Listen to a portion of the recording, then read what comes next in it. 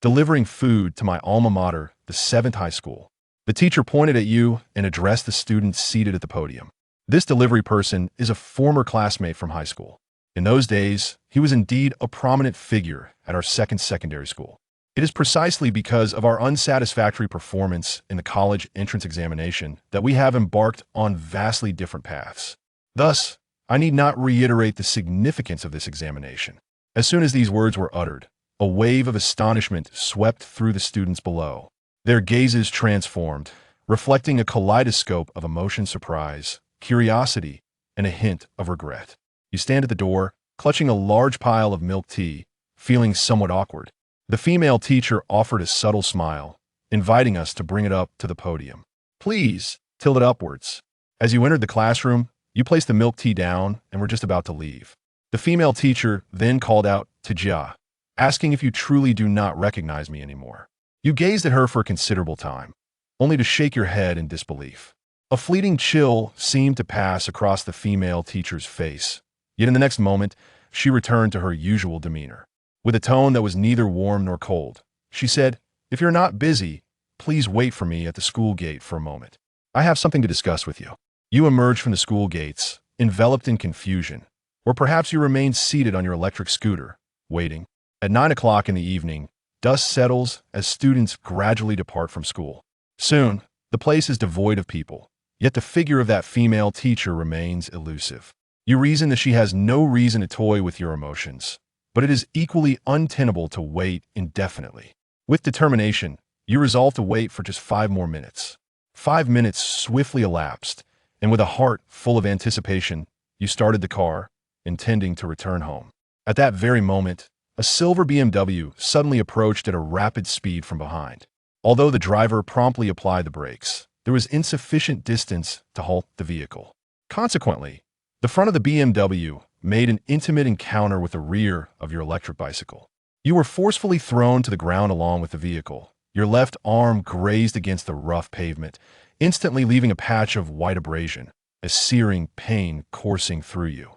You angrily rose from the ground, your foot poised to shatter the headlight of the BMW. Yet almost immediately you hesitated. How could one drive like that? Were they blind? The BMW was dazzlingly bright, its high beams illuminating the surroundings, rendering it impossible to discern who occupied the driver's seat. She was seen getting out of the car as she opened the door. You can clearly see that she's the very same female teacher who just called out your name in class. You furrow your brow as you fixate on her. You are unwell, driving without paying attention to the road. The female teacher pays no heed to your words, merely gazing at you with an icy stare. Once, you were quite impressive, but now you find yourself reduced to delivering takeout. Upon hearing those words, you gazed at her with curiosity. "I'm acquainted with you. Pray tell, who might you be?" "You certainly do not know me. You have bullied numerous individuals in the past, and my presence is inconsequential. How could I possibly catch your attention? Do not wrong the innocent. During my school days, I was quite mischievous, yet I never bullied my fellow classmates. In truth, I do not know you at all. At this moment, you have ascertained that this female teacher is not a student from your class. Perhaps you have encountered her within the school premises, yet she is undeniably not a member of your class otherwise. She would surely leave an impression on you." You point at the fallen electric scooter. Words of bygone matters are of no consequence. Setting aside all else, how shall we address the fact that you damaged my vehicle? The female teacher gazed at you, suddenly retrieving a thick stack of cash from her handbag. It appeared to be around 3,000 or 4,000. She carelessly tossed it onto the ground and coldly remarked, "This is enough to buy a new one. If you're dissatisfied, feel free to call the police." After speaking, she immediately took her place in the driver's seat of the BMW 7 Series. With a swift press of the accelerator, she sped away, quickly vanishing into the vast emptiness of the street. Yagan did not grant you the opportunity to stop her. A portion of what she had thrown was swept by the wind generated by a passing vehicle, landing in the middle of the road. You hurriedly rushed over to retrieve it, not stopping until you had gathered every last piece. Taking a deep breath of relief, you returned to the roadside and propped up the fallen electric bicycle, gently nudging it back onto the curb. Your arm is oozing a yellowish fluid. You took a piece of paper to cover it. Sitting on the electric scooter, you smoke a cigarette. After finishing one cigarette, You request an inspection of the electric scooter's damaged condition. The vehicle's shelf has become slightly deformed, and the delivery box has been rendered unusable due to a collision. There is no need for repairs. I obtained these 3 or 4 items quite effortlessly. With such thoughts in mind, the lingering resentment within you dissipated. Yet, curiosity about the woman's true identity lingered. She approached you, claiming you had previously tormented her. Are you truly the one who bullied women? Is this not an unfounded accusation? With this thought in mind, you hurried home on your electric scooter, completely unaware of the imposing black Volkswagen sedan trailing behind you. In an aged residential area of the urban village, you park your electric bicycle beneath the building that houses your rented accommodation, preparing to ascend the stairs and surrender to slumber. Suddenly, a sleek black Volkswagen sedan screeched to a halt at the intersection. The sound of the brakes pierced the stillness of the dark night, echoing sharply. Nearby, the motion sensor lights of several buildings flickered to life. Moments later, a group of young individuals brandishing batons leaped from the vehicle. You initially believed that a fight was about to unfold in this vicinity, so you deliberately paused to witness the spectacle. To your astonishment, however, this group of individuals, upon disembarking from their vehicle, unexpectedly charged towards your position. It seems that their target is me. Upon observing the unusual situation, I muttered a curse under my breath and swiftly turned to ascend the stairs. I hurriedly raced to the entrance of my rented room, anxiously fumbling for my keys to unlock the door. Yet before I could insert the key into the lock, a flurry of footsteps echoed through the corridor. As the inevitable looms closer, you swiftly seize the fire extinguisher beside you, turning to confront the group before you. What are your intentions? I'm not familiar with any of you. Seizing the wealth of others, alleviating their misfortunes. The young man at the forefront, sporting a buzz cut, glared fiercely and proclaimed with an imposing presence, "Do you truly believe that the malevolent deeds you have committed can simply be overlooked? Today, encountering me signifies the arrival of your retribution." Having spoken, he wasted no more words. He demanded his teeth, raised his baton, and swung it towards you. You hastily raised the fire extinguisher, managing to block the incoming strike. In one fluid motion, you then swung it with force, producing a resounding crack as the metallic apparatus struck his face with a resounding thud. The blow left him seeing stars, and blood from his nose began to flow profusely, causing him to sway unsteadily. The young individuals behind swiftly supported him. "Lidon, how short are you? Disregard me. Together, we shall confront him." He forcefully shook off those who attempted to assist him, and with a fierce glare, he raised his baton to strike. This time, his blow was delivered with considerably more force, evidently fueled by your provocation. If it were just him, dealing with the situation would be akin to child's play. However, it is now 5 against 1. Although you managed to strike him and another fellow with a fire extinguisher, leaving them bruised and battered, you two have endured several blows. Before long, you find yourself overwhelmed, ultimately being knocked to the ground by this group. The leading young man stepped upon your back, exclaiming with an air of arrogance, "Did you truly believe you were formidable? If you possessed the capability, continue to flaunt your bravado. I cannot recall when I might have offended these individuals." Suddenly, you were taken aback, realizing that beneath this person's coat, he appears to be clad in the attire of the second school. It is not only him, these several young men seem to be similarly attired. Remember, those who engage in mischief will eventually pay the price. If you choose not to report this matter today, we shall consider it settled. However, should you dare to involve the authorities, know that we are not to be trifled with. Test us, and you may find that future encounters will not be as effortless as today. Having spoken, he then delivered 2 kicks to me, and only then did he gingerly touch his bruised nose and swollen face, cursing as he led his companions downstairs. Hearing the sound of a vehicle starting from downstairs, you rise from the ground. Seating yourself on the staircase, you light 7 cigarettes, smoking one after another. In a fit of exasperation, you take out your phone to call the police. Not long after, the female teacher who had previously collided with your electric bicycle while driving her BMW was summoned to the police station in a state of bewilderment. Upon entering, her gaze fell upon you in room 7, and a strange expression washed over her face. You rose from your chair with an air of indignation, questioning your counterpart. "Do you find this amusing? Once is sufficient, must it persist?" endlessly? The female teacher unwaveringly met your gaze, her cold stare lingering for a moment, yet she chose to disregard you entirely. Instead, she directly inquired about the situation from the police officer on the phone. After the officer had recounted the details, the teacher appeared momentarily stunned, then shook her head and said, "I did not send anyone to harm him, but it is quite normal for someone like him to be treated this way. One could only say he brought it upon himself." Your anger is palpable. What are you even saying? You dare to act, yet refuse to acknowledge it, do you? The female teacher spoke with an expression of tranquility, addressing the comrade, known as Uncle Hat.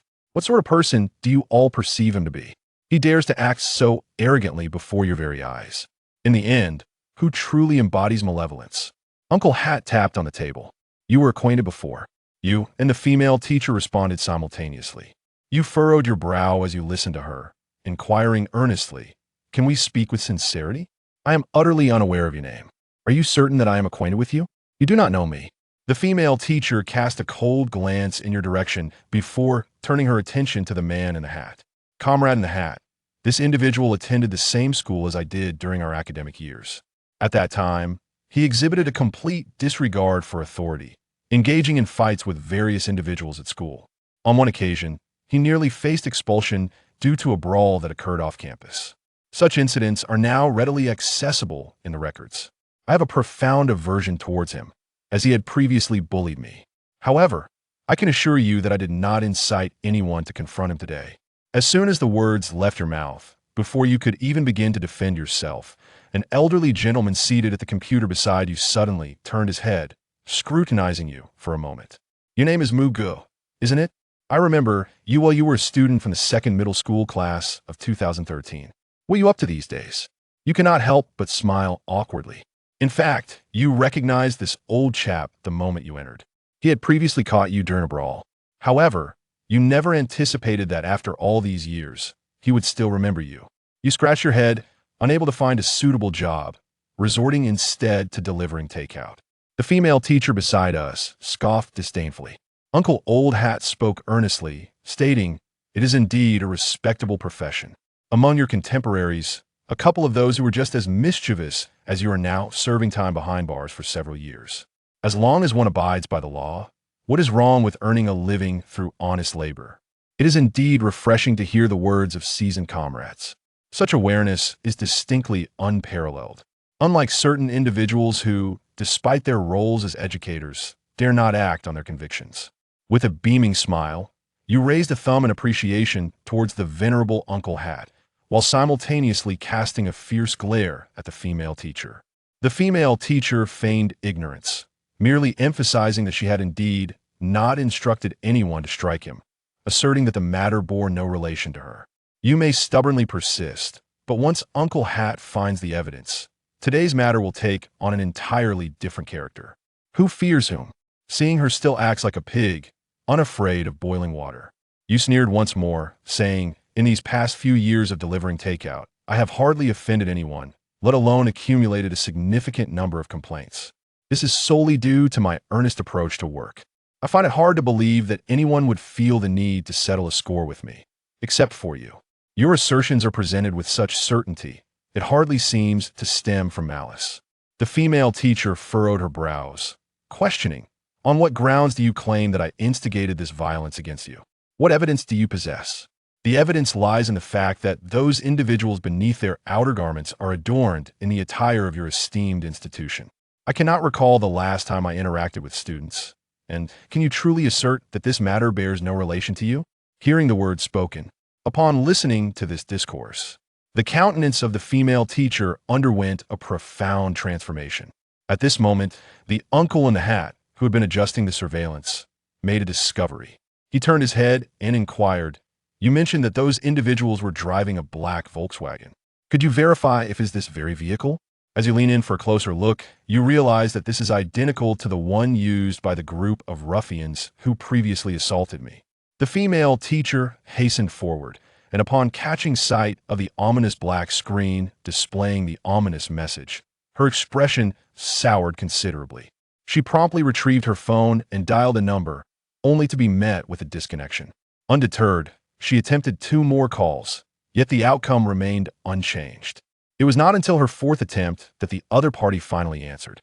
Although the speakerphone was not activated, due to the proximity, you could still discern some of the voice from the other end of the line. A faint voice emanated from the other end. What is the purpose of calling at such a late hour? Are you not yet asleep? You immediately recognize it. This unmistakably belongs to the young man who had previously assaulted you. With a mocking expression, you shrug your shoulders at the female teacher. The female teacher, with a serious expression, inquired, "Where are you at this moment?" "At home," came the reply. "Really?" "Yes." "Then why the delay? Do not deceive me. Are you truly at home?" "I shall call my mother immediately to verify." "Sister, what are you doing?" "Mother has already fallen asleep." The person on the other end is becoming anxious. "Li Dong, do not engage in frivolous banter with me. Have you taken someone to confront others today?" The female teacher's expression is exceedingly displeasing. "I do not care where you are at this moment. Come to the Fengshan Street police station immediately." "Instantly. It is already quite late." "Do you think I am jesting with you?" "They have already reported to the police." "Do you wish to end up in prison?" At this point, the female teacher's voice quivered with a hint of tears. The person on the other end was momentarily taken aback. Finally, with resolute determination, they said, "Sister, do not be afraid. I shall bear the consequences of my actions alone. I am coming over now." With that final statement, the call was abruptly terminated. Understood. The situation regarding the matter has become relatively clear. Uncle Old Hat clapped his hands and turned to the female teacher. "I shall inquire once more," he said. "You truly were unaware of this incident, were you? It was indeed your brother who instigated the confrontation with the 7 shepherds, correct? You had no involvement whatsoever throughout the entire ordeal." The female teacher remained silent. Uncle Old Hat, upon seeing this, inquired, "Do you know her brother? What prompted him to strike you?" "I am at a loss. I do not even know her. How could I possibly be acquainted with her brother?" Uncle Old Hat nodded in acknowledgement, indicating his understanding. Once the overall context of the incident became clear, he nodded again in affirmation. The female teacher remained silently seated. Yet the furrowed brow she wore unmistakably betrayed the anxiety that stirred within her at that moment. You let out 7 yawns, too lethargic to continue the mockery. After all, once her brother arrives, the matter will be addressed as it ought to be. Before long, a young man with a bruised and battered face arrived at the police station. "Sister," this young man was undoubtedly the leader of the group that had previously assaulted you.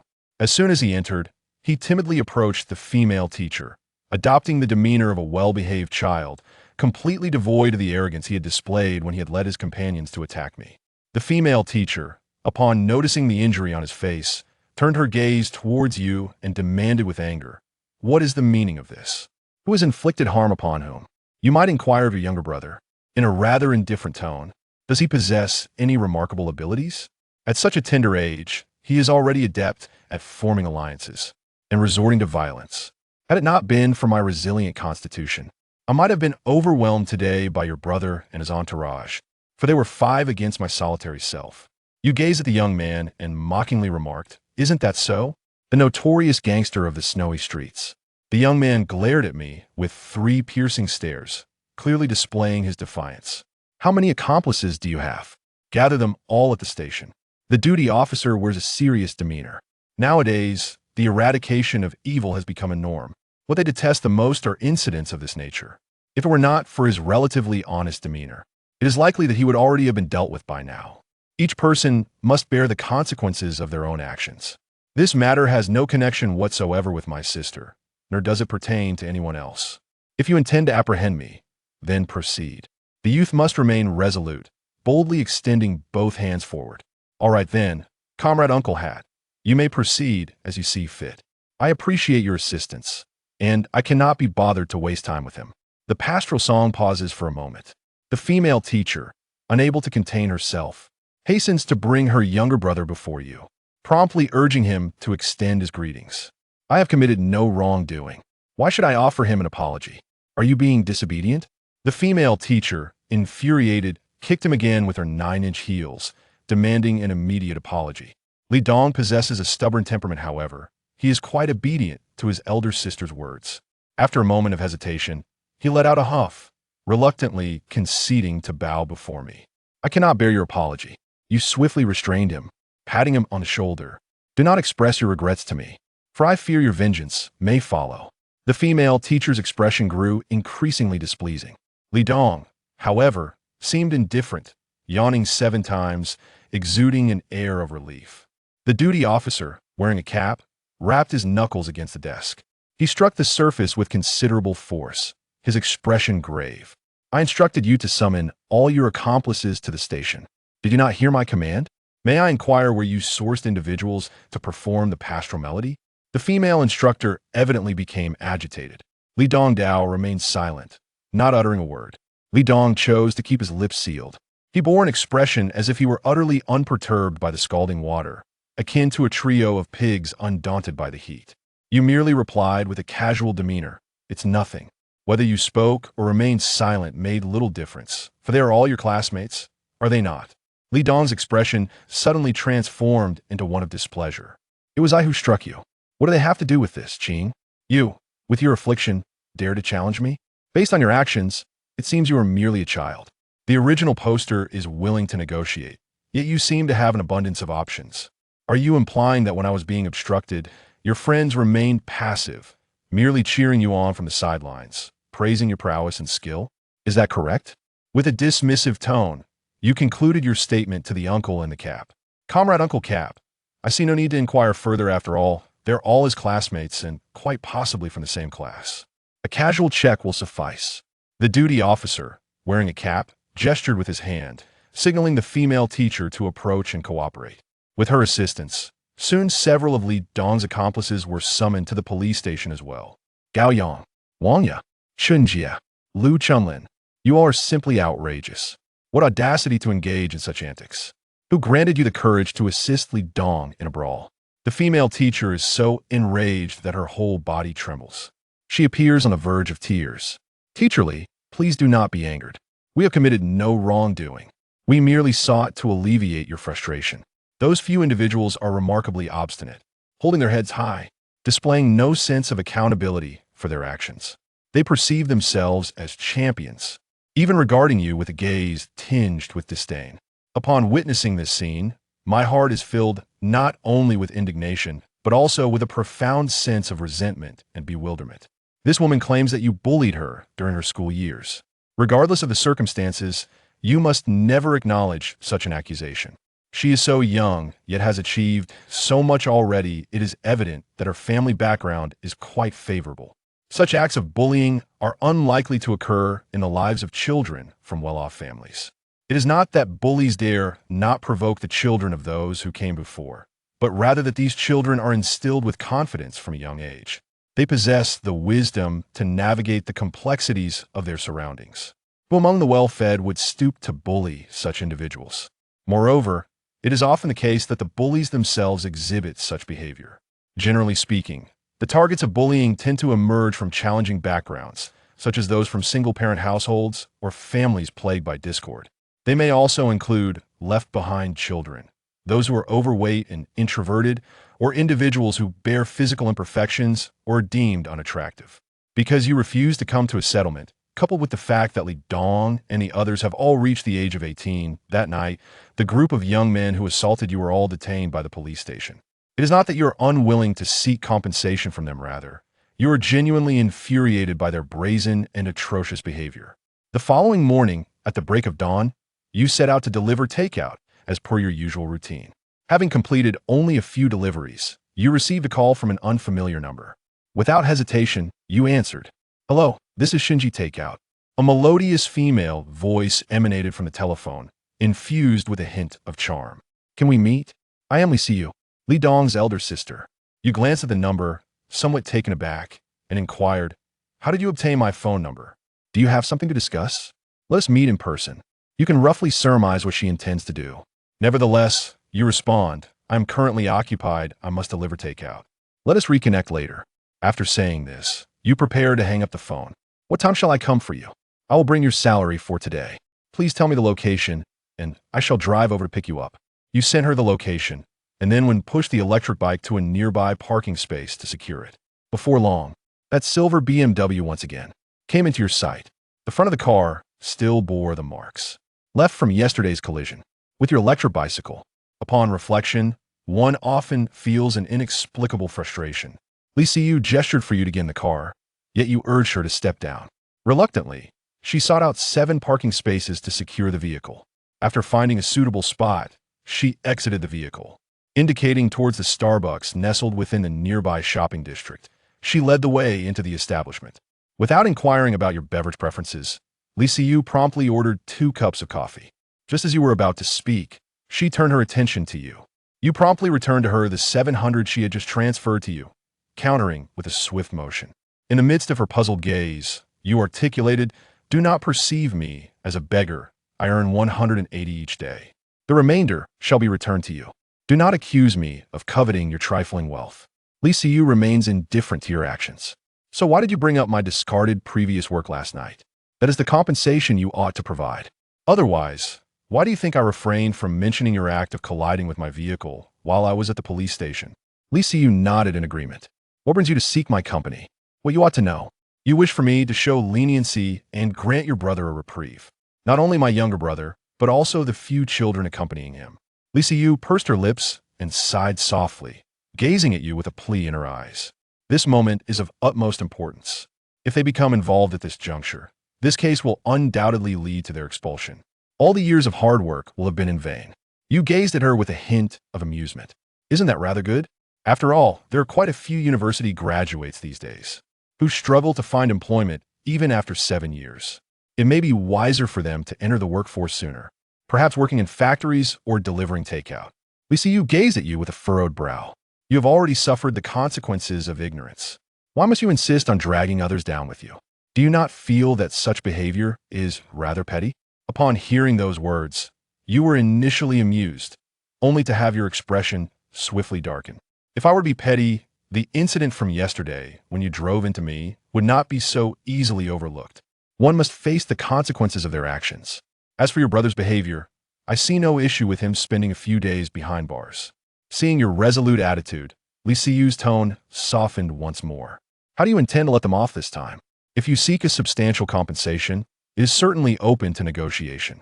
I can approach the parents of those children to devise a solution together. There are indeed more conciliatory approaches available. It does not have to be this way." You gaze upon a young female educator, clad in a pristine white turtleneck shirt, gracefully draped in a chic Chanel-inspired jacket, elegantly sipping her coffee. She exudes a dignified beauty, untouched by the slightest speck of dust. A gentle smile graces her lips. "While this may not be entirely irrelevant, I perceive that it bears little significance to the matter at hand. What is it that you desire?" For a moment, she failed to grasp the meaning behind your words. Your gaze followed the delicate neckline of her garment, trailing downwards. Li Siyu lowered her head to glance at herself, quickly comprehending your intentions. Contrary to your expectations, you anticipated her to erupt in fury, perhaps telling you to leave. Instead, she merely furrowed her brows, implying that what you desired was her physical form. Her reaction left you momentarily taken aback, rendering you momentarily speechless as you struggled to formulate a response.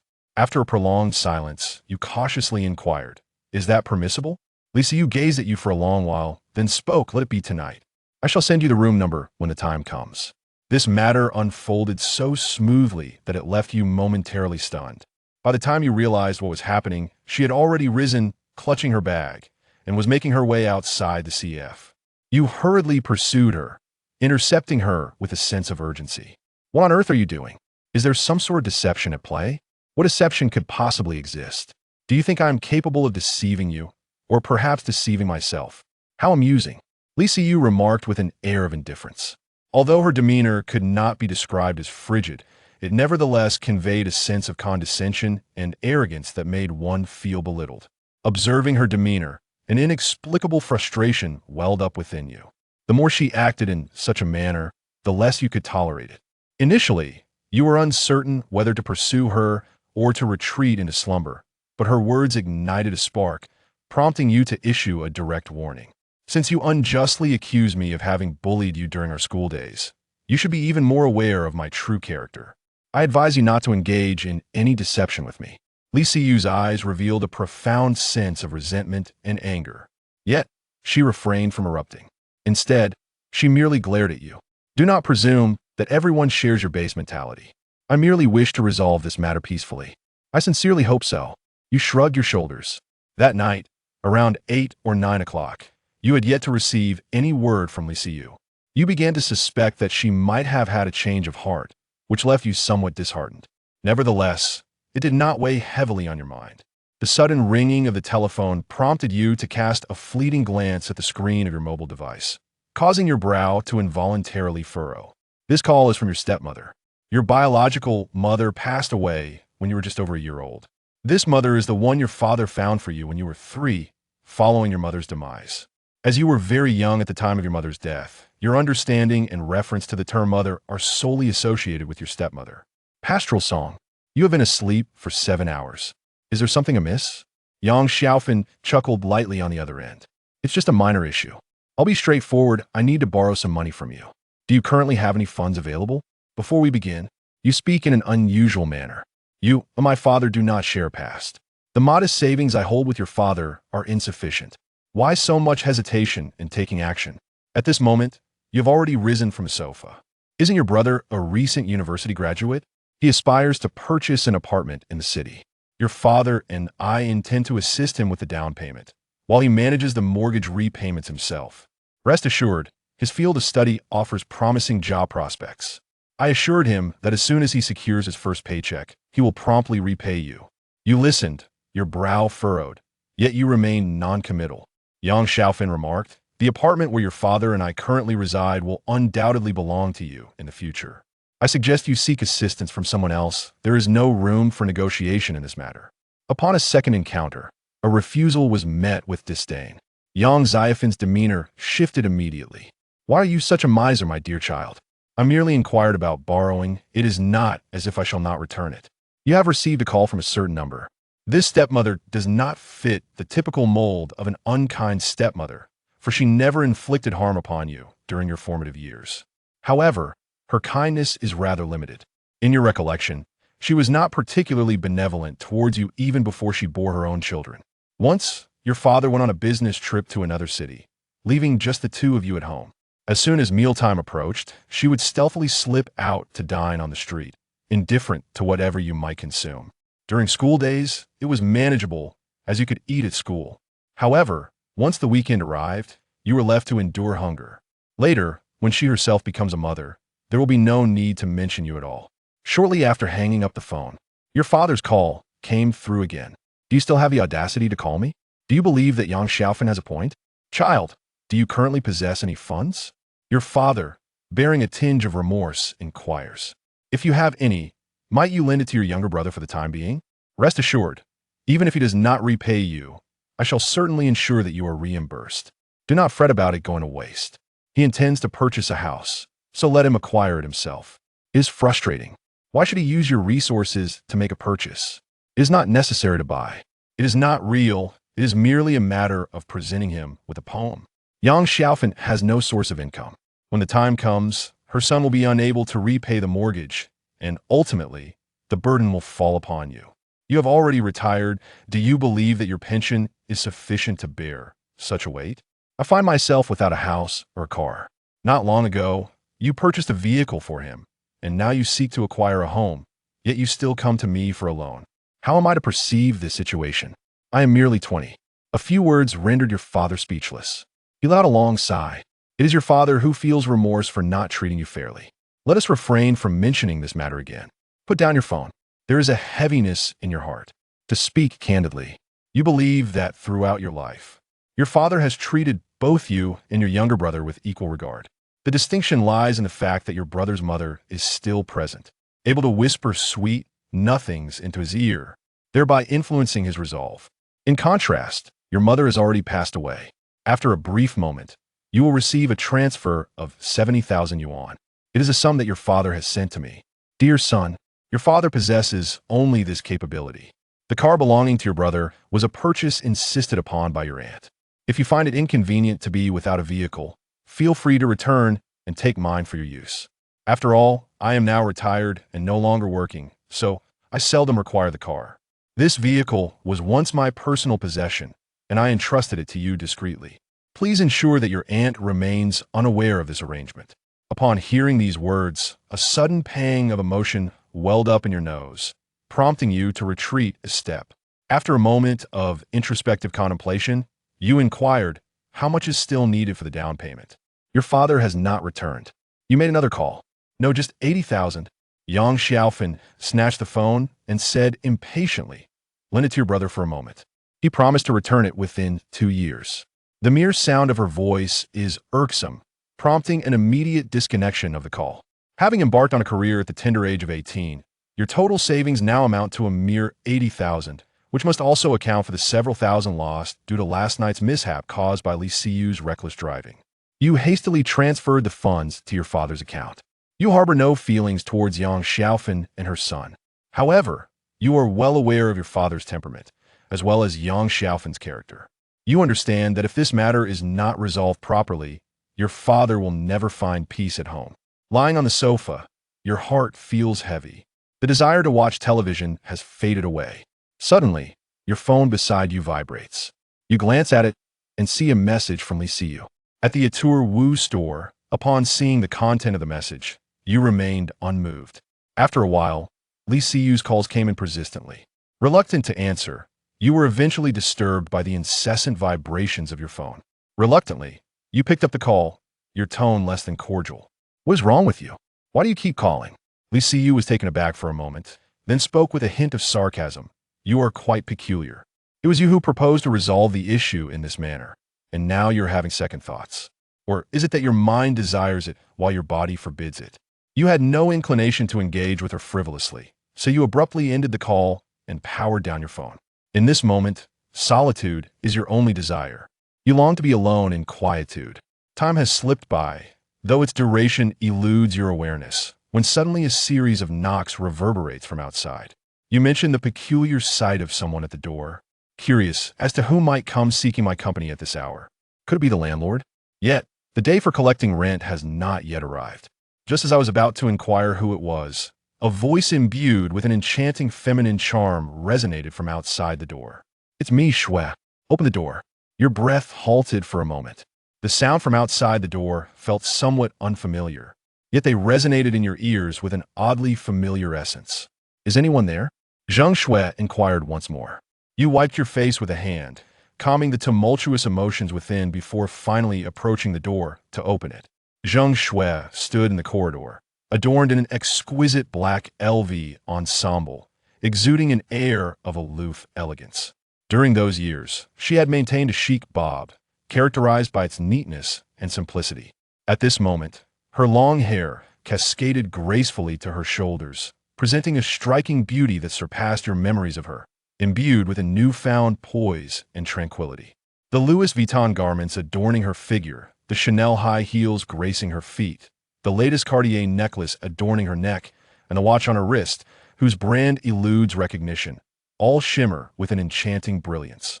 It is as if she herself is enveloped in a radiant halo, leaving onlookers in a state of unease. You can only feign indifference. Zhang Shui gazed at me, and after a brief moment, she softly murmured, I thought you had moved. How had you come here? A sudden reunion. You intended to exchange pleasantries. Yet the words lingered on the tip of your tongue, unable to escape. With a silent sigh, you deliberately avoided her gaze. Do you seek me for something? If there is nothing amiss, do you not intend to invite me in for a brief respite?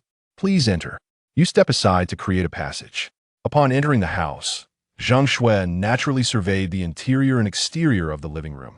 When her gaze fell upon the colorful paper cranes suspended in the room, her eyes momentarily widened in surprise, and she then slowly settled onto the sofa.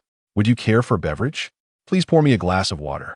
Kindly fetch a cup of warm water from the water dispenser. Zhang Shui took a sip from her cup, then set it down. She gazed silently at the takeout helmet resting on a coffee table. You are unaware of her reasons for seeking you out, yet the demeanor she presents suggests it is certainly not to request a favor. After a moment of hesitation, you inquire, how have you been lately? She offers no response, leaving you in a state of awkwardness. You press on, asking, I heard from someone that you went to Milan a couple of years ago. Just returned, studying fashion design. Indeed. Then congratulations are in order. What is there to congratulate? Isn't the realization of a dream worth celebrating?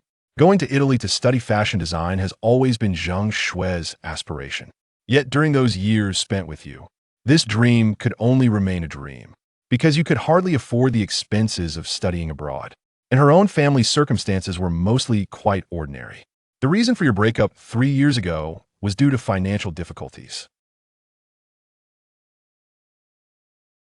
Chapter 5 Reunion. For a fleeting moment, my breath caught in my throat. The voice emanating from outside was somewhat unfamiliar, yet resonated with an uncanny familiarity. "Is anyone there?" Zhang Shui inquired once more. I wiped my face, striving to quell the tumultuous emotions within, before finally making my way to the door. Draped in an elegant black LV ensemble, Zhang Shui stood in the corridor, exuding an air of aloof nobility. During those years, she had sported a chic bob, neat and tidy, but now her long hair cascaded to her shoulders, rendering her even more radiant than I remembered, imbued with a tranquil poise. The LV attire she wore, paired with Chanel stilettos, the latest Cartier necklace adorning her neck, and a watch on her wrist that I could not even identify, all sparkled brilliantly, enveloping her in a shimmering halo that stirred a sense of unease within me. I could only feign nonchalance. "I thought you had moved away," Zhang Shui observed, her gaze fixed on me, and after a brief pause, she softly queried, "What brings you here?" The unexpected reunion caught me off guard. I intended to exchange pleasantries, yet the words failed to escape my lips. With a silent sigh, I chose to avert my gaze and asked, "Is there something you need from me? Is it not customary to invite me in for a chat, if there's nothing urgent? Please come in." I stepped aside to allow her entry. Once inside, Zhang Shui naturally surveyed the living room, and when her eyes fell upon the colorful paper cranes suspended in the center, she momentarily froze before gracefully settling onto the sofa. "Would you like a drink? Pour me a glass of water, please."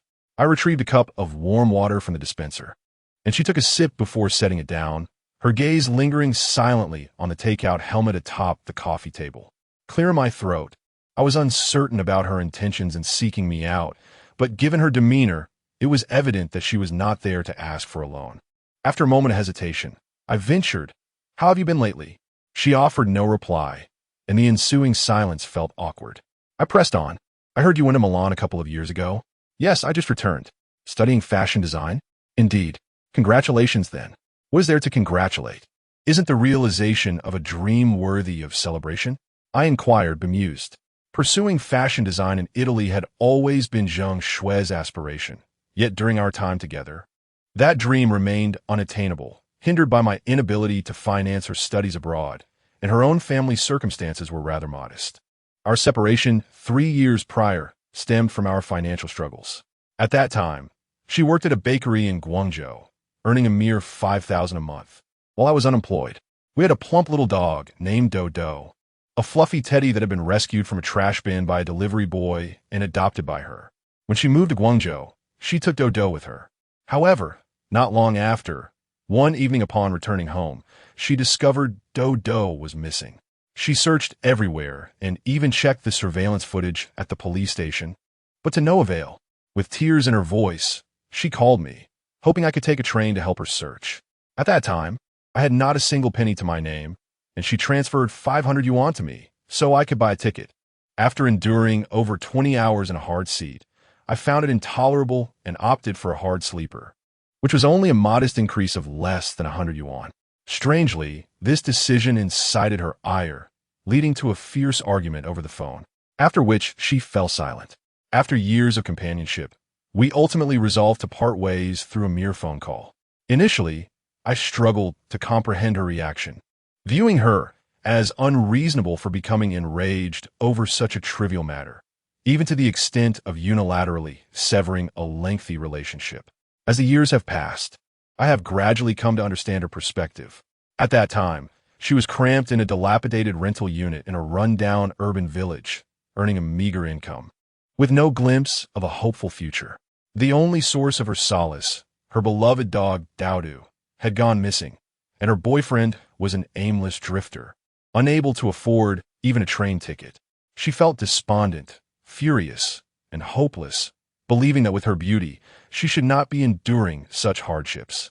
Did Dowdu ever return? The image of that chubby, obedient little dog sprang to my mind, and I found myself asking. Zhang Shui paused for a moment, then replied, "No, that morning was the last time I saw him." I expressed my wishes, hoping he was living well now, ideally adopted by a wealthy individual, enjoying a life akin to that of a privileged heir. Zheng Shui fell silent for a moment, then suddenly took a deep breath and fixed her gaze upon me. When I proposed breaking up over the phone, "Why didn't you come to Guangzhou to find me?" I was taken aback and half-jokingly replied, "I had no money. At that time, I couldn't afford a train ticket to Guangzhou, as you know." "That's not an excuse," she retorted, her expression cool as she gazed out the window, brushing a stray strand of hair from her forehead. "In truth, we didn't have any concrete conflict back then. I'm not sure how we ended up here." I too was unsure. Perhaps disappointment had accumulated over time. Lighting a cigarette, I glanced at Zheng Shui, contemplating extinguishing it. Yet she said, "If you wish to smoke, go ahead." "You have changed significantly," I remarked wistfully. "You used to disallow me from smoking in your presence.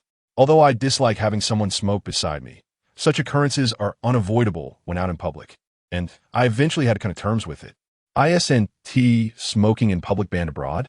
"It varies by country and region." I nodded and inquired once more, "So, is there truly nothing else you wish to discuss?" "Actually, I just wanted to see you," she confessed, leaving me momentarily speechless. "The past 3 years have been difficult for me, not due to financial constraints, but because I often felt lonely. This is the common plight of many single men over the age of 25. If your circumstances are less than favorable at this age, you begin to feel increasingly disconnected from the world, whether it be women or friends, as interactions dwindle. As the tides of youth recede and age advances, the prospect of romance becomes scarce, and even friendships tend to overlook the financially disadvantaged. I have never moved out of this rental apartment, not only because the rent is affordable, but more significantly because she once shared this space with me for a considerable period. Many items within this dwelling, including the oil paintings adorning the bedroom walls and the paper cranes suspended in the living room, were crafted and folded by her own hands before she departed for Guangzhou. Residing here feels akin to inhabiting a realm of bygone days, bestowing upon me a rather morbid sense of security. Knock, knock, knock. The sound of someone at the door jolted me from my reverie. Zheng Shui and I exchanged glances towards the entrance. I was taken aback. Typically, during the weeks I spend here, no one ever visits, yet tonight, a succession of knocks reverberated. Zheng Shui motioned for me to answer the door. Although I yearned to hear the conclusion of her thoughts, the persistent knocking compelled me to approach and open the door. Li Siyu stood at the threshold, arms crossed, and bestowed upon me a sardonic smile. "You truly are quite timid, worried that I might spring a trap on you at the hotel? Now I'm here to sleep at your place. Surely this should put your mind at ease?" Chapter 6. Withdrawal of the case. Li Siyu's sudden appearance took me by surprise. Before I could inquire how she had located my residence, she had already pushed her way through the door. The moment she entered, she naturally caught sight of Zheng Shui, who was seated on the sofa. Li Siyu gazed at Zheng Shui in astonishment, casting a glance my way without uttering a word. Zheng Shui's expression shifted rapidly. Then, with a self-deprecating smile, she remarked, "I apologize, I wasn't aware you had company." "No, I didn't invite her." I opened my mouth to explain, but Zheng Shui was swift, striding toward the door. As she passed by me, I instinctively reached out to grasp her, yet hesitated, feeling that such an action was inappropriate. Zheng Shui turned to glance at me, silent, her gaze icy. I could only watch helplessly as she exited, seemingly burdened by some hidden emotion. Inside, I was screaming, yearning to chase after her and clarify. But for reasons unknown, I felt an inexplicable dread regarding the situation. Ultimately, I stood there foolishly, watching Zheng Shui fade away down the hallway. "Are you out of your mind? Who gave you permission to come to my home?" I glared at Li Siyu, my anger boiling over.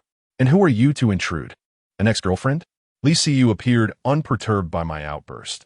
In fact, she seemed quite intrigued by Zheng Shui's presence, eagerly darting out the door to peer down the staircase, trying to catch another glimpse. Moments later, she withdrew her gaze, regarding me with a knowing smile. How could this woman still find the audacity to smile at me? My expression darkened. "Don't be angry. If you believe I've caused a misunderstanding, we can make a deal. I'll help you explain things to her, and in return, you'll let a few of my students off the hook. What do you say?" "Not a chance." "Well, then there's nothing to be done. The misunderstanding has already arisen. Should I leave? Lisa Yu shrugged nonchalantly. I clenched my teeth. Didn't you accuse me of bullying you in the past? You should know me quite well, yet you don't even recognize her? Why should I know her? She is also a student at our school. Lisa Yu paused, suddenly frowning. Was that woman just now Zheng Shui? I stared in astonishment at this teacher who had wronged me multiple times, attempting once again to dredge up any memory of her, but to no avail. Yet, her effortless mention of Zheng Shui indicated she possessed significant knowledge of my past, something that could not be fabricated. Lisa Yu resumed her previous demeanor, closing the door and casually shedding her coat, tossing it onto the sofa. She then began to unbutton the collar of her turtleneck shirt, the smooth, fair skin gradually emerging from beneath her clothing, revealing her elegant collarbone, complemented by a delicate fragrance akin to orchids. Her porcelain shoulders were laid bare in the air. I lit another cigarette, deliberately avoiding her gaze. Although I felt an overwhelming sense of emptiness and loneliness, if I were to sleep with her today, I would consider myself a failure, as it would mean I was being led by her. Li Siyu observed me for a while, her movements gradually coming to a halt. She shrugged her shoulders, draped her shirt back over herself, and sat down across from me, shaking her head as she said, "Let us not waste any more time. This matter must be resolved." This afternoon, I spoke with several parents of students, and they can collectively contribute up to 100,000. Consider it. This is far more advantageous than the fleeting moment of intimacy with me. Do not cling too rigidly to your principles. Think about how long it would take you to save that amount delivering takeout. Moreover, your injuries are not severe, hardly even skin deep. Seeing that I remained unyielding, Lisa Yu sighed. Money is a valuable asset. I have understood since childhood that while one may quarrel with anyone, one must never quarrel with money. At your age, do you not comprehend this fundamental truth? You will understand when you truly face a financial predicament. You may ponder this further. I await your call. With that, she made no further delay and rose to leave. Naturally, I had no intention of stopping her. Lying on the sofa with a stiff expression, I heard the sound of the door closing, and my heart was a tumultuous mess. It was not due to Li Siyu, but rather the unexpected reality of Zheng Shui seeking me out in this rented room. Over the past 3 years, I had envisioned countless scenarios for our reunion, including fantasies of driving a multi-million-dollar Rolls-Royce, intentionally bumping into her car, and witnessing her shock at my success as she stepped out. Yet reality seemed to stand in stark contrast. Despite my relentless efforts over these 3 years, delivering takeout afforded me little financial gain. I was uncertain of Zheng Shui as current circumstances, but judging by her exquisite attire and composed demeanor, her living conditions were far beyond what a mere delivery worker like myself could fathom. I turned on the television, aimlessly pressing buttons on the remote, and stumbled upon the local channel airing the series Beijing Love Story, a show we had watched together years ago in this very room, on this very sofa. There's a classic line in that series. When a man has nothing, what can he use to profess his love? The streets of the mountain city were shrouded in persistent rain, lasting 3 or 4 days, though it was not particularly heavy. With my pockets completely empty, I had no excuses for laziness. The police station was pressing me on whether I intended to sue a few students. I found myself hesitating. I did not wish to be overly harsh. Initially, I had been furious when the incident occurred, but now my anger had subsided. Naturally, I did not immediately relent. I needed those students to understand the gravity of their actions. 100,000 was indeed tempting, but I had hands and feet. I knew how to earn money. Ever since Zheng Shui and I parted ways, I had not dared to slack off, for upon reflection, I believed her departure was not solely due to my poverty, but perhaps even more so my prolonged laziness and inaction, an affliction more dreadful than mere financial hardship. Hence, I had refrained from allowing myself any idleness over the past 3 years, fearful of a recurrence of similar events. A week had passed since the assault incident, and on the day before work commenced, I proactively went to the police station to withdraw my report. Shortly thereafter, I received a phone call from Li Siyu. "You're not pursuing it?" Her voice was filled with astonishment. "Yes." After a prolonged silence, Li Siyu spoke to me in a tone I had never encountered before. "To be honest, I am rather surprised. I thought you would extort a considerable sum of money." "How petty-minded," I retorted. Hey. Li Siyu called me back, chuckling lightly. Regardless, I must thank you for withdrawing the case. Otherwise, those children would have truly been ruined. On behalf of my brother and the students, I express my gratitude. With a nonchalant I elegantly ended the call, pondering what expression Li Siyu wore on the other end. I felt that I had managed the situation well. However, upon returning to my rented apartment that evening, an incident occurred that left me both flustered and at a loss. This event profoundly illuminated the significance of wealth in our society, a notion I had previously understood only in theory but never personally experienced. Chapter 7. A penny can defeat a hero. Zhang Yang recounted to me a version of events wherein my father, having indulged in too much drink with friends, suddenly suffered a cerebral hemorrhage upon returning home. He is currently in the hospital, fighting for his life, accompanied by his mother. Conversely, Yang Xiaofan told me that after my father had been drinking, he exchanged harsh words with a new neighbor, which escalated into a brief altercation. Initially, nothing seemed amiss.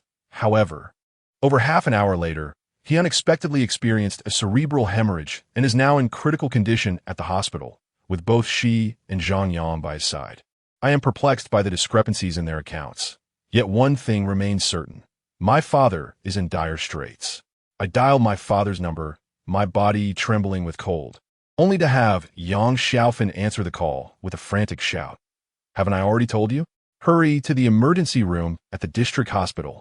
Your father's fate hangs in the balance.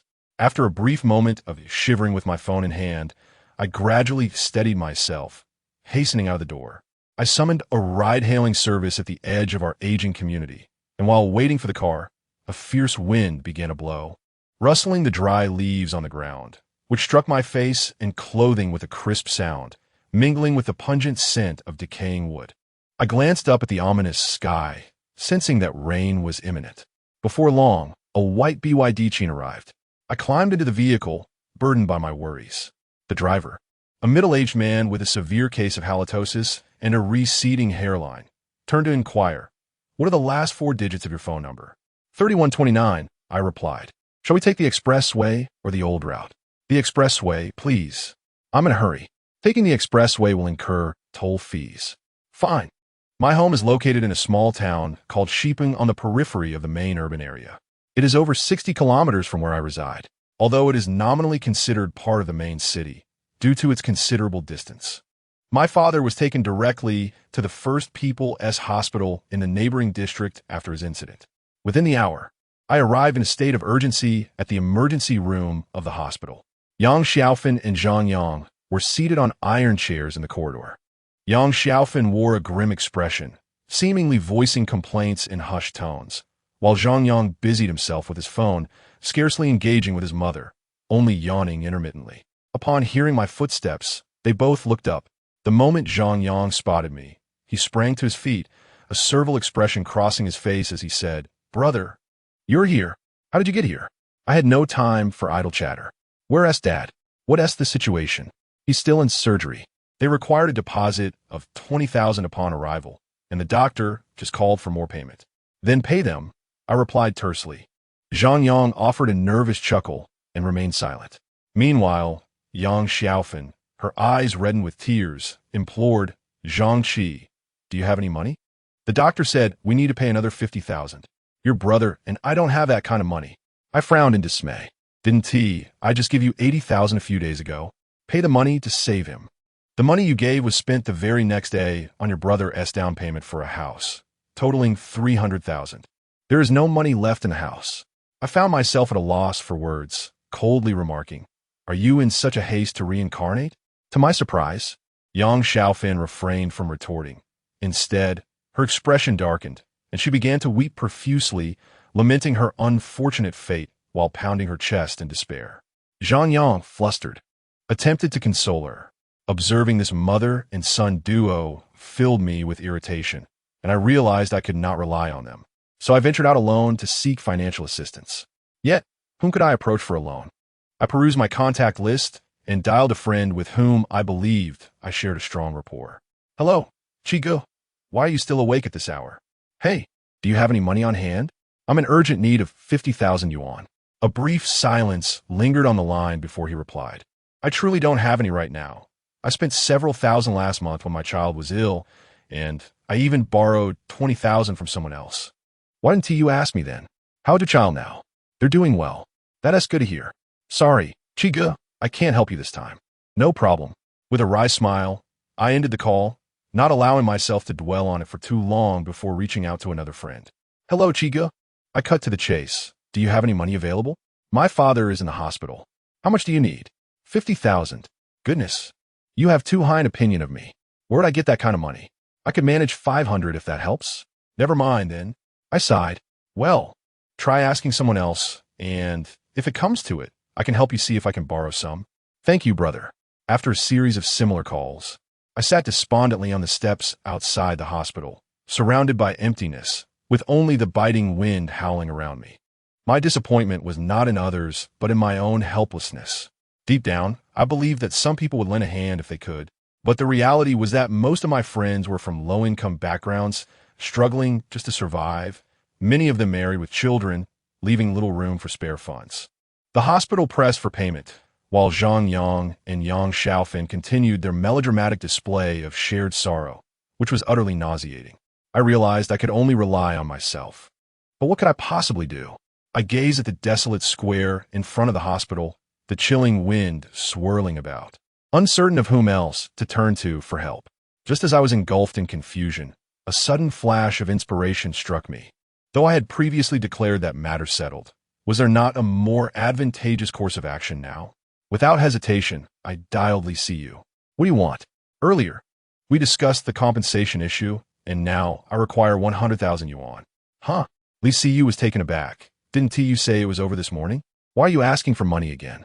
In short, I've changed my mind. My thoughts were in disarray, leaving me no inclination to elaborate. You. She bit her lip, her tone turning frosty. I can't guarantee they will still be willing to pay. I can only try. Fine. A rotten person will always reveal their true colors, unworthy of respect. Li Siyu's calm voice emanated from the receiver before she abruptly ended the call. I found myself seated on the floor, chain-smoking, as the ground soon became littered with cigarette butts. At last, Li Siyu's phone rang once more. However, it brought no solace. With a tone devoid of warmth, she remarked, as I suspected, several parents are unwilling to provide compensation. Nevertheless, out of a fundamental sense of decency, I will personally transfer you 20,000 yuan, as my brother did indeed strike you. Following the termination of the call, she promptly transferred the sum to my WeChat account. Upon receiving the funds, I hurried to the front desk to settle the payment, yet it still fell short. The cashier urged me to procure additional money. Although I was aware that the hospital would not cease treatment due to financial constraints, anxiety gnawed at me. The indifferent expression of the front desk staff and the peculiar glances from the nurses at the station left me feeling exposed and vulnerable. Reluctantly, I messaged Li Siyu on WeChat, pleading, 20,000 is insufficient. Could you please transfer me an additional 30,000? Considered alone. The message, however, was met with a red exclamation mark indicating failure. I dialed Li Siyu again, but she simply hung up on me. I persisted, and initially the call connected, only to be met with the notification that the line was busy, suggesting I had been blocked. Though I recognized the audacity of my actions, I had no alternative. I hastened back to the area outside the emergency room and implored Zhang Yang, who was engrossed in his phone, give me your phone. Zhang Yang, puzzled, asked, what's wrong? Brother? Just give it to me. I snatched the device from him, exited the Douyin app, and once more dialed Li Siyu's number. Hello, who is this? Came her voice. This is Zhang Qi. Once connected, I swiftly conveyed my dire need for funds. I do not intend to extort you. I am genuinely at my wit's end. I can write an IOU if necessary. After a moment of silence, Li Siyu's cold voice responded, is this true? I warn you not to deceive me. To deceive you would be akin to deceiving myself, I retorted. Her skepticism remained, unless I see it with my own eyes. Which hospital are you at? The First People's Hospital of Jiangjin District. Very well. Chapter 8. Seeking debt collection. Are you planning to come over in person? Are you afraid your lies will be exposed? No, I'm not. I glanced at my phone. Time was slipping away. Are you certain you want to come? You needn't remind me. Very well. I found myself at a loss for words, yet I had no alternative but to place my hopes in her. After ending the call, Both Yang Xiaofei and Zhang Yang looked at me with eager anticipation. Yang Xiaofei, visibly anxious, inquired, "Did you manage to borrow the money?" With a lack of emotion, I replied, "Auntie, you've been married to my father for so many years. Given his current situation, why not try borrowing from your friends?" "What friends do I have?" "Just some acquaintances I play cards with." Yang Xiaofei shook her head vigorously. I turned to Zhang Yang. "What about you?" "Brother, I truly have none." Zhang Yang responded innocently, "If I had any, I would have offered it by now. He is your father, and he is also my father." I nodded and sighed. Although Li Siyu seemed to have intentions of coming, I did not place all my hopes on her. I glanced at the illuminated sign of the emergency rescue room and asked, "What exactly happened to Dad? Why are your accounts so different?" Yang Xiaofei and Zhang Yang exchanged glances, with Zhang Yang lowering his head, unable to speak. Yang Xiaofei began, "The family across the hall rented out their place. And now a group of young people have moved in. They drink loudly every night. The day before yesterday, I asked them to keep it down, and they cursed at me in return. Your father wanted to confront them, but I advised him against it. Little did I know, after drinking that night, he went over to confront them. One of them shoved him a few times, and not long after he returned, this happened." I frowned. "Did that family know about what happened to Dad?" "They did. When the ambulance arrived, they came out to look. Upon seeing your father in distress, they quickly shut the door. It was evident that the mother and son had not reported the incident to the authorities." I took out my phone, preparing to call the police, but Yang Xiaofei stopped me. With a worried expression, she said, "They didn't physically harm your father. They just pushed him a bit. Besides, your father pushed back. The incident didn't happen right then. He collapsed more than half an hour after returning. Still, we must report it. What if that family retaliates against us?" I remarked, "Those individuals do not seem like good people." I then understood Yang Xiaofei's concerns. My expression darkened as I looked at Zhang Yang. "Why did you deceive me?" Zhang Yang, feeling awkward, said, "My mother is right. That family doesn't seem trustworthy. I didn't dare to confront them, thinking we could discuss it when you returned. I wanted to call him useless, but ultimately restrained myself. I first called the police to explain the situation, preparing to address matters once my father was out of danger. I gazed at the emergency room, silently wishing for a successful rescue. After about half an hour, my phone rang. Noticing the number, I walked towards the hospital entrance while answering the call. "I spotted your car right at the entrance." I waved towards the illuminated 640 GT. Li Siyu executed a graceful drift, maneuvering the vehicle into a parking space before turning off the engine and stepping out. She was clad in a long, fuchsia nightgown paired with slippers, suggesting she had risen directly from her slumber.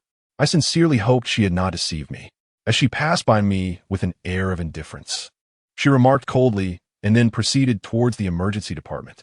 I offered no explanation, merely trailing behind her. "Hello, beautiful, may I inquire?"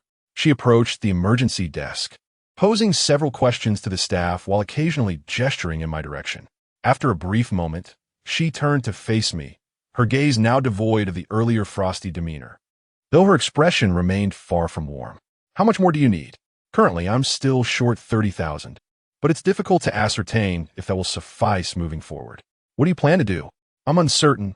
If all else fails, I might resort to obtaining a personal loan." I glanced at her, speaking candidly. Despite her presence, I recognized that she bore no obligation or reason to assist me. Had it not been for a medical emergency, I would never have sought her out. The fact that she had come here at such an hour was already quite extraordinary. "High-interest loans?" she inquired with a hint of curiosity. "Yes." "Well, that sounds promising. Borrowing only to end up unable to repay and facing daily beatings, ultimately resulting in dismemberment?" Li Siyu chuckled lightly. I was uncertain of her intent behind such remarks. Under normal circumstances, I would have retorted sharply. However, she was now my only lifeline, so I remained silent, allowing her to speak freely. Noticing my silence, Li Siyu glanced toward Yang Xiaofei and Zhang Yang, who were observing us with cautious expressions, and asked, "Are they your family?" Sort of. I found her inquiries irritating, yet I could only respond seriously. "They're not my biological relatives. That's my aunt, and the other is her child with my father." "What about your biological mother?" "She passed away." Li Siyu paused, perhaps realizing that continuing to pry would be futile. She then adopted a serious tone, fixing her gaze upon me. If I lend you the money, how long will it take for you to repay me? I can earn $6,000 a month delivering food. After rent and daily expenses, I can repay you about $4,000 each month. Let us say $5,000. I can take on extra deliveries. Very well. Let us draft a loan agreement, Lee Siyu said calmly, relieved by her willingness to assist. I swiftly borrowed paper and pen from the emergency desk staff and drafted a loan note for 80,000 yuan, specifying installment payments. After both parties signed, Lee Siyu took the note and transferred the funds to me. She nodded slightly towards Yang Xiaofan and Zhang Yang. Then, with a stern expression, warned, "Remember to repay each month, or I'll send a collector after you." "Rest assured," I replied, somewhat taken aback, followed by a wry smile. "I'll return now. I wish your father a swift recovery." Lee Siyu concluded with a simple remark before making her way toward the exit. I took a few steps outside and expressed my gratitude. Drive safely, and if it becomes too late, perhaps we might consider finding a nearby hotel for the night. The hour was indeed late. How tedious. Lee Siyu shot me a glance, then swiftly entered her BMW, igniting the engine and vanishing into the night. I touched my nose and hurried back to the front desk to settle the bill. As I was paying, Yang Xiaofan and Zhang Yang approached. Yang Xiaofan lowered her voice to inquire, "Zhang Qi, is that your friend? She appears quite affluent. How much did you borrow from her? Will you help me repay it?" Yang Xiaofan fell silent, and Zhang Yang chuckled awkwardly. "Don't get upset, brother. It's possible that the family across from us might compensate us, which would alleviate some of your burden, right?" I had grown weary of this mother and son duo. Their chatter was nothing but superfluous noise without any real substance. Chapter 9. The Blonde at 4 o'clock in the morning. The door to the emergency rescue room finally swung open. The doctor emerged briskly, removing his mask, and glanced at us, stating, "You are the family of Zhang Guoxing, correct? The patient is out of danger." Upon hearing this, my legs weakened, and I slowly sank onto the cold iron chair, as though my very essence had been drained by a vengeful spirit. It was at that moment that I truly exhaled a sigh of relief. Having never known my mother, the thought of losing my father meant I would be left utterly alone in this world, without a single soul to cherish me from the depths of their heart. I suddenly felt a surge of tears welling up. "Your father is now out of danger?" "Yes, he was stabilized at 4 o'clock. "That's good to hear. I will summon him to ask a few questions." The female receptionist at the town police station operated the mouse on her computer for a moment, then picked up the phone to make a call. However, the person on the other end hung up as soon as they heard it was the police. The receptionist tried again, but the result was the same. At this juncture, a dignified, middle-aged man entered, whom I recognized as the deputy director of the town police station. The receptionist pointed at me and said, "Director, his father had an altercation with someone across the street last night, resulting in a cerebral hemorrhage." The deputy director glanced at me and inquired, "Was he rescued?" "Yes, he was saved, but I have incurred significant debts due to this incident. I wish to summon those individuals to clarify the situation and discuss liability and compensation." "Xiao Ma, please summon them," the deputy director instructed, taking a sip from his thermos filled with chrysanthemum tea. "We're trying, but they won't answer the phone. As soon as they hear it's the police, they hang up," replied the receptionist. The deputy director let out a frustrated hey, closed his cup, and personally operated the computer. Eventually, he managed to get in touch with the homeowner across the street. Upon hearing the situation, the homeowner responded with a startled "ah," then nervously exclaimed, "I rented my house out a while ago to several young people. I haven't lived there for some time. It's not my concern. I am aware you no longer reside there. I need you to send me the personal information of your tenants for my records." I interjected. "All right, I will send it right away," the landlord hastily assured.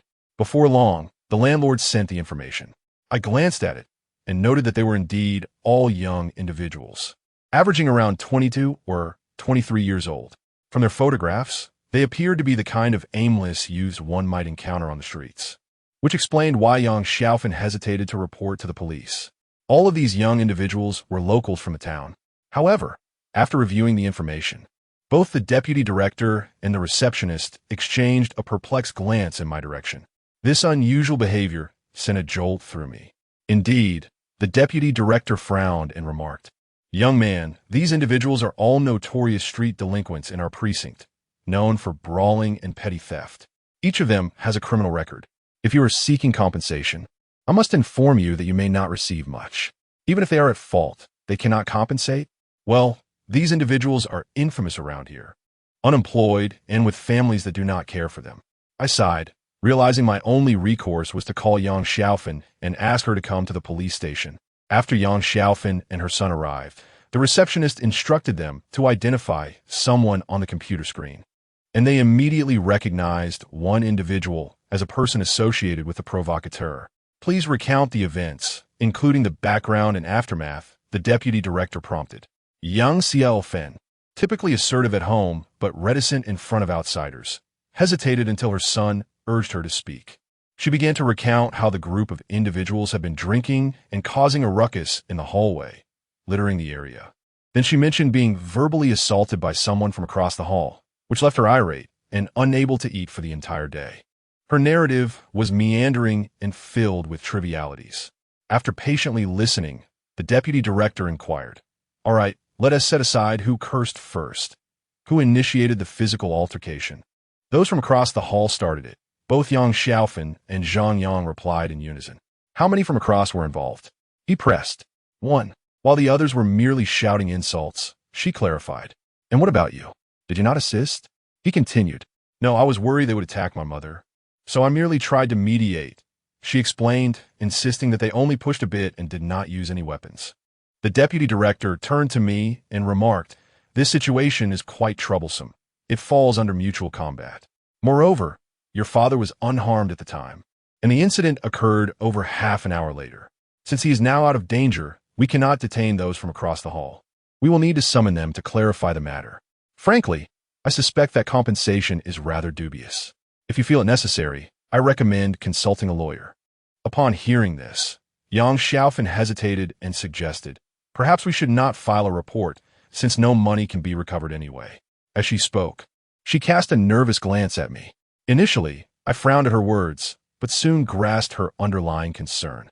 I had already covered the medical expenses, which she would not be liable for. Her true worry was retaliation from those individuals, given that she still had to reside in that household. After a moment of silence, I turned to Zhang Yang, saying, "You should return to the hospital.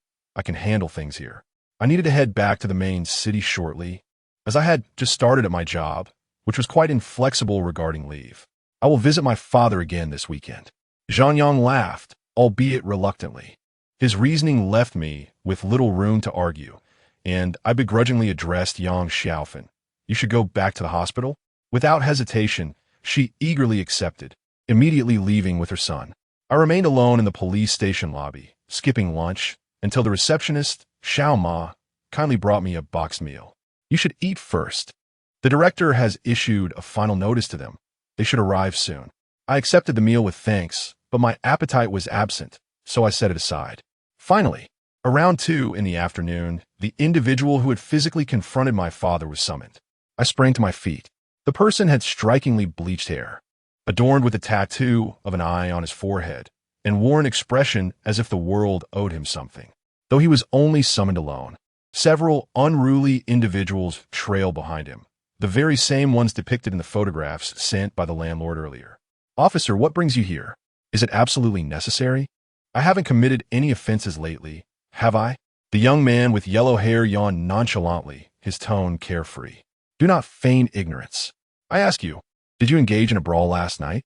"I did not fight," he exclaimed dramatically, waving his hands dismissively. "Officer, please do not wrongfully accuse me. My education is quite limited." Laughter erupted from the gang behind him. Silence. "Do you believe that your lack of wrongdoing renders you immune? Should I arrest all of you?" The deputy director slammed his hand on the table, pointing sternly at the group, his expression darkening and emanating an intimidating aura. The ruffians fell silent, exchanging glances filled with apprehension. "I truly did not engage in a fight," the young man insisted. "Were you not at your doorstep at 7:30 last night, pushing and shoving with a middle-aged man who lives across from you?" Upon hearing this, his expression shifted, and he quickly retorted he was the one who initiated the altercation. "I merely pushed him in response, and he seemed fine at the time." "Do not spout nonsense," I interjected, frowning. "If you had not pushed him, would he have suffered a cerebral hemorrhage?" "Conscience, Tell me, who instigated the violence? May the one who lies perish." The young man, momentarily taken aback, soon regained his bravado, squinting at me with a condescending gaze. "And who might you be? What business is it of yours?" "This is the son of the victim. He has other children, too." Rolling his eyes, the young man dismissed my words, defiantly stating, "Regardless, I did not strike first. If you have the evidence, find the surveillance footage." After much back and forth, he stubbornly refused to admit to being the aggressor. The police station, unable to take further action since it was merely an ordinary residential area devoid of surveillance, found themselves at an impasse, especially since my father had not succumbed to his injuries, preventing them from detaining him. I could only watch helplessly as the young man and his cohorts laughed boisterously, giving me the finger as they departed. "What is the matter with your report? Whether your father lives or dies is of no concern to me. It's not my responsibility. If you're dissatisfied, come and confront me. You speak with such bravado." With that, they swaggered out of the police station, the young man even audaciously slapping his backside in my direction. "Young man, do not act impulsively. Remain calm," the deputy director advised, patting my shoulder. I took a deep breath, my gaze fixed on the direction in which they had departed, remaining silent. If I could swallow such indignation, what purpose would my existence serve? Chapter 10. Impulses are demons. My father remains in the ICU, surrounded by medical personnel 24 hours a day. Thus, I find that these past few days do not necessitate much caregiving.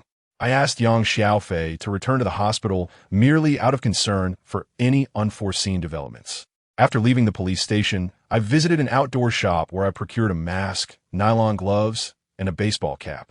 Subsequently, I ventured to a hardware store to acquire a rubber baton, and, after some contemplation, I also purchased a knife for self-defense, which I tucked into my waistband for easy access when needed. Though those ruffians may not be formidable in stature, they typically engage in violence with ruthless intent, and it is not uncommon for them to wield knives or other sharp instruments. To confront such individuals, one must be prepared to be even more ruthless. With my newly acquired items in hand, I intended to return home to prepare. As I walked back, an old Toyota Land Cruiser passed by and came to a halt not far from me.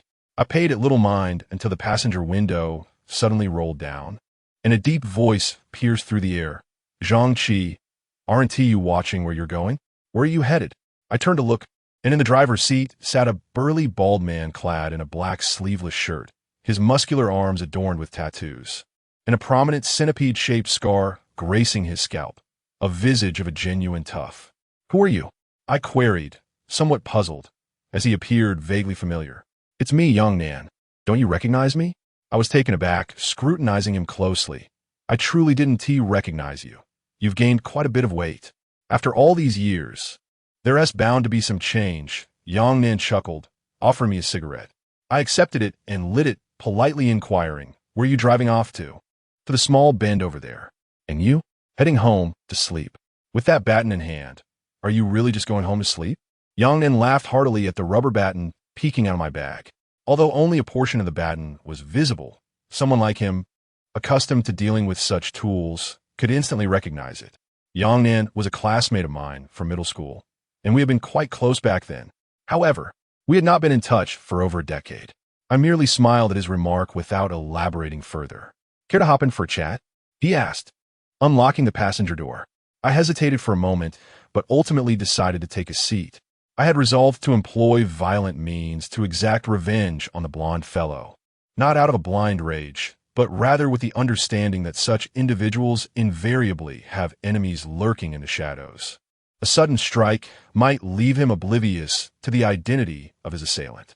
Most importantly, these types rarely report incidents to the authorities. But if a better solution presents itself, I would certainly prefer not to get my hands dirty. "What have you been up to these past few years?" Yang Nan inquired, turning off the engine and resting his left arm on the window ledge as he looked at me. "I'm starving here. What about you?" "Spouting nonsense. I'm still the same as before, an unemployed drifter." Yang Nan gestured towards a bag in my hand.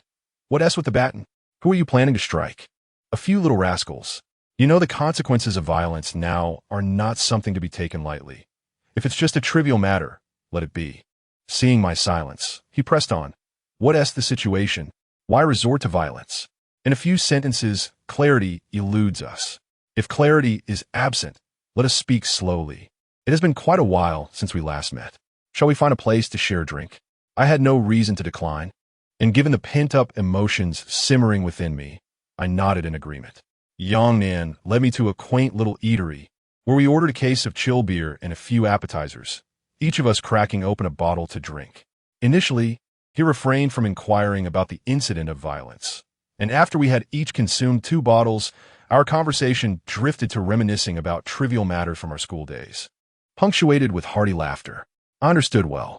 It seems that those who are not entirely content with their current circumstances often find solace in recalling the carefree days of yore while indulging in libations.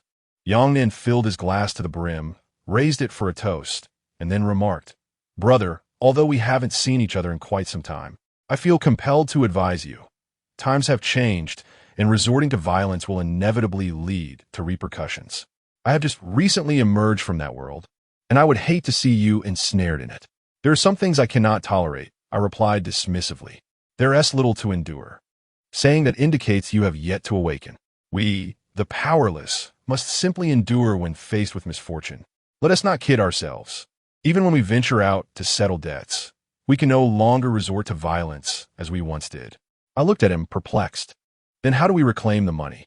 By following them, harassing their families, perhaps splattering some paint or writing on their door. Yet even this sends me to the police station more often than I'd like. If you dare to resort to violence, you'll find yourself apprehended in an instant. Yongnan shook his head with a bitter smile. I fell silent. What on earth had transpired?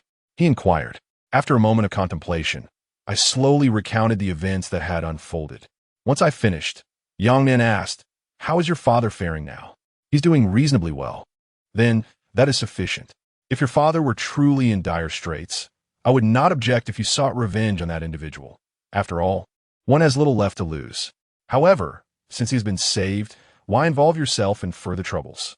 If your father were found out, he might truly be overwhelmed." Yongnan's words plunged me into deep thought.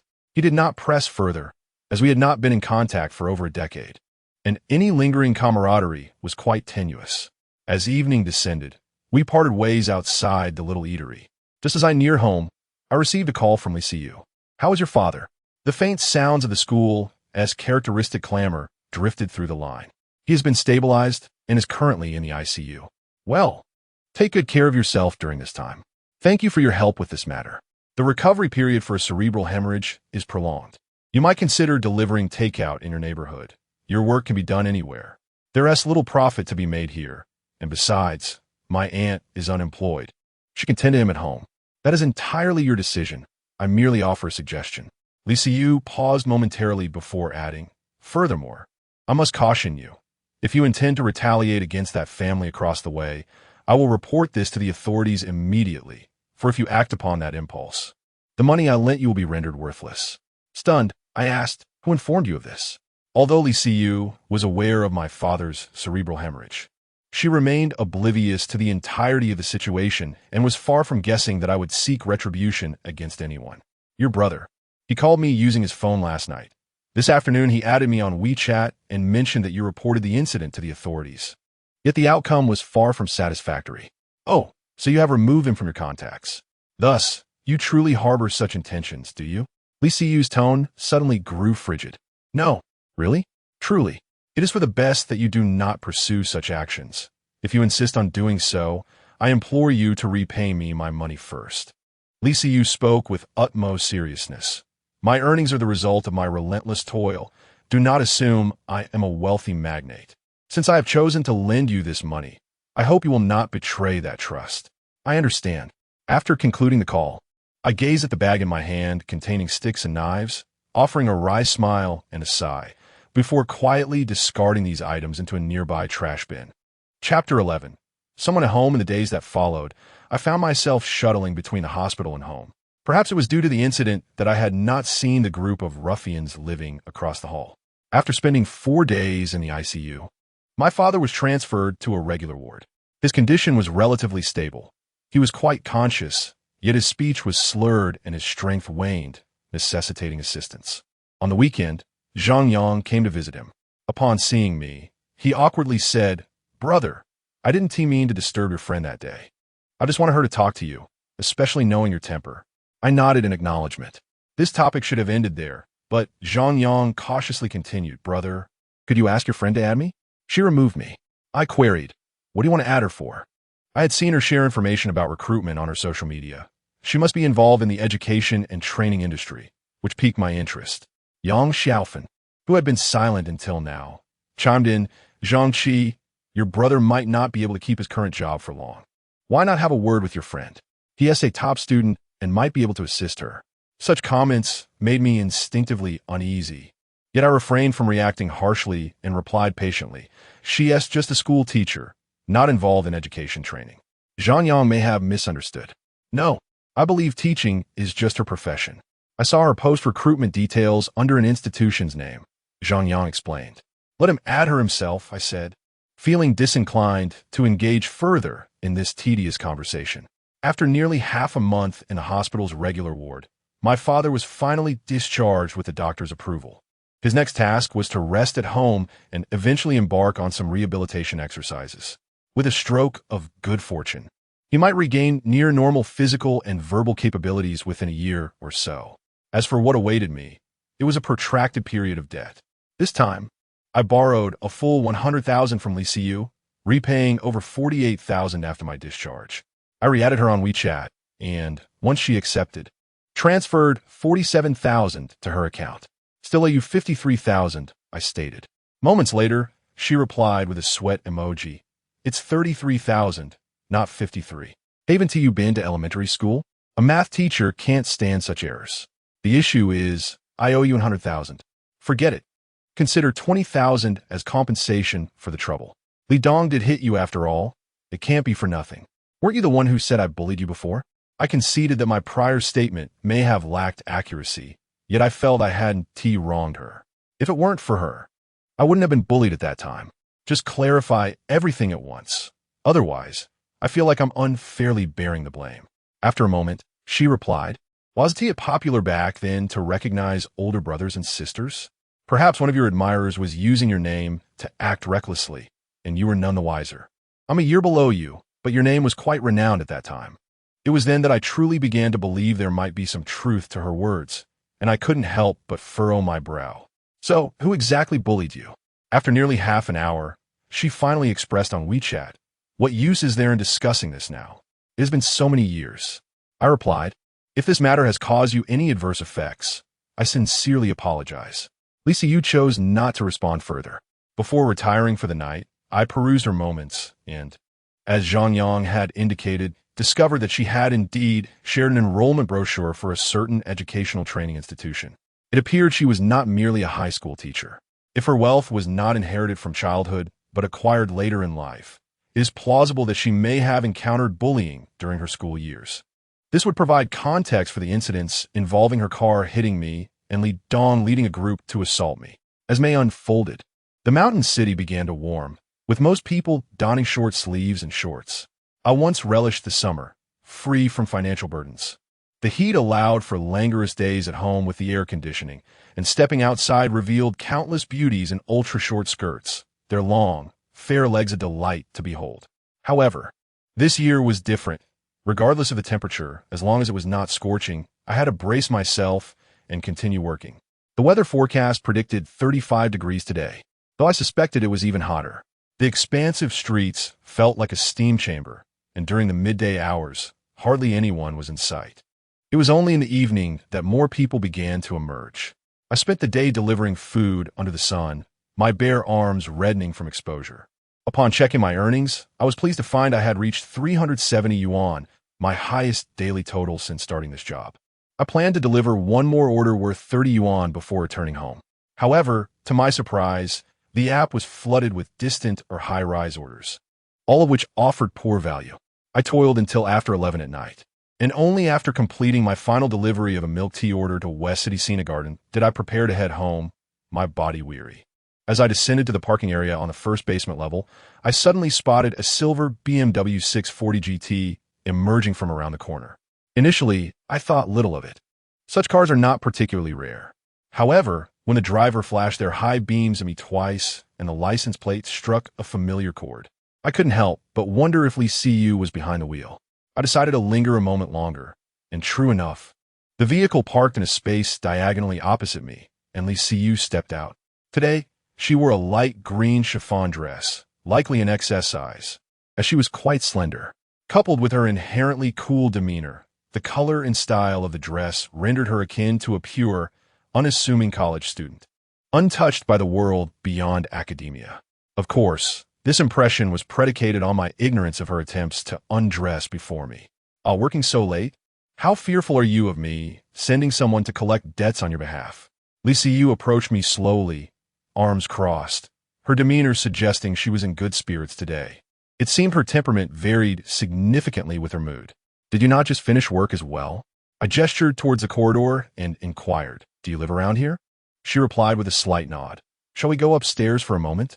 Before I could respond, she shook her head and said, never mind, I live alone, and I wouldn't want to invite trouble. With a look of discontent, I replied, then take your time. I shall head home first. Farewell. As I rode my electric scooter out of the garage, I traveled approximately 400 or 500 meters. Upon reaching an intersection, my phone, which I was using for navigation, suddenly illuminated with several urgent messages. Zhangqi, have you gone far? You need to come back quickly. It seems there is someone in my house. I can hear a voice. These messages appear to have been sent in haste, almost simultaneously flashing across the screen, and they were from Lee CU. Chapter 12. A false alarm. I immediately turned the vehicle around, pedaling with all my might back to the underground parking lot of Shiqing Jinyuan. Within just 2 or 3 minutes, I arrived, not even taking the time to lock my bike, and dashed towards the entrance of the underground passage of Building 3. Grabbing a fire extinguisher as my makeshift weapon, I texted Lee CU, don't panic. I am about to enter the elevator. Stay in your room and do not go out. That person is in the living room, right? I was uncertain whether he remained in the living room. Mere moments ago, I had heard some sounds outside. Be careful. I read her reply, inferring that she must have been quite frightened. Fortunately, the elevator arrived swiftly. After reaching the 16th floor, I followed the directional signs, treading lightly towards the entrance of Unit 16-2. Her apartment was equipped with a coded lock, and I entered the code 000711, causing the door to swing open. The living room lights were on, the bright white illumination providing a sense of comfort amidst my anxiety. I feared that the intruder might be lurking in the shadows, ready to ambush me. Cautiously clutching the fire extinguisher, I stepped inside, surveying the possible hiding spots in the living room. The sofa and balcony presented significant blind spots, so I refrained from approaching them recklessly. Instead, I first checked the kitchen and bathroom, eliminating any threats from those areas before returning to the living room and hastily advancing towards the sofa and balcony. Come out, I shouted. After a thorough search, I found no trace of anyone. Could he be hiding beneath the sofa? I stepped back, crouching down to peer underneath while raising the fire extinguisher in my right hand, ready to strike at the first sign of trouble. Rising back to my feet, I found it perplexing. Lee CU's apartment was a small one-bedroom unit, and having searched thoroughly, there was nowhere else for someone to hide. Could he be in a bedroom? As I widened my eyes, preparing to approach, the bedroom door suddenly swung open. Lee CU, looking tense, peered out through the crack, indicating that she was evidently safe. I gestured for her to remain inside. Clatter!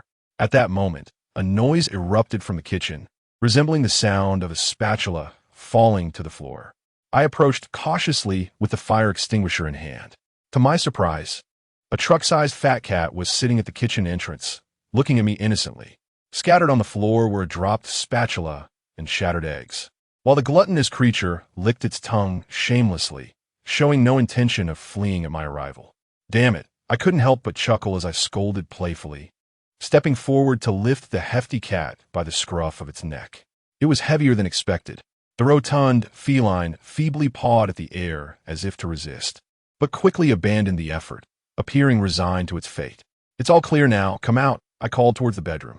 Lee CU cautiously opened the door, still shaken, but her expression transformed into one of confusion upon seeing the fat cat in my grasp. Fatty? You know it? This is the cat raised by the couple living upstairs. I have seen it a few times in the elevator, but they moved out a week ago. Li Siyu approached briskly, taking the cat from my hands, gently pinching its plump belly with a look of indulgence. The chubby feline, ever submissive, nuzzled against her chest, even playfully pawing at her. Naturally, Li Siyu felt no offense from a cat's advances. Rather, she was amused and giggled. I shot a disdainful glance at the fat cat, thoroughly searched the room to ensure no one else was concealed within, and then remarked, "It must be this fellow that caused the ruckus. But how did it get in here?" After pondering, Li Siyu carried the portly cat to the balcony. Her home featured an open balcony adorned with various green potted plants, lacking any windows, directly facing the kitchen window of the couple's apartment on the 17th floor. The distance from that window to her balcony spanned at least 4 or 5 meters, although the descent formed a parabolic arc. One misstep could result in the cat plummeting from several dozen meters above. It must have been abandoned by its owner. Li Siyu gently stroked the cat and said, "Not long ago, that couple upstairs frequently argued. I could even hear things being thrown at night. Eventually, they moved out, and I assumed they had taken the fat one with them since I hadn't heard it meow.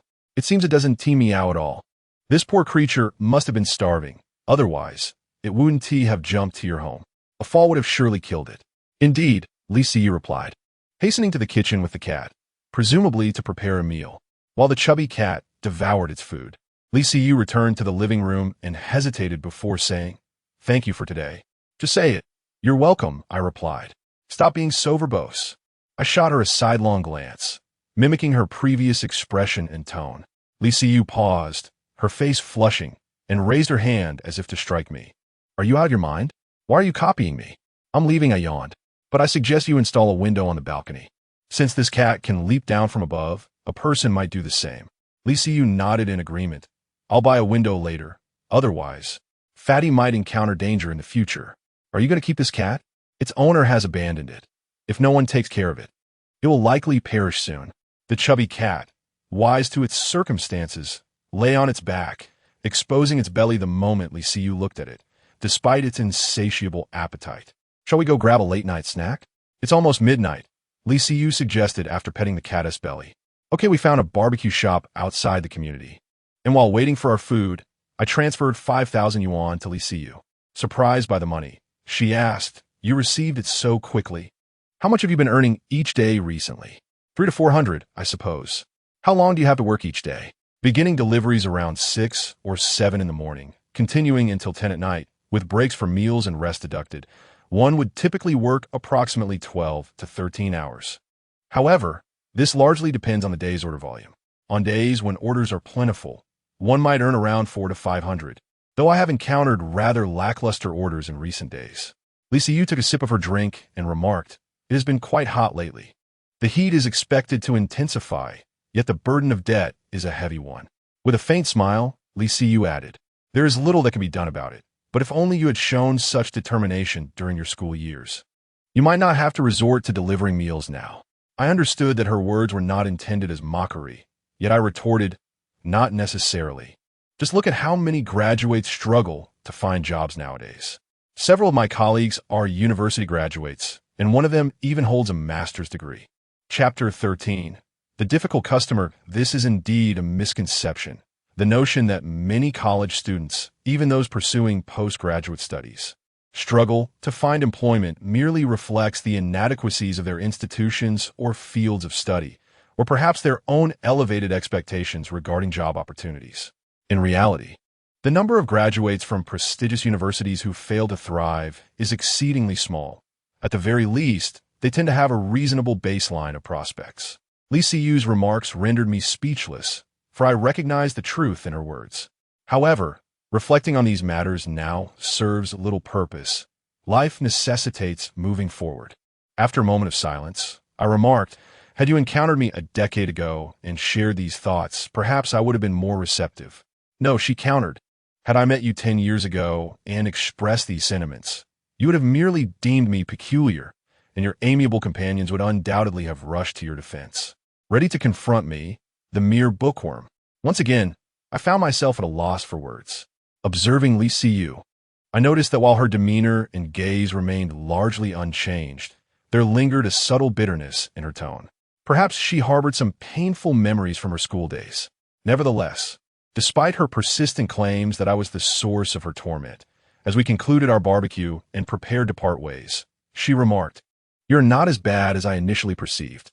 Intrigued, I inquired, "How did you envision me?" "Overbearing, cruel, a bully preying on the weak. Destined for a life in organized crime post-graduation, either imprisoned or executed, or merely floundering until meeting a violent end." I stared at her in astonishment. Lee Siyu chuckled at my expression. "Do not look at me like that. I genuinely thought so back then. I even considered attending a police academy to apprehend individuals like you. Those delinquents in school, some are truly born to be bad seeds, while others are merely engaging in self-preservation, fundamentally stemming from a lack of affection."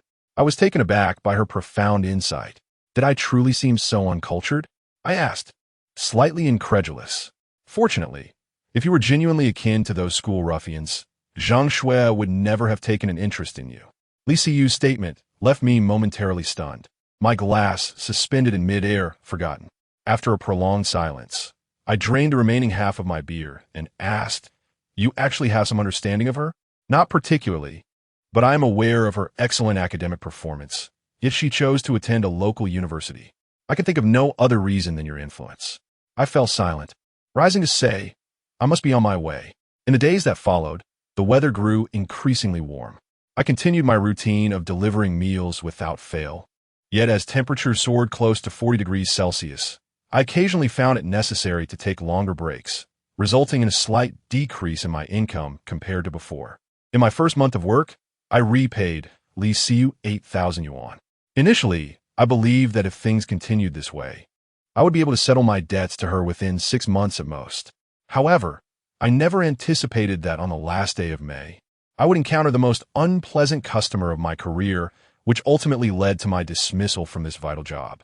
The order in question was a late-night meal package destined for a certain apartment building, comprising 2 pounds of crayfish and a portion of boiled fish slices. Upon receiving the order, I hurried to the vendor, who, while not particularly fast, managed to prepare the meal in a reasonable time. Yet, no sooner had I collected the food than the girl who placed the order began to call, demanding to know, "Where's my order? I have to leave soon." I thought to myself, why would you order takeout if you're in such a hurry? Nevertheless, I replied politely, "Hello, miss, the vendor has just finished preparing your meal. Please bear with me for a moment. It will be delivered shortly." How long will it take? Given that I was juggling 3 other orders, I could not provide her with a precise time frame. So I reassured her, "Rest assured, it will not exceed the time limit." "Try exceeding the time limit," she retorted, frowning as she hung up the phone. Having just delivered the nearest order as per the system's routing, I had barely ridden 200 meters when her call came again. "What on earth are you doing? Why are you going further away?" Realizing I was dealing with a particularly difficult customer, I patiently explained, "Miss, our deliveries are organized according to the system's sequence. Since I have multiple orders to manage, your meal will require a little more time. However, you can trust that it will not be late." "That's unacceptable. I need you to deliver it to me now," she insisted forcefully. "I told you I have to leave. Are you incapable of understanding?" I was tempted to unleash my frustration, but considering the call was recorded, I restrained my anger and replied, "Miss, I truly cannot leave at this moment. How about I attempt to transfer the order to another rider? Perhaps someone else could deliver it to you." Without further ado, she hung up. Seething with rage, I navigated the app to transfer the order, knowing I had only one chance to do so. I even added an extra 5 yuan as an incentive. Yet due to the time of day, there were few riders available and no one claimed the order. Consequently, it remained my responsibility. Glancing at the remaining time for my other 3 orders, I ultimately resolved to prioritize this demanding customer, sensing that displeasing her might lead to a complaint against me. I sped towards the apartment on my electric bike, arriving at the destination 10 minutes later. "Hello, Mate 1 delivery," I announced, knocking on the door, but received no response. I knocked again, still met with silence. I then took out my phone to call her. Initially, she hung up, but on my second attempt, she answered. Before I could utter a word, her tirade erupted from the receiver. "Are you out of your mind, calling incessantly? Your delivery is at the door." I chose not to retort. "I informed you of my intention to leave, yet you proceeded to cancel the order. May I retrieve it? My meal has already arrived, and it was delivered ahead of schedule." I patiently remarked, Could you please be mindful of your demeanor? Refrain from resorting to insults. I have delivered it to you in advance, and now you wish to cancel. What am I to do? Get lost. The other party abruptly hung up the phone. I felt my blood pressure rising. Taking a deep breath, I resisted the urge to unleash my frustration upon the door. Placing the meal at the threshold and capturing a photograph to upload onto the application. Engaging in such work often feels exasperating. One cannot retaliate when faced with insults, lest the opposing party lodge a complaint, resulting in a deduction from my earnings, perhaps a day's worth of labor wasted. I had assumed that by enduring the indignity, the matter would conclude there. However, to my dismay, a few days later, the system notified me of a user complaint. I had been troubled by this incident for several days, and since I never engage in conflict with users, the moment I saw the complaint, I knew for certain it was the doing of that woman. I lit a cigarette, utterly perplexed, and sought out an explanation. Chapter 14. Unemployment Greetings, JD Express. I stood before the apartment door and knocked gently. Coming. A woman inside responded in a gruff voice, and after what seemed an eternity of rummaging, she leisurely made her way to open the door. When she finally revealed herself, our eyes met, and I was taken aback. The woman stood approximately 160 centimeters tall, yet her weight surely exceeded that number. The excess flesh nearly threatened to tear her gray short-sleeve shirt apart, and her appearance left much to be desired. With a bulbous nose, small green bean-like eyes, and a broad face reminiscent of Lu Huan, she wore thick, bottle-like glasses that only amplified her unappealing aura. In that moment, I found myself disinclined to confront her, as it seemed she had already received her just desserts. Where's the package? She queried, stifling a yawn that reeked of stale breath. I remained silent, merely gazing at her. Unlike her irate demeanor over the phone, she now seemed somewhat subdued, rubbing at the corners of her eyes before pressing on. Wasn't there a delivery? Sir, I haven't wronged you, have I? Why would you complain about me? The term sir is often employed in our region to refer to unfamiliar middle-aged individuals lacking distinctive features, serving as a neutral address. Given her appearance, it was difficult for me to utter the word beauty. She appeared momentarily bewildered. What did I do to warrant a complaint? About the takeaway you ordered that day. Before I could finish my sentence, she abruptly attempted to shut the door. Fortunately, I reacted swiftly, predicting her move and wedging my leg into the doorframe while blocking with my left shoulder. With a resounding bang, a sharp pain shot through my left shoulder blade, causing me to stumble forward. Her strength was surprisingly formidable. What do you think you're doing? Seeing that the door had not fully closed, she erupted into a frenzied scream, her voice akin to the sound of explosives on a construction site, as her hefty legs scuttled backward like a large crab. My eye twitched involuntarily, and I genuinely feared she might devour me. Standing outside, I endeavored to maintain a calm demeanor. Ma'am, life is hard for everyone. Do you realize how much I lose with just one complaint? In this sweltering heat, after a long day of delivering, your single complaint could render my efforts futile. I believe an explanation is warranted. I didn't complain about you. Don't wrongfully accuse me. She countered, continuing to shout like a wild grass. Her face contorted in a blend of fear and indignation, as if she were the true victim in this scenario. Perhaps sensing her advantage, she continued, Do you understand what you're doing? I could accuse you of trespassing, home invasion, even attempted rape. Her exaggerations escalated further. Internally, I mused that I would rather share a bed with a pig than with her. I did not enter your home. I simply wish to resolve this matter amicably. I mean you no harm, but you must apologize today. Get lost. She spat. After 2 rounds of confrontation, the corpulent woman seemed to have concluded that I was easily intimidated, and she began to hurl insults at my mother.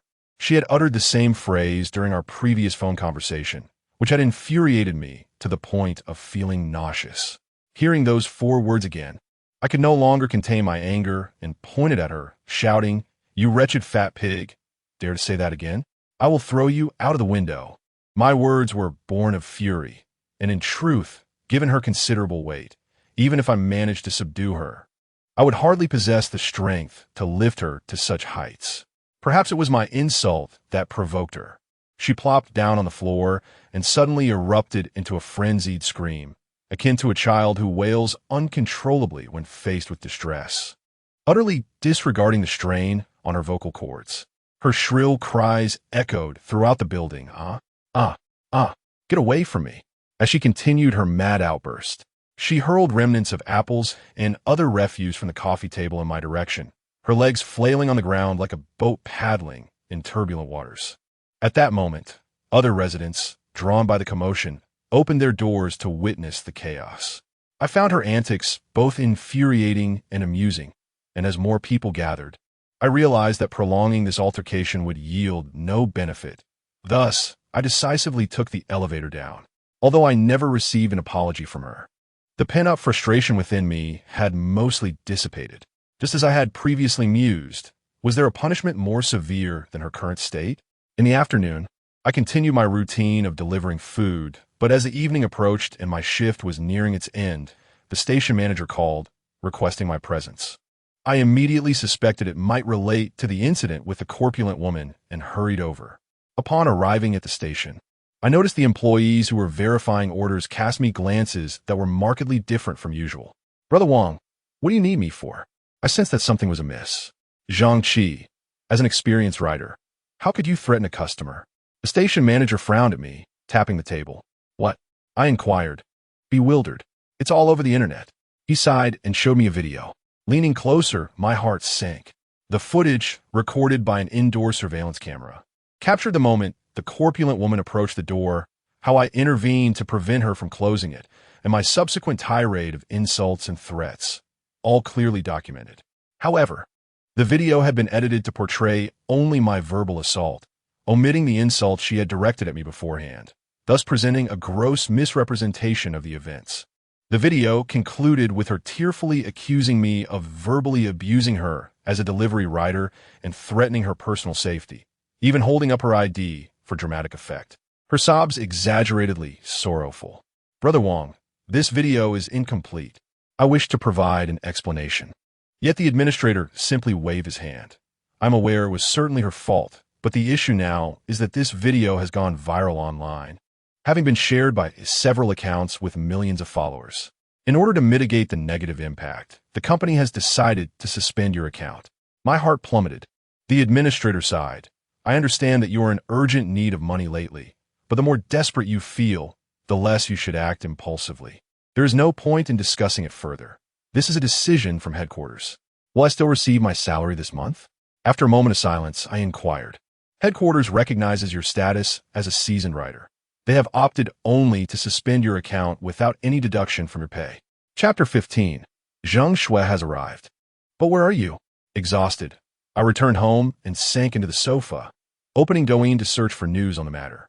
As anticipated, the topic was trending. The myriad of comments beneath the numerous reposted videos generally fell into two categories. One faction asserted that the delivery rider was insufferably arrogant, brazen enough to threaten at the door, and such individuals ought to be apprehended without hesitation. Conversely, the other faction contended that the video was incomplete and merely selective in its portrayal, challenging the release of the full footage for scrutiny. Although the former group outnumbered the latter's presence was nonetheless significant. Regardless of which side held the numerical advantage, the reality of my job loss remained unchanged.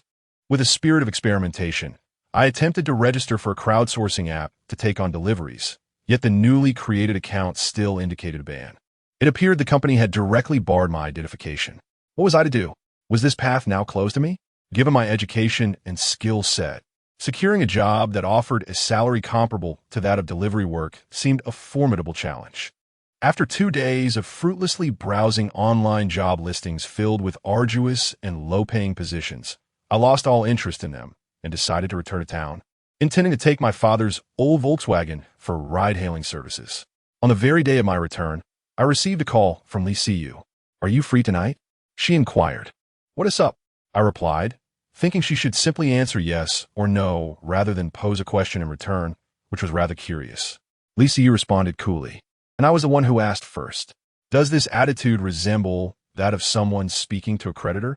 I thought to myself that if in a few days I still couldn't repay her, her tone would likely remain just as nonchalant. I just got back to town, not in the city. "Do you need something?" I asked. "Are you going back to see your father?" She inquired. Yes, that too. All right then, since you're not in the city, it's fine. But today doesn't seem to be the weekend. Why are you so free? I glanced at the time, recalling that Lucy's work at school was quite demanding, particularly since she taught the senior class, with only Sundays generally free. Are you foolish? The college entrance examination has just concluded. Of course, I'm free now. She retorted. How was I supposed to know when the exam was? I countered. Wait a moment. Liu suddenly asked with suspicion. The whole city has been clearing the way for the college entrance exam these past few days. How could you not know when it was? Unless you Haven T stepped outside at all. At a loss for words, I admitted, I truly Haven T left the house these past few days. The weather hasn't been hot. What have you been doing at home? Trying to be lazy? Liu remarca culi. Put in some effort, young man. Don't forget you're still in debt. Though I understood that repaying debts was a fundamental obligation, her words nonetheless instilled an inexplicable pressure within me. I replied, somewhat blandly, you don't need to keep reminding me. I've said I will repay you, and I shall. Then why Haven T you work these past couple of days? She pressed. Can I take a break? I'm not a robot. My tone has begun to grow impatient. Liu fell silent for a moment before saying, well, let's leave it at that. With that, she hung up the phone. Holding my mobile device, I found this woman quite perplexing. Did she truly call just to remind me to earn money to repay her? Yet, I had not previously reneged on my word. After driving for several days as a ride-hailing driver, one afternoon in mid-June, my high school class monitor, whom I had sporadically contacted over the past 2 years, unexpectedly reached out to me via QQ, a chat application now deemed obsolete by those born in the 90s. Zhang, there's a class reunion on the 20th. Are you free to come? Upon reading this message, I hesitated to respond immediately. I did wish to attend, to see how my familiar classmates had transformed over the years. However, I felt that the true essence of such gatherings might lean more towards boasting than reminiscing, especially at our age. After a decade since graduation, the distinctions between success and mediocrity had already begun to reveal themselves. Ultimately, I chose to remain silent, intending to feign ignorance. Yet, after a while, she sent another message. Zhang Shui said she would come. Want you join us? I found myself wavering. The last time Zhang Shui visited me, our conversation had been abruptly interrupted by Liu, and I genuinely wished to see her again. Thus, I replied on QQ, I'll see how it goes. Have you been kidnapped? You just see how it goes? The class monitor sent a disdainful emoji. During our school days, she had shared a good rapport with Zhang Shui, which was why they often spent time together with me. In the past 2 years, I had learned from her that Zhang Shui had moved to Milan. She initiated a voice call, and upon her urging, I said, I'm not certain yet. How about you reserve a spot for me? You're in Chongqing, right? Yes. Then make sure to arrive early, as the location is somewhat remote. This gathering ISNT taking place in the main city. All right. Where is it? Do you know Changsha Lake? It's on a small island in the middle. We'll reserve the whole place for a bonfire party. Isn't that a bit extravagant? I felt a twinge of reluctance. I wondered how much that would cost. Even splitting the bill would likely not be cheap. Extravagant? There are many islands of various sizes there. The only hotel on the island is effectively booked exclusively for us, meaning we'll have the island to ourselves, which makes it quite serene. The class monitor's tinkling laughter resonated from my phone. Moreover, you need not worry about the costs. A classmate has already covered it. Just bring yourself. I was quite taken aback. Which classmate is so generous? Chen Hao. He just returned from abroad. His family is quite wealthy, and I've heard he has successfully launched his own business. He is footing the entire bill for this reunion. ISNT that impressive? I recalled the name and had some memory of him. We would greet each other when we crossed paths outside of school, but we were not particularly close. He had his own circle of friends, and we never truly mingled, merely acquaintances in the truest sense. I'm uncertain whether it is merely my illusion, but despite the absence of any prior conflict with this individual, I have always harbored a sense that he possesses a certain cunning, perhaps attributable to his affluent background. In any case, I have duly informed you. It is imperative that you make time for this, lest it be perceived as a lack of respect towards me. Should you inquire about Zhang Shui in the future, you may find my willingness to respond diminished. The class monitor's words caused my cheeks to flush with embarrassment, prompting me to hastily retort, why are you still making a fuss over something that happened so long ago? Am I not allowed to come? I merely asked in passing. You haven't mentioned this to her, have you? Was it truly just casual inquiry? Or did you already know in your heart? With that, she abruptly ended the call, offering no reply to my questions, as if it were all deliberate. Staring in astonishment at my phone, I felt a peculiar flutter in my heart, stirred by this young lady's enigmatic demeanor. Chapter 16. To the prison. After making my decision, I resolved to put the matter behind me until the evening of the 18th. When CU called me, I answered, "Hello. Are you free tomorrow? What is up?" "You always say that," CU replied with evident displeasure. "I asked you first, so you should answer directly instead of countering my question." All right. My bad," I chuckled. "Initially, I had no plans, but if you have something important, I might consider making myself available. Though you must pay me the minimum wage. Otherwise, we can postpone the debt collection by a day. I'll extend it by 3 days." I had been joking, but her response piqued my curiosity. "What is the matter? We can discuss it when we meet tomorrow." The following morning, I drove my father's old Volkswagen to the Xiqing Jinyuan community, waiting for a while at the entrance of Building 3 until I spotted CU emerging with a large, plump cat in her arms. The cat's paws flailed in the air as she attempted to coax it, but remained unyielding, prompting her to give it a light smack, which immediately subdued it. "Beep, beep." I honked the horn. CU looked up, and upon seeing me in the driver's seat through the transparent windshield, she queried, "Why did you bring the cat?" "I'm taking it for vaccinations." "Is that what you called me for?" I asked, perplexed. "Couldn't you just take it by yourself?" "Stop being tedious. I've already extended your deadline." "Fine," I shrugged. "Are we taking your car or mine?" Without answering, she opened the back door and settled into the seat. After a brief moment, she asked, "Is this your car?" "It belongs to my father," I replied, glancing at her through the rearview mirror. "Which hospital?" "Xingyu Pet Hospital." I navigated to the location on my phone and discovered it was only 2 kilometers away, further deepening my confusion as to why she had summoned me, considering my place was over 10 kilometers away. "You call me over just for vaccinations?" "Dream on. There are other matters to attend to later. Or else why would I extend your deadline by 3 days? Her words prompted me to nod in understanding as I started the car and drove out of the garage. After administering the vaccination to the hefty feline at the hospital, I returned CU to Xiqing Jinyuan, the entire endeavor consuming nearly an hour. "You can get out now. I'll take the cat back inside, then I'll drive my car." "Okay." As I waited for her in the garage, I smoked a cigarette. After finishing, CU reappeared, having changed her outfit. "You drive," she said, handing me the key to her BMW. "Where to this time?" "To the prison." "What?" I glanced at her through the rearview mirror. Didn't T hear me clearly? "What on earth are we going to the prison for?" CU fell silent for a couple of seconds before gazing out the window and replied, "To see my father." I refrained from pressing further, turning the car on after confirming the destination. The prison she was sent to was not located in the main city, but in a facility situated in the Chongqing district known as Changsha, approximately 100 kilometers away. Coincidentally, the venue for the upcoming class reunion, Changsha Lake, also resided within this district, merely a few kilometers from the urban area. I escorted CU to the prison entrance, intending to accompany her inside, but she waved her hand in refusal, prompting me to park my car by the roadside. The prison, characterized by its towering walls and electrified fences, was guarded by vigilant prison officers armed and stationed in watchtowers. Surrounded by an atmosphere of desolation that exuded an eerie sense of foreboding, I had no desire to enter. I inquired with the class monitor on QQ, "Is the reunion tomorrow?" "Shortly," she responded. "Yes, don't forget." I mentioned that I was currently in Changsha district. "Have you arrived?" she asked, and before I could respond, she unexpectedly initiated a voice call. Upon answering, I heard her voice amid the cacophony surrounding her, interspersed with announcements from the high-speed rail station, confirming her whereabouts. "Can't you just take a taxi?" I suggested. "Would it be so difficult to come pick me up? What if I get abducted?" I glanced at the time. "Are you alone?" "Yes," she replied. "I mistakenly bought the wrong ticket. I should have gone straight to Changsha Lake where there's another high-speed rail station.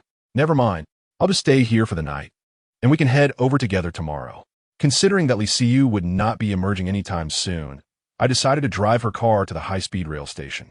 The prison and the station were in close proximity, merely a kilometer or two apart. Upon my arrival, Wang Yao had yet to exit the station. After parking and waiting for a moment, I soon spotted a familiar figure emerging from the high-speed rail station, clad in an all-white tracksuit. With long hair flowing and a white baseball cap perched atop her head, resembling a radiant orb as she walked while conversing on her phone. There! As the voice call rang, I became more certain it was her and waved my hand. She quickly spotted me and approached with brisk steps. Where did you come from? How did you arrive so quickly? She asked, surprised. How could I not be quick? I ran 5 or 6 red lights, I replied. Not bad. I suppose you do possess a bit of filial piety. Wang Yao chuckled as she settled into the car.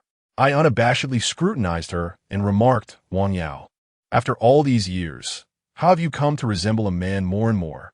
In truth, she was strikingly beautiful. Her almond-shaped eyes, porcelain skin, and delicate eyebrows framed a visage imbued with an air of spirited confidence, akin to what is currently dubbed an ideal beauty in online circles.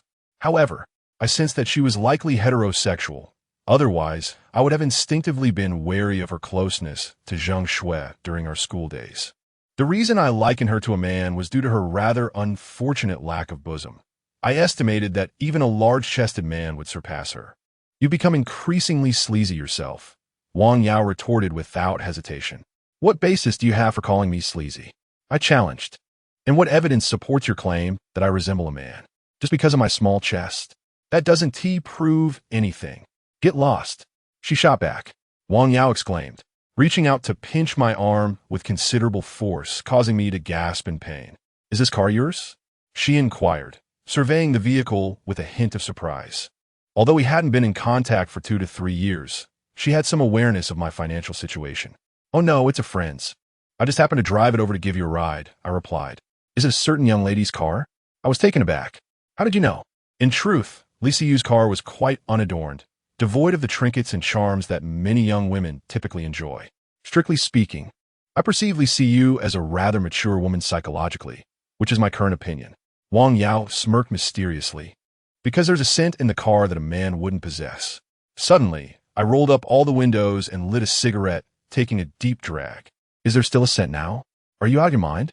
Wang Yao shot me a glare, then asked with significant implication. So, have you started dating someone? Chapter 17. Lending you the car, what kind of romance are we discussing? It's merely a friend's vehicle. I shook my head and replied. She came here to handle some matters and asked me to be her driver. I wouldn't have come otherwise. Wang Yao responded with a soft "oh." And you? After all these years, I haven't seen you in a relationship. You haven't secretly gotten married, have you? I joked if I were to marry, I'd definitely ask Zheng Shui to be my maid of honor and you to be my best man. Wang Yao, however, responded quite earnestly. After saying this, she smiled and shook her head. No, that's not right. You two have broken up. It wouldn't be appropriate to involve you both again. I remained silent. Hey, Wang Yao suddenly tapped my arm from behind. What about you? Remember how good we were during our school days? It was somewhat better a few years ago. But these last 2 years, it's as if you vanished. Even if you're no longer with Zheng Shui, have you completely forgotten us old friends? Isiga, inwari. No, it's just that I've been rather busy. Busy with what? Mending the heavens like Niwa, or creating the world like Pangu?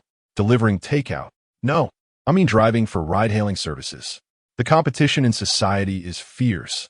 I must earn a living. Wang Yao fell silent for a moment. I knew she was doing well. I had considered borrowing money from her regarding my father's situation. However, I felt it inappropriate to suddenly reach out after such a long time, only to discuss financial matters. Enough of this. After the reunion, let's gather privately. I'll arrange for everyone to meet at my place, Wang Yao suggested. Your place? Yes. I recently opened a lounge bar over in Jiangbei. Wow, you've truly become a cultured woman, I remarked, reminiscing about our high school days when Zheng Shui dreamed of studying fashion design, and Wang Yao aspired to open her own music bar, where she could simply drink and sing. 10 years have passed, and they have both realized their dreams.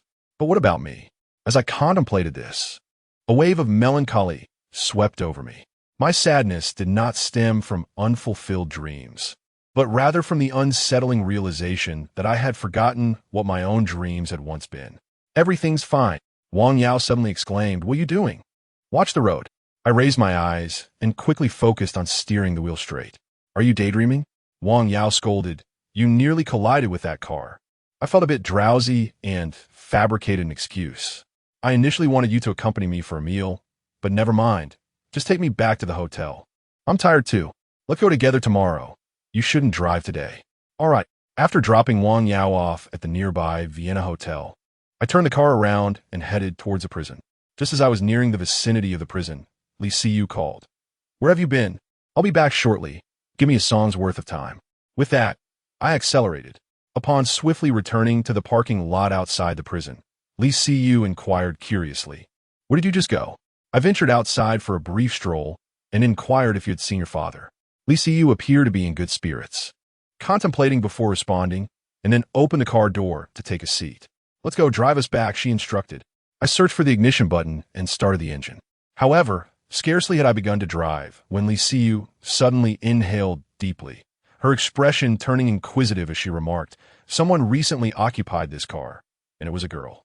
Which direction did you take? I was taken aback, responding incredulously.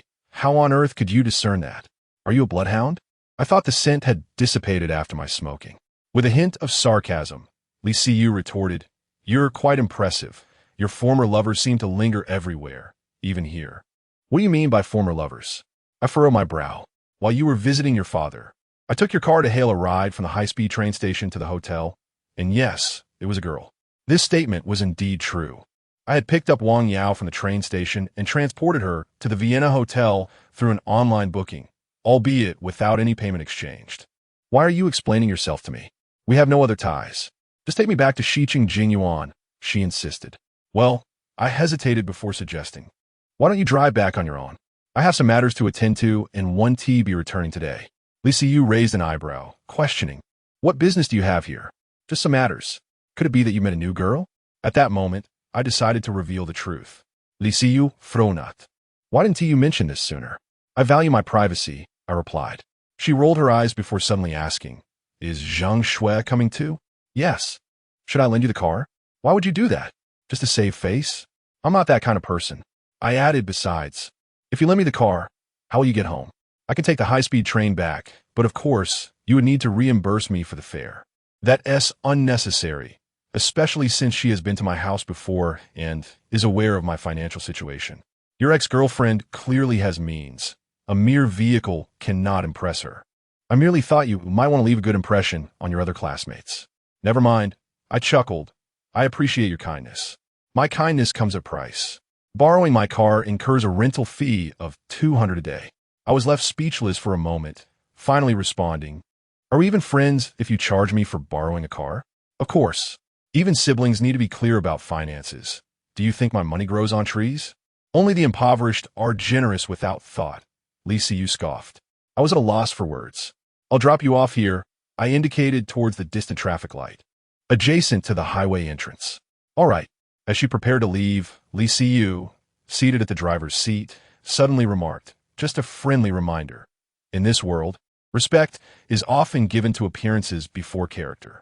This upcoming class reunion may not be as relaxed as you imagine. What do you mean by that? Is it because of my attire? I lowered my gaze to the short-sleeved shirt emblazoned with the words, Love Peace, across my chest. It seemed rather trivial. Perhaps it was merely a reflection of my own vindictive tendencies. If I were to witness someone who once provoked me, now struggling, I might indeed be tempted to taunt them with a few remarks. But was it truly that severe? During my school days, my relationships with my classmates were generally amicable. I spoke without much thought, and one could simply take my words at face value. Li Siyu did not elaborate further. She merely smiled and proceeded to drive away. Once her vehicle vanished from my sight, I pondered her words, feeling that she harbored a rather cynical view of human nature. While it is conceivable that some might seize the opportunity of a reunion to flaunt their successes and wealth, it hardly warranted the baseless disparagement of others. After all, we are on the cusp of 30, no longer children. Moreover, we share the bond of being former classmates. Chapter 18. Breaking up when hope fades that evening. I found myself idly languishing in the hotel, an inexplicable tension tightening around my chest as I contemplated the events of the morrow. The last encounter with Zhang Shui had caught me completely unprepared, and I had met her in a daze. The transformation she had undergone was nothing short of astonishing. Reflecting on that night, I recalled her attire, an ensemble so extravagant that even a year of abstaining from food and drink would not allow me to afford it. Just 3 years prior, she had been a mere sales clerk at a bakery, earning a modest monthly salary of $4,000 to $5,000. What could have transpired in those fleeting years to bring about such a change?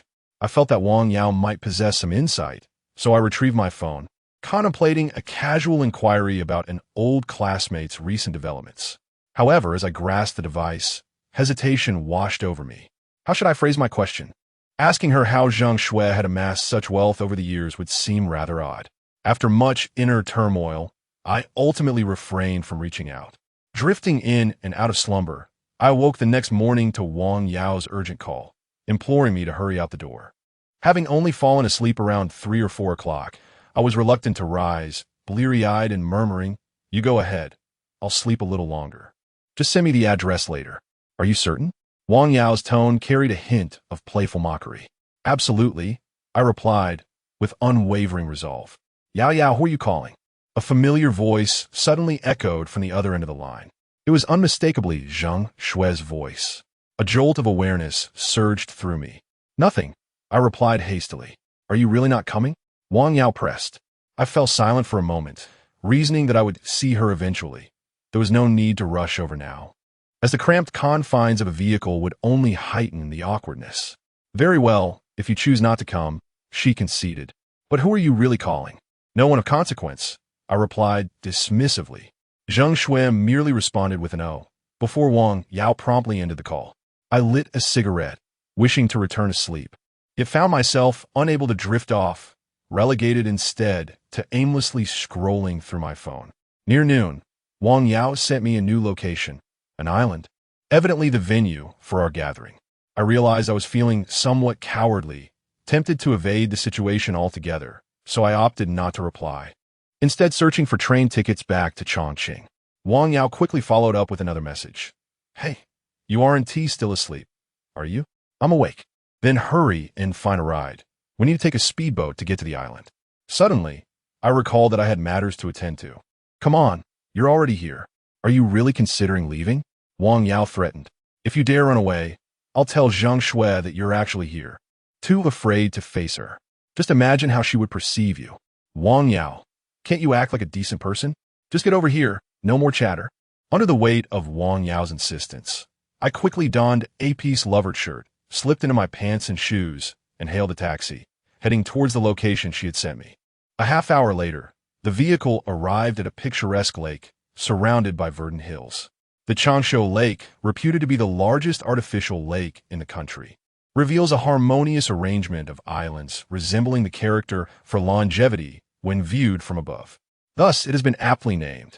As I alighted from the vehicle, numerous birds took flight from the lawn, and in the distance, I spotted Wang Yao holding a sunshade, waving to me by the lakeshore, where the water shimmered brilliantly. "Why are you alone? Where are the others?" I asked, inexplicably relieved as I approached her. Wang Yao regarded me through her sunglasses with a hint of disdain, staring for a moment before replying, "They've gone to the island." I felt a surge of indignation and exclaimed, "How heartless of them! Leaving our delicate class monitor here alone on such a scorching day. Let's execute them all for 10 minutes. Wang Yao chuckled mysteriously. "It's not just me. There's another classmate here as well." "Where?" "I don't see anyone," I inquired. "She went to the restroom." Wang Yao gestured towards the nearby facilities. Following her gaze, my breath caught in my throat. Zhang Shui, clad in a pale yellow short-sleeve top and a sky-blue fringed denim skirt, revealed her porcelain-like arms and calves. Her lustrous hair cascaded down, sparkling under the sunlight. She noticed me immediately, but displayed no reaction until she approached, nodding in acknowledgement before unfurling her sunshade. She did not engage me in conversation. Feeling a bit awkward, I attempted to break the silence. "So, it's just the two of you here to welcome people?" Zhang Shui glanced at me. "Didn't you already know?" Instantly, I found myself a loss for words, and the atmosphere between us grew subtly strained. Cough. Wang Yao suddenly handed the sunshade to me, saying, "I'll head to the island to make arrangements. Since Zhang Qi has arrived, you two can manage things here." She shot me a knowing glance. I instinctively reached for the umbrella, but Zhang Shui interjected, Yao, let me go to the island. You stay here." Wang Yao cast a wary look my way, and as I remained silent, she nodded reluctantly. All right then, take your time, wear a life jacket, and be safe. Okay. Zhang Shui walked towards the speedboat more nearby, then paused, turning back to offer the sunshade once more. Do you want it? No. I can just find shade under the tree, I replied. Zhang Shui said no more and boarded the boat. You spineless creature, Wang Yao remarked after Zhang Shui departed, removing her sunglasses in frustration. Is Zhang Shui a tiger? If you spoke to her a little more, would she devour you? You saw it yourself. She clearly didn't want to talk to me, I retorted. Wang Yao rubbed her forehead, exasperated. Zhang Shui even asked about you on her way here. Honestly, I feel she still has feelings for you. My heart stirred. What did she ask? Whether you've borrowed money from me in the past 2 years. I nearly choked on my surprise. Wang Yao chuckled. It's a perfectly reasonable question. After all, you've been rather unreliable over the years. Perhaps she just wants to gauge if you've matured at all. After she spoke, she adopted a serious demeanor and said, as a friend, I certainly hope that you two can reunite. After all, you have shared so many years of affection, from high school until 3 years ago. Just consider how long that has been. I remained silent, merely extracting a cigarette to smoke. Wang Yao beckoned with her finger. Give me one. This was a masculine brand of cigarettes, which I preferred, as the feminine ones lack strength. Wang Yao took the pack of purple clouds, priced at 12 yuan, lit it, and inhaled deeply, the smoke swirling around her. It wasn't until she had nearly finished the cigarette that I remarked, given the disparity between us. Do you think it is still meaningful to say these things? Then you should strive harder, Wang Yao replied. If Zhang Shui were someone who valued material conditions, could she have been with you for so long? It's her disdain for your aimlessness and the absence of any glimmer of hope in you that led to the breakup. Let me tell you, Zhang Shui just mentioned in the car that she hasn't dated anyone in the past 3 years. Chapter 19. The reunion. Wang Yao's words seemed to instill a sense of confidence within me. I couldn't help but ponder. Could it be that Zhang Shui still harbors lingering feelings for me? Considering the unexpected visit she made to my rental apartment that night, I felt this possibility was not entirely implausible. Thus, I resolved that once we arrived on the island, I would take the opportunity to clarify the previous incident with her. Wang Yao and I rested beneath the shade of a tree for a short while, and soon a sleek black Range Rover appeared at the end of my line of sight. This vehicle appeared to be a new model for the year, approaching a staggering 3 million yuan, exuding an air of formidable presence as it drove down the road. It came to a sudden halt just 7 or 8 meters from us, leaving deep tire marks on the lawn. The doors of both the driver and passenger seats swung open, and 2 young men jumped out. One of them, wearing glasses and possessing a polite demeanor, smiled at Wang Yao and said, "Class monitor, you're working too hard. It's such a hot day, and here you are welcoming us. We feel rather embarrassed." Hu Xiaoping, you're doing quite well for yourself, driving a Range Rover now, Wang Yao replied lazily as she rose and walked towards the new model, casually appraising it. Hey, this isn't even mine. It's Hao Ji's car. I'm merely the chauffeur. Hu Xiaoping waved his hands dismissively. As he spoke, the rear door of the Range Rover also opened. A casually dressed man stepped out, wearing flip-flops and sporting a very short buzz cut. Despite his simple attire, his complexion was healthy and his features were quite handsome, indicating a well-to-do background. This individual was none other than Chun Hao, the benefactor of this reunion and one of the prominent figures from our high school days. Wang Yao, are you the only one here to welcome us? What about the others? Have they all gone to the island? Chun Hao did not glance in my direction as he stepped out. His smile remained faint, with his attention solely on Wang Yao. Your eyes must have been born to admire beautiful women, Wang Yao retorted with a roll of her eyes, then gestured with her thumb behind her. There's another over there. Let us see if you can still recognize him after all these years. Hu Xiaoping and another classmate, whose name I had already forgotten, soon spotted me after disembarking. At this juncture, Chun Hao finally turned his gaze towards me, following Wang Yao's indication. Is that Zhang Qi? He asked uncertainly. Your eyesight is quite sharp, Wang Yao replied, turning to me. You shouldn't just sit there under the tree. Come and greet your old classmates. With the blazing sun overhead, I stood up and walked forward, feeling the weight of 3 pairs of eyes upon me. Chun Hao squinted at me, and after a moment, his signature smile returned. Zhang Qi, It's been 10 years since we last met, and you haven't changed much. I suppose we haven't seen each other since graduation. Chun Hao nodded, saying nothing further. I exchanged greetings with the other two classmates, yet our conversation remained sparse, as we had never been particularly close during our school days. It's too hot here. Let us head back to the island. Everyone has arrived anyway, Wang Yao stated, pulling out her phone to summon the speedboat we had reserved. Beneath the shade of trees, we sought refuge from the sun, while Chun Hao and Wang Yao engaged in a lively conversation, with Hu Xiaoping and another classmate occasionally chiming in as the comedic relief. As for myself, I remained largely reticent, not out of pretense, but because the myriad topics they discussed were beyond my comprehension, leaving me in silence. Fortunately, it wasn't long before the speedboat arrived, and upon boarding it to the island, we followed Wang Yao to the only hotel on this small isle. The establishment was a typical resort hotel. After all, Changsha Lake is merely a scenic area within a municipal district, starkly contrasting with the hotels found in tourist cities like Sanya. Once on the island, Wang Yao methodically assigned us our rooms, with Chun Hao, as the financier of this gathering, naturally receiving the largest room with the most splendid view.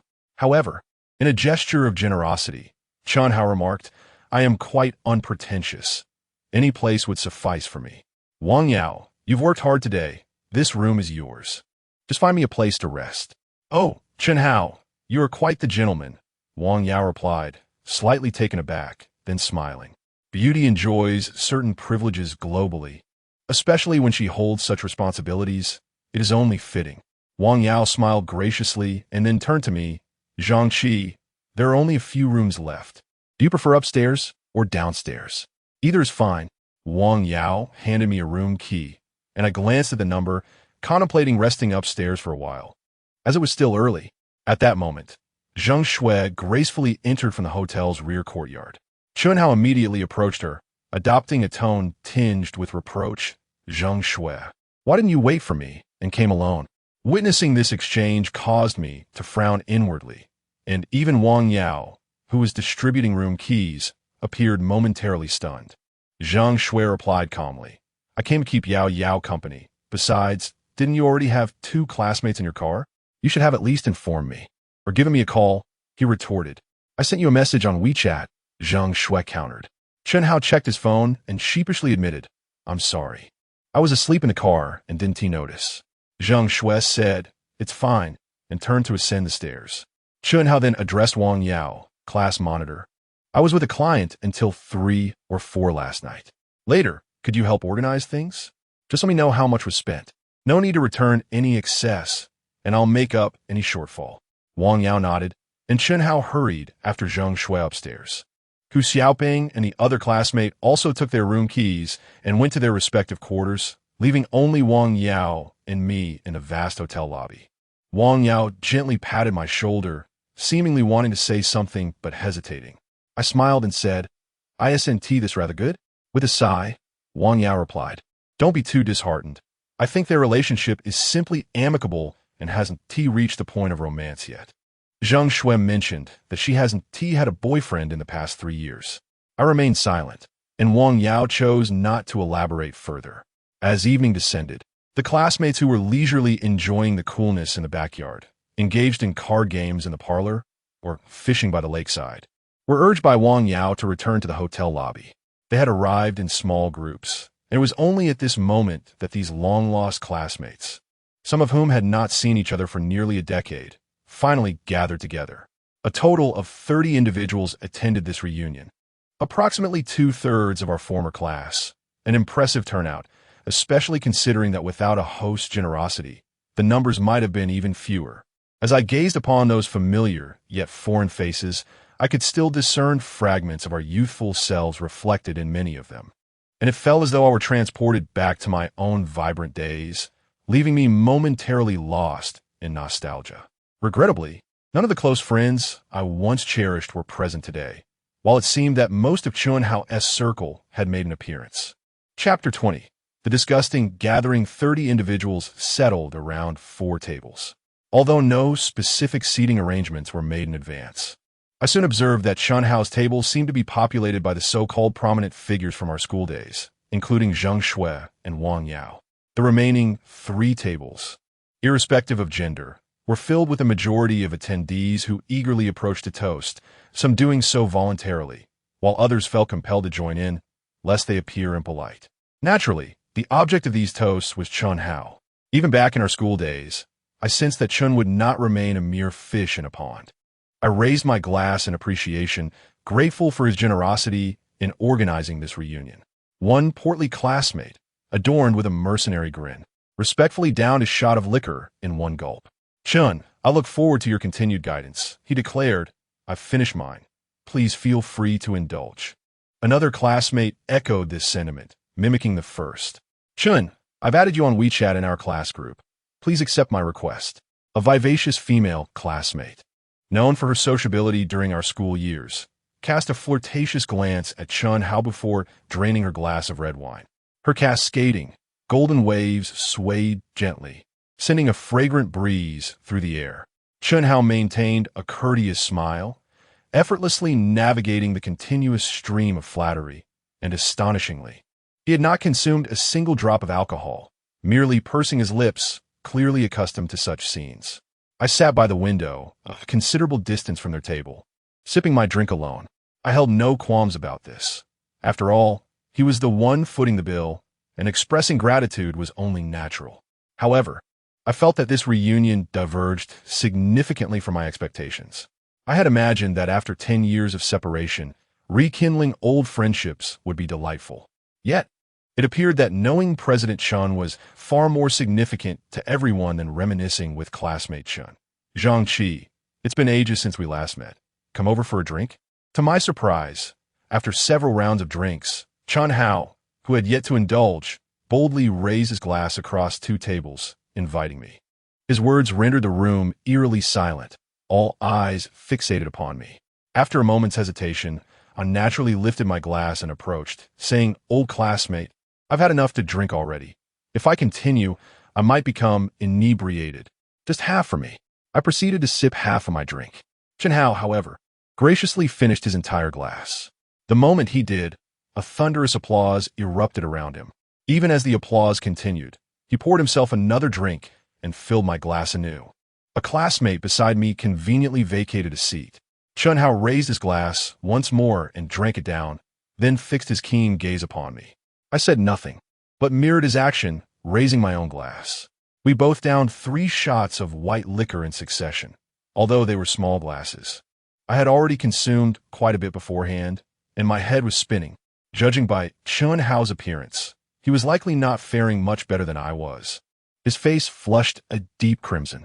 "Let us not drink anymore," suddenly interjected Zheng Shui, sitting beside Chen Hao, her brow furrowed. I was unsure to whom her remark was directed, but given her proximity to Chen Hao, it was evidently meant for him. Was she concerned for his well-being? A pang of inexplicable emotion welled up within me. Chen Hao quickly nodded in agreement, saying, "Indeed, we should stop. It's just that seeing so many old classmates today makes me so happy that I drank a bit more. Please don't be upset, Xiao Xue." Zheng Shui remained silent, her expression inscrutable.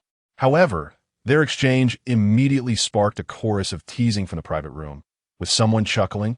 I thought the relationship between President Chen and the beautiful Zheng was quite special.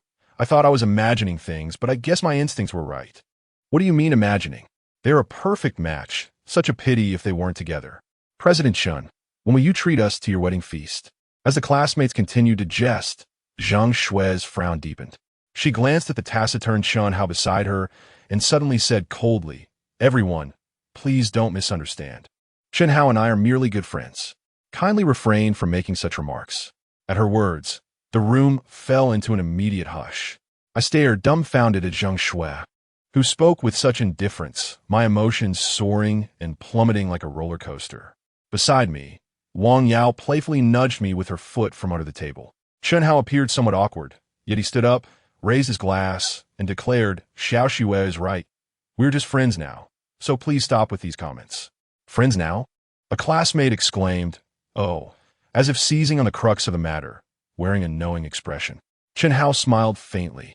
and seeing that the topic was becoming increasingly difficult to navigate, he sat back down, perhaps not wishing to elaborate further. Zhang, what have you been up to lately? It's been ages since we last met, suddenly inquired Hu Xiaoping, who sat to my right, lifting his glass without warning. I was taken aback and replied, just drifting along, much the same as before. That one do, old classmate. In today's society, it's no longer about brute strength. You must adapt your mindset. Whether Hu Xiaoping was tipsy or not, he casually threw an arm around my shoulder, feigning a close camaraderie, and pointed to the several tables of liquor in the room. Slurring, nowadays, everything revolves around money. Without it, even hosting a banquet is a struggle. Just look at President Chen. He is doing quite well. Chen Hao merely smiled faintly at these remarks. Before I could respond, another classmate from Chen Hao's circle remarked, Zhang, don't mind Hu Xiaoping. He has had a bit too much to drink. Yet, you must indeed make an effort. I acknowledge that during our school days, you were quite the figure. However, once you step beyond the school gates, everything must begin anew. The classmate continued, I do not mean to lecture you. I simply feel concerned seeing an old classmate in this state. Indeed, times have changed. Others at different tables echoed their sentiments. I furrowed my brow and cast a glance at Chen Hao. I am not a fool. I can sense that this entire scenario appears orchestrated in advance. What about my current situation? What is it exactly? I inquired coldly, slowly rising to confront the classmate who had just challenged me. He seemed a bit apprehensive, trembling slightly as I stood, momentarily at a loss for words, ultimately managing only an awkward smile. Chen Hao, who had maintained a constant smile, now subdued his expression and calmly remarked, please do not misunderstand. Su Tao means no harm. I am aware that these past 2 years have been difficult for you, and coincidentally, my company is hiring. If you're interested, you might want to learn more.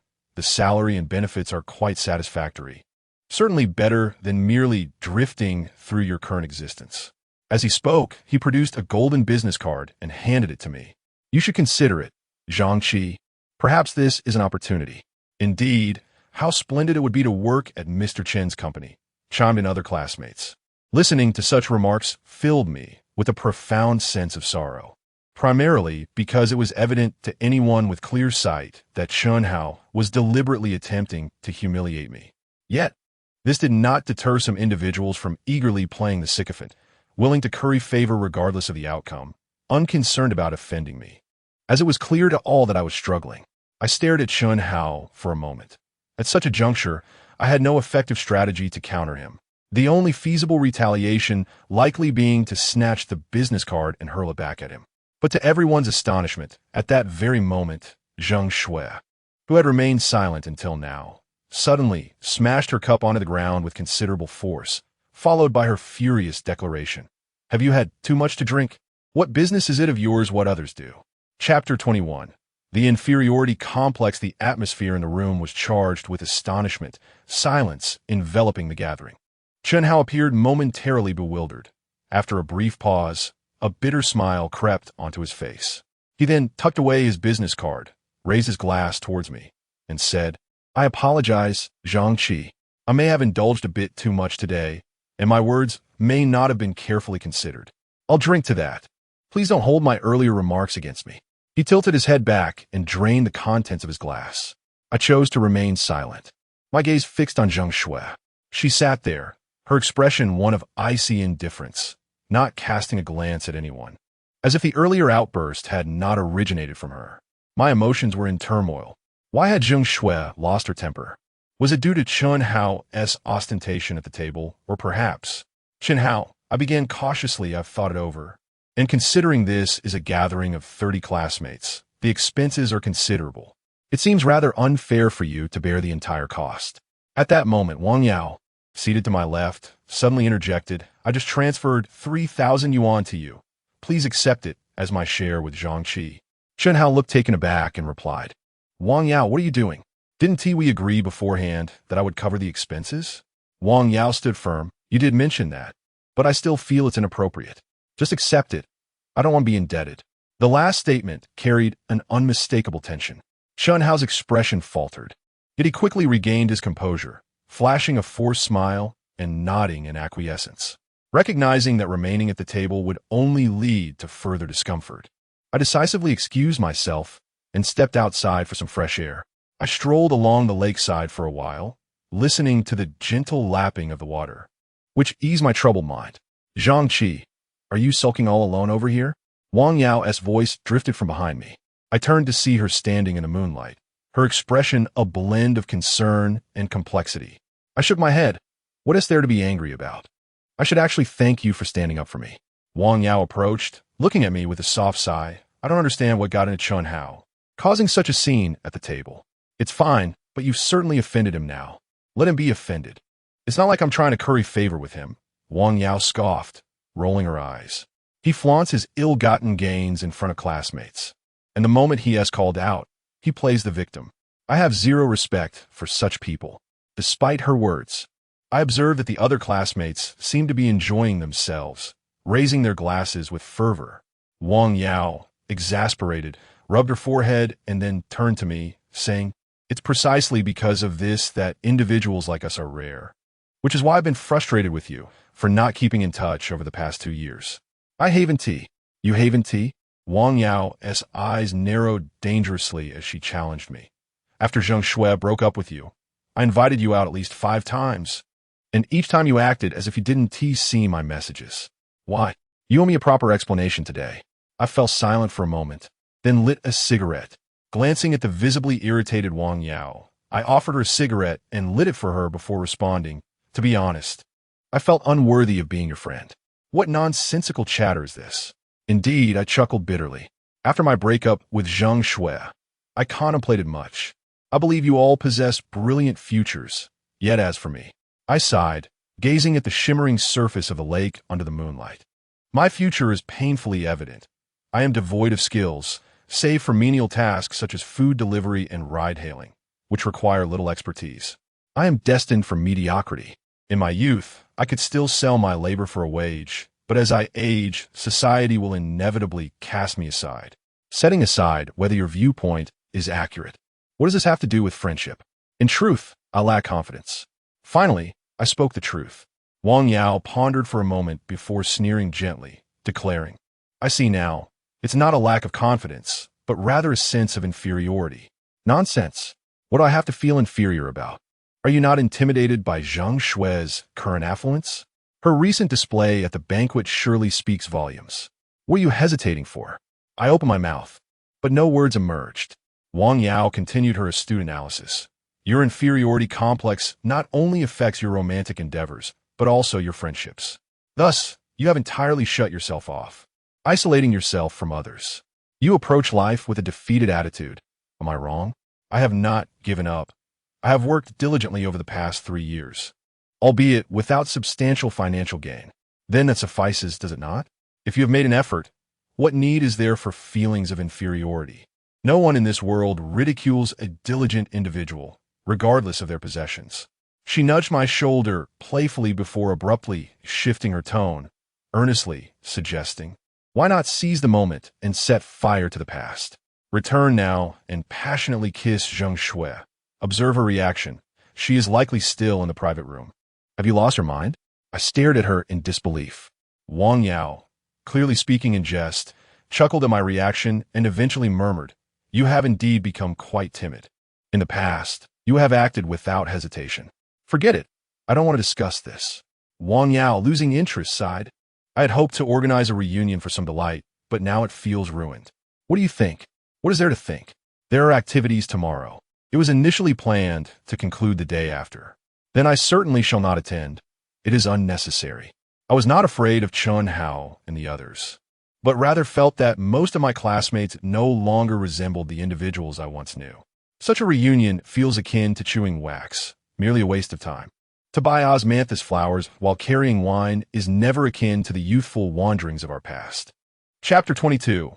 Prohibition. It is perhaps for the best that you do not attend. It spares us from the antics of Chun Hao and his ilk, Wang Yao remarked. In truth, I believe that even if I were to remain and participate in the reunion, no one would continue to target me. Undoubtedly, Chun Hao harbors feelings for Zheng Shui, though I am uncertain whether this affection is a recent development over the past 2 years, or if it has persisted since our school days. This, I suspect, is the primary reason for his hostility towards me, as everyone in the class is aware of my past with Zheng Shui. However, he appears to be quite submissive towards her. Just moments ago, when she expressed her anger, he promptly apologized to me. I instructed Wang Yao to summon a speedboat to ferry me off the island, simultaneously encouraging her to join me. As the class president and organizer, it would be inappropriate for me to leave alone. Wang Yao, with a hint of resignation, replied, "This will be the only time, from now on. Whoever wishes to organize such events may do so." After a brief pause, she added, "I wonder if we can find a taxi at this hour. Perhaps I should retrieve the car keys from Zheng Shui. You can take her car." "What kind of car does Zheng Shui drive?" I inquired. "You can see for yourself," she retorted. I departed as the boat arrived. I gestured towards the approaching speedboat, and Wang Yao disdainfully advised, "Be careful on the way. Hurry back. It's dark and eerie on the island." Understood. Bidding farewell to Wang Yao, I boarded the speedboat and left the small island, returning to the shore. Wang Yao was correct. This desolate place is far too isolated to hail a taxi. After futile attempts to find a willing driver, I reluctantly added an extra 50 yuan, which finally coaxed a car to come and pick me up from 8 kilometers away. The fare back to the city would cost 300 to 400 yuan, a sum I was unwilling to spend. Instead, I opted to stay overnight in a town outside the island for 60 yuan, catching the earliest train back the following morning. The morning sun shone brightly as I returned home, took a shower, and changed into clean clothes. I then drove my father's old Volkswagen Jetta around the city, picking up orders. My first assignment was from my vicinity to a residential complex opposite Shiqing Jinyuan. As I drove, I contemplated whether I should send a message to Li Siyu. Just as I parked in the community lot after dropping off my passenger, the system dispatched a new order, directing me to Shiqing Jinyuan with a passenger named Ms. Li. I promptly navigated to the designated location to pick her up, only to realize that the destination increasingly resembled the direction from which Li Siyu would emerge from her apartment building. Upon arrival, I looked up and recognized it as the entrance to the underground parking of Building 3. However, even at that moment, I did not presume the passenger would be Li Siyu. After all, she owned her own vehicle. I raised my head to search for my passenger, when suddenly I heard a click and the rear door of the car swung open. Li Siyu climbed in, adorned in a black floral lace dress, her hair styled in an elegant bun. She exuded both grace and a lively aura. Yet, she seemed oblivious to my presence, her focus entirely on her phone. I lowered my voice to inquire, "Excuse me, may I have the last 4 digits of your phone number?" Upon hearing my voice, Li Siyu was momentarily taken aback, then abruptly lifted her head, gazing at me in astonishment. "Zhang Qi, what brings you here? Did you take a taxi all the way to me? How coincidental. It's outrageous." Li Siyu's expression remained one of disbelief, and after a brief pause, she inquired suspiciously, "Didn't you attend the reunion? How come you're back so soon? Don't even mention it." It was utterly nauseating. As she gradually regained her composure, Li Siyu casually asked, "What happened? Who provoked you this time?" "It's not about provocation. There are just too many despicable people around. Could it be that what I said has come true?" I remained silent. "Drive," she stated coolly. "I've told you not to view reunions too naively. It's been years since you graduated, and so much has changed." I merely acknowledged with a sound, glancing at her through the rearview mirror before starting the car. Li Siyu's destination was near a commercial district, quite a distance away. After steering out of the parking garage, I observed her through the mirror while navigating the road. "Why aren't you driving your own car? I had a flat tire on my way back yesterday. I haven't had the chance to fix it." "You certainly have some luck," I quipped.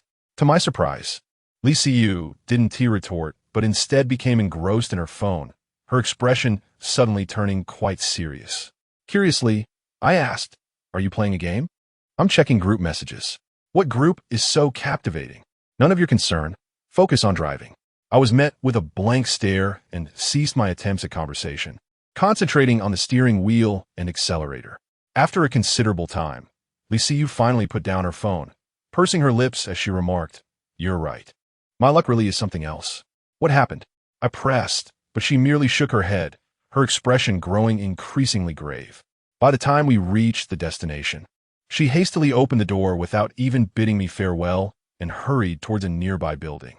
This was a mixed-use structure, suitable for both residents and commercial enterprises, adorned with numerous signs, From the 7th to the 9th floor, the words "some education" were prominently displayed, suggesting that at least 3 educational institutions resided within, though I was unaware of which one Lee belonged to. I chose not to pry into her affairs and continued on my way. As the afternoon sun intensified, the streets became increasingly deserted. After some time, I finally received another fare and found myself back near a location. With little else to occupy my time, I sent Lee a message inquiring which floor she was on. She replied, "8th floor, Young Fan Education." Upon arriving at the 8th floor via the elevator, I was greeted by the sight of the grand characters "Young Fan Education" in a rustic style. The entire floor had been opened up, divided into 4 large halls designated for various subjects, featuring both large and small breaks, as well as one-on-one teacher-student guidance. In essence, the entire floor belonged to this institution. "What brings you here?" Lee greeted me at the entrance, forcing a smile upon seeing me. "With nothing to occupy my time, I sought your company. Please come in." Following Lee, I made my way to the largest hall, where the air conditioning was set to an invigorating chill. Approximately 30 students, around 10 years of age, were seated upright in their chairs, while a young teacher imparted knowledge to this eager group. Progressing through the hall, I arrived at the teacher's office, which contained about a dozen workstations separated by cubicles, though only a few were currently occupied, as the other educators were likely engaged in lessons elsewhere on this floor. Lee's office was situated in the innermost section, a solitary retreat for her alone. "Please, take a seat." She gestured towards the sofa opposite her and inquired, "Would you like some water?" "Yes, please." She rubbed her nose and, with a hint of disinterest, remarked, "Then you may help yourself." "Is this institution yours?" I asked. "It is." Lee paused, then sighed, "but it may not be for long." "What do you mean?" I looked at her, puzzled. "It seems you are managing quite well." "No matter how well we manage, it cannot withstand a decree from above." Another sigh escaped her lips as she sadly explained, "A new directive has just been issued. It appears that all private educational institutions like ours may soon be forced to close." Chapter 23 Crisis. I widened my eyes in astonishment. "Why?" "The aim is to bridge the educational disparities among individuals. Otherwise, the future may become entirely determined by one's background, and the avenues for advancement in rural areas will be completely obstructed." What does this imply? To illustrate, although one's origins are still heavily scrutinized, the college entrance examination remains a relatively equitable platform, allowing children from any region to compete, even those from mountainous areas who can alter their destinies through this examination. However, if the gap between urban and rural education continues to widen, only urban children will have the opportunity to attend prestigious institutions, as the disparity in educational quality between rural and urban areas is already substantial. Should this be compounded by private extracurricular tutoring, the gap will only deepen. I discerned the essence of her words. It appeared to be an inevitable trend. "Do you have a cigarette?" "Hand me one," Lee remarked softly, glancing at the closed door. I produced a cigarette and offered it to her. She then requested my lighter to ignite it, gently drawing a puff. It was evident that she was an inexperienced smoker. She inhaled and immediately exhaled. After a few attempts, she scrutinized the cigarette with a troubled expression. "Isn't this supposed to relieve stress? Why do I feel nothing?" "You're not smoking it correctly. You're puffing on a fake one." "How does one smoke a real cigarette?" "You must inhale it, then take a breath." Lee followed my instructions, only to be met with a violent cough, her eyes watering profusely. A few tears escaped as she hastily grabbed a tissue to wipe them away. "This is truly difficult to smoke." It made me cry. I remained silent for a moment before inquiring, "What will you do now? Is this situation confirmed, or is it merely rumor?" "The new regulations will take some time before they are officially enacted, but this matter is undoubtedly settled. The documents have been issued." Lee sighed. "You must have earned quite a bit in recent years, right? Quickly seek connections, and if possible, offer bribes. As long as you can stabilize your career, you'll have opportunities to earn more later." Lee gazed at me in confusion. "Is that feasible? This new document is entirely different from the past." "I am uncertain, but there are always countermeasures to policies. Moreover, your industry is vast. It is unlikely they would eradicate it entirely overnight." After pondering, I continued, "It is certain that a significant number of educational institutions will perish, yet many will remain, for there will always be a demand for education.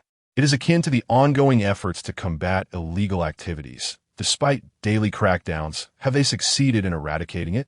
Let us not digress. There are establishments providing such services right beneath your building. I was not exaggerating. Just as I ascended in the elevator, two heavily made-up women disembarked on the 6th floor. Based on years of experience, if they were not professionals, I would write my name backward. My words seemed to rekindle Liu confidence. She took a deep breath and then looked at me, saying, "Thank you." I was puzzled. "What are you thanking me for?" Upon receiving this news today, I have felt utterly drained for the entire day. Now I must muster my strength. After years of toil to achieve what I have, I cannot relinquish it so easily. After she spoke, it was as if she were rallying herself, clenching her fist with renewed determination in her gaze. However, her subsequent words caught me off guard. She looked at me and said, "How about I transfer some money so you can visit the 6th floor? Consider it a token of gratitude for your encouragement. How much does it cost to have fun at such places? Are you out of your mind? Why would I ever go to such a place?" I retorted, "Really? I get the impression you might have a rather lascivious side," she teased. As she began to recount a previous encounter, she suddenly fell silent. With an assertive gaze, I challenged her. "What happened last time?" "It was you who came to me." Liu shot me a fierce glance, but found herself unable to counter my claim. Her cheeks tinged with a hint of crimson. In the following days, I refrained from contacting her, continuing with my own affairs. Until nearly a week later, when I transferred this month's repayment. I took the opportunity to inquire, "How are things progressing? Still on track?" After a prolonged silence, she finally replied, "It's hopeless. It's over. Even bribes won't help." It seemed that the authorities were resolute in their decision to eliminate this line of work. Many principals in our group were voicing their grievances, and no one appeared to have any viable solutions. Liu sent a sighing emoji. I've been trying to arrange dinners with several officials, but they refused to meet. Faced with such a dire situation, I had no advice to offer. If even bribery failed, it was likely that the time for leveraging connections had arrived. Choosing discretion, I opted to remain silent when I could not provide assistance. Yet, a thought suddenly struck me.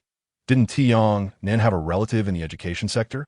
I recalled him boasting about it during our middle school days. However, upon further reflection, I realized that such distant connections would likely yield little. Even if this relative still existed, after over a decade, he might have long since transferred or retired. With that thought, I dismissed the idea of inquiring further. Nevertheless, just before sleep, I couldn't help but ask, if your institution is shut down, is it merely the loss of income? Liu responded. It's far more complex than that. First, the severance for teachers amounts to a significant sum. Then there are the tuition refunds and compensations for students' parents, all stipulated in contracts. Additionally, the floor I am currently renting is under a 5-year lease. Should I cease operations abruptly, they would undoubtedly demand a penalty for breach of contract. I fear I might face bankruptcy.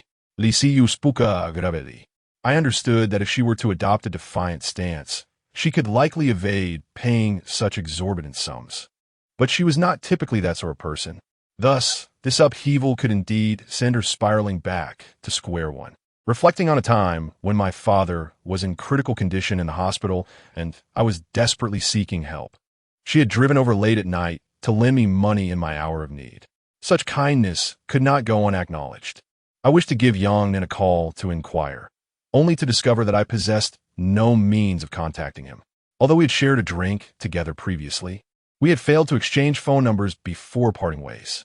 As for QQ and other messaging platforms, I had long since lost track of him. Nevertheless, I resolved to muster my courage and attempt to find him. The following morning, I drove back to the town, aimlessly wandering the streets in hopes of encountering him. Our town is quite large, with a resident population reportedly nearing 100,000. Notably, 2 small squares have been constructed solely for the residents to stroll in, rendering the chances of crossing paths with him exceedingly slim. However, fortune favored me, although I did not spot him on the main road. As I drove past a second-hand car dealership, I suddenly noticed a bald man with a scarred head crouching beneath the awning outside. He was smoking a cigarette, his back to me, as he struggled to maneuver a wrench under what appeared to be an almost derelict Chang'an car. I parked my vehicle and approached. Chapter 24. Seeking help, Yongnan? I tentatively called out. The bald man did not rise. Instead, he squatted there, turning to glance at me. I was prepared to approach him, but upon seeing his face, I was taken aback. With a hooked nose, a square jaw, and a scar running across his bald head, his distinctive features led me to believe that I would never find another like him in this small town. This man bore a striking resemblance to Yongnan, albeit with far more wrinkles on his face and a slightly different position of the scar, suggesting he was perhaps in his 50s. "Who are you? Looking for Yongnan?" he asked flatly, wielding a wrench. I quickly searched my mind for fragments of memories about this man and replied politely, "Uncle, you don't recognize me? I'm Zhang Qi, a friend of Yongnan S from middle school." Upon hearing this, the bald man spat on the ground and scrutinized me for a moment before casually stating, "Yongnan is inside," and returned to working on the van. I stepped closer, lit a cigarette, and offered him a light. Only then did he glance at me again, saying, "Are you looking for Yongnan to help you fight? You'll need to pay now. It's not like when you were in school." I chuckled awkwardly. "You've misunderstood, Uncle. I'm not asking him to fight. I have some other matters to discuss with him." The bald man merely grunted in response and continued his work, prompting me to hastily make my way into the house. Inside, several men adorned in short sleeves and tattoos were engaged in a game of mahjong. I quickly scanned the room, but did not see Yongnan. I inquired of one of them, "Friend, where is Yongnan?" He gestured upstairs with a cigarette in his mouth. "He*s upstairs taking a nap." "Who's looking for him?" At that moment, the door at the top of the stairs opened, and Yongnan emerged, shirtless and looking perplexed. I nodded towards him, and he immediately brightened. "Zhang Qi, what brings you here so suddenly? I need to ask you about something." "Come on in," he said. I started toward his room, but halted abruptly at the threshold. Sitting on his bed was a naked woman, casually smoking and facing the door. She seemed entirely unbothered by my presence, even smiling at me. "Come in and sit," Yongnan said, equally oblivious. "Perhaps we should go to my car to talk," I suggested. "You have quite a few things to discuss, don't you?" He finally seemed to notice the woman, grabbed a t-shirt from the nightstand, and followed me downstairs.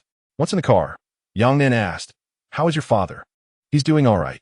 Are you still looking to cause trouble with those little punks? If you want to call in some muscle, you'll need to pay for it. Our relationship means I want to profit from you, but I can't guarantee any serious harm. I could just help you intimidate them, maybe a few slaps at most." I waved my hand dismissively. "I'm not here for that." He looked puzzled. "Then what do you need me for? What are you saying? After all these years as old friends, can't we meet for a drink without any particular reason?" Yongnan laugid heartily. "You can cut to the chase. If there's something on your mind, just say it. We don't need to indulge in pleasantries." He spat out of the window and scrutinized me. "So what is it? You didn't even call, making me wander the streets in this sweltering heat to find you. I recall you had a relative working in the education sector, right?" "Indeed. My uncle is in that field." "Your close uncle?" "Not particularly. He's my grandfather's brother. It's an old family matter." Yongnan loket puzlet. "Is your child going to school?" "My girlfriend doesn't have any children," I replied with a wry smile. "Actually, a friend of mine is in the education sector, but he's encountered some issues and needs assistance." Yongnan fell into deep thought and then said, "I'm not well versed in such matters, but I do keep in touch with my uncle. If you genuinely need to meet him, I can arrange for you both to get together." "Let's not rush it," I suggested after some contemplation. "Is your uncle a leader or just an employee?" "He's a minor leader." I nodded. "Then see when he might be available and try to set up a meeting. Rest assured, if this works out, my friend will certainly make sure you benefit." "Sure. Tell me more about it, and I'll inquire on your behalf." After hearing my description, Yongnan promptly called his uncle in my presence. After exchanging pleasantries, he asked, "Uncle, what is the latest on this matter from above?" He faltered and glanced at me. I quickly whispered, "Private education promotion." "Oh, the private education promotion. Do you know what that's about?" "Yes, I have the documents here." His uncle got straight to the point on the phone. "Is it true that a friend of yours is seeking to make connections?" "Yes, he's an old acquaintance." "You little rascal, who allowed you to flaunt my reputation. This is an old matter. He just reached out to me now." Yongnan chuckled a few times and asked, "So, Uncle, do you think there's a chance for progress? If not, I could just say a few words to dismiss him." His uncle neither confirmed nor denied, but stated, "Education and training is a promising sector." I quickly signaled to Yongnan. He understood and replied, "All right, Uncle, When would you be available? I'll arrange a meeting. Let me see. Perhaps tomorrow evening, but I cannot guarantee my availability. Understood. Yang Nan chuckled awkwardly. Uncle, please consider my father's reputation and try to make time. Depends on the circumstances. After hanging up, Yang Nan gave me an okay gesture. Thank you. I felt a slight relief. At least this situation had taken its first step toward resolution. I glanced at the balance in my wallet and first treated him to a fine meal, later enduring the discomfort of treating him to a foot soak. After parting ways outside the establishment, I finally shared this matter with Li Siyu. To my surprise, she was utterly astonished and inquired, "Where did you find such connections?" I replied, "That is not for you to worry about. In any case, we shall dine with him tomorrow evening, though it may require some expenditure. As long as the institution can continue its operations, any amount spent is worthwhile." Li Siyu gently remarked, "Zhang Qi, if this endeavor succeeds, you will have rendered me a great service." I cautioned her, "Do not be overly optimistic. The matter has yet to take shape." She acknowledged, "I understand, yet this is undoubtedly the most promising news I have heard in days." Li Siyu then asked, "Could I transfer you some money to buy a few items for me? I'm not very adept in these matters and am unsure of how to prepare." I replied, "Just send it to me." After receiving the funds, I procured the necessary items. The following evening, under the introduction of Yang Nan, Li Siyu and I reserved a table at a certain restaurant in the city, awaiting the arrival of her uncle. Chapter 25. Friends, the three of us waited in the private room for about an hour, and after several prompts from Yang Nan, his uncle finally arrived. Yang Nan's uncle was a middle-aged man with a receding hairline, clutching a briefcase under his arm, dressed in a simple earth-tone plaid shirt. He spoke in a very amiable manner. Initially, the conversation flowed rather well, but soon, whether it was due to his excessive drinking or the allure of Li Siyu's beauty, an unpleasant incident unfolded at the table, leaving both Li Siyu and me feeling quite awkward. Yang Nan, on the other hand, seemed unfazed. Perhaps he was accustomed to such encounters, as some events in his world appeared entirely normal to him, much like the woman in his bed, unclothed. As I could no longer endure the situation and grasped Li Siyu's hand to leave the room, Yang Nan looked at me in bewilderment and asked, "Why are you suddenly leaving?" I ignored him, pulling Li Siyu swiftly out of the private room and out of the restaurant, suddenly accelerating into a run. It was only when we reached a distant greenbelt that I finally stopped, releasing her hand which I had held tightly. "I'm sorry." I didn't anticipate such an occurrence. Surrounded by the bustling flow of traffic, I sighed and looked at her with regret. Li Siyu's expression was somewhat complex. After a moment of silence, she replied, "It's fine. We can always think of another way." Her words, even to me, seemed devoid of hope. After all, she was the first and only person willing to dine out with me after so many days of planning. I hadn't expected it to devolve into such a debacle. I can't believe that fool. If it weren't for you holding me back, I genuinely would have wanted to confront him, filled with such trivial matters, yet pretending to be someone of substance. I gritted my teeth. "Forget it. Don't be upset. The matter is already ruined. Getting angry won't help, especially since he is your friend's elder." "Elder? Have you ever encountered such a disrespectful elder?" I cursed inwardly, recalling the balding man's various inappropriate actions towards Li Siyu at the table, still seething with anger. "You know," Li Siyu said, a hint of exasperation in her voice, "I am indeed angry, but why are you so worked up? It's as if someone has disrespected your partner. Why are you so furious over our relationship?" I stared at her in astonishment. "What does this have to do with romance? You are my friend." Li Siyu Baoja, taken aback, then softly replied, "Thank you for standing up for me just now. Throughout my life." She hesitated momentarily before changing the subject. "Where shall we go now?" "I'm not sure. It's almost 9. I checked my phone for the time. How about we go watch a movie?" Li Siyu suddenly suggested with a leap of thought. "There's a horror film that just came out, and I've heard good reviews online." "You enjoy horror films?" "They're tolerable. I prefer thrilling experiences." "Then let us go. I have nothing pressing to return to, and I know her spirits are low." However, as Li Siyu was booking tickets on her phone, I unexpectedly received a call from Wang Yao. "Hey, are you busy? You may proceed with your matter. I'll consider my busyness thereafter." "So you're not busy then?" Wang Yao responded, somewhat displeased. "If you're free, why not come over to my bar for a visit? Have you invited Zhang Shui And the others? I am currently on the phone inviting you. Why should it concern you whether I've invited anyone else? That is not what I meant. I cleared my throat and explained, didn't you mention that after the reunion, you would gather our old friends? Is it happening today? Had you not mentioned it, I would have completely forgotten. I only invited you. Wang Yao chuckled on the line. But if you have thoughts on the matter, I could call Zheng Shui over right now. Please don't, I replied. If you invite her, I want to come. Look at how timid you are, Wang Yao scoffed, then paused before adding, I've sent you the location. Hurry over to appreciate my nightingale-like singing. You can indulge in your own self-appreciation first. I'm currently with friends. What are you doing? Watching a movie. Oh, so you made some progress? Wang Yao said, somewhat surprised. Let us touch base later, but you absolutely must come by today. Okay.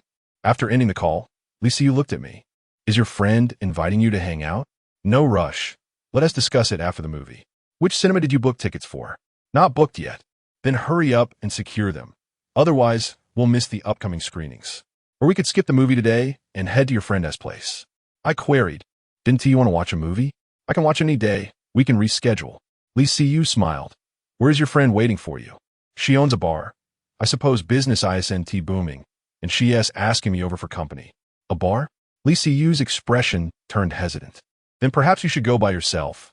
I can't tolerate such places. They're too noisy. Have you been to a bar? I asked, pondering how such an admirable young teacher like her would fare in such an establishment. I once accompanied colleagues, but it was too loud, and I found such places rather chaotic. I chuckled. It's not the kind of bar you're imagining. It's a lounge, more like a music restaurant where you can enjoy drinks and listen to songs.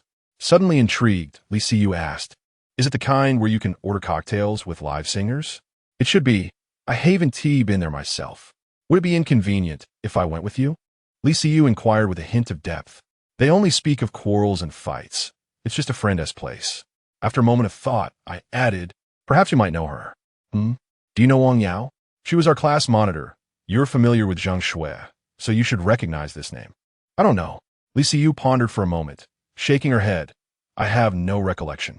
Indeed, you were quite the diligent student back then, naturally fixating only on commendable individuals like Zheng Shui. Wang Yao, much like myself, was a mere student of little consequence, and thus failed to capture your attention. Do not harbor such petty thoughts. Lee Siyu shot me a glare. I'm fully aware that your interest in Zheng Shui stems solely from her past romantic involvement with you. The others are not my adversaries, so why should I concern myself with them? Adversaries? I regarded her with intrigue. At the very least, I once considered you to be my third nemesis. However, after our recent interactions, my impression of you has softened, albeit marginally. Having indulged in a fair amount of alcohol, and with Lee Siyu partaking as well, we summoned a chauffeur to convey us to the vicinity of the address previously provided by Wang Yao. We found ourselves on a pedestrian street, relatively devoid of foot traffic. Across the way, a modernly styled music bar was in full swing. Through the dimly lit glass windows, I glimpsed a young woman donning a baseball cap, gently strumming her guitar and singing softly. She sat there, her fingers entwined with the smoke, her voice rich with narrative. Even without seeing her face, I could discern her undeniable charisma. Chapter 26. The second encounter is that Wang Yao, Li Siyu Inkita Tsufli. My gaze traversed the glass window, fixating on the elegant silhouette, only to shake my head after a moment. No, although the figure bore a striking resemblance to Wang Yao in both form and attire, the voice was distinctly different. This girl's voice emanated an ethereal, haunting fragility, whereas Wang Yao's singing, etched in my memory, was vibrant and spirited, much like her personality. It had been quite some time since I had last heard her sing, yet I was confident in my recollection. This quaint bar, tucked behind the pedestrian street, resembled a solitary lantern amidst the night, steadfast against the encroaching darkness. I suddenly perceived the contradiction in the figure at the bar. In that fleeting moment, I had confidently concluded that she was indeed an enchanting girl, but now, observing her extinguish a cigarette with a single hand, I sensed a certain turmoil within her existence. At times, one must not rely solely on subjective judgment to ascertain the truth of a matter, as I was soon reminded when the girl, clutching a guitar, abruptly turned to face the window, causing my eyes to widen in astonishment. What on earth? How is this possible? Li Siyu, perplexed, asked, is there a problem? I remained silent, my eyes fixated on the bar, my heart brimming with disbelief. Wang Yao, who was singing, quickly noticed my presence across the street. My unexpected arrival did not disrupt her rhythm. After a brief moment of surprise, she gazed at Li Siyu beside me for a while. Then a mysterious smile graced her face. Li Siyu, sensing something, queried, is she Wang Yao? Yes, I nodded, my emotions a blend of complexity, for I had just confidently asserted that this was not Wang Yao. It seems you do not know your friend as well as you thought. Li Siyu remarked with a knowing smile. Then, before I could respond, she stepped towards the road. I remained rooted in place until she had entered the unassuming music bar devoid of a sign. With an inexplicable sigh, I crossed the street and followed her inside. The interior was sparsely populated, with fewer than 10 patrons, including myself and Li Siyu. Nevertheless, this did not deter Wang Yao from passionately delivering her performance. After concluding a challenging piece, Step Back, she seamlessly transitioned into a song by Zhang Xian, both of which she imbued with the essence of a serene morning forest. For the first time, I realized how beautifully Wang Yao sang. As the final lyric echoed through the room, a scattering of applause erupted, prompting her to pause, bow slightly to the audience, and then approach the table where Li Siyu and I sat. What would you like to drink?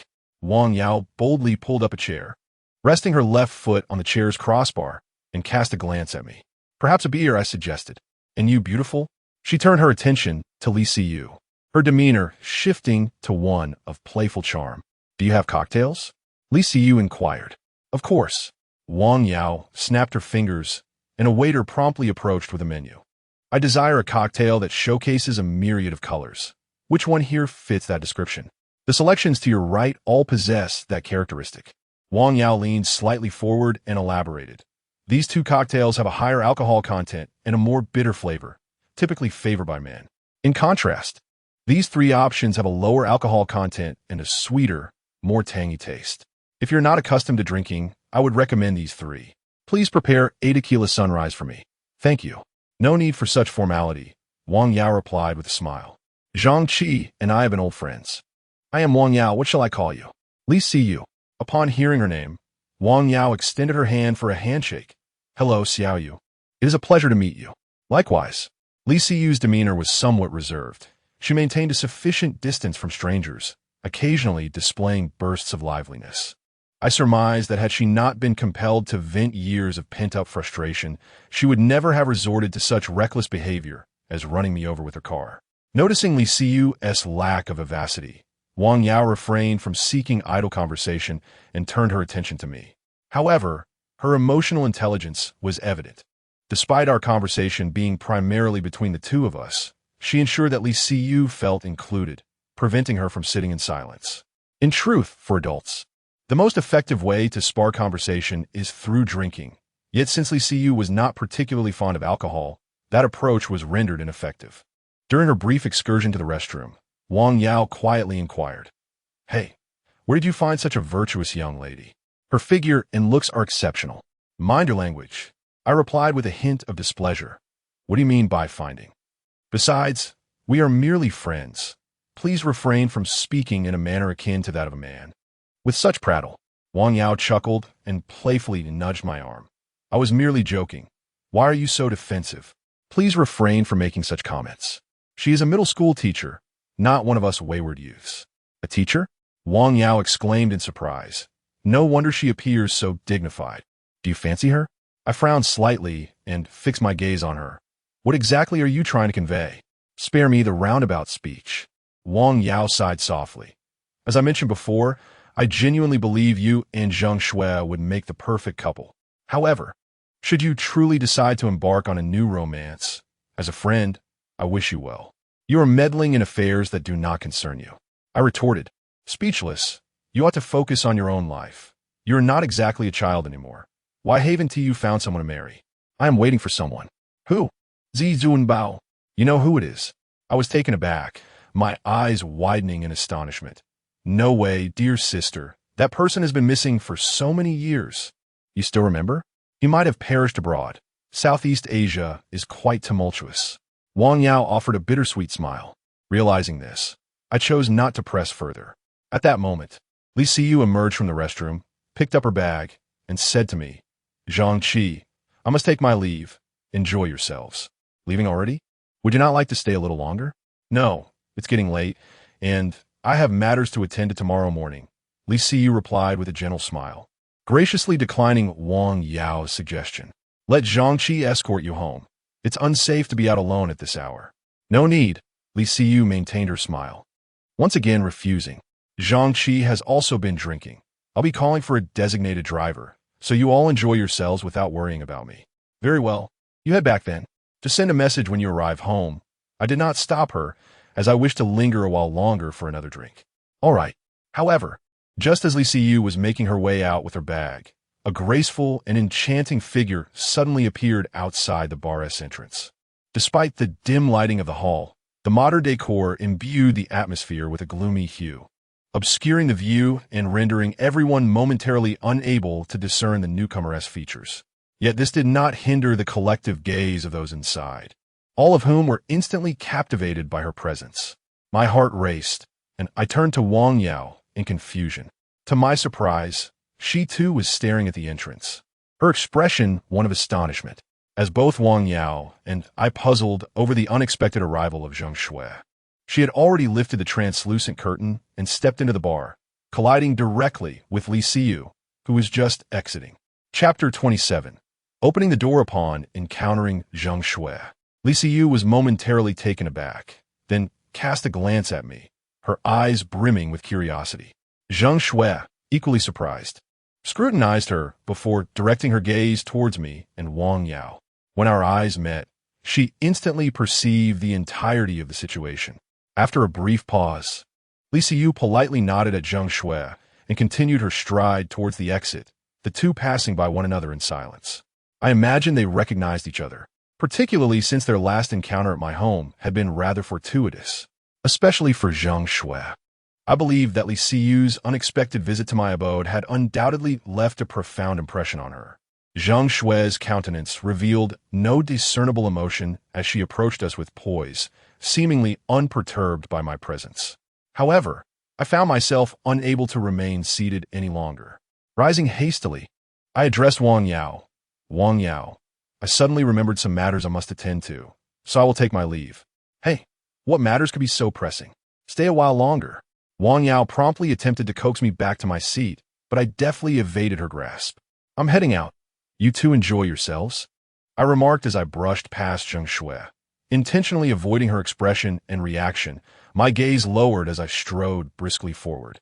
It was not until I lifted the curtain and exited Wang Yao's bar that I finally exhaled a sigh of relief. I did not glance back, instead proceeding directly to the spot where Li Siyu had parked her vehicle. Naturally, she had not yet departed, and the car remained idle as she adjusted the air conditioning to cool the interior.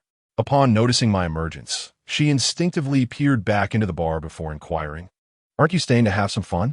"I have to drive tomorrow," I replied.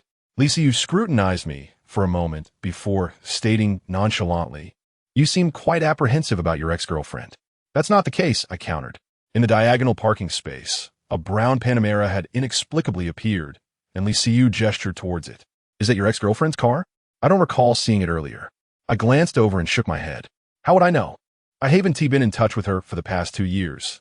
The only times we met were at the reunion and that last time at my home. Shall I go explain to her about our previous encounter? I remained silent for a long while before replying, "No need." "But you just exited," and she followed closely behind. "She must genuinely believe there is something between us. Let her think what she likes." My reasoning was straightforward. We no longer belong to the same world. So why should I cling to her? You speak so lightly of it.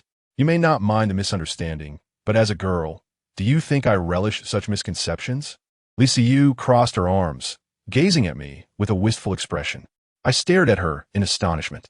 "Then you should explain it to her yourself." "I'll forget it." Li Siyu siga. "Get in the car. I'll drive you home." "Aren't you supposed to be getting a designated driver?" "I don't need one." Upon hearing this, I promptly opened the door to the BMW and took a seat inside. I, too, wished to depart swiftly, for I felt as though Zheng Shui and Wang Yao inside the bar were continually watching us.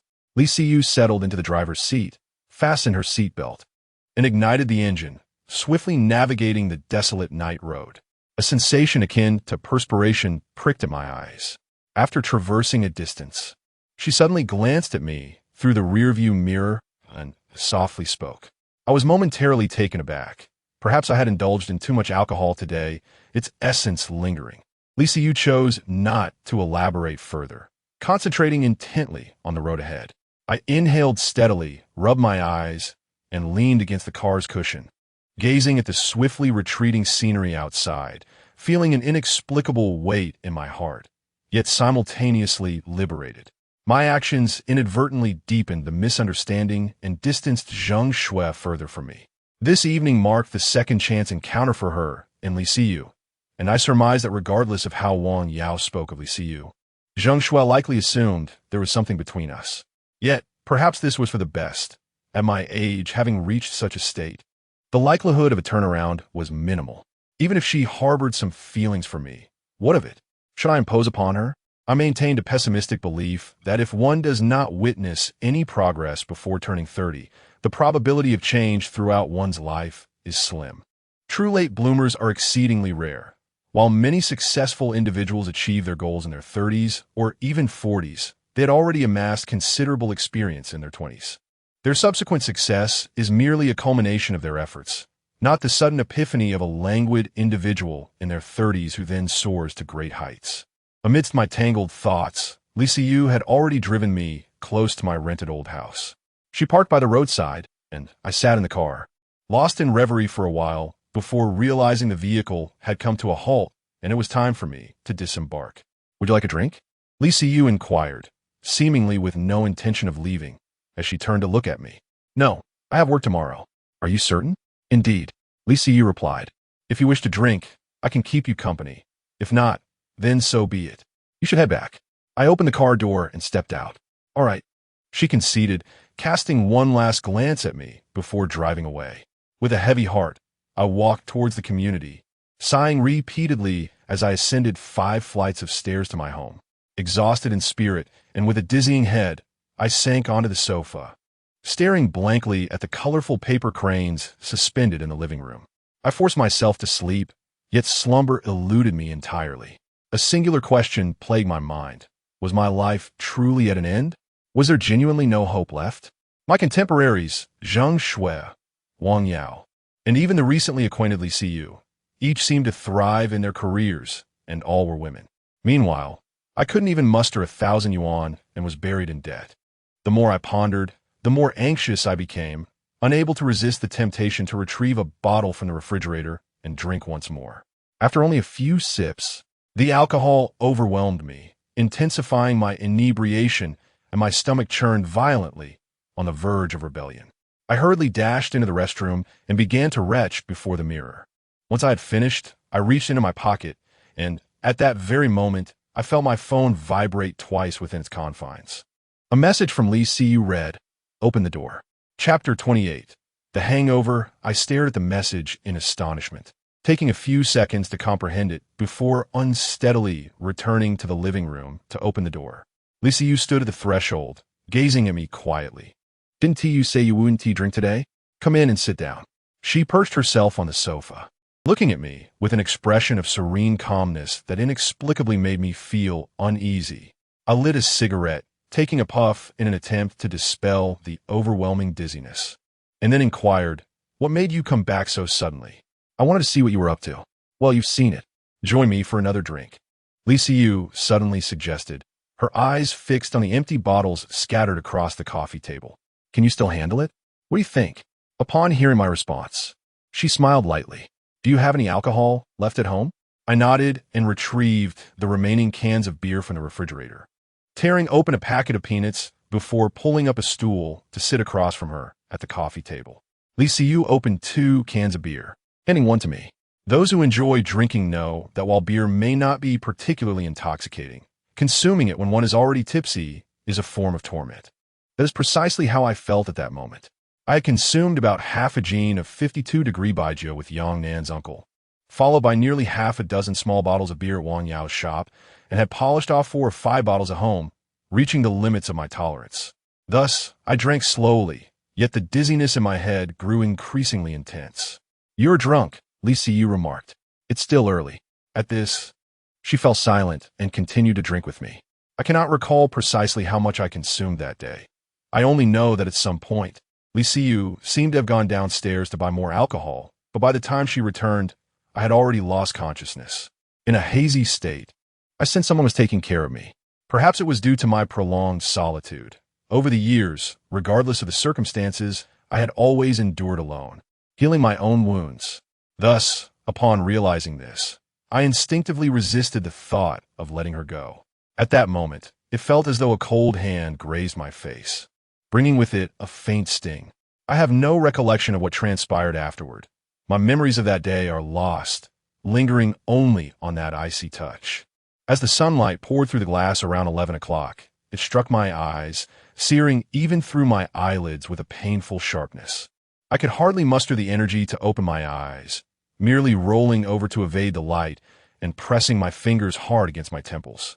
I had drunk too much the previous night, and my head still throbbed. Wait a moment, wasn't I drinking in the living room? How did I end up in the bedroom? And where was Li Siyu? Suddenly, the realization struck me, and I opened my eyes wide, sitting up in bed, surprised as I surveyed my surroundings. When I noticed that I was bare from the waist up while still wearing my trousers, I felt a slight sense of relief.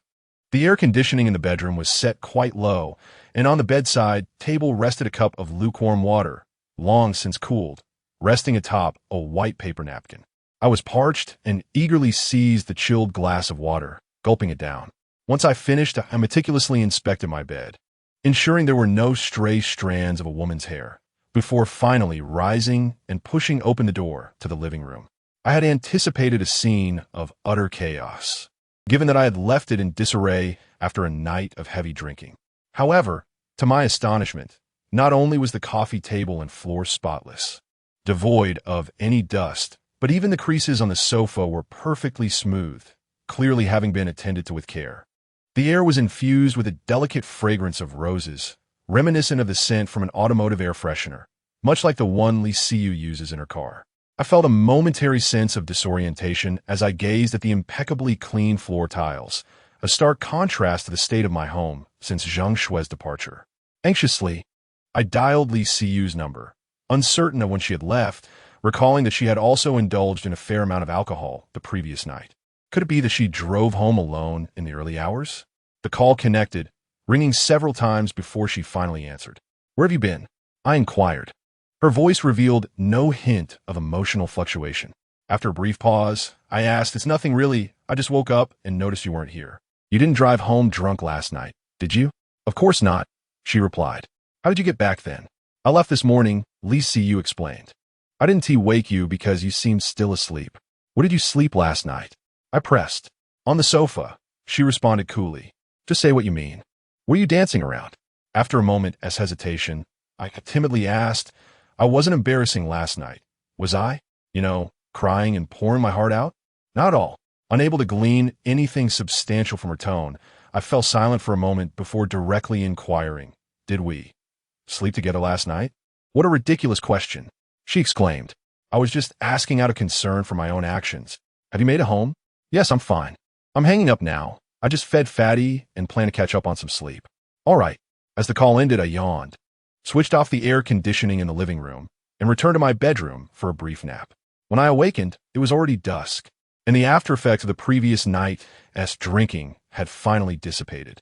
I decided to take a day off and drove to Wang Yao's unnamed bar. Since it was still early, the bar had yet to open its doors. Wang Yao was behind the counter, polishing the tall glasses with a disposable towel. Upon noticing someone lifting the curtain to enter, she looked up.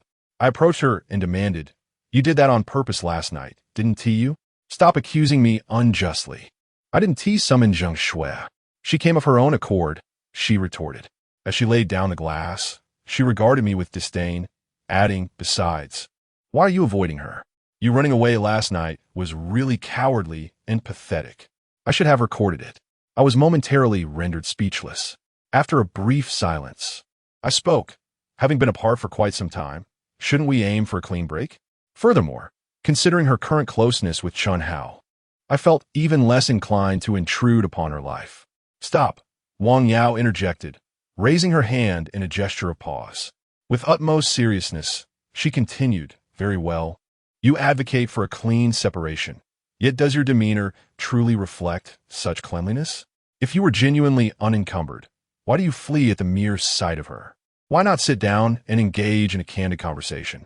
Moreover, and perhaps most importantly, does her proximity to Chun Hao necessarily imply a romantic involvement? Such a statement seems rather narrow-minded." Chapter 29.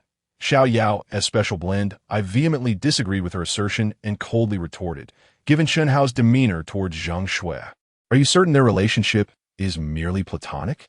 Wang Yao chuckled with a hint of mischief. "You see, you do care after all. Otherwise, why would you be so irrationally jealous?" I had never denied such a sentiment. Wang Yao gently nodded. "What would you like to drink today?" "I'll pass. I need to drive later," I replied. "Don't be absurd. What is the point of coming to a tavern if you're not going to drink?"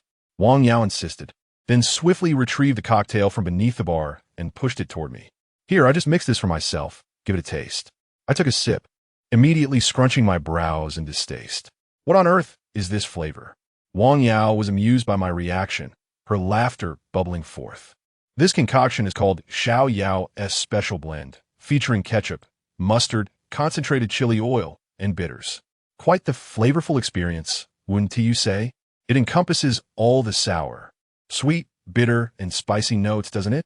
"Wrong," Wang Yao corrected. "It's a clash of sour, bitter, and spicy." I gazed into the murky liquid of my glass, and then at Wang Yao, who wore a playful grin. "Do you believe you embody this flavor?" Wang Yao paused, taken aback. "A clash of sour, bitter, and spicy indeed, which means there's no sweetness." I stretched lazily and said, with a teasing tone, "I wonder what kind of man could savor the sweetness of the class monitor." "That's none of your business. Anyway, it's not you. You must finish this drink. It's not allowed to be wasted." "I refuse." Wang Yao glared at me, raising her fist in mock threat. Just then, the door curtain lifted and a customer entered, prompting her to lower her hand. While she attended to the new arrival, I discreetly grabbed a bottle of fruit wine from the bar and settled into a corner seat. From this vantage point, I could see half the street through the glass, taking in the distant intersection and the bustling fountain square at the end of my line of sight. There, pedestrians streamed by, cars flowed along the road, and artists painted sugar figures, while a balloon-selling grandmother and a flower-selling young lady added to the lively scene. Suddenly, a memory struck me. I recalled visiting this place once during my school days, at least a decade ago, back when I was in my second year of high school. The fountain square had just been completed. It was the evening of a Christmas study session, and I had stealthily escaped with Zhang Shui, climbing over the wall to come here for some fun. I had even bought her a roasted sweet potato beneath the statue of the beautiful goddess Venus. Doesn't this view seem particularly familiar?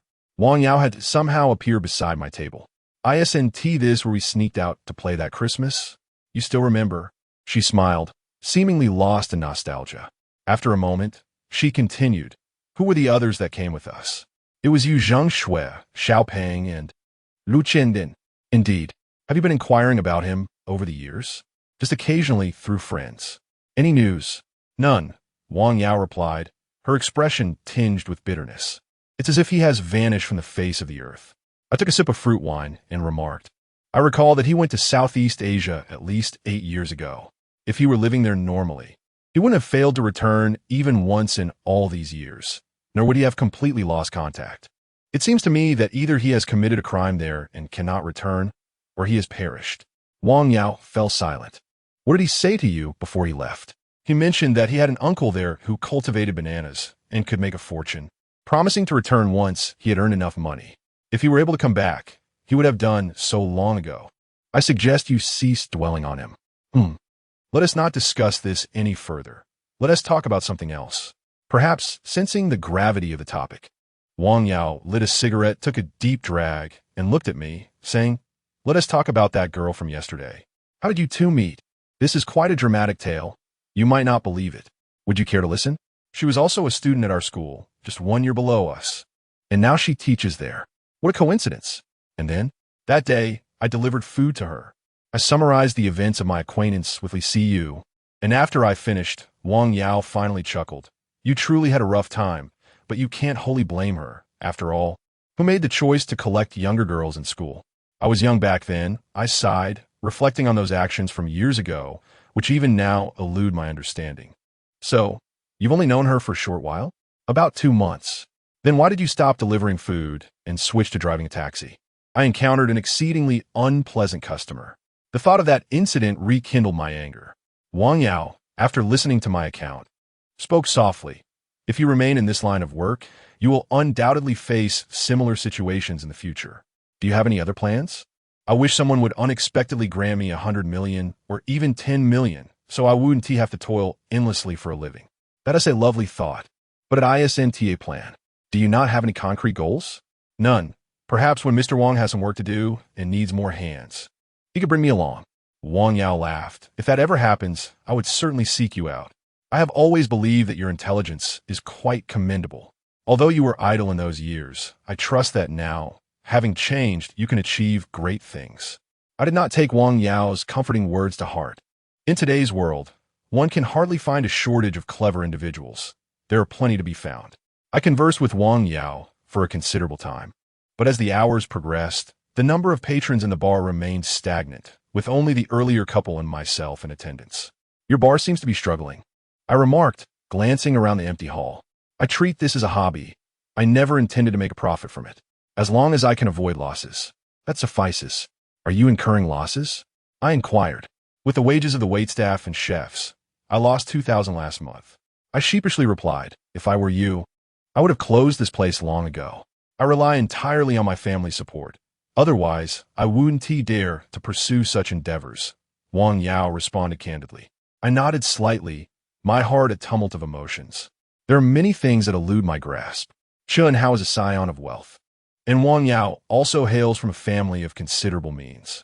During our school days, I was entirely indifferent to such circumstances. However, after several years post-graduation, particularly in light of the myriad events that have transpired within my family recently, I occasionally find myself pondering the notion that, had I been blessed with a nurturing family, one not necessarily affluent, but free from illness, harmonious, happy, and filled with mutual affection, I might not feel so burdened by life. Chapter 30. Mutual Understanding. After spending approximately 2 hours with Wang Yao, I departed from the bar and chose not to return to my rented apartment that evening. Instead, driving directly back to my family's home in town. It had been nearly 10 days since I last visited my father. Our residence is located in a millennium community named Xin Xiao Garden, consisting of a 3-bedroom apartment with an elevator, which my father had purchased by sacrificing everything when I was merely 5 years old. For over a decade, the 4 of us had called this place home. Now, it was only my father and Yang Xiaofeng living here. The old community lacks an underground parking garage, so I parked my car on the grassy area beneath the building. Gazing up at the 12th floor where my home is situated, I proceeded towards the stairwell. Knock, knock, knock. I raised my right hand and gently rapped on the door. While awaiting a response, I unexpectedly turned to glance at the closed door behind me. I did not hear any commotion from within. Perhaps those rascals had moved away. After my recent visit to the police station, I had genuinely intended to teach those scoundrels a lesson, and I had even procured the necessary tools.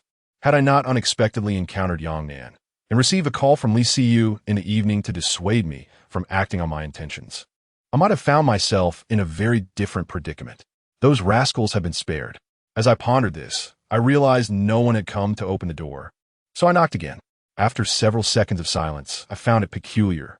I had distinctly seen the lights on in the living room downstairs. Surely someone must be home. Moreover, given my father's current difficulties with mobility, where could he and Yang Xiaofeng possibly be at this hour? With these thoughts swirling in my mind, I rummaged through my belongings and retrieved my keys, swiftly unlocking the door. The living room lights were indeed on, yet the sofa was unoccupied, with only the silent screensaver flickering on the wall-mounted television. "Dad," I called out, hastening into the house and beginning my search. "Aunt Young." Still, there was no answer. I inspected the bedroom and balcony, but found no one. Finally, a sudden realization struck me, and I hurried to the bathroom, where I indeed found my father. He stood with his back to me, leaning unsteadily before the toilet, trembling as if he were a wooden post without a foundation, ready to topple at the slightest breeze. The bathroom light was off, cloaked in darkness. My vision blurred momentarily, and I rushed to support him under his arms, fearing he might fall. With a mix of anger and fear, I exclaimed, "Dad, why are you here alone? Where is Yang Xiaofeng?" I cannot suppress my rising blood pressure. As anyone with a modicum of understanding knows how frail a patient recovering from cerebral hemorrhage can be, at such a critical juncture, they require constant care. The potential consequences of a fall are simply unimaginable. My father did not utter a word, perhaps unable to articulate anything at all. I watched as he struggled to turn his head, a simple motion taking him at least 5 seconds, his body quaking all the while. One could only imagine the immense effort and peril he must have faced to traverse from the sofa or bedroom to this point alone. As our gazes met, my father's face was awash with murky tears. He opened his mouth, attempting to speak, yet no coherent sound emerged. A pang of sorrow gripped my heart, and I said, "Dad, please wait to express what you wish to say. Let us first attend to the restroom." After a considerable effort to assist my father in relieving himself, it seemed he was reluctant to leave this spot, his eyes evasively fixed on the toilet, remaining silent. I quickly grasped his intentions and helped him to sit on the toilet once more. By the time everything was settled, an hour had elapsed. With a tumult of emotions, I supported my father back to the sofa in the living room, then stepped onto the balcony for a cigarette before finally dialing Yang Xiaofen's number amidst the silence. "Auntie, where have you been? It's so late and you're still not home? Zhangqi, have you returned?" Her voice carried a hint of tension. The environment around her was exceedingly quiet, yet if one listened closely, the faint sounds of mahjong could be heard, as if filtering through several walls. Though subtle, the sounds were undeniably present. Clearly, she was in the mahjong parlor, surrounded by accomplices in the game. Suppressing my indignation, I retorted, "Auntie, my father is home alone. How can you leave him by himself?" I understood the strain she had been under recently, but still Yang Xiaofen, sensing my frustration, responded candidly, "Zhangqi, you must also consider my situation. I am but a living person, and it is impossible for me to be at your father's side every moment." I slipped out for a brief game only after I saw him sleeping soundly on the sofa. It had been ages since I last played. When I witnessed my father alone in the restroom, my impulse was to point an accusing finger at Yang Xiaofen. However, after tending to my father by myself, the anger within me had nearly dissipated. Though my feelings toward Yang Xiaofen were not fond, I recognized that caring for a nearly incapacitated patient was far from an easy task. With a sigh, I said, "Auntie, please return. We need to discuss this matter thoroughly." Shortly thereafter, Yang Xiaofen returned from the mahjong parlor, and upon entering, she inquired, "Your father hasn't fallen, has he?" "No," I gathered my thoughts and replied, "Annie, I understand that playing mahjong is your sole passion. Perhaps I should purchase a mahjong table to place in the living room, allowing you to invite your friends over frequently. While you play, my father can watch television on the sofa, and you can remain within his reach to attend to him if needed. What do you think?" Upon hearing this, Yang Xiaofen's face brightened. "That sounds feasible. However, a mahjong table will cost at least 2,000 to 3,000. Will you cover that expense?" "Of course, I will." A satisfied smile graced her features as she complimented me. "You are far more promising than your brother. Despite his extensive education, he crumbles under pressure." A bitterness welled up within me, and Yang Xiaofen continued, "Zhangqi, your brother mentioned the matter regarding your friend in education and training recently. He mentioned that your friend has consistently declined. Perhaps you could lend a hand in this regard?" I stood in a moment of stunned silence before responding, "Aunt, it is not that I am unwilling to assist. Rather, my friend is currently in a precarious situation, and my involvement would be of little consequence." Yang Xiaofei regarded me with a skeptical gaze, clearly unconvinced by my words. I could not be bothered to elaborate further and inquired, "Have the people next door moved out?" "They should have. I haven't heard any commotion at night lately," Yang Xiaofei replied, casting a cautious glance toward the entrance. "It's for the best if they have vacated. Otherwise, we would be perpetually on edge." I nodded in agreement, sharing her sentiment. After all, I had been away from home for an extended period, and with my father now a disabled man, the prospect of those ruffians remaining next door was unsettling. If we encountered them frequently, it could inevitably lead to new troubles, as they were the sort of scoundrels who could be truly insufferable. Chapter 31. Selling the car early the next morning. I ventured to the local store that sold mahjong machines, only to discover, as Yang Xiaofan had mentioned, that even the most affordable automatic mahjong machine cost over 2,000 yuan. With barely 1,000 yuan to my name, I reluctantly borrowed an additional 2,000 to place an order for an automatic machine, which was scheduled for delivery that afternoon. After a complex and heavy-hearted payment, my mood only grew more somber. However, as I exited the mahjong store, I unexpectedly spotted a silver BMW 640 GT gracefully cruising past the intersection. At that moment, the car had already turned right, leaving me no time to discern the license plate. In truth, it was unlikely to be Li Siyu. After all, what business would she have in such a place?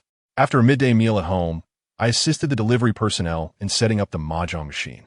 I had initially planned to return to the city the following day, intending to spend one more day with my father. However, my father seemed to have become exceedingly lethargic, possibly due to a stroke, and dozed off as dusk approached. With little conversation to share with Yang Xiaofan, I decided to head back early. As I drove the old Volkswagen out of the community, a sudden craving for a barbecue from a nearby restaurant I hadn't visited in ages struck me. I thought to indulge in a bit of drinking, and if I overindulged, I could simply stay the night. This barbecue place had been a frequent haunt during my middle school years, and I had always relished their grilled tofu, delicious and affordable. Yet, I wondered if it still operated after all these years. Following the route etched in my memory, I soon arrived at the old street where the barbecue shop had once been. To my dismay, the familiar storefront had undergone a complete transformation. The beloved barbecue establishment had been replaced by a restaurant specializing in spicy hot pot and was currently closed for business. Disappointment washed over me, prompting me to turn the car around and head back toward the city. As I exited the old street and drove northward out of the town, I approached the entrance to the highway within a kilometer or two. Given the time and the open surroundings, the vehicle in front of me stood out remarkably. It was a silver BMW 640 GT, strikingly familiar. Instinctively, I glanced at the license plate, my face contorting in disbelief. Wasn't this Li Siyu's car? Realizing this, I promptly flashed my high beams at the car ahead.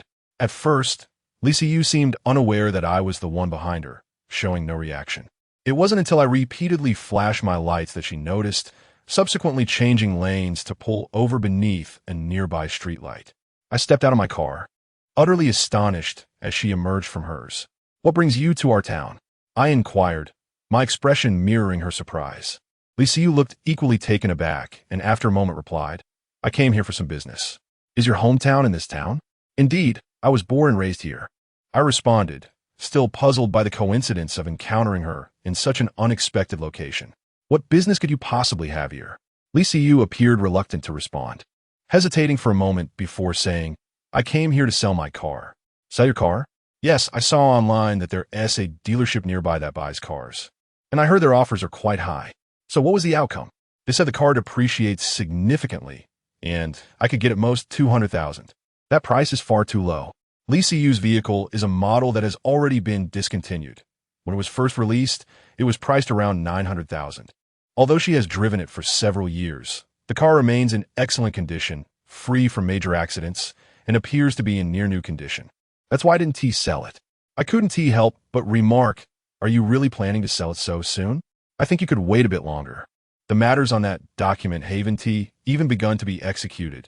Perhaps there might be a turn of events?" Li Siyu did not respond and asked, "Did you come back specifically to see your father?" "Yes, I returned yesterday." "How is your uncle?" "Neither good nor bad."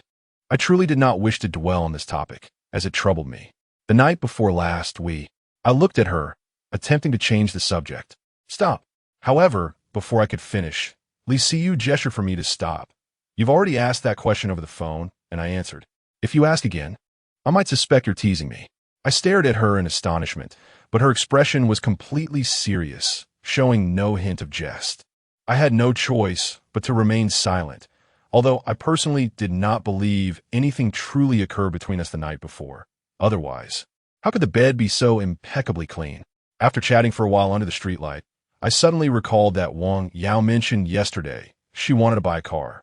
But her family's budget was insufficient, and she was considering a second-hand vehicle. "If you genuinely wish to sell your car later, I have a friend who might be interested. I didn't elaborate, as Wang Yao has always been impulsive. Perhaps she wanted a second-hand car yesterday, but would change her mind today and opt for a new one. Lisa, you looked at me. Will your friend offer a price higher than the dealership? Certainly. The price the dealership offers is merely based on your urgency to sell. Your car should be valued around 300,000 or, at the very least, 27 to 28,000, judging by my experience. Then please give me your friend's contact information. Sure. After standing under the streetlight for a few more moments, we began to feel the breeze and return to our respective cars, entering the highway one after the other. Li Siyu drove quite swiftly, and with her car's superior power compared to my father's old Volkswagen, it wasn't long before I could no longer see her taillights. Even after being outpaced by Li Siyu, I continued to drive leisurely, rolling down the window, smoking while I drove. I was somewhat preoccupied, sensing that today's Li Siyu was different from the last time I met her, though I couldn't quite pinpoint what had changed. Perhaps it is the weight of the past few days that has pressed heavily upon her. After all, to witness the collapse of a hard-earned career over the years, with no means of salvage, is an unbearable strain. Were I in her position, I would undoubtedly find it even more distressing. With this thought, I chose not to dwell further. I connected my phone to Bluetooth, opened the music player, and began to play a song. Chapter 32. A turn of events upon returning home, I did not hastily share Wang Yao's contact information with Li Siyu. Instead, I casually mentioned the matter of selling the car to Wang Yao on WeChat. She promptly called me, inquiring, the BMW 640 GT you mentioned, is it the same one you drove to pick me up at the train station last time? Indeed, that very vehicle. It's quite a splendid car, isn't it? Why would your friend suddenly decide to sell it? Wang Yao asked, her tone laced with curiosity. This model has already ceased production. Selling it now seems quite unfortunate, and it likely won't fetch a high price, she continued. I offered a non-committal understanding that this particular car was far less desirable compared to popular models, making it a poor choice for resale. Don't just answer my question, she pressed. Why do you care so much? I replied, slightly impatient.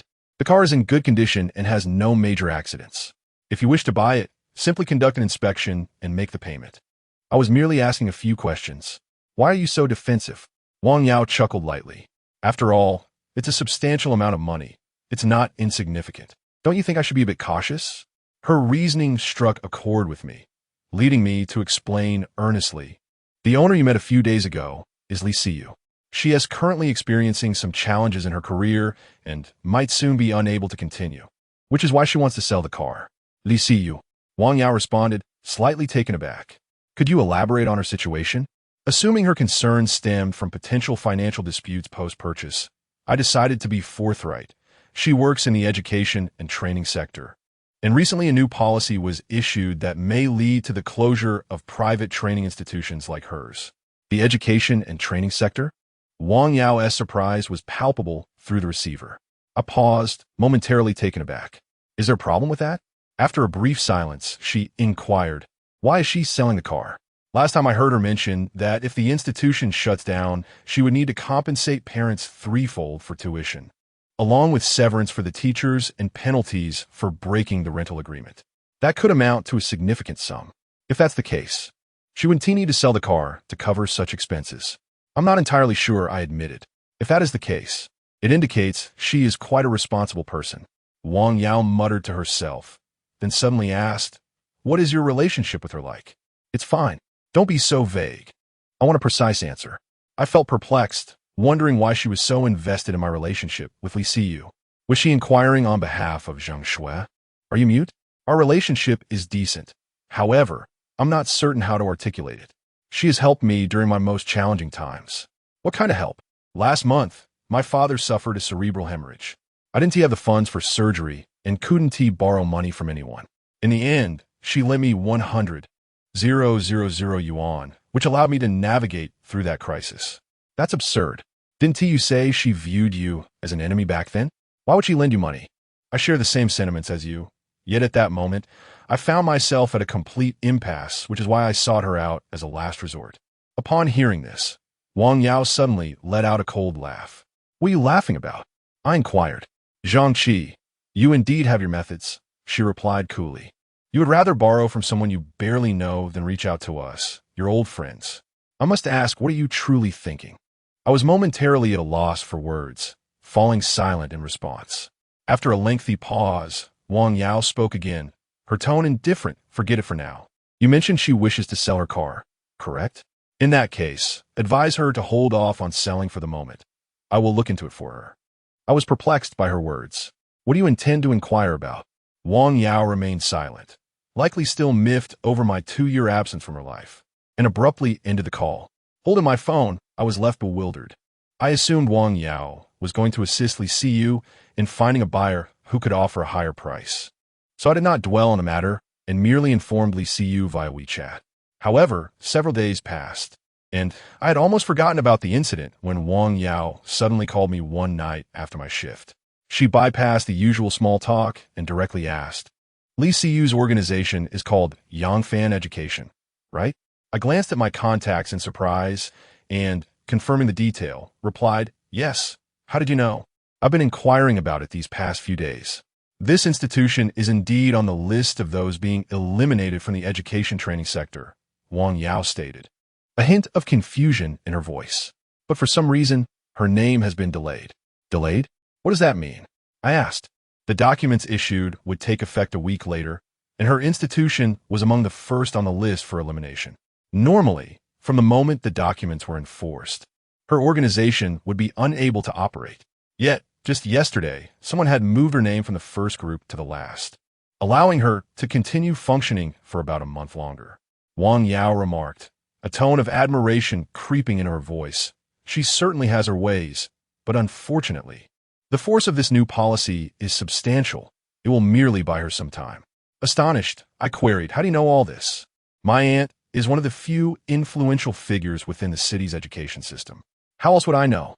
I was even more taken aback, as she had never mentioned this before. After a moment's hesitation, I tentatively asked, do you think there is still a chance for this situation to turn around? No, Wang Yao replied bluntly.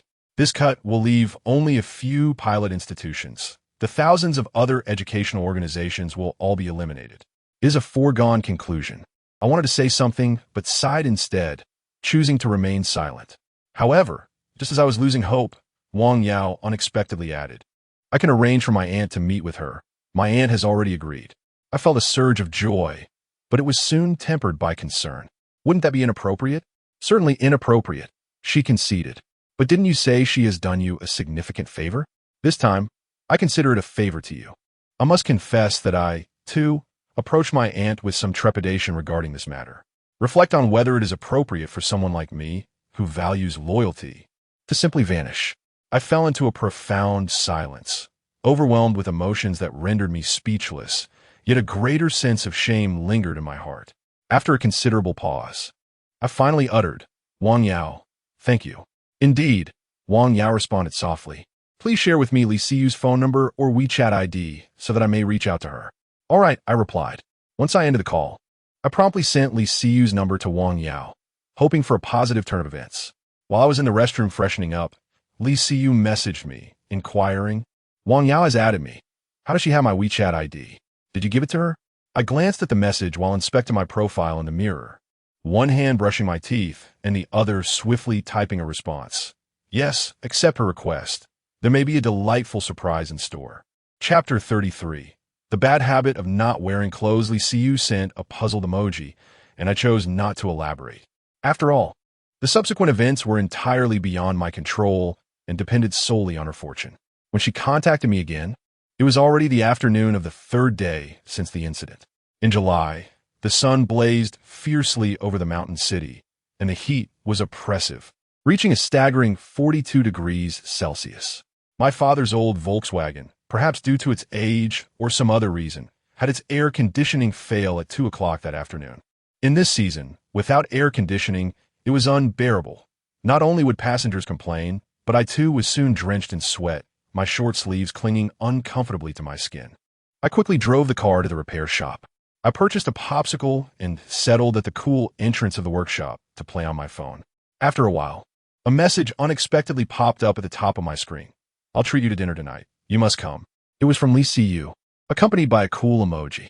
When I clicked on it, she sent me an address a hot pot restaurant named Ingwadu, located near Nambin Road. How about this place? You decide. I speculated that Wang Yao had made some progress through her aunt, and I was eager to know if there was any development. I directly inquired, "What's the situation? Any updates?" After a moment, she replied, "I'll tell you during dinner." "Are you busy outside?" "Not really. I'm at the repair shop. The air conditioning in my car broke. I'll come pick you up now. We can grab a coffee first since your car is out of commission." I glanced at my damn short sleeves and felt somewhat embarrassed to ride her car, so I said, "I'll go change first. Just come downstairs in a bit." "All right." After reaching an agreement, I swiftly took a cab home, leisurely made my way to the bathroom for a shower, and washed my hair, feeling significantly refreshed afterward. As I walked out of the bathroom, drying my hair with a towel that obscured my vision, I was blissfully humming a tune when I plopped down on the sofa, draping a towel over my face, intending to take a brief nap. However, the next moment, I suddenly froze. Did I leave the television on when I left home? Why was it playing? Out of the corner of my right eye, I caught a glimpse of the film Better Days on the screen, leaving me somewhat bewildered. Typically, I was home alone, and with the front door of the living room firmly closed. I had completely forgotten that I was not wearing any clothes as I emerged from the bathroom. In a daze, I yanked the towel from my face, peering forward in confusion. When I finally discerned the figure sitting before me, my eyes widened in shock, and almost instinctively, I snatched a nearby cushion and hastily covered myself with it, my speed astonishing. "Damn it, when did you come in?" Lisa Yu appeared before me, adorned in a blue and white off-shoulder top, paired with impeccably clean white Adidas sneakers and elegantly tailored white trousers. She wore a fitness bracelet, exuding the charm of a pure-hearted college student. After several days apart, I noticed she had transformed her hairstyle. Her formerly flowing black locks now cascaded in uniform waves, lending her a more approachable demeanor, albeit with a touch less formality. She maintained a remarkable composure compared to my astonishment, merely inquiring, "Do you usually not wear clothes after your showers? How did you get in? When did you arrive?" I was still reeling from the shock of the situation. "What do you think?" I replied, frustrated. "I think you're being ridiculous. If I were you, I'd put on some pants before speaking. You look like a rogue." As she spoke, she averted her gaze. Embarrassed, I coughed lightly, seizing the opportunity to leap off the couch and dash to my room for some clothes. After hastily dressing, I returned to the living room. "Please, tell me how you got in." I looked at her, comfortably seated on the couch, still baffled. "I came in with a key." She replied, "Well, obviously. But how did you come to possess a key to my home?" "There's a spare key beneath the left shoe on the second shelf of a shoe rack by the door." My astonishment deepened. "Wait, how did you know that? Have you installed surveillance in my house?" I cast a suspicious glance around the room. With an expression that suggested I was being foolish, Li Siyu explained, "You mentioned it when you were drunk last time. You said you wanted to take a nap and asked me to go downstairs for drinks, telling me to use the key if the door was closed when I returned." I gaped, momentarily at a loss for words, unable to refute her. I recalled that she had indeed gone downstairs for drinks while I was tipsy, yet the specifics eluded me. Clearly, I had indulged much more than I had realized that day. As I regarded the serene expression on Li Siyu's face, I felt a wave of regret wash over me. Fortunately, to spare us both from awkwardness, she chose not to mention the recent incident, and I was equally inclined to forget it. We silently agreed to overlook the matter. According to our original plan, she intended to treat me to hot pot that evening, and with 3 to 4 hours until dinner, we could have leisurely passed the time in the air-conditioned comfort of my home. However, given the current circumstances, it seemed inappropriate for us to remain alone in such an intimate space, despite the harsh sun outside. After a prolonged silence, I broke the tension by suggesting, "Is that horror film you mentioned still playing? Why don't we go see it now?" she asked, glancing at her phone. Li Siyu nodded lightly before tapping away on her device. Moments later, she announced, "There's a showing at 3:45, but the theater is 5 kilometers away. We might miss the start. Not to worry, we can reach it in just a few minutes. Let us go." I have risen from the sofa and hastened toward the door. Li Siyu offered no objections, promptly grabbing her bag and following suit. Reflecting on the earlier incident, I felt a tinge of embarrassment along the way to the cinema. However, Li Siyu appeared quite at ease, seemingly unaffected by the recent events. This made me question myself. Was I being overly sensitive? The young lady had said nothing, yet I remained entangled in my thoughts. With this in mind, I decided to let it go and inquired, "Has Wang Yao met with your aunt?" "Yes, she has," Li Siyu replied, glancing at me with a slight smile as she drove. "I truly did not anticipate that matters would take such a turn. You have been a tremendous help to me. Does this mean the institution can continue its operations?" I asked, uncertain. "Such fortunate circumstances are rare." Li Siyu gently shook her head. "The trend of private educational institutions retreating from the market is inevitable. Even a large entity like Xing Dongfang is not exempt. How could someone like me, a small individual operator, expect to be any different?" I was puzzled. "Then what did you mean by a turn of events?" Chapter 34. Horror Films Originally. The establishment was set to close next week. However, Director Su, who happens to be Wang Yao's aunt, took pity on my predicament and exceptionally allowed us to continue operations until the end of the year. Li Siyu expressed her gratitude, saying, "I feel quite embarrassed to have used one of their slots for this." Upon hearing this, I felt a pang of disappointment. Isn't this still the same outcome? Not quite. Li Siyu replied. With this extension of nearly half a year, I can properly address the matters at hand without incurring any penalties. We simply will not enroll any more students afterward. I still did not consider this a favorable resolution and remarked, "I suppose we have no choice but to accept it for now." Li Siyu merely smiled faintly, saying nothing further. By the time she drove me to the parking lot of the cinema complex, it was already past 3:45. In order to avoid missing the film's commencement, we sprinted into the elevator and upon exiting, hastened into the screening room. Fortunately, we found our seats just before the movie officially began. Perhaps due to the sweltering heat, the auditorium was relatively empty despite it being a Saturday. Only a few couples occupied the corners, engrossed in their own worlds, whispering sweet nothings to one another. Li Siyu and I opted not to sit in our designated seats, instead choosing two at the back row. "Do you enjoy watching movies?" Li Siyu suddenly asked in a hushed tone once we were settled. "Not bad. I catch a film whenever I have time after work," I replied. Not what I meant. I meant, do you like coming to the cinema? I pondered for a moment and realized that my last visit to such a venue had been over 3 years ago. I suspected that for most men, once they cease dating, opportunities to enter a cinema dwindle significantly unless accompanied by a female companion, as was the case now. Movies are so expensive. Back when I was delivering takeout, I could have bought numerous cups of milk tea for the price of ticket. It hardly seemed worth it. "Do you truly enjoy coming to the cinema?" "Absolutely. I often go alone," she replied. "Why alone? Doesn't that seem rather odd?" In my perspective, watching a film was at least a two-person affair. It wasn't illegal to go solo, but such behavior was simply unfathomable for me. Li Siyu glanced at me and remarked calmly, "Some things may seem peculiar for men, but for women, it is perfectly normal." I opened my mouth, momentarily at a loss for a rebuttal. She then added, "However, if someone else were to join me, I wouldn't mind the solitude so much. If I wish to see a film in the future, I could invite you along. Would that be acceptable?" I regarded her with a bemused smile. After all that build-up, it turns out you were hoping to go on a date with me. "Spare me the self-importance. It's merely about finding a movie companion," she retorted. I yawned. "With your looks and figure, I reckon you must have quite a few male teachers vying for your attention at your school." "Indeed, there are quite a few," she confirmed. "Then why not go out with them?" "You're quite peculiar. Just because someone pursues me doesn't mean I must reciprocate." Li Siyu prudely remarca.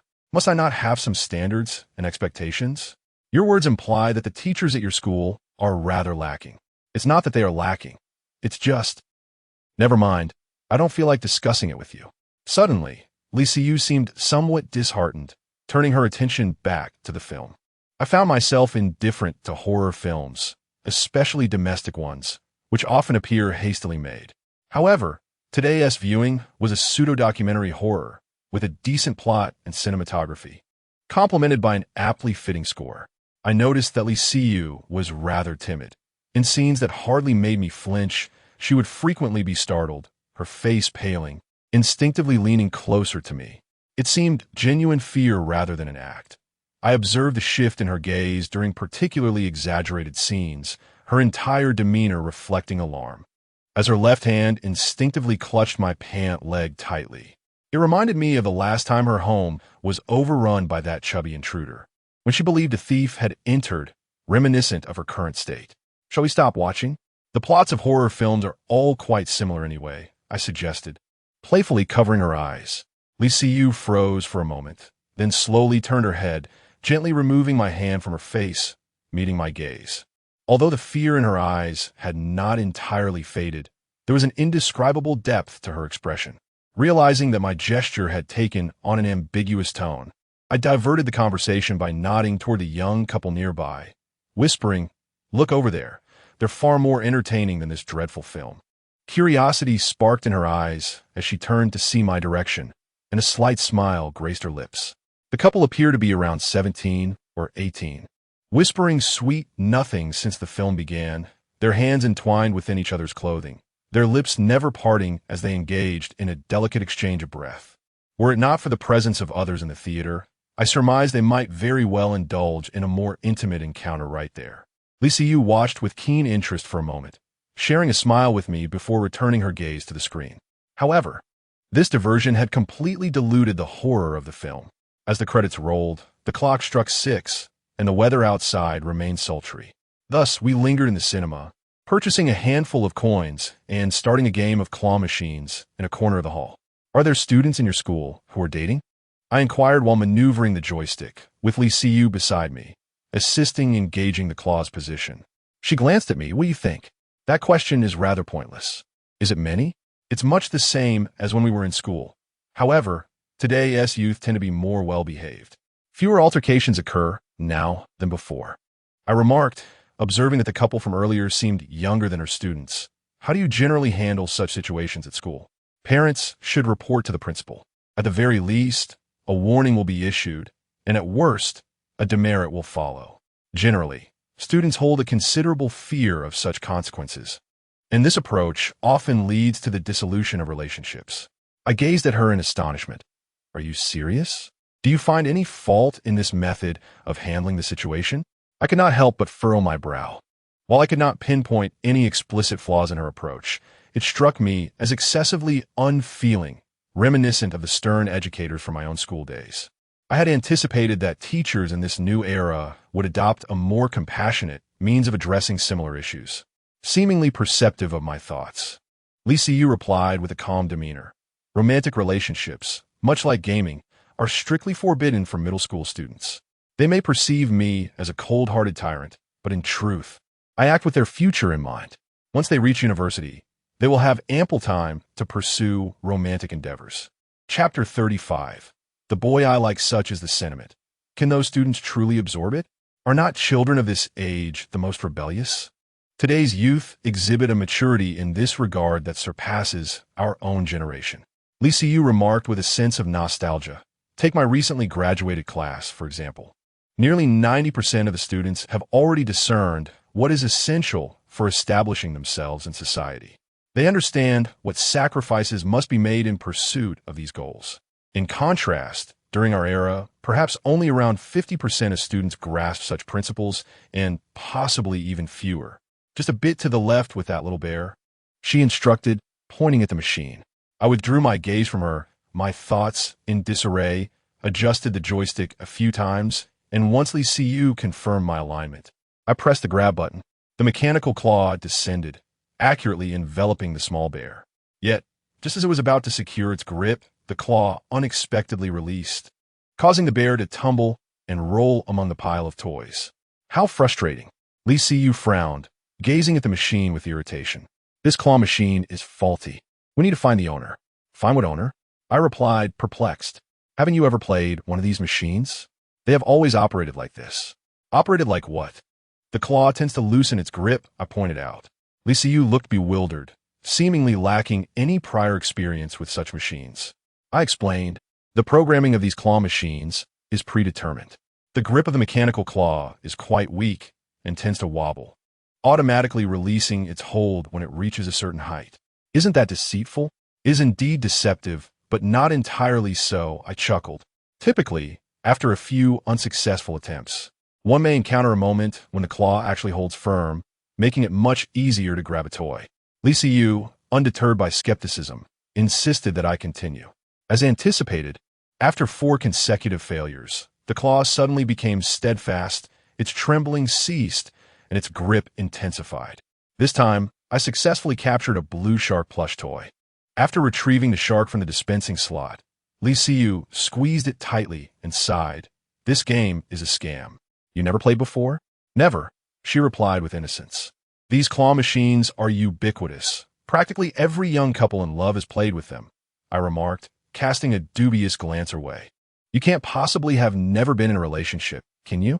"I have," she admitted. "Then you've never played this?" "There are no rules stating that being in a relationship requires playing this game." Li Siyu offered me the shark, eager to give it a try. "You help me with the positioning. I'll take a shot."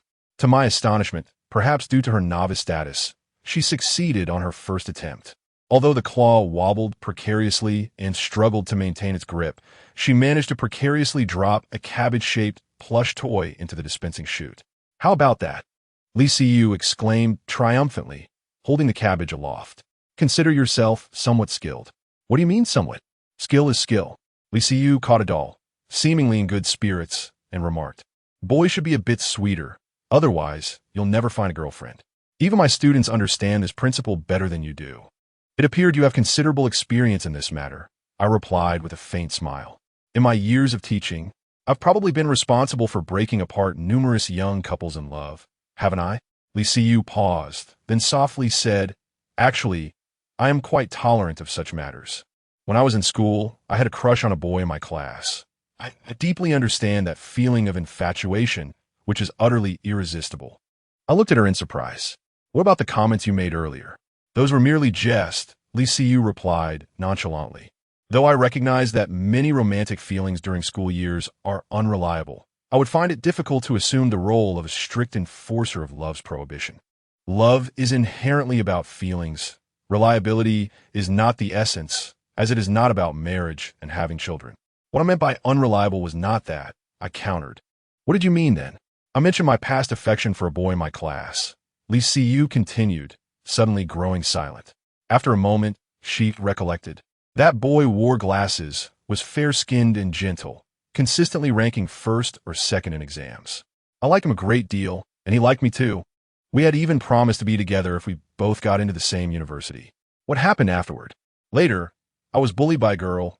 Li Siyu bit her lip, her gaze hardening.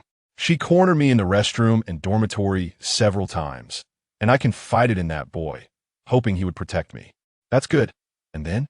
"He did confront that girl, but she was exceedingly domineering and even assaulted him." I was astonished. How could a girl possibly overpower a boy? She couldn't, but he was too afraid to retaliate. That girl was notorious in our class for her bad behavior, often associating with older troublemakers. And it was rumored that she had gangsters backing her outside of school. She instilled fear in everyone. I felt a pang of shame. "What happened next?" Li Siyu replied coldly.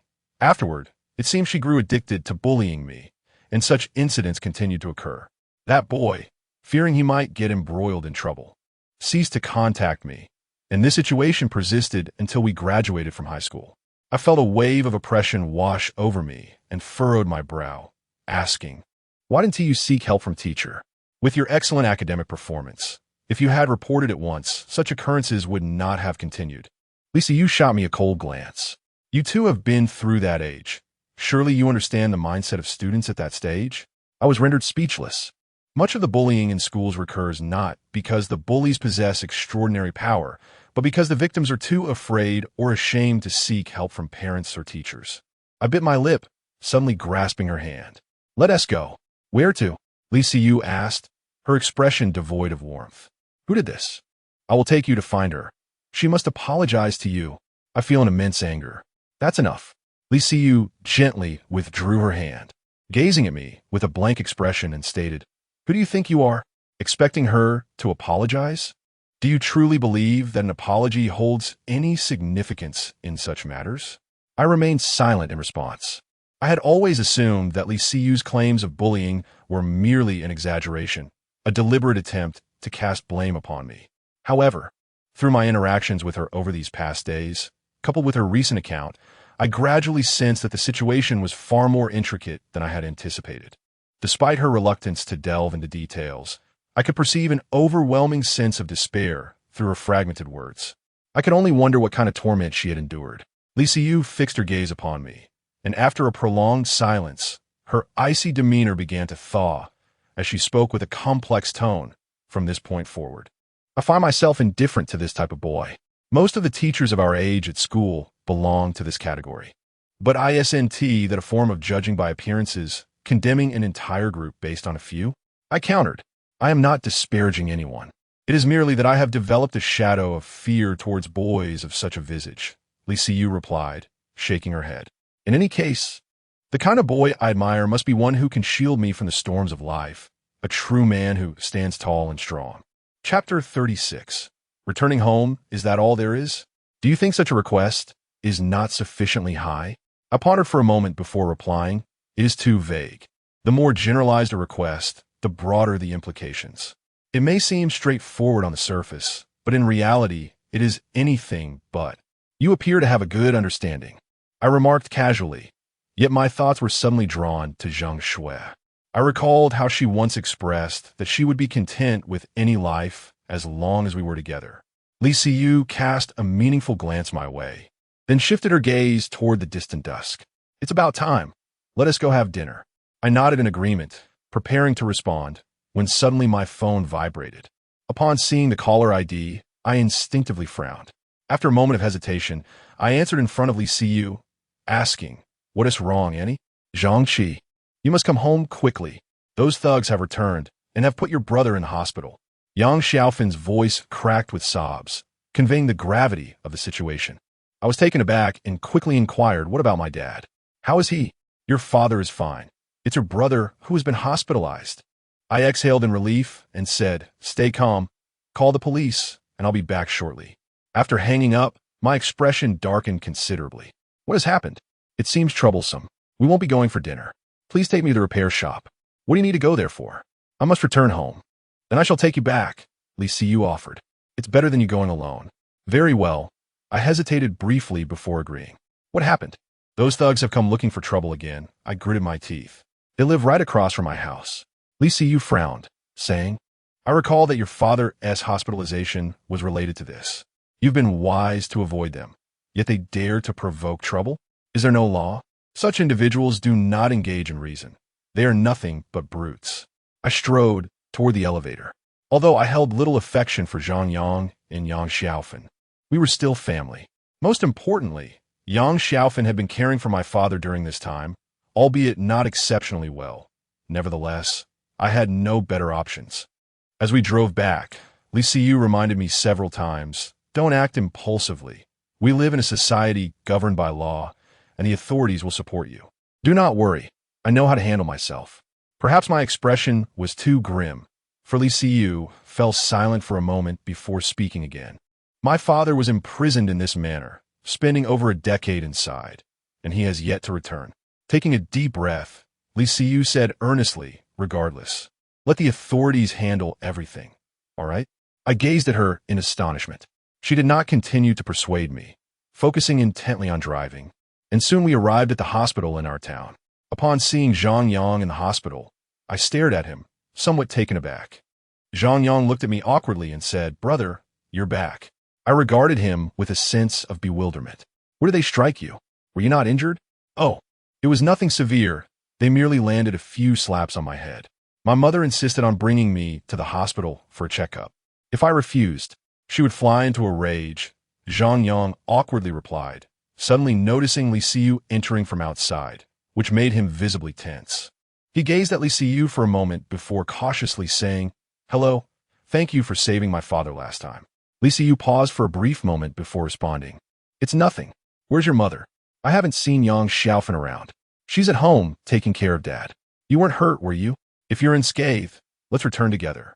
"I was concerned about what they did to you," I stated coldly, feeling a touch of discomfort. Zhang Yang held several medical examination receipts, totaling over 1,000 yuan. Given the family's financial hardships, expecting reimbursement from those ruffians was nothing short of fantasy. The term slap refers to a common method of humiliation employed by local thugs, primarily serving to shame rather than inflict pain, as it possesses less impact than a slap. What is the point of checkup for just a few slaps? Sensing my discontent, Zhang Yang hurriedly replied, "Bro, I'll go back with you." I refrained from further discussion, anxious that if we delayed returning, something else might occur. I promptly asked Li Siyu to drive me home. Upon exiting the vehicle, Zhang Yang's car followed closely behind, parking on the lawn. As I ascended in the elevator, worry gnawed at me, and I cast a glance at the closed door opposite mine before retrieving my keys to unlock it.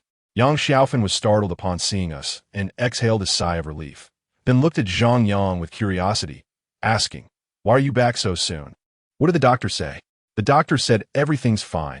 I told you I didn't need an examination, but you insisted I go," Zhang Yang replied, his tone suddenly tinged with dissatisfaction. "Child, what if there were internal injuries? Isn't it better to have a checkup?" Yang Xiaofan shot him a disapproving glare. In a low voice, Zhang Yang retorted, "Given how much money has already been spent on Dad's incident, do you think this expenditure is necessary? I do this for your own good. Why are you shouting at me?" Yang Xiaofan pointed an accusatory finger at Zhang Yang, chiding him. Typically, Zhang Yang would not engage in such disputes with his mother, but today something seemed to have ignited his ire, and he retaliated. While they quarreled, I settled beside my father. He lay on the sofa, looking at me with eyes filled with shame and helplessness. A wave of emotion surged within me, and I grasped his hand, assuring him, "Dad, do not worry. I will handle everything." At that moment, my father turned his gaze towards Li Siyu, who had been standing behind me. After a brief moment of contemplation, he trembled and raised his hand slightly, stammering this. Uncle, I am a good friend of Zhang Qi's. My name is Li Siyu." She stepped forward and said, "Please rest well. Zhang Qi will be back soon." Upon hearing her words, my father nodded slightly. I cast a glance at the still quarreling mother and son, furrowing my brow as I inquired, "Have you not yet had your fill of this argument? What on earth is transpiring?" It all stemmed from those ruffians residing across the street. Previously, while I and your brother were taking your father out for a stroll, we encountered them once more. Upon seeing your father seated in a wheelchair, they erupted into laughter. Your brother, unable to contain his indignation, queried, "What are you laughing at?" Little did he expect that those thugs would rush over and begin to assault him. Yang Xiaofei exclaimed, growing increasingly agitated, tears streaming down her face. "What kind of people are these? Have they never encountered such blatant disregard for reason?" I inhaled deeply and said, "Did I not advise you to report this to the authorities first? Have you done so?" "I have," she replied. "Zhang Qi, do not let your temper flare too intensely. Since the police have been notified, they shall ensure that justice is served."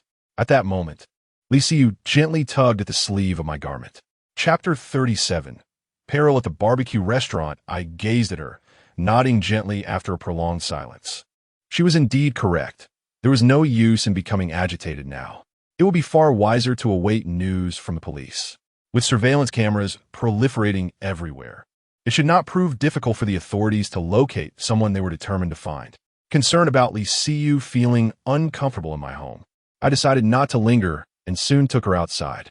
Initially, we intended to find a casual place to grab a bite, but as we stepped out, Zhang Yang followed us downstairs and addressed me. "Brother, you two haven't eaten yet, have you?" "Yes." "Shall we go together?" "You haven't eaten either?" "Indeed. I had planned to eat this afternoon, but things took a turn for the worse." "Then why don't you call your mother to join us?" I suggested. "I'll pack something for her later." Zhang Yang seemed to still harbor some resentment towards his mother, replying curtly, "There is no need to argue. Let us discuss matters calmly." Zhang Yang fell silent, his expression indicating he had not absorbed my words. I could not constantly advise him, so I turned to Li Siyu to discuss our dining options. Lacking favorable choices, we ultimately decided, upon Zhang Yang's recommendation, to visit a bustling barbecue restaurant. This establishment was a long-standing favorite, thriving with patrons, forcing us to set up a table in the outdoor area. We each ordered a selection of dishes, and while waiting for our food, I anticipated that Zhang Yang might seize the opportunity to request Li Siyu's WeChat, considering his persistent interest in her over the past weeks. However, to my surprise, he did not mention it at all, remaining aloof and quietly consuming his meal without engaging in our conversation. In due course, Li Siyu excused herself to the restroom. Unexpectedly, Zhang Yang leaned closer and asked, "Brother, are you dating her?" "Who told you that?" I was taken aback, looking at him quizzically. There's nothing of the sort. Does she have a boyfriend? Why do you inquire? After a lengthy pause, Zhang Yang glanced towards the restroom and confessed, Brother, I think I have feelings for her. What nonsense is this? I exclaimed, astonished. You haven't even spoken to her. Do you know her name, or where she is from? Just feelings? I don't know. Zhang Yang hesitated, then continued, but I truly like her. The last time I saw her at the hospital, just a glimpse, and I was smitten. I cannot stop replaying that moment. It keeps me awake at night.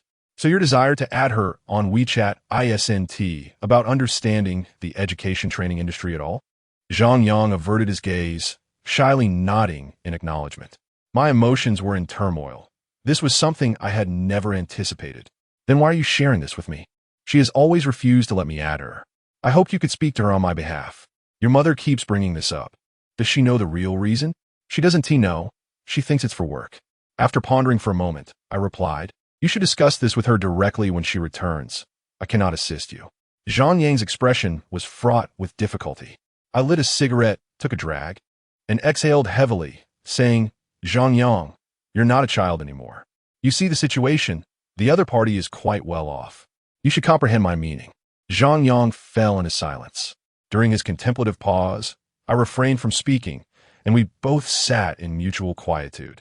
Suddenly, a sharp and resounding clap echoed through the room, reminiscent of slap. In a barbecue joint or a food stall, brawls are commonplace, particularly at night. However, it is human nature to be drawn to spectacle. And when the sound of the slap resonated, nearly every eye in the room turned towards it, including ours. Curiosity piqued, we glanced toward the commotion.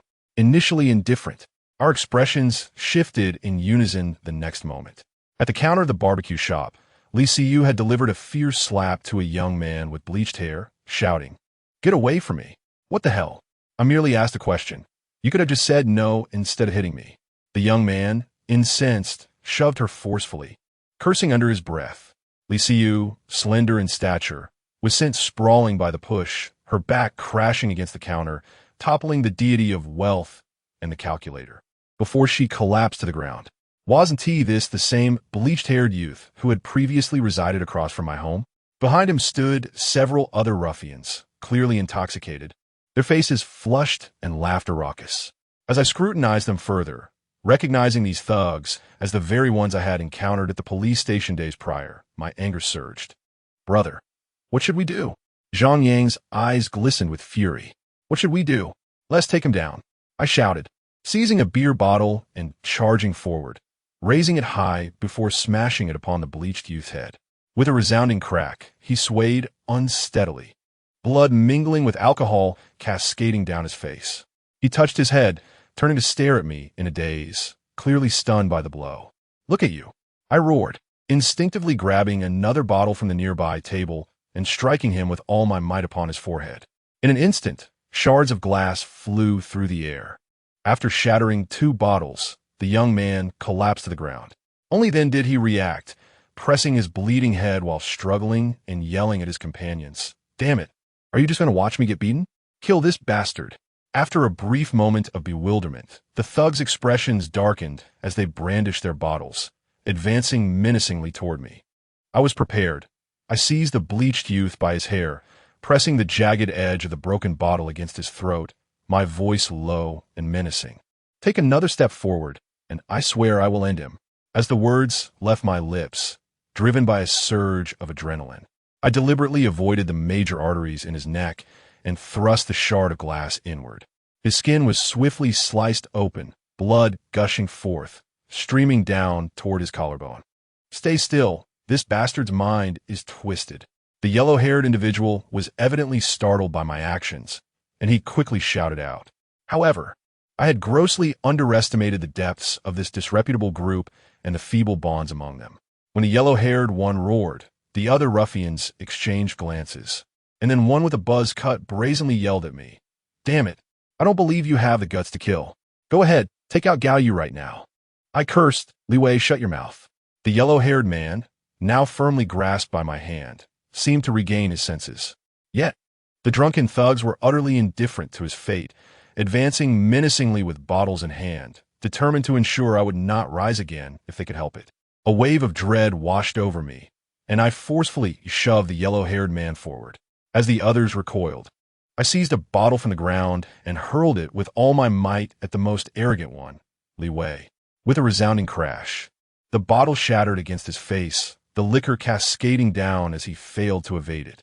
Grabbing Li Siyu from the ground, I rushed towards the exit, shouting at Zhang Yang, who stood there in a daze. "Are you foolish? Run." Chapter 38. Severe injury? The situation was dire, but fortunately, Li Siyu had merely stumbled, and her mobility remained unaffected. I grasped her hand and sprinted away for a considerable distance until the sounds of footsteps faded into silence, at which point I dared to glance back. Initially, I had assumed that even the most oblivious individual would recognize the urgency of fleeing in such circumstances. However, to my astonishment, Zhang Yang did not run. Instead, he engaged in a brawl with Huang Mao and his cohorts right outside the barbecue restaurant.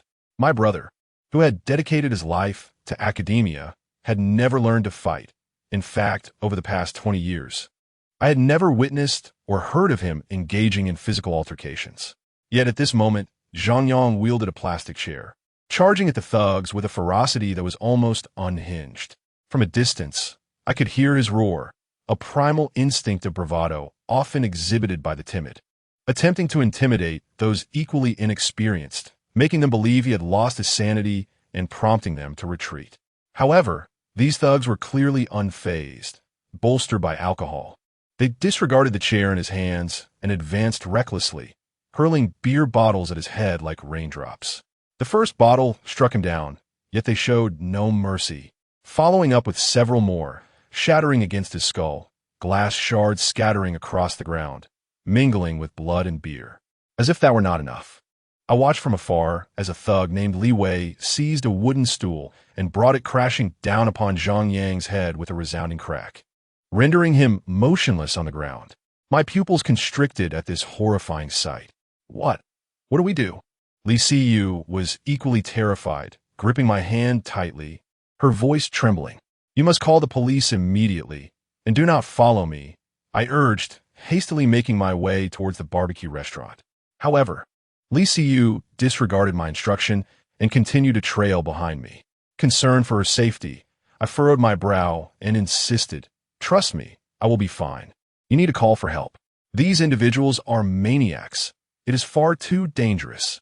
I remained silent, fully aware of the perilous nature of the situation. Anyone who approached could easily find themselves in jeopardy. Street fights can escalate into life-or-death scenarios, devoid of the notion that a mere exchange of blows suffices. The brutality of the lower strata is notorious. Thankfully, upon realizing that Zhang Yang lay motionless on the ground, the thugs seemed to grasp the gravity of their actions, exchanging glances before hastily fleeing the scene, desperate to escape any repercussions. The onlookers dared not intervene, merely pointing and murmuring about Zhang Yang's plight. "Zhang Yang, can you hear me?" I pushed through the crowd to reach him, gently patting his bloodied face. His eyes were closed, but upon hearing my voice, he slowly opened his vacant gaze. He first glanced at me, then shifted his gaze to Li Siyu beside me, struggling to speak. "Li teacher, are you hurt?" "No, how do you feel?" "You're all right," Zhang Yang murmured, subsequently closing his eyes once more. Observing that he could still engage in conversation, I felt a slight sense of relief and promptly retrieved my phone to dial emergency services. Before the paramedics arrived, law enforcement had already reached the scene. The leading officer, upon spotting Zhang Yang lying on the ground, bloodied, furrowed his brow and inquired, "Who called the police? Who was the assailant?" "I made the call," I replied. "And the perpetrator?" "He fled." "Did you contact 120? "Yes, they're en route." After this brief exchange, the officer ceased further inquiries and swiftly surveyed the vicinity of the barbecue shop. Upon discovering surveillance cameras both inside and outside, he immediately requested the footage from the proprietor. As the video was reviewed, the medical personnel arrived, several nurses hastily utilizing a stretcher to load Zhang Yang onto the ambulance. I initially intended to accompany him, having already placed my left foot inside the vehicle, when a serious-looking officer approached and placed a hand on my shoulder, stating, "You cannot leave just yet. Accompany us to the station. Have someone else monitor the hospital." I realized the police must have witnessed my involvement in the altercation and intended to take me in for questioning. I then turned to Lee Siyu and suggested, "Perhaps you should also get checked at the hospital?" "I'm fine. I'll keep an eye on your brother," she reassured me. I nodded, albeit with concern for her mental state. I believe that the sight of such a blood-soaked street brawl was likely her first encounter with such brutality, given her social circle. However, for the moment, I had no choice but to follow the officers back to the station to assist with the investigation. In the interrogation room, two officers scrutinized me with grave expressions. I glanced at the stark white wall, where the words "confess" for leniency, "resist" for severity were emblazoned in red, causing me to shudder involuntarily. The last time I had seen those words was likely during my high school years. Name? Zhang Qi. Age? 28. Where are you from? What is your address? Local. I reside in Xinxiao Garden, but I usually rent an apartment in the southern part of the main city. My occupation is driving for a ride-hailing service. What instigated the fight? Those ruffians assaulted my friend, and I was concerned for her safety, which compelled me to intervene. Surveillance shows your friend struck that young man with yellow hair first. He provoked her. He insulted her initially. Although I was unaware of the exact words exchanged between the young man and Lee Siyu, from the fragments I overheard in her reaction, it was likely that he, having been captivated by her beauty as she emerged from the restroom, made an inappropriate advance, suggesting something indecent, which incited her fury. I had not anticipated Lee Siyu would slap him directly. Such a reaction in that context was indeed perilous. It is evident that over the years, Lee Siyu has emerged from the shadows of her past. Though the scars of those experiences remain visible, she no longer lives in fear. This is evident from her reckless act of driving into me and slapping the blonde-haired man. I firmly believe that I acted correctly in this matter, and thus I have made no attempts to embellish or conceal the truth, merely recounting the events as they transpired. I further added, "These individuals are nothing but a pure societal blight.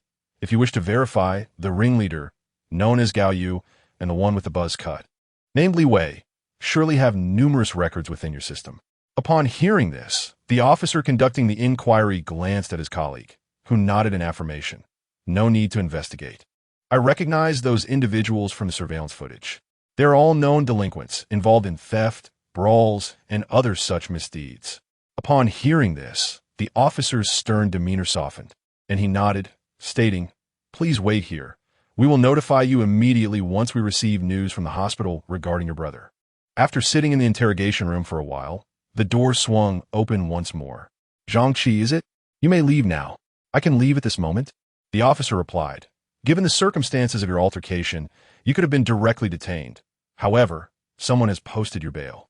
Of course, he continued, "Should Gao Yu and Li Wei file a report later, the law will determine the liability. I hardly believe those rascals would report this incident voluntarily. Besides, with Zhang Yang in such a condition, this matter certainly warrants an explanation." Chapter 39. Are your parents good to you? At the entrance of the police station, Lee Siyu stood before a flower bed, clutching a white bag while awaiting my arrival. Upon seeing her, I inquired, "Did you pay my bail? What do you think? How much did you pay?" Lee Siyu glanced at me, but chose not to respond. Instead, she said, "The doctor mentioned that your brother mainly suffered from superficial injuries, although he does have a mild concussion. Fortunately, it is not severe." Nodding in acknowledgement, I asked, "What about Yang Xiaofan? My aunt, is she aware of this?" "She has already gone to the hospital," Li Siyu replied, suddenly rubbing her forehead. "What's wrong? It's nothing. It's perfectly natural for a mother to worry about her child." Upon hearing this, I surmised that Yang Xiaofan must be weeping by the bedside, as if Zhang Yang had already taken his last breath. "Do you want to go see her? Since it's not serious, I think I'll pass. I'm worried about my dad being home alone. After all, he is your brother," Li Siyu sighed. "Moreover, the reason for his injury is fundamentally my fault. I was too impulsive. Regardless of right or wrong, such situations are perilous. In the future, it's better to endure for a moment and report the incident later or seek revenge afterward. The rules cannot restrain the wicked." Li Siyu nodded silently. "Also, our family has had enmity with those delinquents for quite some time now. Even without tonight's incident, trouble was inevitable." "What?" I explained that the unruly individual from the barbecue shop lived directly across from my home. Upon learning this, Li Siyu could not help but grit her teeth. They're truly a bunch of born troublemakers. This time, we must ensure they face the consequences. It seems quite difficult, I remarked helplessly. From what you've said, my brother's injuries will likely only be classified as minor injuries, not enough to warrant any serious punishment, even with a head full of blood. That doesn't count as a minor injury? Most likely not. The legal definitions of injury seem to differ from our perceptions. After contemplating for a moment, I suggested, however, with the current stringent crackdown on organized crime, if we steer this toward the realm of gang involvement, we might be able to apprehend those scoundrels. Then let's pursue the gang angle, Li Siyu declared, her fists clenched in anger. They must pay a price. There is no law anymore. It was evident that she was greatly agitated by these delinquents. I nodded in agreement, feeling that such scum deserved nothing less than execution. After a moment of hesitation, I asked, did that unruly individual push you hard? Did you sustain serious injuries? I'm fine. I'm not made of glass, Li Siyu dismissed, waving her hand, appearing quite at ease. I chose not to press the matter further. Upon returning home, it was clear that my father knew something was amiss. Although he could not articulate his worries, the concern in his eyes was unmistakable. I earnestly explained the situation to him, omitting any mention of Zhang Yang's hospitalization. And after much discussion, I finally managed to soothe his anxiety. After confirming that he had no need to use the restroom in the near future, I descended the stairs, intending to visit the hospital, with Li Siyu offering to drive me. Did your father and aunt treat you well in the past? She inquired as she fastened her seatbelt, preparing to drive. I paused momentarily before responding. My father has been quite good to me, as well as to my younger brother. However, you know how it is with stepmothers. Perhaps there are exceptional stepfathers, but a benevolent stepmother is a rarity. What happened to her? Did she hit you every day when you were little? She probed. Not quite. She wasn't that kind of person. She would often leave for meals without cooking, leaving me to fend for myself at home, I recounted. How old were you then? Just over 6, around the time I started elementary school. That's quite unreasonable. Li Siyu remarked, following Herberoth. In truth, it wasn't all that bad. It instilled in me the valuable habit of cooking for myself at an early age. Then you must be quite skilled in the kitchen? She inquired softly. It's decent, I replied. Li Siyu then asked, were there other instances apart from that? Quite a few, but nothing particularly egregious. As Zhang Yang grew older, Yang Xiaofan frequently used my father's money to buy him expensive treats from that era, all while keeping a secret from me. For instance, she would take Zhang Yang to KFC once a month without my knowledge. What was your brother's attitude toward this? What could he possibly think? The behavior of a young child is shaped by their guardians. As he matured, he developed habits akin to Yang Xiaofan's. Whenever something good came along, he would keep it from me, but in times of trouble, he would turn to me. This pattern has persisted to this day, and I suspect it will continue into the future. It's no wonder that your relationship with your brother seems strained. Li Siyu sighed, shaking her head. Do you think every brother is like yours, willing to confront the underworld for you? Li Siyu's words momentarily struck her, and she shot me a playful glare, muttering that I was asking for it before starting the car. Upon our arrival at the hospital, Yang Xiaofan rushed toward me in a frenzy, behaving like a shrew as she shouted and caused a scene. With my temper barely in check, I said, you should go home. Zhang Yang isn't in serious trouble. Take care of my father instead. Not serious? Are you even his brother? Your brother has been beaten to a pulp. My brows furrowed in irritation, and I felt an inexplicable urge to lash out, but the moment felt entirely inappropriate. As I silently grappled with my frustration, Li Siyu suddenly interjected, Annie, I covered 5,000 yuan for Zhang Yang's medical expenses when he came in. Should I ask you for that amount? Or your son? Yang Xiaofan looked momentarily stunned before quickly deflecting. Ask my son. I don't have any money. I'm unemployed. Li Siyu then turned her gaze to Zhang Yang, who was already asleep in the ward. Yang Xiaofan, sensing a misunderstanding, hastily clarified, I misspoke. It's not about asking my son. Just reach out to Zhang Qi. It should be convenient, since you two are friends. After she finished speaking, without waiting for Li Siyu to respond, she turned to me and said, Zhang Qi, I shall return to care for your father. He requires assistance, and you should keep an eye on your younger brother. Should anything arise, do not hesitate to call me. With that, She turned and departed. Watching Yang Xiaofan leave in such a hurried manner, I found myself momentarily taken aback and turned to Li Siyu. She wore a gentle smile and said, "Do not look at me like that. Dealing with someone like your stepmother requires such an approach." Observing her seemingly nonchalant demeanor, I couldn't help but chuckle, suddenly realizing that this girl possessed quite a cunning nature. "By the way, there's something I forgot to mention to you," I said. Li Siyu looked at me with curiosity. "What is it?" Chapter 40. Unexpected circumstances. Hadn't I mentioned I would repay you 5,000 each month? Could we possibly postpone it just for this month? What? Are you attempting to evade your debt? That evening, while my father was asleep, Yang Xiaofan stealthily slipped out to play mahjong. I purchased a mahjong table for her and borrowed 2,000 yuan. After listening, Li Siyu sighed and then scrutinized me. "Is that all?" "Indeed, that is all. I expected you would have more to say." With a hint of disinterest, Li Siyu remarked, "Well, let us discuss it when you're ready. I'm not in a rush to use it anyway." I nodded, my gaze suddenly drifting to Zhang Yang, who lay on the hospital bed. He had initially been asleep, but now he stirred awake. I approached the ward, examined him for a moment, and inquired, "How do you feel?" "Not bad, just a bit dizzy. I've never been in a fight before, and I didn't expect my first one would land me in the hospital." Zhang Yang chuckled bitterly, turning to Li Siyu. "Teacher Li, how much did you spend to bring me to the hospital?" "I don't have it right now, but I will repay you later." 5,000. "Could we add each other on WeChat? That way, I can conveniently return the money to you." After he spoke, he seemed to feel dizzy again and promptly closed his eyes. Li Siyu neither agreed nor disagreed, but cast me a perplexed glance. Confused, I remained silent. "You should just transfer the money to Zhang Qi. Let him send it to me," Li Siyu eventually stated calmly. Zhang Yang, lying on the hospital bed, weakly acknowledged her. Stepping out of the ward, I sought respite in the coolness of the open area downstairs. Sitting on the flower bed, I regarded the composed Li Siyu before me and could not help but chuckle. "Why are you so resistant to him adding you as a friend?" "Because I find it quite offensive." "This is merely adding a friend? The act itself is inconsequential." Li Siyu scoffed. "Do you recall when your father was hospitalized, and he approached me to persuade you?" "Of course I remember." "He didn't stop at that. He liked every post I shared on social media, including comments on photos from years ago with awkward phrases such as, 'Wow, is this a fairy? She is simply stunning. And it's a privilege to have such beauty in the circle. Must give a thumbs up." Li Siyu sighed deeply. "I once posted a photo with the Liberation Monument, and he insisted on asking if that was indeed the Liberation Monument. Do you think he is unwell?"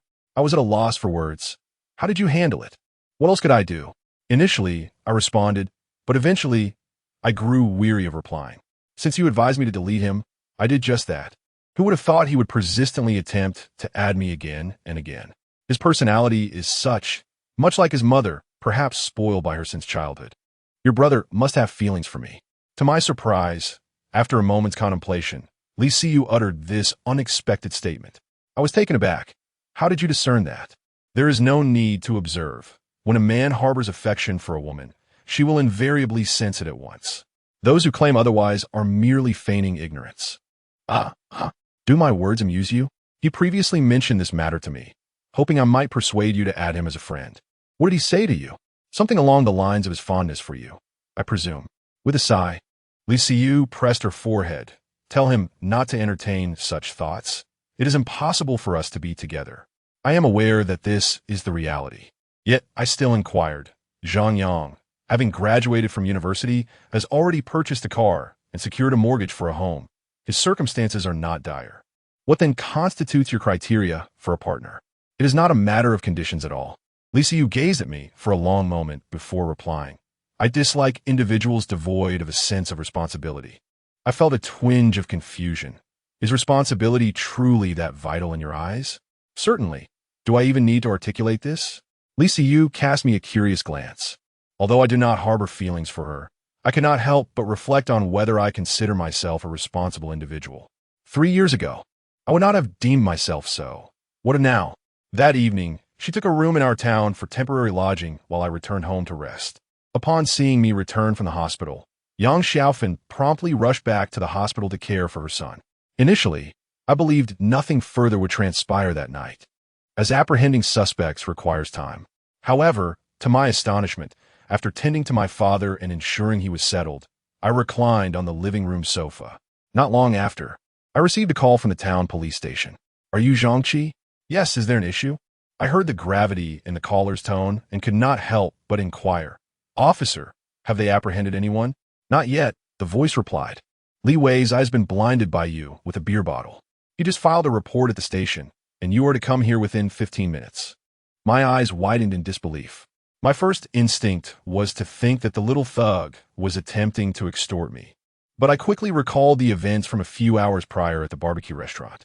At that moment, I had my back against the counter, gripping the unruly youth. And to protect both myself and Li Siyu from the gang's onslaught, I forcefully pushed him forward and hurled a beer bottle towards Li Wei's head. As I released the bottle, I was already pulling Li Siyu out of the barbecue establishment, hardly paying attention to where the bottle might land, only hearing the shattering sound as it connected with Li Wei's face. Furthermore, having seen him attack Zhang Yang later with fervor, I thought it was not a grave matter, so I certainly did not contemplate the extent of his injuries from a mere bottle. Furrowing my brow, I remarked, "This cannot be a mistake. How could this be possible?" "There is no error," the officer assured. "The surveillance footage clearly shows that your bottle struck his eye. His left eye is now permanently blinded, and he has just completed his examination at the hospital." My heart suddenly sank, and I cautiously cast a glance toward my father's bedroom. After a moment of internal struggle, I whispered, "All right, I will come over immediately. There is no time to delay. Evasion is futile. If you do not come, we will have to take action here." This has escalated into a grievous incident, reaching the level of severe injury. I replied, and, after hanging up the phone, I stood there in a daze for quite some time. Eventually, I turned to survey the ins and outs of this room before rising to head towards the police station. Perhaps I would not return to this home for a long while. The distance from my house to the police station is merely 700 or 800 meters, yet traversing this short span felt exceptionally arduous. I may not possess extensive knowledge of the law, but I understand the implications of inflicting severe harm. A few years ago, I came across a case online where a dispute arose between two villagers, one of whom blinded the other in one eye. When the victim sought compensation of 1 million, and it was denied, he subsequently filed a lawsuit against the assailant, who was ultimately sentenced to 4.5 years. What would be the verdict in my case? Just an hour ago, I was sharing light-hearted banter with Li Siyu about matters of the heart, and now, within the span of a mere hour, I find myself confronted with the prospect of imprisonment. Chapter 41. The ordeal of imprisonment, the further I tread, the heavier my heart becomes, unable to suppress the thoughts that swirl within me. What if I truly end up here? What will become of my father? What my future? Can I even dare to hope for a future? With great difficulty, I arrived at the entrance of the police station, lifting my gaze towards the blue door adorned with the national emblem. At this moment, my emotions were so intricate that they defied description. It felt as though my fate had irrevocably shattered in this instant. Ah, youth, how recklessly I acted, engaging with the dregs of society. Why stoop to their level? The deputy chief looked at me with a sense of regret. He evidently recognized me, placing handcuffs upon my wrists as he remarked, "Have you considered the implications of your actions for your father's future?" I stared at the cold metal encircling my wrists, my mind a chaotic fog. "Officer, where is the complainant?" I inquired. "The surgery at the hospital requires mental preparation. This is no ordinary public security incident. It is a criminal case. Should the complainant demand a formal case, we must comply and immediately transfer it to the criminal investigation team." "Not filed yet? Does that mean mediation is still possible?" "Mediation?" The deputy chief regarded me with skepticism. "How much can your family afford to compensate him?" "It's a matter of an eye. I recall you mentioning your father as hospitalization. You claim to be in considerable debt." I fell into a contemplative silence. Indeed, even if mediation were an option, where would I procure the funds for compensation? After a moment, I stubbornly added, "That scoundrel hasn't demanded immediate filing. It's clear he seeks to negotiate compensation, surely." That must be true. His psychological price point should be around 2 million. How much? My eyes widened, and I retorted in fury. This is not merely a case of exorbitant demands. It is outright extortion. I will sue him. Sue him? For what? When he underwent examination, He claimed his vision was lost. That blinded eye is supposedly worth $2 million. He has directly solicited money from you. It's apparent he wants you to initiate talks regarding compensation. How can you sue him? Once again, I fell silent. In recent years, there have been numerous cases resembling this one, with settlements averaging around $1 million. The remainder have typically resulted in legal proceedings leading to imprisonment. Why is the compensation so exorbitant? The injury pertains to an eye. The hospital has indicated that he has irretrievably lost all functionality in that eye, and he should soon be undergoing enucleation surgery. Consider the force with which you hurled that bottle. You young men act with such impulsiveness. Listening to these words, I felt utterly desolate, on the verge of tears. Never did I anticipate that a mere bottle tossed aside could lead to such catastrophic consequences. After a period of contemplation, I turned to the deputy chief and said, I intend to report this group for involvement in organized crime. Very well. Given the circumstances at the barbecue establishment, they are indeed culpable of organized crime. However, I must caution you, based on my understanding of such individuals, a mere 2 years in prison would hardly deter them. That Li Wei, at merely 24, has already faced incarceration once and has spent time in detention twice. In other words, the best outcome is that I accompany him to serve time in prison. I find it exceedingly difficult to come to terms with such a conclusion. His intention is simply to extort money from you. The mere mention of money evokes a profound sense of helplessness from the depths of my soul, and in that moment, I suddenly feel as though my years have been lived in vain. Money is indeed a valuable asset. How did I fail to recognize this truth in my earlier years? Now, being asked to compensate, I genuinely cannot produce any funds, let alone $1 million. Even a mere 10,000 eludes me. My phone has been temporarily confiscated, but fortunately, the deputy director has kindly left me a few cigarettes in the room. With my hands shackled, I smoke while contemplating the days that lie ahead within the confines of high walls. I believe my capacity for acceptance is rather robust. I have even begun to ponder the meager salary I might earn from operating a sewing machine in prison. After a while, a police officer entered with my phone. Someone is calling for you. Will you take the call? As I am not yet a criminal, I possess the right to answer. Initially, I intended to decline, but I found myself asking, who is calling? Lee CU. I was taken aback and replied, I won't answer. The officer then exited with my phone. Shortly thereafter, he returned, stating, you should pick up. They keep calling. I won't answer. Then I shall turn it off. Very well. When I realized that this situation could be resolved with money, I genuinely contemplated borrowing from Lee CU. It is not that I lack prudence. Rather, when one is in dire straits, there exists an instinctual reluctance to overlook any potential opportunity, much like a drowning person instinctively grasps at floating debris.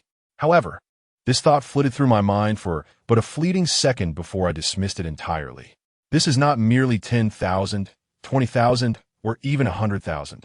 It amounts to $1 million or two.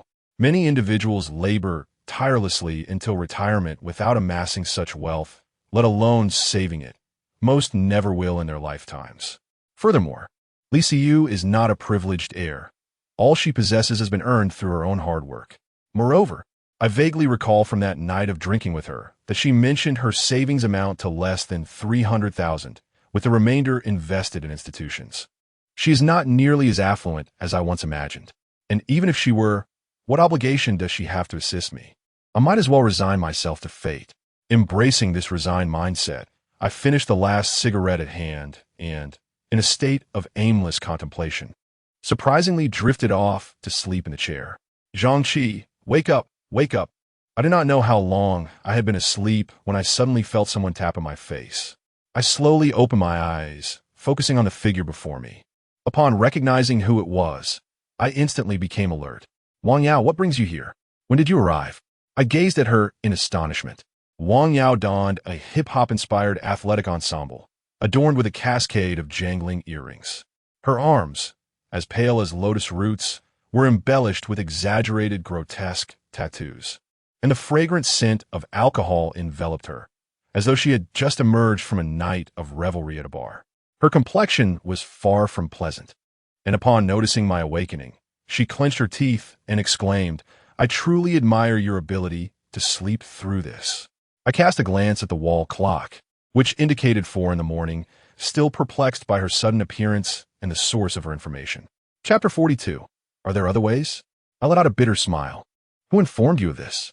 Wang Yao, appearing at this late hour, must have been privy to the events that had transpired.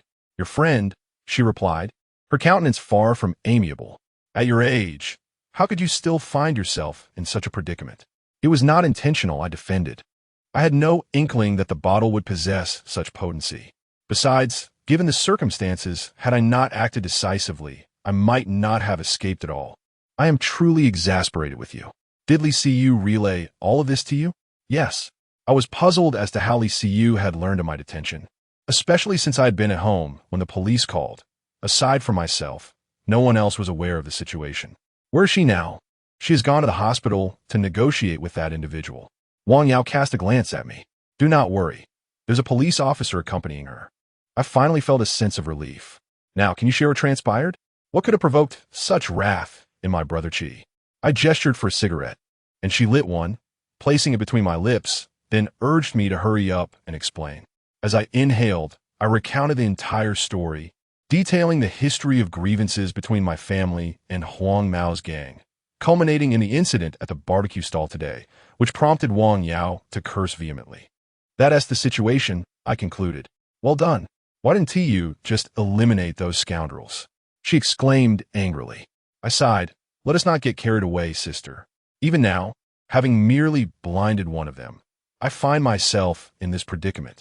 Wang Yao glanced at the handcuffs on my wrists, her demeanor calming slightly. Do not let your temper flare. The person on the other side is not as innocent either. Moreover, his reluctance to file a report immediately indicates he is likely after money. She took out her phone and examined it for a moment before stating, I can offer you around 300,000. I can lend it to you for the time being.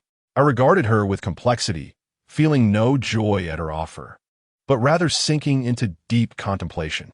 I recalled how, 2 years prior, I had deliberately vanished from the lives of these old friends. Yet they bore no grudges and were now exerting themselves to assist me. My past behavior was truly indefensible. 300,000. Such a sum would not only be difficult for a friend I hadn't contacted in over 2 years to provide, but even a family member might hesitate. For instance, I believe that if my father were still in good health, he would strive to gather the money. However, in my current household, even 30,000 would be a stretch. I doubted Yang Xiaofan and Zhang Yang would be willing to contribute. Wang Yao gave me a light tap. Have you gone mute? Speak up. I resigned myself to the thought of imprisonment. I would adhere to the legal process. Do not lend me money, and please do not trouble Li Siyu on my behalf. You are aware of my financial situation. If you lend me this money, I cannot guarantee repayment within a decade. Upon hearing this, Wang Yao neither scolded nor chided me. She simply looked at me intently before leaving the room to make a phone call. As she walked through the front door, a profound sense of relief washed over me. I genuinely contemplated that if that scoundrel were to demand a sum of 1 or 2 million, I might as well serve a few years in prison. The burden of such debt would hardly be lighter than incarceration. This was not a mortgage, where the pressure looms incessantly until it is settled. Moreover, even if Wang Yao were willing to lend me money, I could not possibly gather the remaining amount. Shortly thereafter, Wang Yao returned home, accompanied by Li Siyu, who had just come back from the hospital. Li Siyu remained silent, her gaze towards me laden with complexity. Wang Yao remarked, the current situation is not promising. That scoundrel is unwilling to negotiate without 1 million less. Zhang Qi, do you have a means to raise funds? Having already resigned myself to despair, I candidly replied, no. Upon hearing this, Wang Yao chose to disregard my response and turned to Li Siyu, asking, do you have contact information for his family? We need to discuss this matter. It is too significant to be overlooked. He has a younger brother, Li Siyu replied. Then call him, Wang Yao insisted. Are you out of your mind? I exclaimed, my eyes widening in disbelief. This is my affair. Who gave you the right to make decisions on my behalf? I understood her intentions were to assist me, but I was acutely aware of my own circumstances. At that moment, I was exceedingly anxious, and my outburst was merely an attempt to dissuade her from pursuing that course of action. Wang Yao, her expression devoid of emotion, retorted, are you capable of repeating that? I came here at night to help you. Am I mistaken in my efforts? That is not my intention. If it is not, then be silent. Otherwise, I will leave immediately and never return, she declared coldly, evidently infuriated by my demeanor. I opened my mouth, secretly hoping she would depart, but if I voiced that sentiment, it might sever our ties irrevocably. Fortunately, Li Siyu interjected at an opportune moment. Wang Yao, Zhang Qi's situation is rather unique. His brother is currently hospitalized. Even if his aunt were to come, I doubt they could gather the necessary funds. Perhaps we should explore alternative solutions. Wang Yao nodded reluctantly. Li Siyu pondered for a moment. Even if I were willing to contribute, I could only muster around 200,000 to 300,000. Or perhaps we could consider mortgaging a vehicle. If we combine that with your funds, it might suffice. Wang Yao looked at her in astonishment, while I was even more taken aback. I had never anticipated that Li Siyu would go to such lengths for me. We had known each other for merely 2 or 3 months, and our initial encounter had been far from amicable. What merit did I possess to deserve such generosity? Even Wang Yao sensed the awkwardness of the situation, yet recognizing its gravity, she hesitated before finally turning to me, hoping I would make a decision. What do you think? I wished for imprisonment. At that moment, my thought was that if I were to owe these 2 women $1 million, I would rather serve time, for I could not repay such a debt. Is there no alternative aside from compensation? However, just as I prepared to decline their goodwill, Li Siyu suddenly posed a question. Both Wang Yao and I gazed at her in bewilderment. At this juncture, it seemed that our options were limited to imprisonment or financial restitution. Li Siyu remarked, "Those individuals are not without their own transgressions. If we could find some internal support, there might be a chance for a turnaround." For reasons unbeknownst to me, her words caused me to instinctively furrow my brow. Wang Yao, however, fell into a brief contemplation upon hearing Li Siyu's statement, and after a moment, she gently shook her head. "Then there are no other paths to pursue." Li Siyu continued, "I will pawn the car. Anything is preferable to letting Zhang Qi face incarceration." "Wait, do you have any other alternatives?" I inquired. "I'm out of options. However, I know of someone who might be able to help." "Who?" I asked, astonished. Was there another remarkable relative besides her aunt? Wang Yao remained silent, merely casting a glance in my direction before exiting the room, seemingly to make a phone call outside. Chapter 43. The strange circumstances. I found myself in a state of inner conflict. On one hand, I doubted that Wang Yao's connections could still wield any influence at this juncture, given that we live in a society governed by law.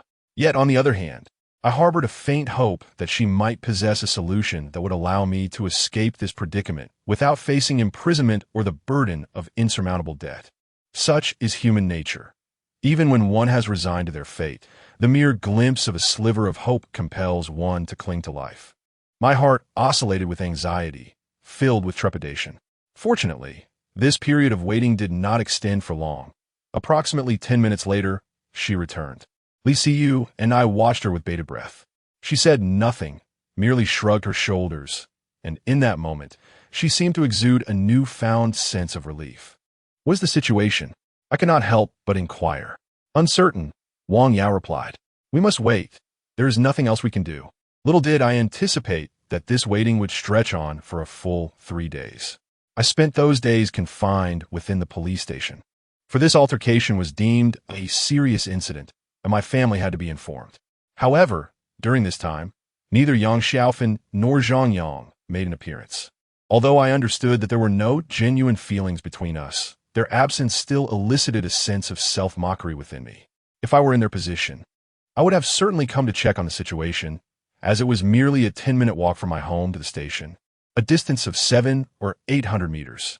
The reason for Yang Xiaofan's absence was undoubtedly her fear of financial repercussions, apprehensive that I might compel her to procure funds. She must have grasped the entirety of the situation. Was she concerned that I would ask her son to sell his car or his house?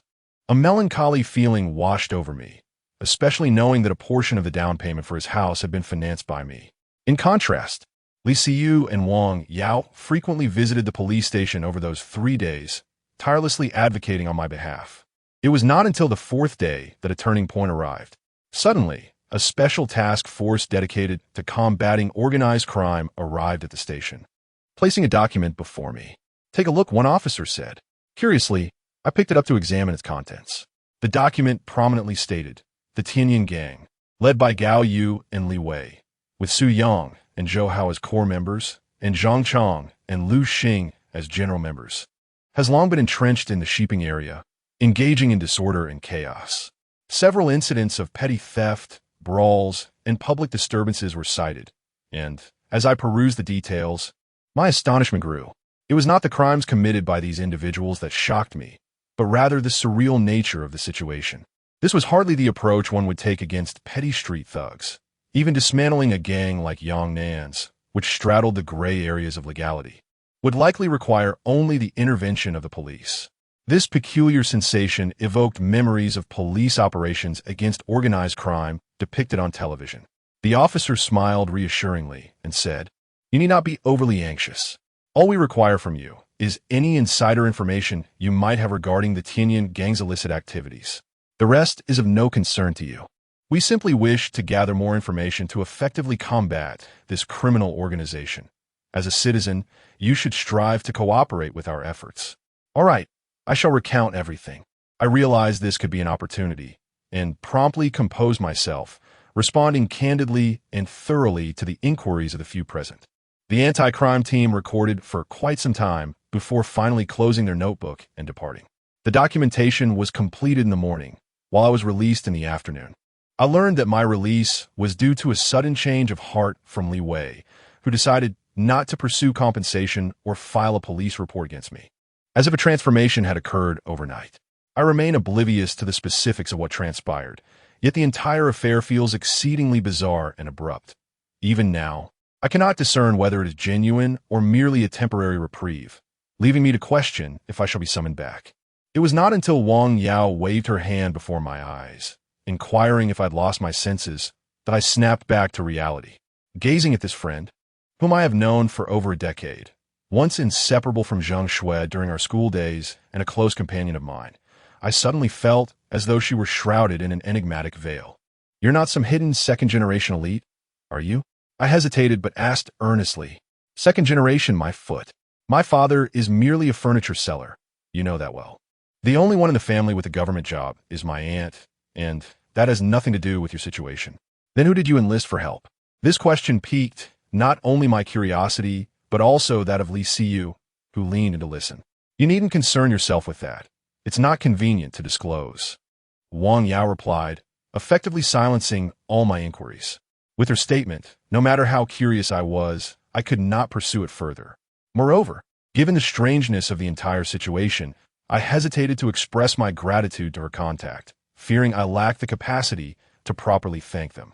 That evening, I treated Wang Yao and Li Siyu to dinner in our town. After the meal, Wang Yao excused herself and left.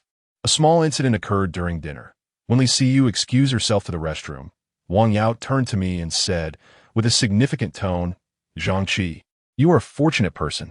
Surviving such an ordeal, I felt little inclination for humor and replied, with friends like you, I am indeed fortunate. Yes, I am your friend, and helping you is only natural, but I refer to other matters," she continued. "What do you mean?" I asked, momentarily taken aback, glancing towards the restroom. "Are you implying Li Siyu? In the past few days, she had tirelessly sought assistance on my behalf, indeed doing much for me." Wang Yao neither confirmed nor denied my suspicion.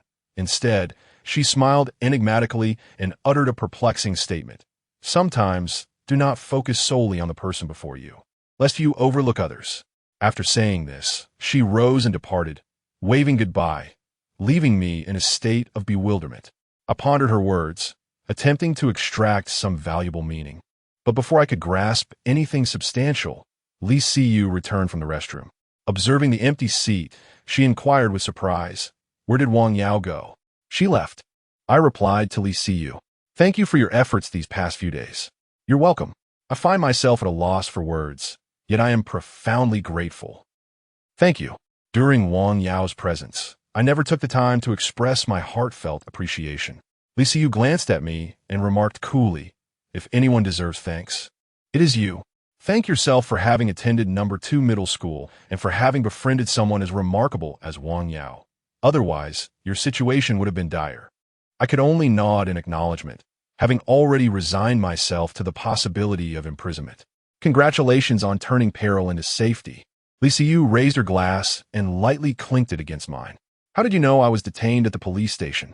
I slowly finished the drink in my glass and, with a puzzled expression, inquired of her.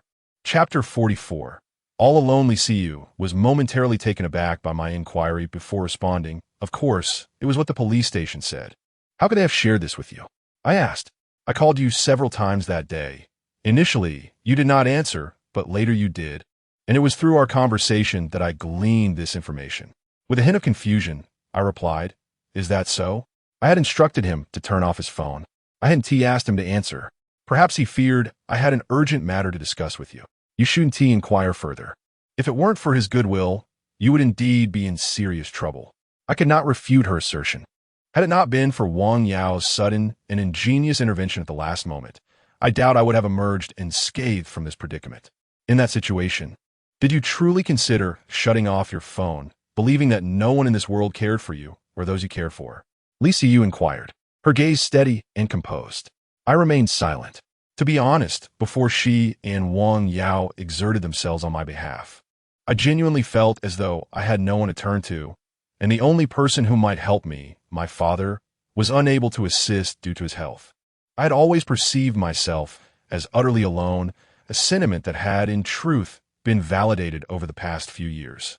Noticing my lack of response, Li Siyu refrained from pressing the matter further. That evening, we indulged in considerable drinking and agreed to return to the city together the following day.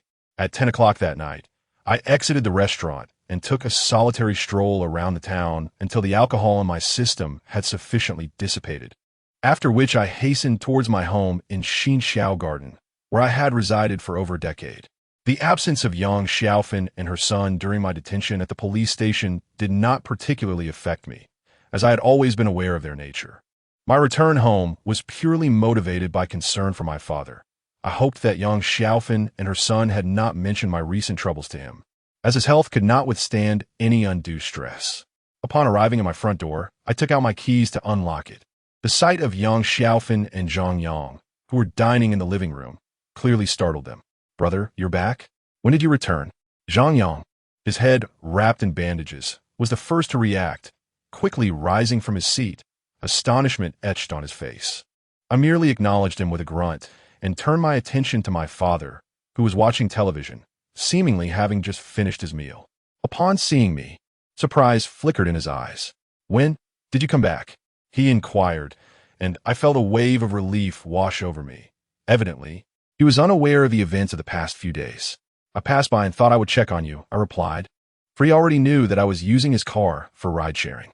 Xiaofan, is there any food left?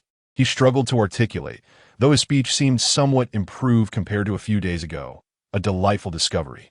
I declined, stating that I had already eaten, then lingered by the sofa to keep him company until he drifted off to sleep once more. Only after I was certain he was asleep did I rise and approach the dining table. Yang Xiaofei glanced at me for a moment, then fell silent, resuming her meal. Perhaps she felt a twinge of embarrassment and was also curious about my sudden appearance amid such significant events. I held no expectations for her or her son, and consequently, I experienced no disappointment. I merely uttered a few words, advising them not to mention the recent occurrences to my father, as the matter had been resolved. After conveying my message, I departed from home once more. The streets of the small town were desolate in the late hours of the night, and as I walked alone, I found myself, almost unwittingly, standing before the abandoned elementary school I once attended. The institution had been deserted for many years, with surrounding businesses long since vacated. The darkness enveloped the familiar campus, obscuring its true form. All I could discern was a desolate expanse. Behind the school lay a cemetery, and I approached the rusted iron gate, pushing it open with effort. I navigated through the overgrown weeds, wielding a flashlight as I traversed the forlorn grounds towards the graveyard on the hillside. My mother lay buried there. In my childhood, whenever I felt particularly despondent, such as during the first time Yang Xiaofei deliberately deprived me of food, or when she secretly took Zhang Yang to dine at KFC, I would come here to visit my mother's grave. Although I had never met her, I had seen her photographs. She was a beautiful woman, her features imbued with gentleness. My father had shared that she was once the Chinese language teacher at this very school, intending to educate me once I grew older. Yet, That day never came, for she passed away prematurely. As I matured, aside from the annual ritual of burning paper offerings, I had not returned until today, which was merely a coincidence rather than an emotional necessity. However, after lingering at the grave for a while and smoking a cigarette, I inexplicably felt a sense of lightness. I reached out to clear the easily manageable weeds from the grave before turning to descend the hill. Though I had opened the gate upon my arrival, time had rendered it severely rusted, and it had closed itself, becoming lodged in its corroded gears. With considerable effort, I managed to pry it open once more and return to the main road.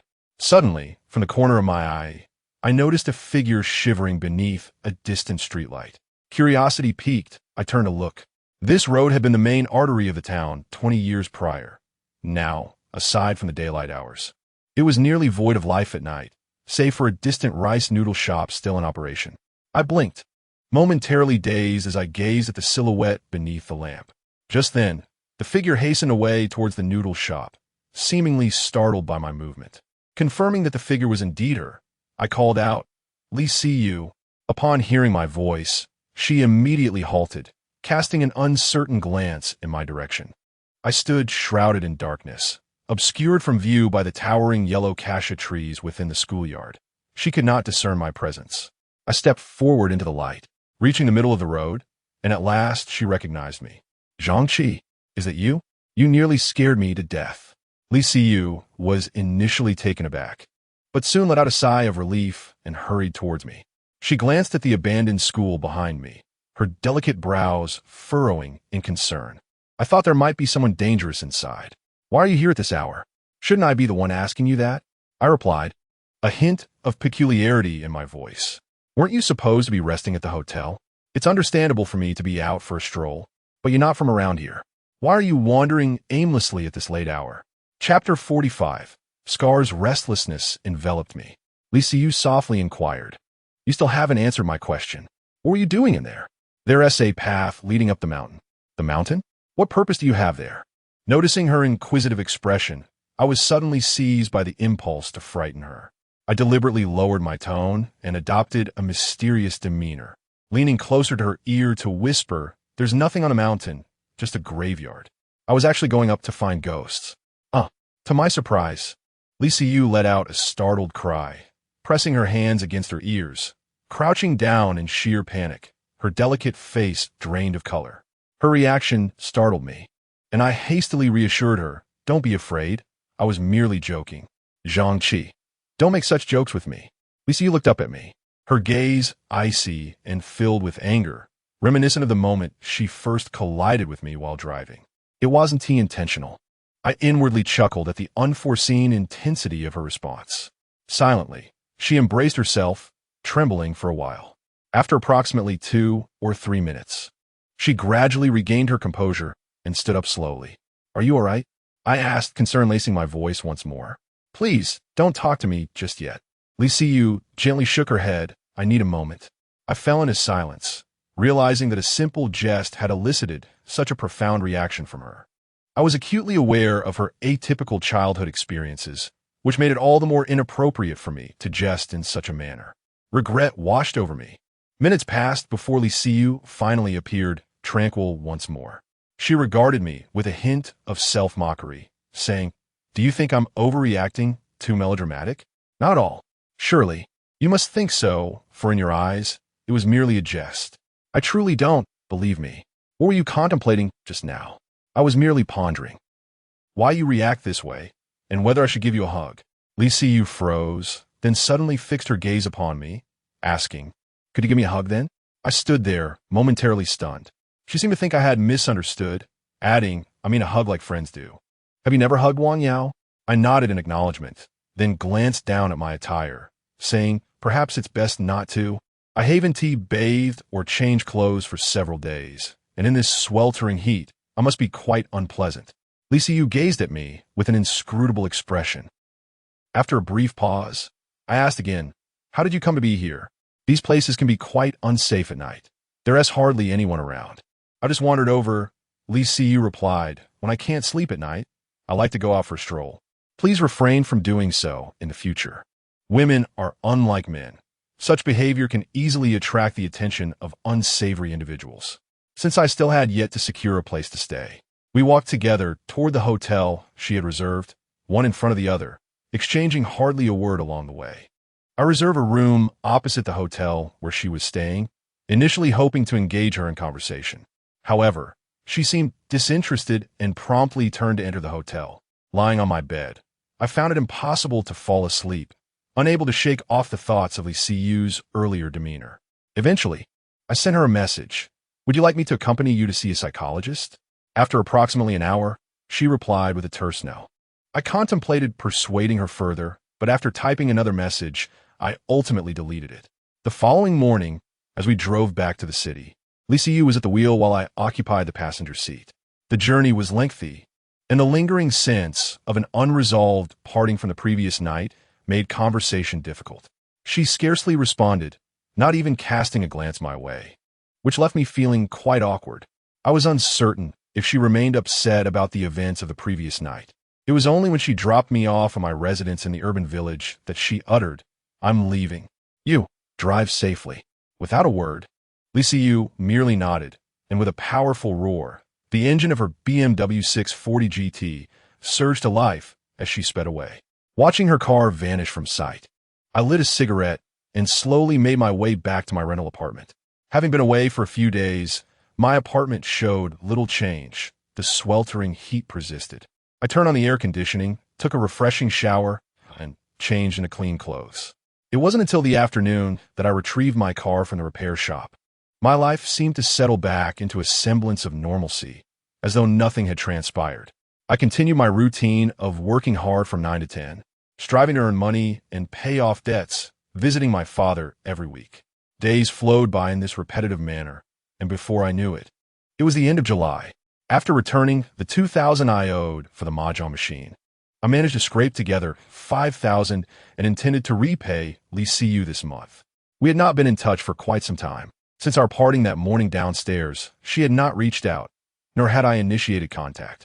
If it weren't for the occasional glimpses of her posts on social media, I might have doubted whether she had removed me from her contacts. To my surprise, just as I opened a chat window, eager to transfer the funds, Liu's voice call came through unexpectedly, as if my phone were under surveillance. "Are you free tomorrow?" "Yes." "What is up? Could you accompany me to the prison?" "Going again?" "Yes. Now we can visit once a month." "Let me think it over." I expected her to dismiss the idea if I declined, but instead, she remained silent, not ending the call. I hesitated to press her further, clearing my throat before saying, "I can go, but why not ask your brother or your mother to join you?" Liu paused before responding. "My brother doesn't want to go, and my mother has a unique situation."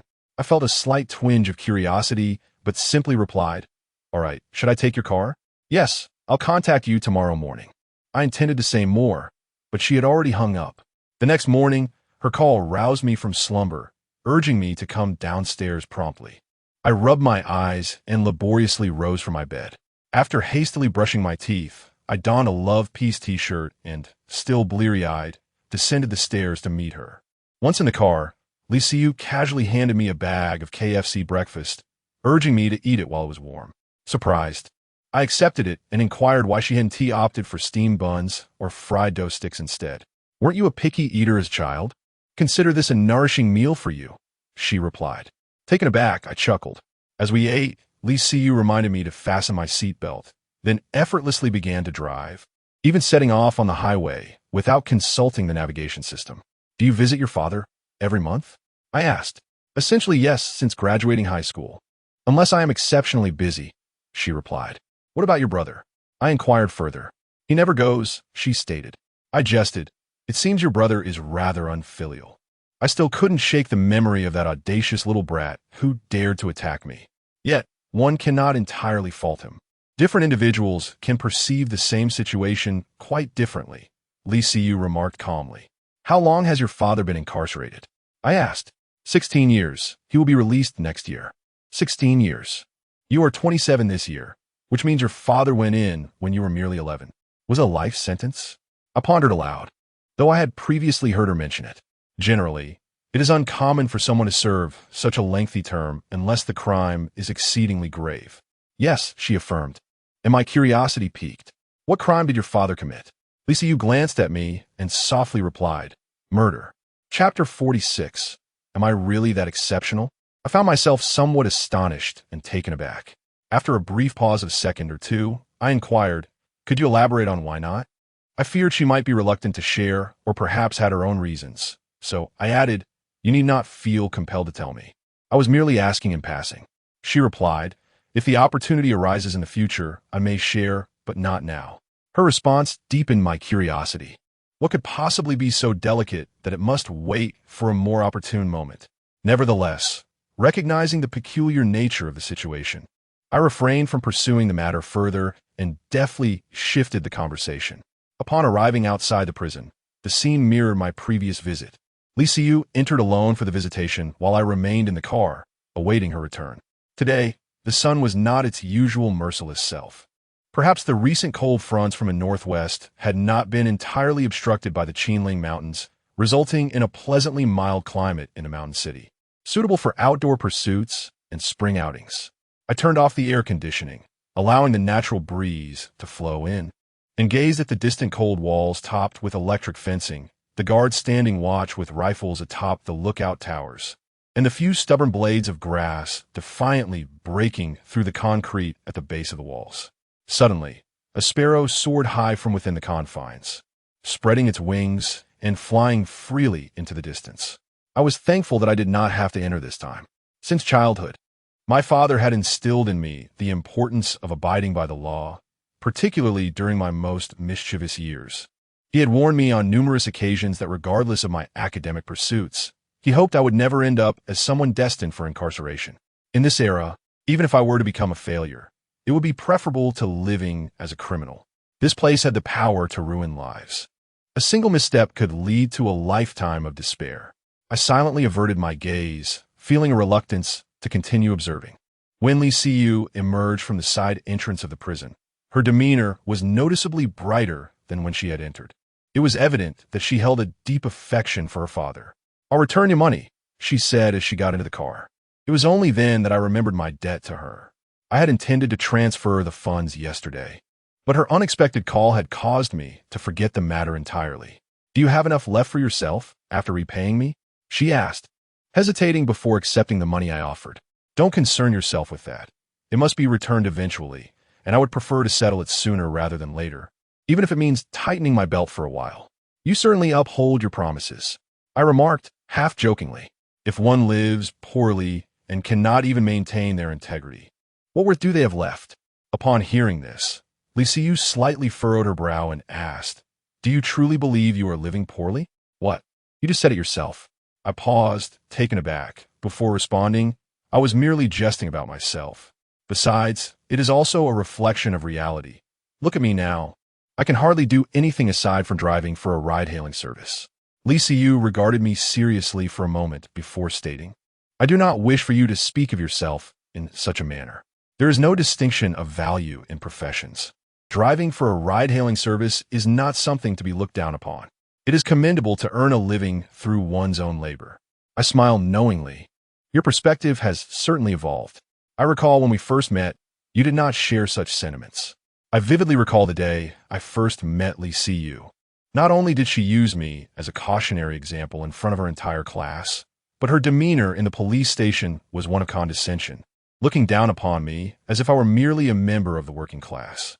In that moment, I felt an overwhelming urge to confront her, to demonstrate the strength of the working class with a few sharp slaps. Liu's face flushed slightly as she remarked, at that time, I regarded you as an adversary, and naturally, I chose my words to sting.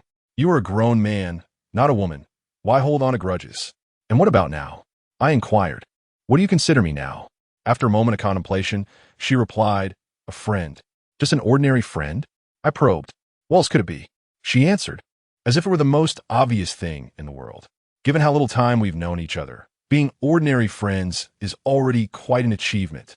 I responded with a calm acknowledgement, though an inexplicable discomfort stirred within me, the reason eluding even my own understanding. Noticing my lack of enthusiasm, Liu chose not to pursue the topic further, fastening her seatbelt in silence. Yet she hesitated to start the car. As I pondered this, she softly said, Those whom I consider friends are exceedingly rare. You're the first friend I have made in years, which is indeed precious. I looked at her in astonishment, the discomfort in my heart dissipating in an instant, replaced by curiosity as I asked, "Is that so? What have I done to deserve such special treatment?" "Because you're a good person." Her words caught me off guard, leaving me momentarily speechless, as if I had been choked by something. Even she, after speaking, could not suppress a smile and added, "It's true. You go out of your way to assist those you have only recently met, and you rush to protect me even when danger is evident. These qualities are truly rare. While they may seem simple, human nature tends to seek pleasure and avoid pain. And in critical moments, most people behave like timid turtles. Am I really as commendable as you say?" I mused, momentarily lost in thought. Liu chuckled softly and said, "Don't get too cocky. I don't want to return to the city just yet. Is there anything fun to do around here?"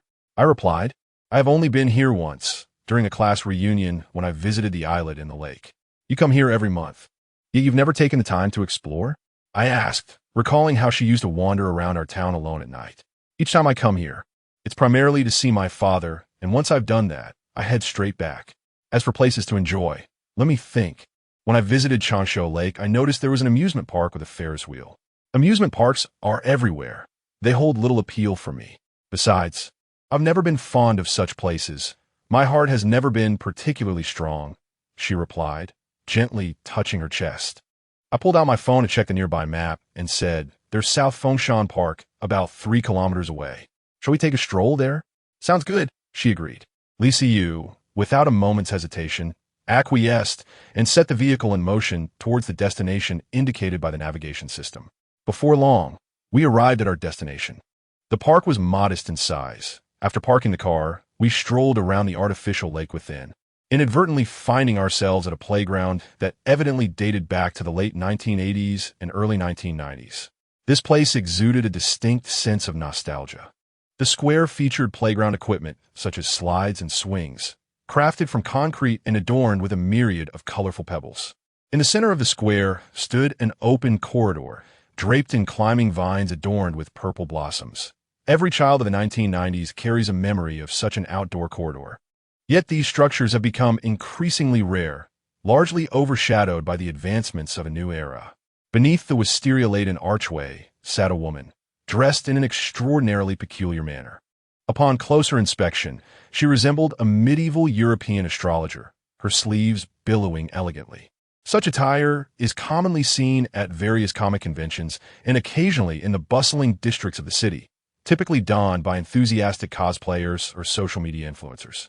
However, in a park located in a less frequented district, her appearance was decidedly conspicuous. Strangely, I found it difficult to ascertain her approximate age. Chapter 47.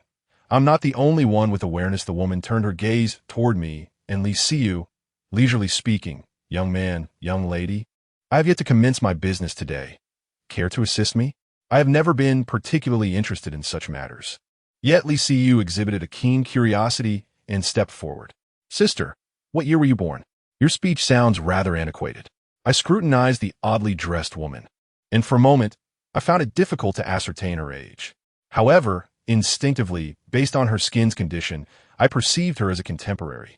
25, 30, 40? She seemed to be around 25, indeed. Her complexion was remarkably vibrant, not the result of long-term facial masks, skincare products, or an array of cosmetic treatments. Rather, it appeared as though her body was sufficiently pure, resulting in skin that radiated transparency and was resistant to the formation of wrinkles. Yet, judging by her gaze and demeanor, I suspected her age might not be as youthful as I had first thought. Regardless, her addressing me and Liu as young man and young lady felt rather excessive. I was approaching 30. The woman paid me no heed, merely smiling before turning to Liu and inquiring, "What would you like to see, young lady?" "I would like to ask the master, can you see anything?" "Quite nearly. I can offer insights into your career, relationships, health, and lifespan. As long as you articulate your queries, I can assist you." "What methods do you employ?" "Facial features, palmistry, birth charts, tarot." "You are proficient in tarot as well?" "You seem to blend Eastern and Western practices quite adeptly." I couldn't help but chuckle softly. Li Siyu shot me a disapproving glance before asking, "Master, please don't mind him. How much do you charge for a reading? You may offer what you feel is appropriate. I do not rely on this for profit," the woman replied, casting a meaningful glance in my direction. Suddenly, I heard a series of delicate chimes. It turned out the bells hidden beneath her flowing sleeves were jingling. She truly resembled an astrologer. "Recently, you narrowly escaped a legal predicament, and not long ago, a family member suffered from a sudden illness or encountered an accident.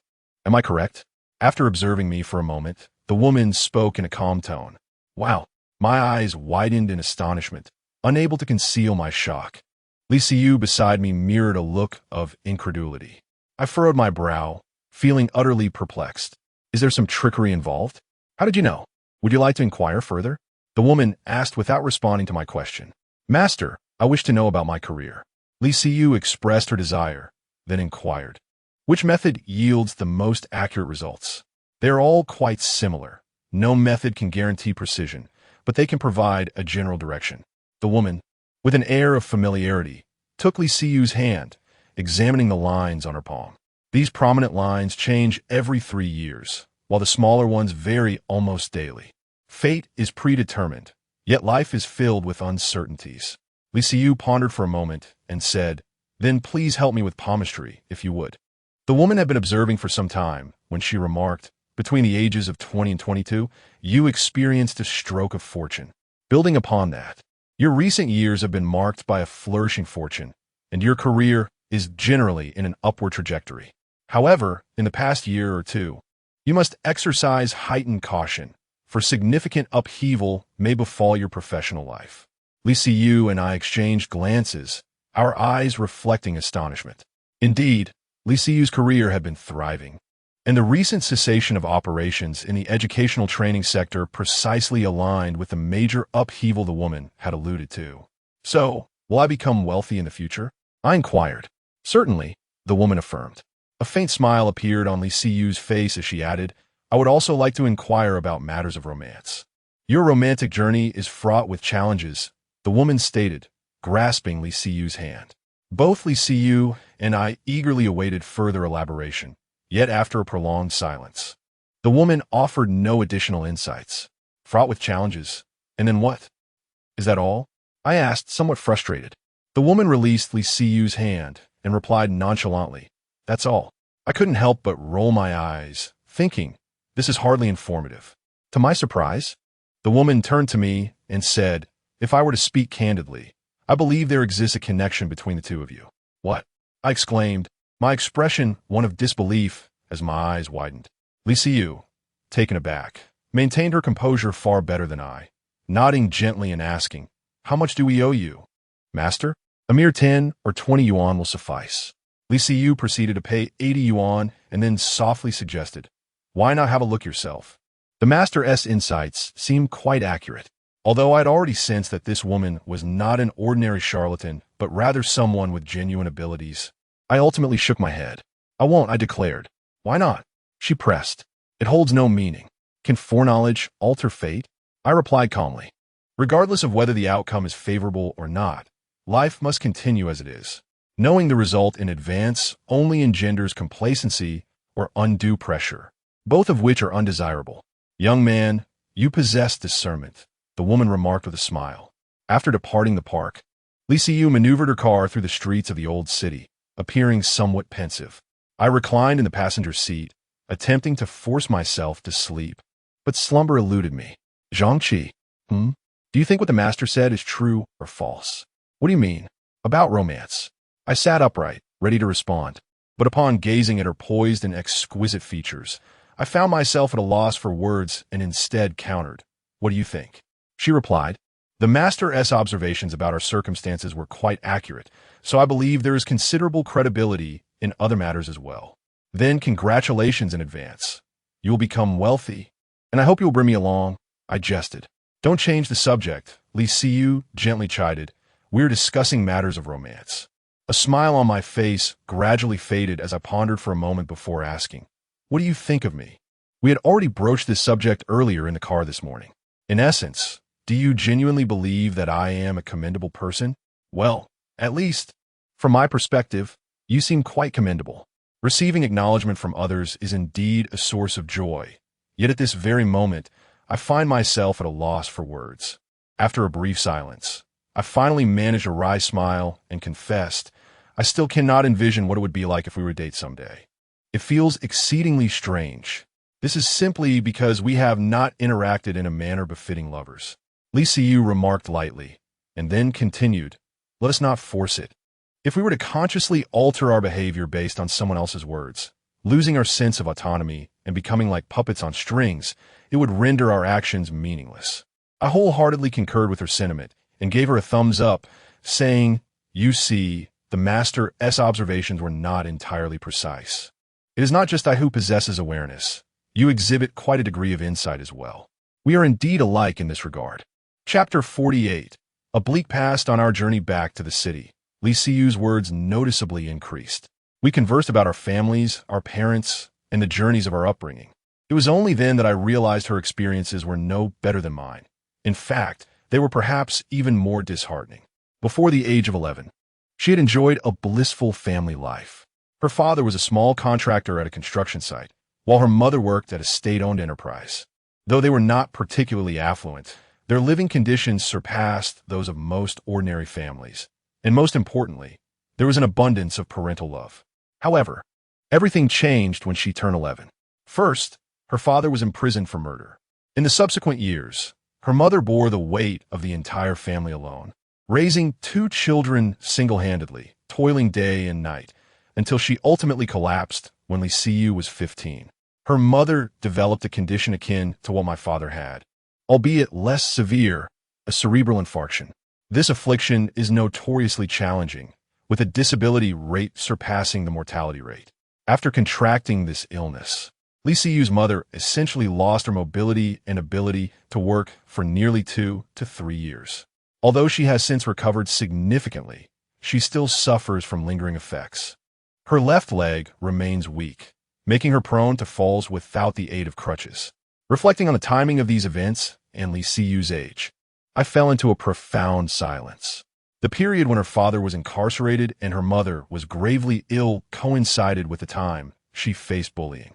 I had previously learned that she graduated from East China Normal University, the nation's premier teacher training institution. I cannot fathom the immense pressure she must have endured during those years, especially as she navigated the trials of her father's imprisonment, her mother's illness, and the responsibilities of caring for a young brother. Each day, she would rise at 5 in the morning to prepare meals, rush to school, and upon returning from evening classes, she would tirelessly assist her brother with his studies, help her mother to the restroom, and tidy the house. At school, she was often bullied. If it had been me, I would have either completely broken down or erupted in anger. Yet she did not. Not only did she persevere without collapsing, but she also successfully completed her studies, gained admission to a prestigious university, and through her own efforts, achieved her present circumstances. To many, her current situation might seem a success, yet few are aware of the sacrifices she has made to attain it. Lee Siyu recounted her story with a calm demeanor, as though she were a mere observer narrating a tale detached from her own life. When discussing certain experiences, fleeting moments of melancholy flickered in her eyes, only to be replaced by resilience. I wanted to offer words of comfort and praise, but I felt such sentiments would be futile, so I remained silent, quietly empathizing with this strong young woman in my heart. Zhang, have you ever contemplated the future? She suddenly asked me. Are you referring to relationships or career? Career, I suppose. I have not thought about it. Do you intend to drive for ride-sharing indefinitely? Not that I believe there's anything wrong with it. I understand. Well, how should I put it? In truth, I have always believed that the most crucial aspect of any occupation is the joy it brings, or, more aptly, the freedom it affords. At least this has been my guiding principle prior to my father's hospitalization. This was my perspective then, but what of now? I still hold this belief, albeit with the addition of more considerations than before. As I speak, a sense of melancholy envelopes me. My father's hospitalization has left me feeling overwhelmed, truly experiencing the torment of financial strain. Lee Siyu nodded gently, acknowledging my thoughts. Your perspective is indeed shared by many. And what of you? I inquired with curiosity, what are your thoughts? I yearn to amass wealth, to accumulate an inexhaustible fortune, Li Siyu responded. Only with sufficient wealth can I attain a sense of security, acquire the things I desire, safeguard my family, and secure a better dwelling, perhaps a detached villa, not only for its superior security, but also to avoid disputes with neighbors. Do you hold high expectations for material life?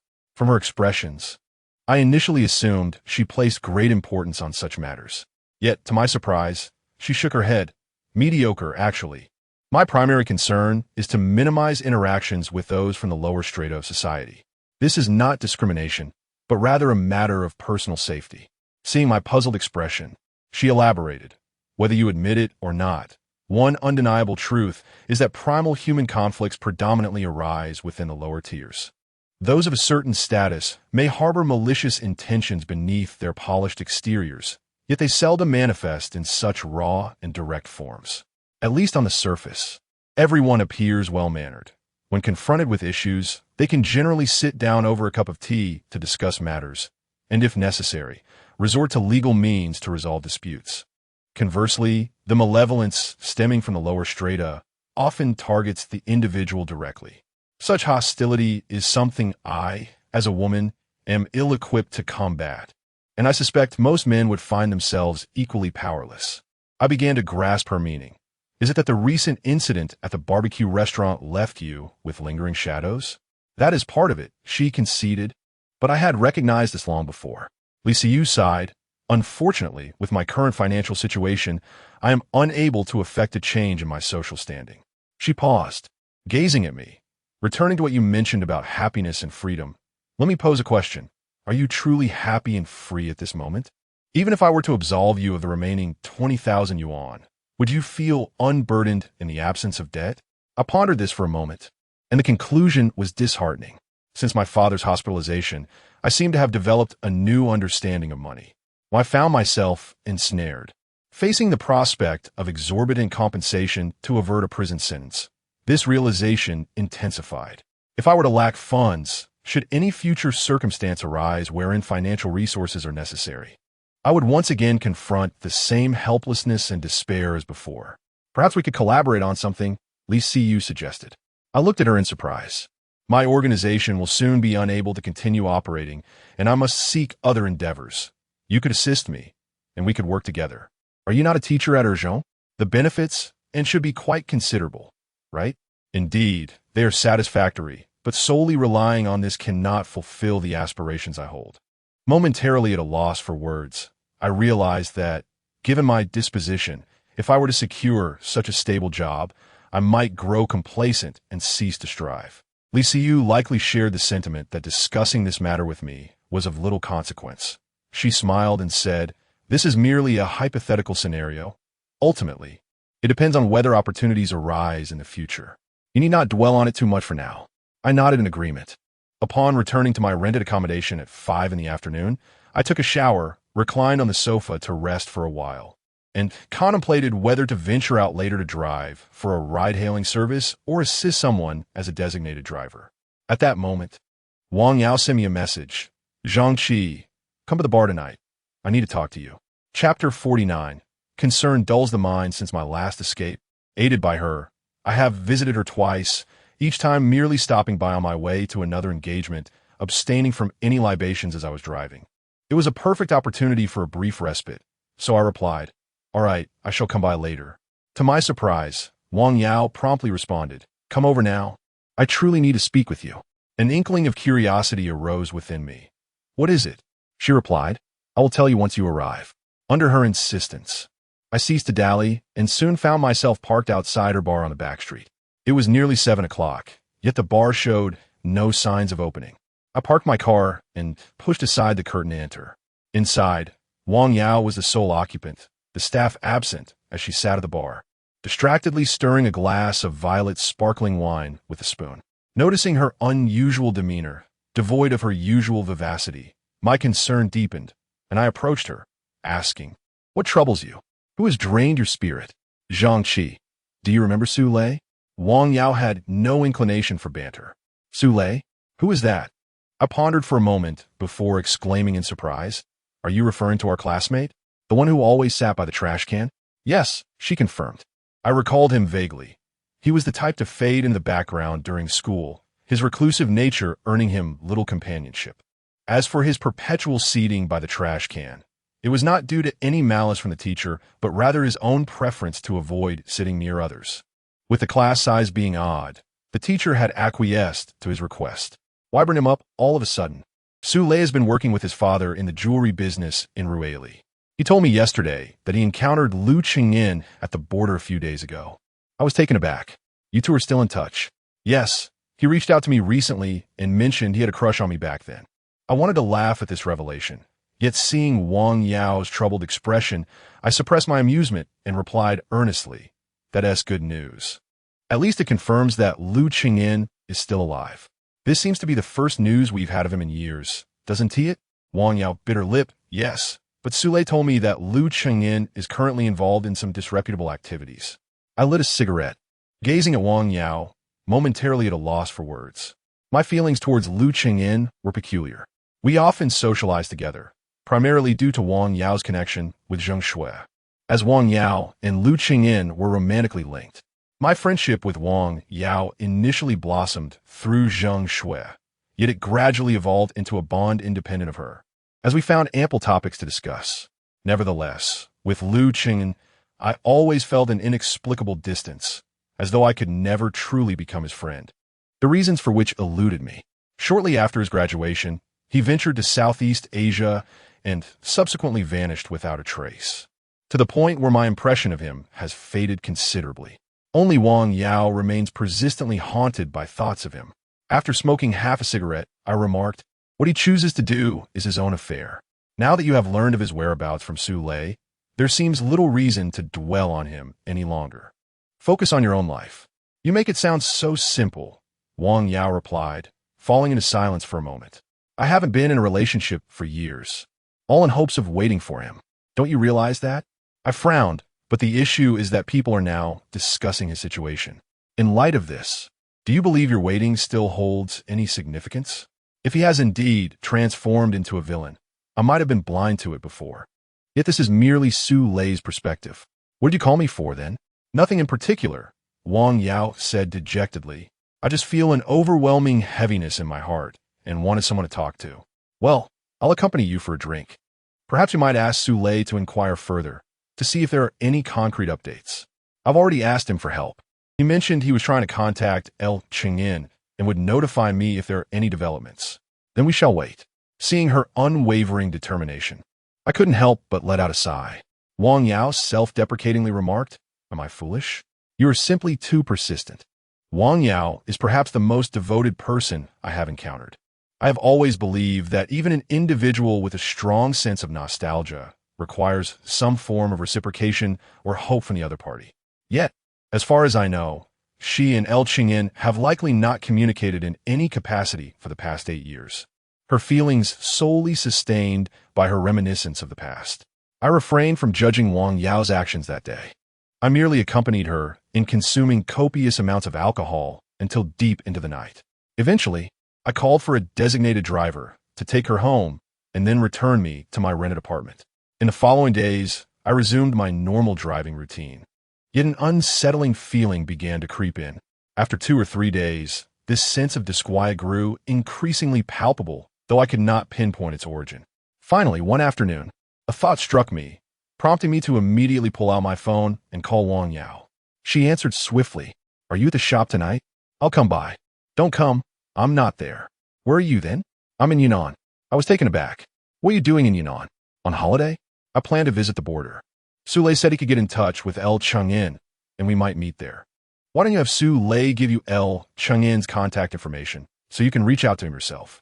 Before I could finish my sentence, my brow furrowed with concern. This situation felt off, decidedly off. Wang Yao replied, "Sule mentioned L. Chengyin's circumstances are quite special." "Special my foot." I couldn't help but exclaim. "Where did you go? Where exactly are you now?" "I arrived this morning. I'm currently at Bana Airport, just landed." "Wang Yao," I urged fervently, "listen to me. From this moment forth, cease all communication with Sule. This individual may very well pose a threat. Immediately book a flight and return to Chongqing without delay. You imply that the words Su Lei spoke were mere fabrications, intended to lure me to the border? Does he harbor malicious intentions toward me? Wang Yao, being an astute woman, seemed momentarily unsettled by the news from Elchingen, yet she swiftly grasped my meaning, her tone laced with uncertainty. It is highly plausible. Otherwise, why would he not directly furnish your contact details to Elchingen? I expressed my concern. In recent years, have there not been countless incidents of online abductions? Heed my advice and return at once. Do not venture towards the border any longer, nor maintain contact with Su Lei, let alone meet him. Chapter 50. Conspiracy? Wang Yao fell into silence on the phone, a silence that indicated she had not yet dismissed the thought of meeting Su Lei. I implored her earnestly, "My dear sister, consider the kind of person Su Lei was during his school days.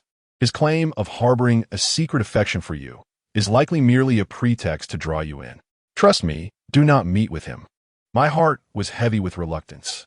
After a prolonged pause, Wang Yao uttered a single sentence that rendered me speechless. I understood her character well. If she had readily agreed to return, all would be well. However, her lack of a definitive response suggested a significant likelihood of making an alternate choice. I took a deep breath and said, "Please give me Su Lei's number." "What do you intend to do?" she inquired. "Just give it to me." Wang Yao sent me a number, and I promptly dialed it. The area code revealed it was registered in Yunnan. As I awaited the connection, I had already prepared my words. Yet, to my astonishment, the call was abruptly disconnected after a single ring, and subsequent attempts yielded the same result. At this juncture, I could ascertain that this individual harbored ill intentions. As for why he sought to lure Wang Yao to the border, I was not yet prepared to speculate. After failing to reach Su Lei, I called Wang Yao again. Upon connection, before I could utter a word, she said, "Su Lei just asked me if I had given his number to anyone else." "What did you say?" I said no. "Where is he now?" "He didn't tell me. He only arranged to meet me at a restaurant." I pondered for a moment and replied, "Su Lei is undoubtedly suspicious. I still intend to meet him." I was at a loss for words and could only say, "Then you should report this to the police and seek their assistance." "Isn't that making a mountain out of a molehill?" Wang Yao hesitated for a moment. "Perhaps I should not meet him after all. You could buy a ticket and come here, then we could go together." "Why are you being so stubborn?" "Zhang Qi," Wang Yao replied with a tone of bitterness. "You know me well. As long as there is a glimmer of hope, I refuse to give up. Regardless of whether I can meet Lu Qingyan, I will exert every effort. But rest assured, I am not foolish. I will not venture to the border without concrete information. You speak lightly, but when faced with truly nefarious individuals, safety is elusive anywhere. I anxiously lit a cigarette, inhaling deeply before concluding, "I will come over." "Do not meet Su Lei in the meantime. Wait for me at the airport. Let me check the flights." "All right." I opened the railway app to check for the next flight to Zishuingbana, discovering that the nearest flight was set to depart in half an hour, too late for me to catch. There are no tickets available now. I can reach the airport by 11 tomorrow morning. You should find a hotel in a more bustling area and refrain from contacting Su Lei for the time being. "Okay, I will follow your advice." After hanging up, I was about to complete my ticket purchase when the system notified me of insufficient balance, resulting in a failed transaction. I was taken aback when I opened my WeChat wallet, suddenly recalling that I had just repaid Li Siyu 5,000 yuan a couple of days ago. Now, my total balance was merely around 400 yuan, a rather awkward situation indeed. After a moment's hesitation, I decided against asking Wang Yao for money and instead sent a message to Li Siyu. She replied promptly, asking, "What is up?" I requested a loan of 2,000 yuan, explaining that I had some matters to attend to. Mere seconds after sending the message, the funds were transferred to me. I promptly purchased a plane ticket, and after a while, Li Siyu inquired, "What is the matter?" I informed her that I was headed to Yunnan. Her call came through, and she asked, "What is the purpose of your trip to Yunnan?" I did not conceal the truth and briefly explained the situation. What could Wang Yao possibly be thinking? This situation clearly seemed amiss. Through the phone, I could almost visualize the furrow in Li Siyu's brow as she processed the information. Her perspective was rather unconventional. Her thoughts appeared somewhat misguided. "You can't say that about her," I countered. Which rational person remains infatuated with a boyfriend they haven't contacted in nearly 8 or 9 years? My retort left Lee Siyu momentarily speechless. After a pause, she remarked, "Women can be incredibly persistent when they set their hearts on something. This kind of tenacity is beyond the comprehension of men." I refrained from arguing, fully understanding Wang Yao's sentiments. I was merely frustrated that she had lost her sense of reason in her quest to see El Cheng'in, which was undeniably foolish. "Just be careful. If you run out of money, feel free to reach out to me," Li Siyu advised. After a brief pause, she added, "Wang Yao is a person worth caring for. Please guide her well." "Yes, I understand," I replied. After ending the call, I sighed, fully aware that Wang Yao was a woman of deep emotions and loyalty. Without her, I would have surely faltered by now. A little later, I asked Wang Yao if she had secured accommodation. She confirmed that she had found a place and sent me the location of a hotel. Upon checking the map, I noted with some relief that the hotel was situated right across from the police station. As I reclined on the sofa, I pondered over the character of Su Lei. I searched for him in my former classmates group, but found no trace. After some thought, I decided to add Zheng Shui on QQ. I had presumed she might no longer use that account, given her personal signature had remained unchanged for a decade. Surprisingly, about 20 minutes later, she accepted my friend request. My heart leapt momentarily, and I quickly reminded myself of my intent for reaching out, typing swiftly, "This is Zhang Qi." She replied, I continued, "I would like to ask you something." "Go ahead," she responded. I inquired if Su Lei had been in contact with her recently. Her reply was negative. Zhang Shui's response left me momentarily at a loss for words, so I chose not to reply further. I then added a few other female classmates from our class group to inquire if Su Lei had also reached out to them recently. If he had, it would confirm my suspicions. However, it seemed that due to everyone's decreasing use of QQ, I waited for quite a while, and aside from Zheng Shui, no one else responded affirmatively. Just then, my phone vibrated, and I quickly picked it up to see another message from Zheng Shui. "Why are you asking me such questions?" "Me. Did Wang Yao not mention it to you?" "She. Mention what?" I briefly explained the situation, and soon Zheng Shui's voice call came in, asking, "Where are you?" "At home. What do you plan to go over?" "I bought a ticket for tomorrow morning." "The 8:30 flight?" "Yes." I hesitantly inquired, "Are you going to find her together?" "We will meet at the airport tomorrow morning." After Zheng Shui finished speaking, she abruptly ended the call. I felt a sense of loss. I recalled the early days of our high school relationship, when we would chat for hours on QQ Voice every night. To save on call costs, we rarely used phone numbers for conversations. Not long after, with the advent of WeChat, our voice chats shifted predominantly to that platform, and QQ gradually faded into obscurity. Later, after our breakup, in a fit of anger, she deleted all my contact information, and I thought that the voice function between those two accounts would never be utilized again. Chapter 51.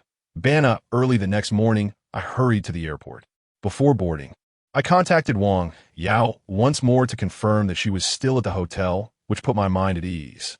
While waiting in line to board, I scanned the area for Zheng Shui, but found no trace of her. Unable to contain my curiosity, I sent her a message on QQ. "Did you miss the flight?" "Soon," she replied. "I'm on the plane." As I entered the cabin, I craned my neck to search for her, yet still could not spot her. I sent another message. "Why can't I see you?" She responded, "I'm in the front cabin." Astonished, I glanced toward the front of the plane, which was obscured by a curtain.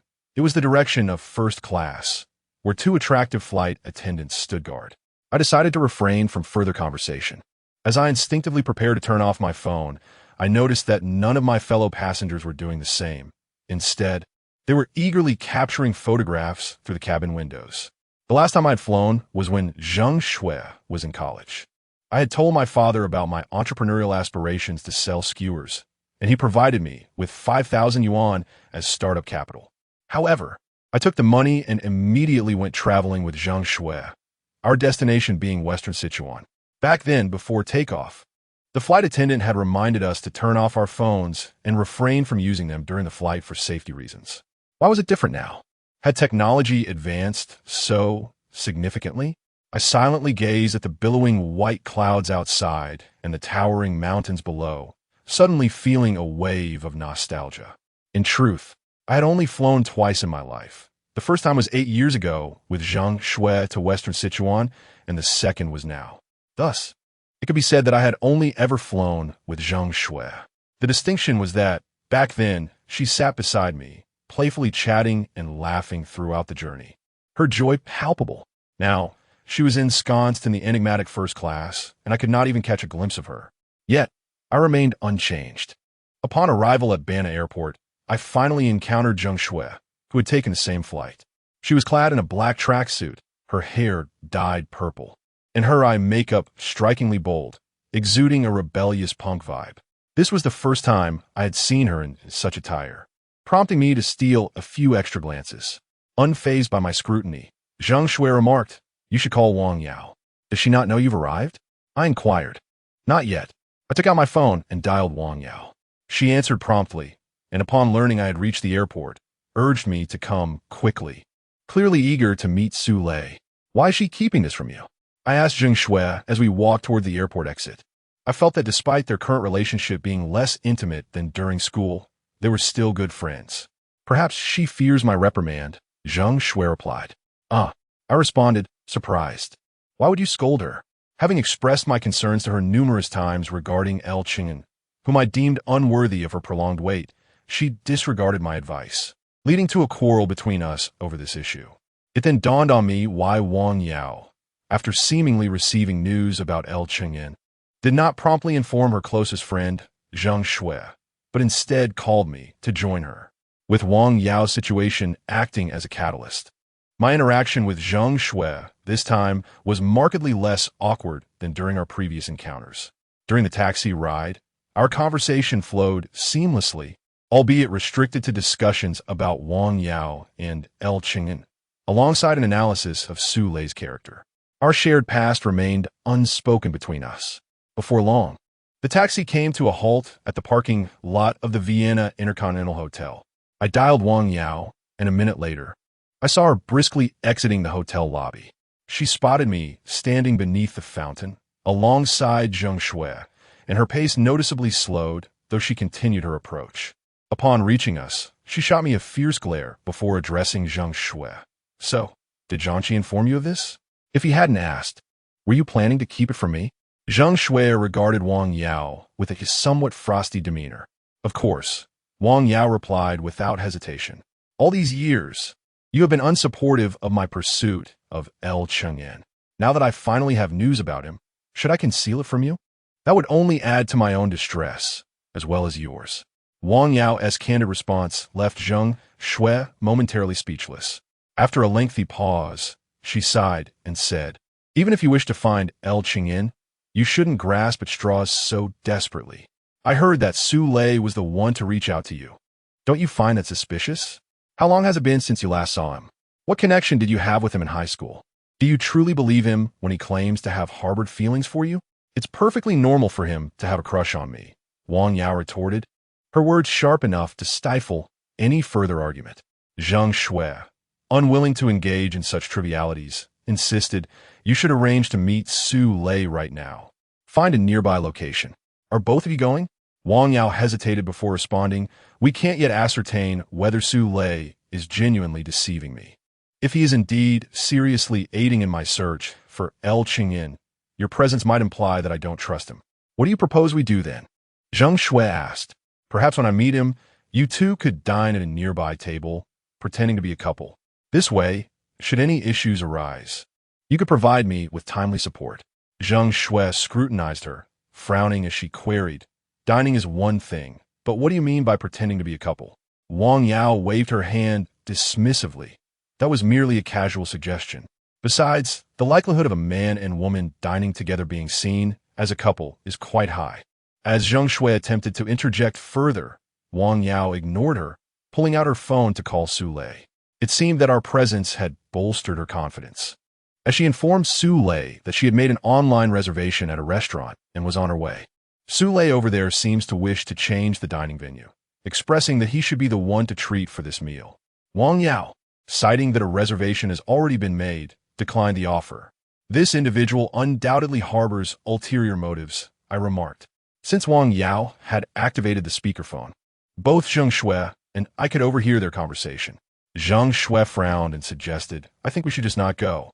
I concurred, believing that this fellow was likely not of good character. Having come this far, I knew I would not be satisfied without confronting him face to face. Wang Yao looked at both of us, speaking in a tone of negotiation. "This is the only news about Lu Qingyan in years. I do not wish to miss it."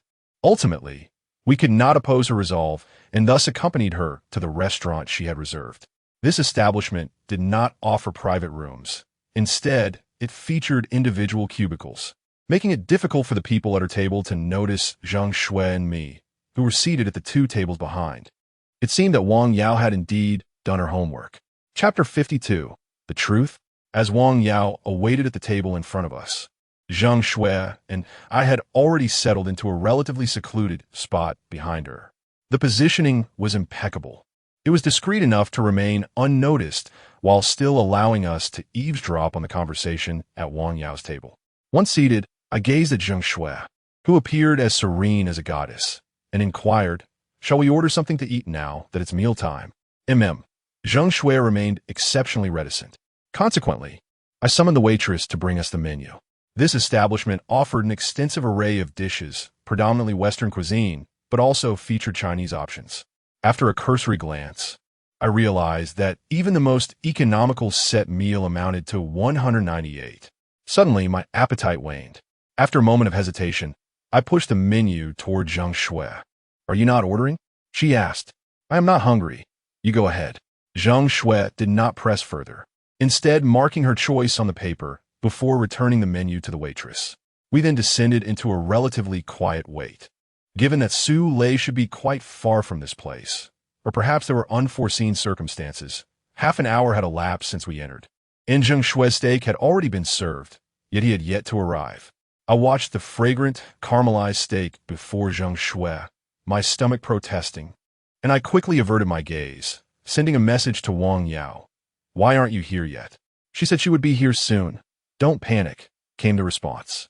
Realizing the situation, I refrained from approaching her table. The steak emitted an enticing aroma that triggered a relentless salivation, yet I felt too embarrassed to swallow, opting instead to feign a cough. It was not that the dish was particularly delectable. Rather, I was genuinely hungry. However, the thought of spending 198 on the cheapest meal felt inappropriate for my current financial situation. This restaurant was truly unkind to the working class, even though I knew that I would likely not be footing the bill for this meal. As I contemplated whether to visit the restroom, the waitress unexpectedly arrived, carrying a dish of cheesy grilled meat rice. I cast a puzzled glance at Zhang Shui and then at the waitress, exclaiming, "We didn't order this." "I did," Zhang Shui replied nonchalantly, cutting into her steak without raising her gaze. I fell silent. Once the waitress had departed, I managed a smile and, attempting humor, remarked, "You seem to be eating more than before. How do you maintain your figure?" Zhang Shui briefly lifted her eyes to meet mine. "If you're not going to eat, don't force a conversation." I was momentarily at a loss for words. "You've already ordered. Why not eat?" After a brief pause, I shrugged and naturally picked up my spoon to begin eating. Yet, as I chewed, a wave of melancholy washed over me. It was not for my own sake, but for Zhang Shui's. The years spent together had been a burden for her. It seemed that upon leaving me, her life underwent a transformative shift. Would she have fared better had she departed sooner? "He's here." As my thoughts swirled, Zhang Shui suddenly lowered her voice to say.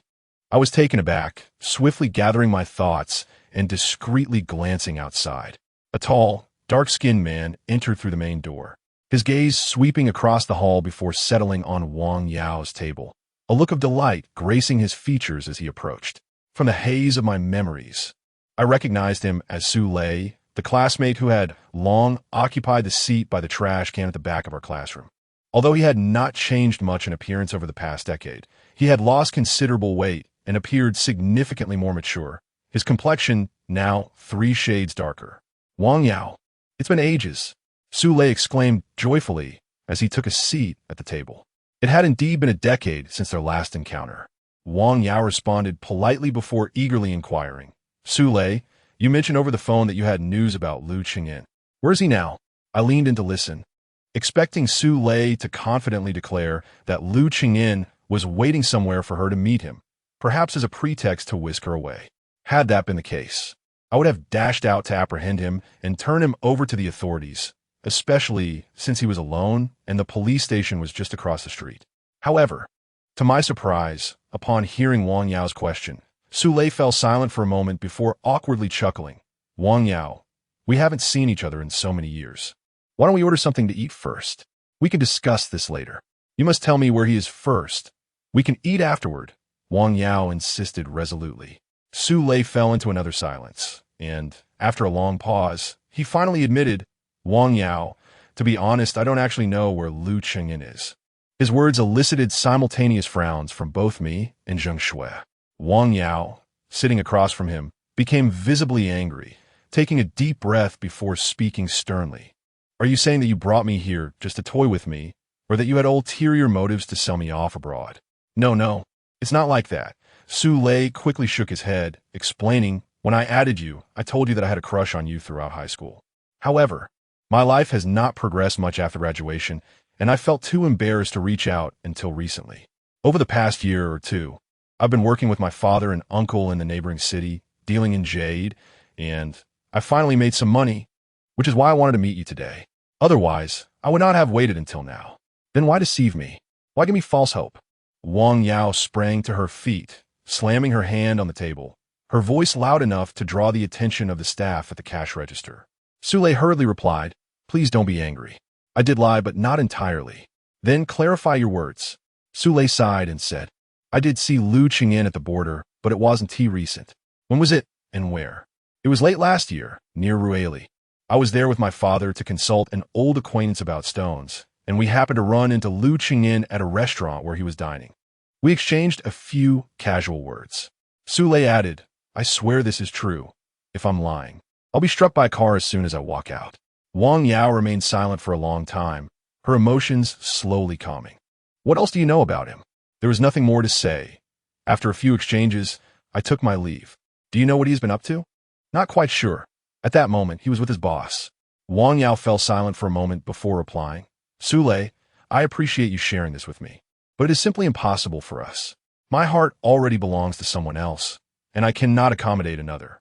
I understand. Su Lei's words were tinged with bitterness. Your reaction speaks volumes.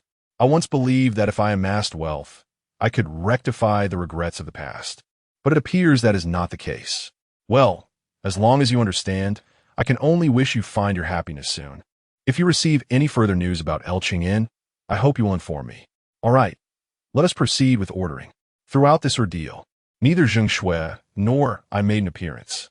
Neither of us anticipated that the truth would unfold as such a farcical spectacle. However, it is somewhat fortunate that this was not the worst possible scenario. Had Su Lei truly intended to sell his former classmate abroad as a pawn, that would have been the most disheartening outcome. Chapter 53. Do not run away anymore. After finishing our meal, Su Lei suggested taking Wang Yao to a nearby scenic area, but she unequivocally declined. Without any news of LV Chengyin, she displayed no interest in such activities. Once she dismissed Su Lei, Zheng Shui and I finally rose from our seats. Did you both hear that? Wang Yao looked at us with a bittersweet expression. Yes, I nodded and replied. I think it's quite acceptable. At least we have confirmed that LV Chengyin is alive. Fate may bring you together again in the future. Understanding Wang Yao's disposition, I refrained from speaking too definitively. Zheng Shui remained silent. I had heard her express her disapproval of Wang Yao's waiting for LV Chengyin before. Her current silence likely reflected a similar sentiment, as she did not wish to provoke Wang Yao further. What a wasted trip, Wang Yao sighed, then turned to me. How much was the round-trip ticket? I'll reimburse you. No need. I have money. I waved my hand dismissively, not wanting to reveal my financial embarrassment in front of Zheng Shui. Is that so? Wang Yao replied with a faint smile, not pressing the matter further. She took out her phone and transferred 2,000 yuan to me. Since we're here, why don't the three of us explore for a few days? There are plenty of tourist spots around. After sending the money, she stretched, seemingly coming to terms with the fact that the trip had been in vain. You two go ahead. I'll head back first. Why? Wang Yao shot me a glance and said, join us. Otherwise, the two of us, as vulnerable women in an unfamiliar place, might encounter unsavory characters. If we encounter bad people, we can just call the police, or, if worse comes to worst, reach out to your little admirer. What admirer? Sule, I teased. He has been secretly in love for so many years. After working hard and earning money, he neither indulges in vice nor gambling. His first thought is to meet his former goddess. Isn't he the quintessential devoted admirer? Shut up, or I'll hit you. Go ahead. I'm ready for your 2 hands. Oh, you want to play, do you? Wang Yao, exasperated, raised her hand to strike, but I merely dodged, playfully evading her while circling around the table, turning the restaurant chairs over in our game of tag. Zhang Shui, exasperated, remarked, "Can you two behave normally? You're nearly 30, and while you may find this amusing, I find it quite embarrassing." Hey, wait. Wang Yao, who had been chasing me, suddenly halted, pointing at me and then at Zhang Shui. What you just said is incorrect. It's clearly you two and me. When did it become we two and you? I was taken aback, and Zhang Shui's expression mirrored my surprise at her words, before she frowned and said, "Are you out of your mind? Is it really worth nitpicking over such semantics?" She seemed a bit irritated. That's enough. It's one thing to put on a grim face in front of outsiders. But do you think you can maintain your aloofness with me? Tone down your attitude. If you continue like this, be careful, I might just touch you. Wang Yao threatened, narrowing her eyes.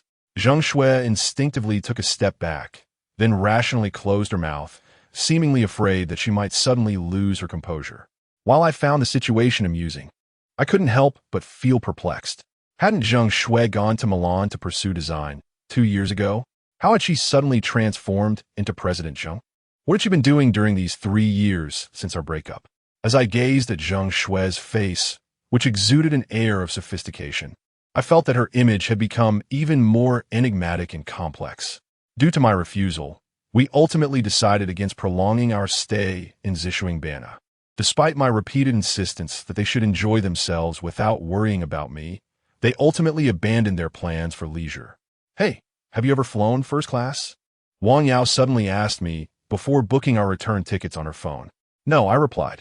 Then let President Zheng take you for a ride. It's a chance to broaden your horizons.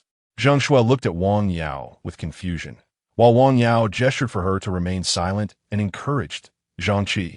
Let me tell you, your ex-girlfriend is quite affluent now. It would be a shame not to take advantage of it. Besides, the 3 of us can sit together and chat.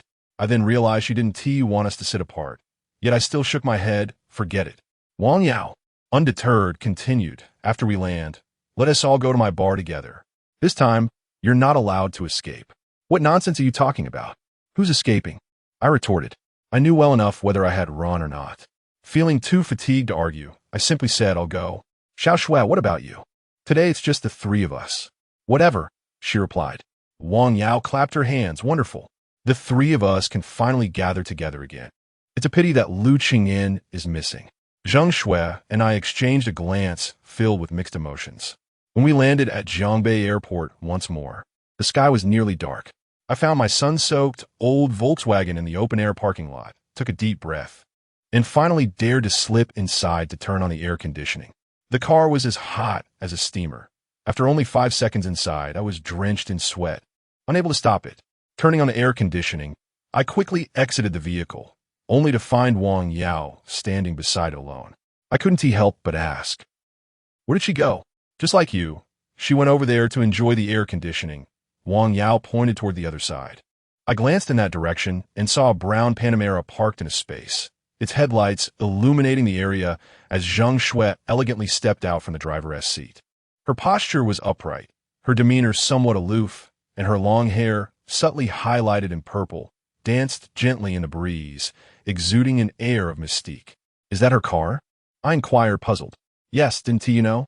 I nodded, finally grasping that Li Ciyu's assessment that night had indeed been correct. The brown Panamera was indeed driven by Zhang Shui. I couldn't help but ask, what has she been doing all these years? Do you have any guesses? Wang Yao replied with a faint smile. I remained silent, truly eager to uncover what Zhang Shui had accomplished during these years that had enabled her to ascend the social ladder so swiftly. Yet I felt it was inappropriate to inquire further. If I were to inquire, I might as well directly ask Zhang Shui. It feels somewhat inappropriate to glean such information from Wang Yao, Whose vehicle are you taking? Yours, I presume. Why? I fear you might flee as you did last time. Utter nonsense. Does it imply you won't? Certainly not. Very well. I place my trust in you. I shall take Zheng Shui's car then. Wang Yao smiled warmly and patted my shoulder. See you at the bar later. I have a strong desire to indulge in some drinks tonight. You must accompany me until the end. Okay. From the glimmer in her eyes, I discerned a hint of melancholy. It appeared that this time her efforts were in vain, and she was genuinely disappointed. 5 minutes later, Zheng Shui's car leisurely exited the parking lot. As I observed the toll barrier rise and then fall, I gradually started my vehicle and drove out of the parking area.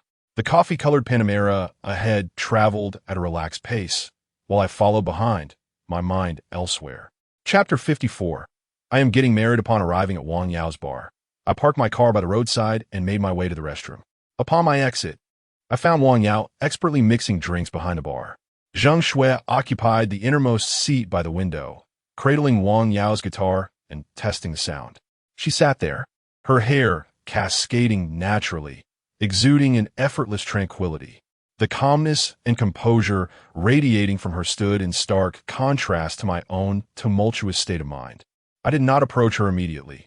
Instead, I lingered at the bar, intending to engage Wang Yao in casual conversation while awaiting the completion of her drink preparations.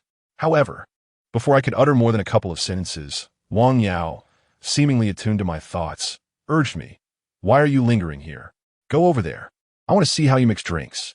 With ride-hailing services becoming unreliable, I thought it wise to learn a skill for self-defense, I replied. Wang Yao chuckled. I felt a twinge of embarrassment under her scrutinizing gaze and turned to glance at Zheng Shui by the window. Is Zheng Shui a tiger? Are you afraid she will devour you? Wang Yao remarked with a teasing smile. Get lost. Just go over there, I retorted. I never said I wouldn't go. But don't concoct one of your special mixes. I do prefer something more conventional, I warned darkly before turning to approach Zheng Shui. On the table, there were several beers freshly retrieved from the refrigerator, a bucket of ice, 3 glasses, and some snacks. I took a seat opposite her, opened 2 bottles of beer, and offered one to Zheng Shui. Care for a drink? Zheng Shui, still holding the guitar, gestured for me to place the beer on the table. Having barely consumed any water since morning, I downed 1 bottle in swift succession. The icy beer coursed down my throat, alleviating the sweltering heat of summer. After a couple of minutes, feeling the effects of the alcohol gently enveloping me, I finally inquired, "How long have you been learning the guitar?" To my recollection, Zheng Shui had never played an instrument, and her voice was ill-suited for singing. In the past, during our KTV outings, it was I who sang while she listened, occasionally applauding my performances when the crowd was large. I just started learning. I'm still quite inexperienced, she replied. Wang Yao is teaching you? I asked. Yes. Then play something for me, I urged, letting out a small burp. Zheng Shui raised an eyebrow, casting a peculiar glance in my direction, which I chose to ignore as I reached for another bottle and signaled her for a toast. This is how I am, when I fear succumbing to cowardice. I tend to drink, quickly becoming tipsy, as alcohol emboldens the timid. Zheng Shui despises the scent of smoke, yet relishes alcohol, and her tolerance is impressive. After observing me for a moment, she lifted her bottle and clinked it against mine, the sound resonating in the air. She then tilted the bottle to her lips, consuming the beer at a remarkable pace. Within 6 or 7 seconds, the entire chilled bottle was emptied. At that moment, I had only consumed half of my drink, and just moments ago, I had indulged in a bottle myself. My stomach began to churn, and the speed of my swallowing noticeably slowed. I held my breath and finished the bottle, letting out a lengthy belch. Just as I intended to take a break, I noticed Zheng Shui, with her expression unchanged, opening 2 new bottles of beer and handing one to me. I accepted the beer and advised her, "Take your time, don't rush. Wang Yao hasn't arrived yet." However, she paid no heed to my words and began to pour the beer down her throat. After consuming 2 nearly ice-cold bottles in quick succession, even the most seasoned drinkers would feel discomfort from such rapid consumption, especially on an empty stomach. A flush crept onto Zheng Shui's pale face, and as I was about to urge her to slow down, she calmly looked at me and said, "Your turn." I hesitated for a moment before picking up the bottle. Tilting my head back, and letting the beer flow down my throat. When I reached about halfway through the bottle, my body could no longer withstand it, not due to dizziness, but rather a gnawing discomfort in my stomach. After a tumultuous churn within, I could no longer suppress the urge to gag, nearly losing my contents. Ultimately, with remarkable willpower, I managed to quell the acidic sensation, expelling only a few clear drops of gastric fluid onto the floor. Upon witnessing this, Zhang Shui finally paused her drinking, regarding me with a curious expression. "Are you two really competing? Aren't you here to accompany me today?" At that moment, Wang Yao approached, carrying a platter adorned with 3 cocktails, vibrant in color. She set down the platter, glanced at Zhang Shui, then at me, and with a knowing smile suggested, "Why don't you both drink first? I'll step out for a smoke." With that, she picked up one of the cocktails and returned to the bar, beginning to play music on the computer. Uncertain if it was intentional, she selected a popular song from our school days, Fei Wong's To Youth. "Can you still drink?" I asked slowly, and Zhang Shui didn't rush me, simply watching. After a while, I gradually regained my composure. Zhang Shui remained silent, continuing to pour more drinks, eager to toast with me again. Fortunately, she refrained from chugging directly from the bottle as before. Instead, she poured the beer into glasses, drinking swiftly yet steadily. Before long, we had each consumed half a dozen beers. Only then did she pick up one of the cocktails Wang Yao had left on the table, taking a delicate sip, her brows furrowing slightly. Setting down a glass, she looked at me with a complex expression and delivered words that caught me off guard. "I'm getting married." Upon hearing this, I was momentarily stunned, followed by a buzzing in my head, almost doubting my own hearing. Yet, Zhang Shui's gaze and expression clearly indicated that my ears were not deceiving me. After a brief pause, I managed to ask, somewhat suppressed, "When is this happening?" "At the end of the year, we are already selecting a date." "With Chen Hao?" I inquired in a state of bewilderment, instinctively lighting a cigarette for myself. I inhaled deeply, attempting to quell the tumultuous emotions within, yet the hand that held the cigarette trembled ever so slightly. Zhang Shui fixated on my quivering right hand, a hint of self-mockery surfacing on her face. "No, it's someone you don't know. When did you two become a couple? Isn't this rather abrupt? Why haven't I heard anything about it?"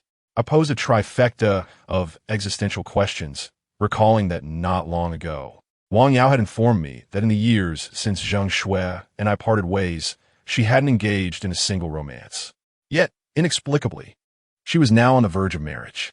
Although I had long accepted that the narrative between Zhang Shui and myself had reached its conclusion, and our current identities and circumstances precluded any possibility of reconciliation, the moment she uttered the news of her impending nuptials, my heart felt as though it had been pierced by a sharp needle, leaving me with an indescribable discomfort.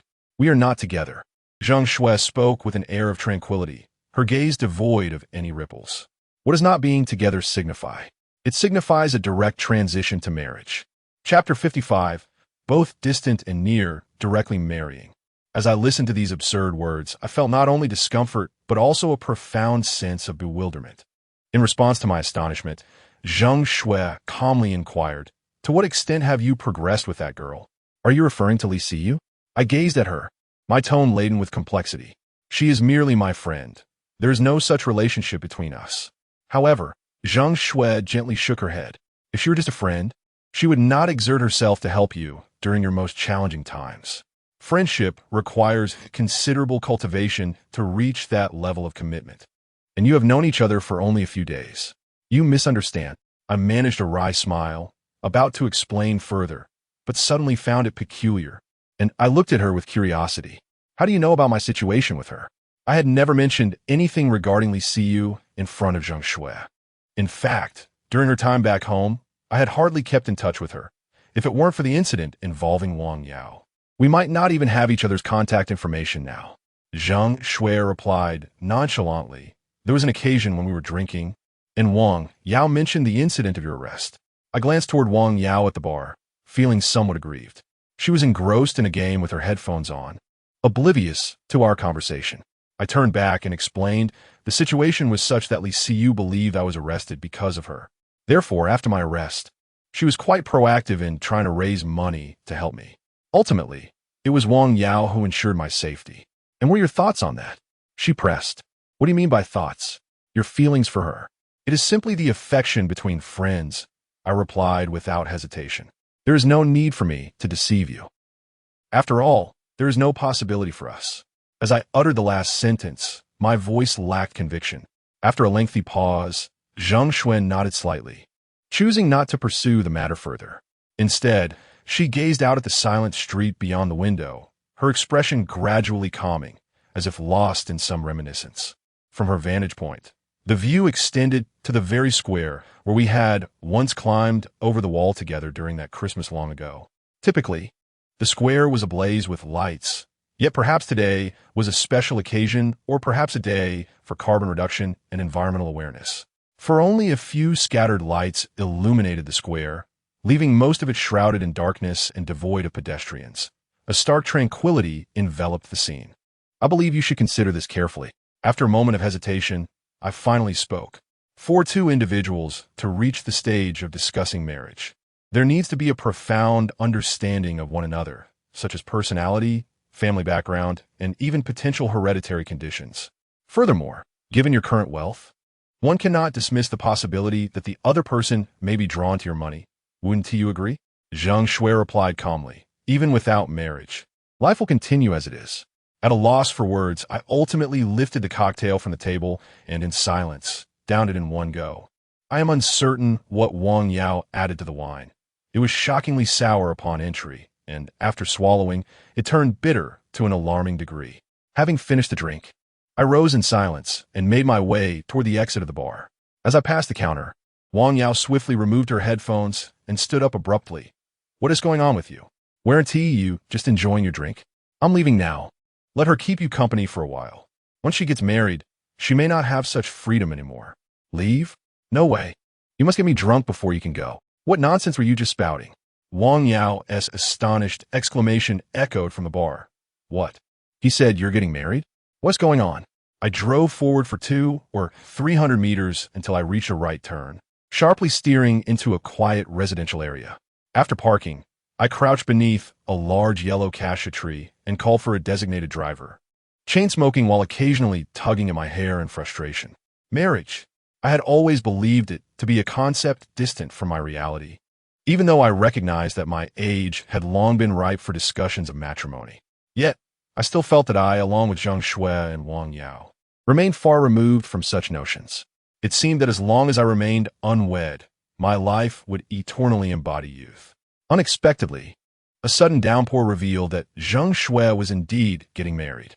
Gazing at the scattered cigarette butts, the earlier effects of the alcohol began to resurface, prompting me to sit on the ground, leaning against the yellow cassia tree. In a daze, I could hear the heartfelt promises she made to me in our past, declarations of unwavering devotion. All along, I had thought these memories had faded with the passage of time. Yet, in this moment, they remained vividly poignant, as though reliving yesterday. Though the person was still the same, he had, in essence, transformed. That night, I returned to my rental apartment like a shell of my former self. Despite my profound melancholy, I felt no urge to drown my sorrows in alcohol. Instead, I splashed cold water on my face in an attempt to regain composure. Wiping the droplets from my face, I stared into the mirror at my gaunt visage, placing my hand over my eyes. If I obscured this person's gaze, he would still resemble his 18-year-old self, spirited, reckless, with even the wisps of hair at his temples exuding a youthful arrogance. However, once I moved my hand, despite minimal changes in appearance, those hesitant, despondent, and complex eyes revealed a man who had failed to thrive, a 30-something with little to show for himself. With a sudden burst of anger, I struck the mirror, shattering the reflection of that timid man. If I were the person I was a decade ago, it wouldn't matter if Zhang Shui had become wealthy. Even if she were the president, I would still have the courage to reclaim her. Marriage would not be a consideration for her with someone else. Yet, I'm no longer the person I was 10 years ago, and she's no longer the woman she once was. The bond we once believed to be unbreakable had long been consumed by the relentless passage of time and the accumulation of disappointment, even before she departed 3 years ago. While tempestuous storms cannot erode love, they may render it sacred. However, The inexorable march of time, mundane trivialities, and festering grievances can effortlessly shatter it. Suddenly, my phone on the wash basin vibrated a few times. Liu had sent me several messages, inquiring about my well-being in Yunnan. I lacked the inclination to respond. Yet after a while, her call came through. After a moment's hesitation, I answered, leaning against the cold, white porcelain tiles. I retrieved my lighter and ignited the last cigarette in the pack. "Are you on break?" Liu's voice emanated from the receiver. "No." "Then why didn't you reply?" "Where in Yunnan are you?" "I'm back already at home." "So soon?" Have you been drinking?" "Just a little." I took a deep drag from the cigarette, unsure why I felt compelled to share this with her. Smiling slightly, I remarked, "Zhang Shui is getting married." Chapter 56. What can ordinary people do? Upon receiving the news, Liu on the other end of the line fell into a brief silence, before casually remarking, "It is only natural." "Is that so? Do you feel a sense of regret?" "I don't know." "So you do." Liu seemed to chuckle lightly, then empathetically encouraged, "Speak your mind. Tonight, I shall be your devoted listener." I pondered whether this was a form of weakness. It appeared that most men I had encountered preferred to unburden their woes to women under the influence of alcohol, as long as they had a suitable confidant. I was no exception. During the course of this lengthy conversation, which extended over an hour, I conveyed a considerable amount of negativity to Liu, articulating many thoughts that perhaps were better left unspoken. When I finally paused to collect my thoughts, the wall clock had already struck midnight. I longed for a cigarette, but the last one had been consumed moments earlier. Reluctantly, I rummaged through the ashtray in the living room, eventually discovering a longer stub. Lighting it with a lighter, I exhaled the first puff and inhaled the second deeply into my lungs. After a couple of draws, an unexpected silence enveloped me, and amidst a wave of regret, I confessed, "I should have shared all this with you." "Why not?" she inquired. "Conveying negative energy is a self-serving act." She chuckled softly. "Well, it's no great matter. Everyone has moments of vulnerability. Have you not seen me trembling on the ground before? Only by witnessing each other's different facets can we truly understand one another." I found myself puzzled by her words. "You are right. But why should we seek to understand each other deeply?" Liu did not respond directly to my question. Instead, she shifted the topic. "Zhangqi, since you have recognized the perils of stagnation and have experienced its myriad frustrations, it is time to strive earnestly. Humans are inherently social creatures. If you are indeed a person devoid of desires, then continuing your current lifestyle may suffice, but clearly, you are not. As you observe those around you improving, feelings of confusion and suffering will only intensify. Therefore, you must genuinely strive for progress." I responded, bewildered. What does it mean to truly strive? Is my current life merely an act? Diligent work is undoubtedly commendable, but such effort only serves as a temporary remedy. What you require is a sustainable career that fosters long-term development. Once you establish such a vocation, the pursuit of wealth becomes secondary. What truly matters is the transformation it brings to your entire being.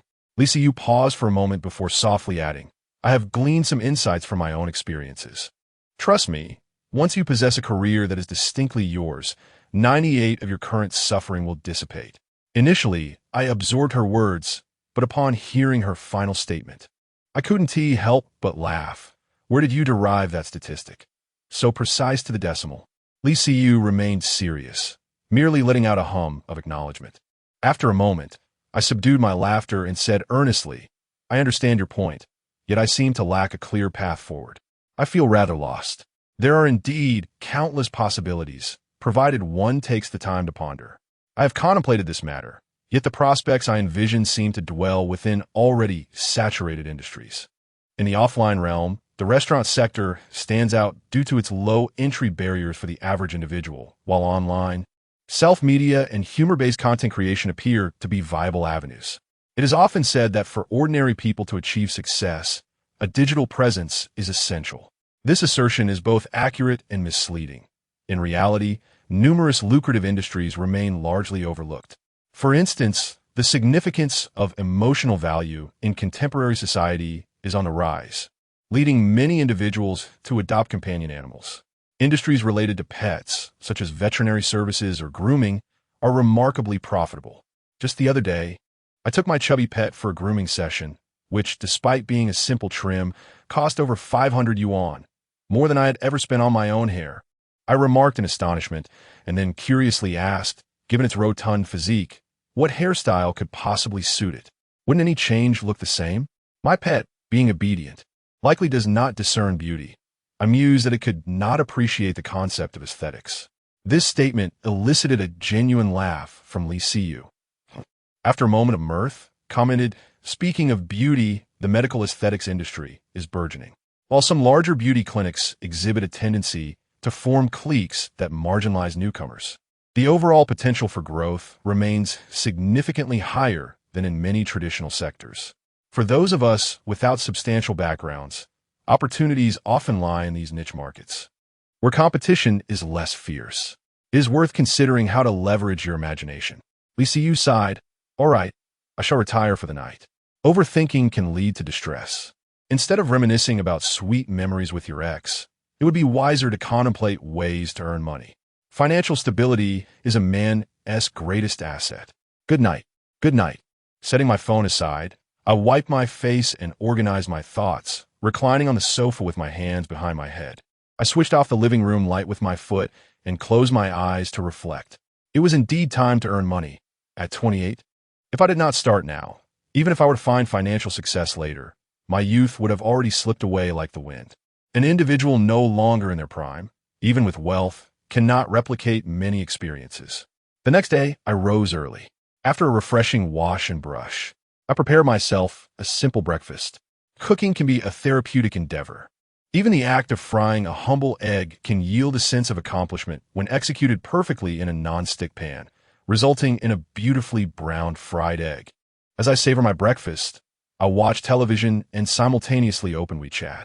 In the early hours of yesterday, around 3 or 4 o'clock, Wang Yao reached out to me with a voice call, yet there were no accompanying text messages. I surmised that she might have wished to discuss Zhang Shui's impending marriage. I pondered whether to return her call, ultimately deciding against it. Regarding Zhang Shui, I found myself at a loss for words. Perhaps the only gesture I could offer was my blessings, not for her marriage, but for her happiness. After enjoying breakfast, I reclined on the sofa for a while, casting my gaze upon an old film, Stephen Chow's The Stormy Road. Around 9 o'clock, I received a call from Li Siyu.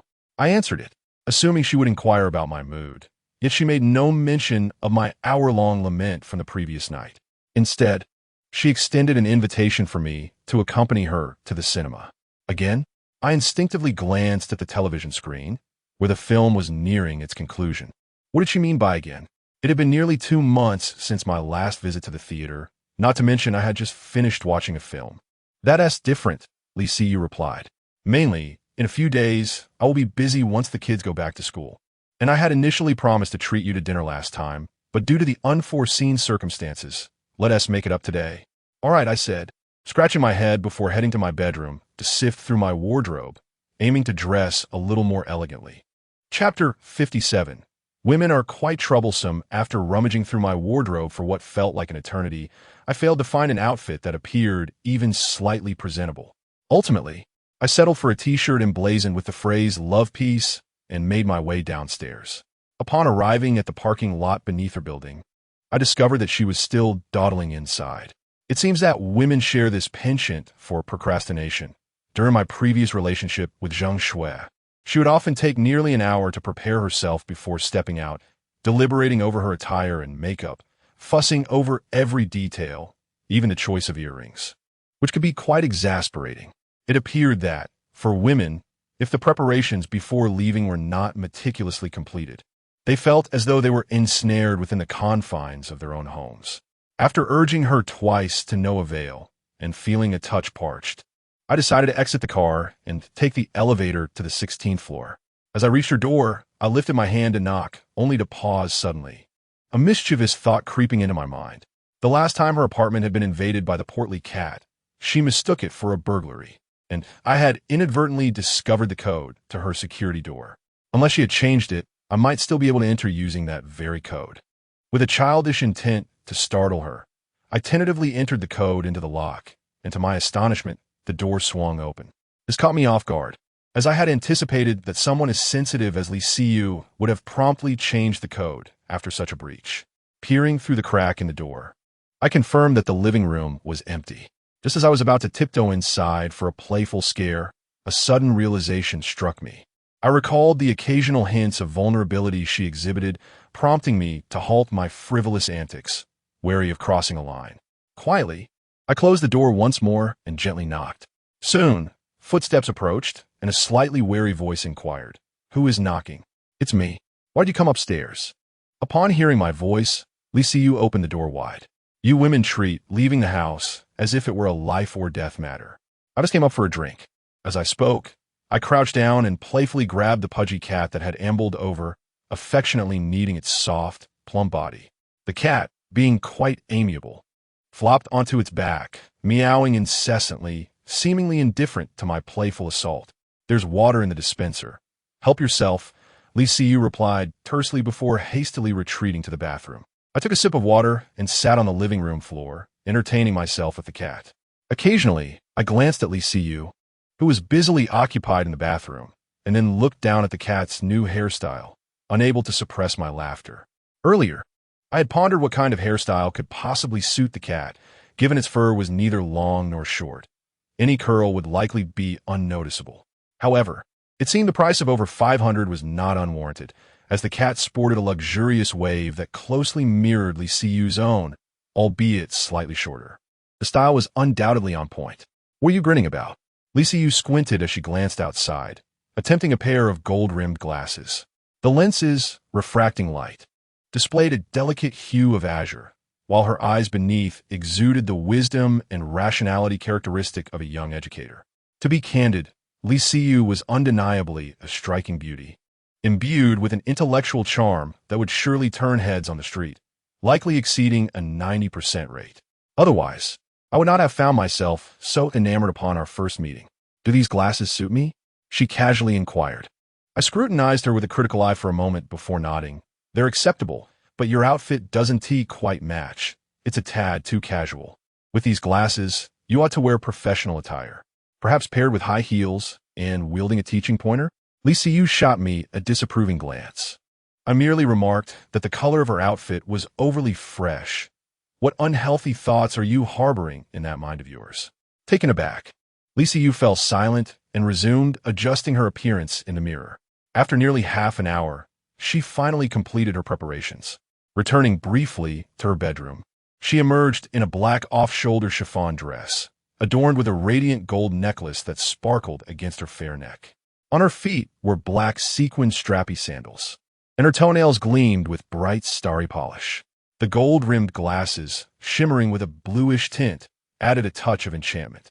"Let us go," she beckoned, and we made our way out. We descended to the garage in the elevator, and, as we exited, she stepped out first. I followed closely behind, observing her elegance while glancing down at my own casual attire. A t-shirt emblazoned with the phrase "Love Peace," paired with black trousers and flip-flops. I couldn't help but feel somewhat underdressed. In truth, I had contemplated dressing more attractively before leaving, but after years of neglecting my wardrobe, I could only find these summer garments. Thus, it seemed that both Lee Siyu and I were somewhat invested in our appearance for this outing. Once in the car, Lee Siyu relaxed, taking selfies with a small mirror, her mood seemingly buoyant.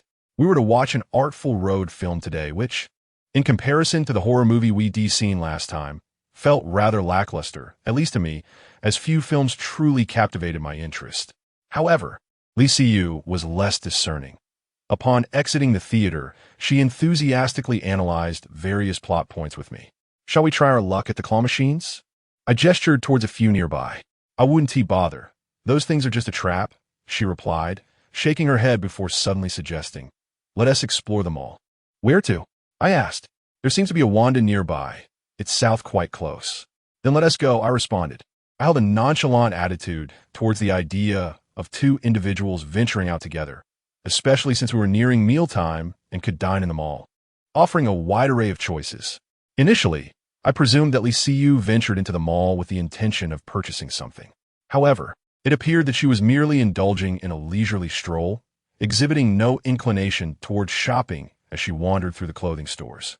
Was it truly just a casual outing? Lisa Yu glanced at me and remarked, I have more than enough clothes, and I seldom purchase mid-range brands.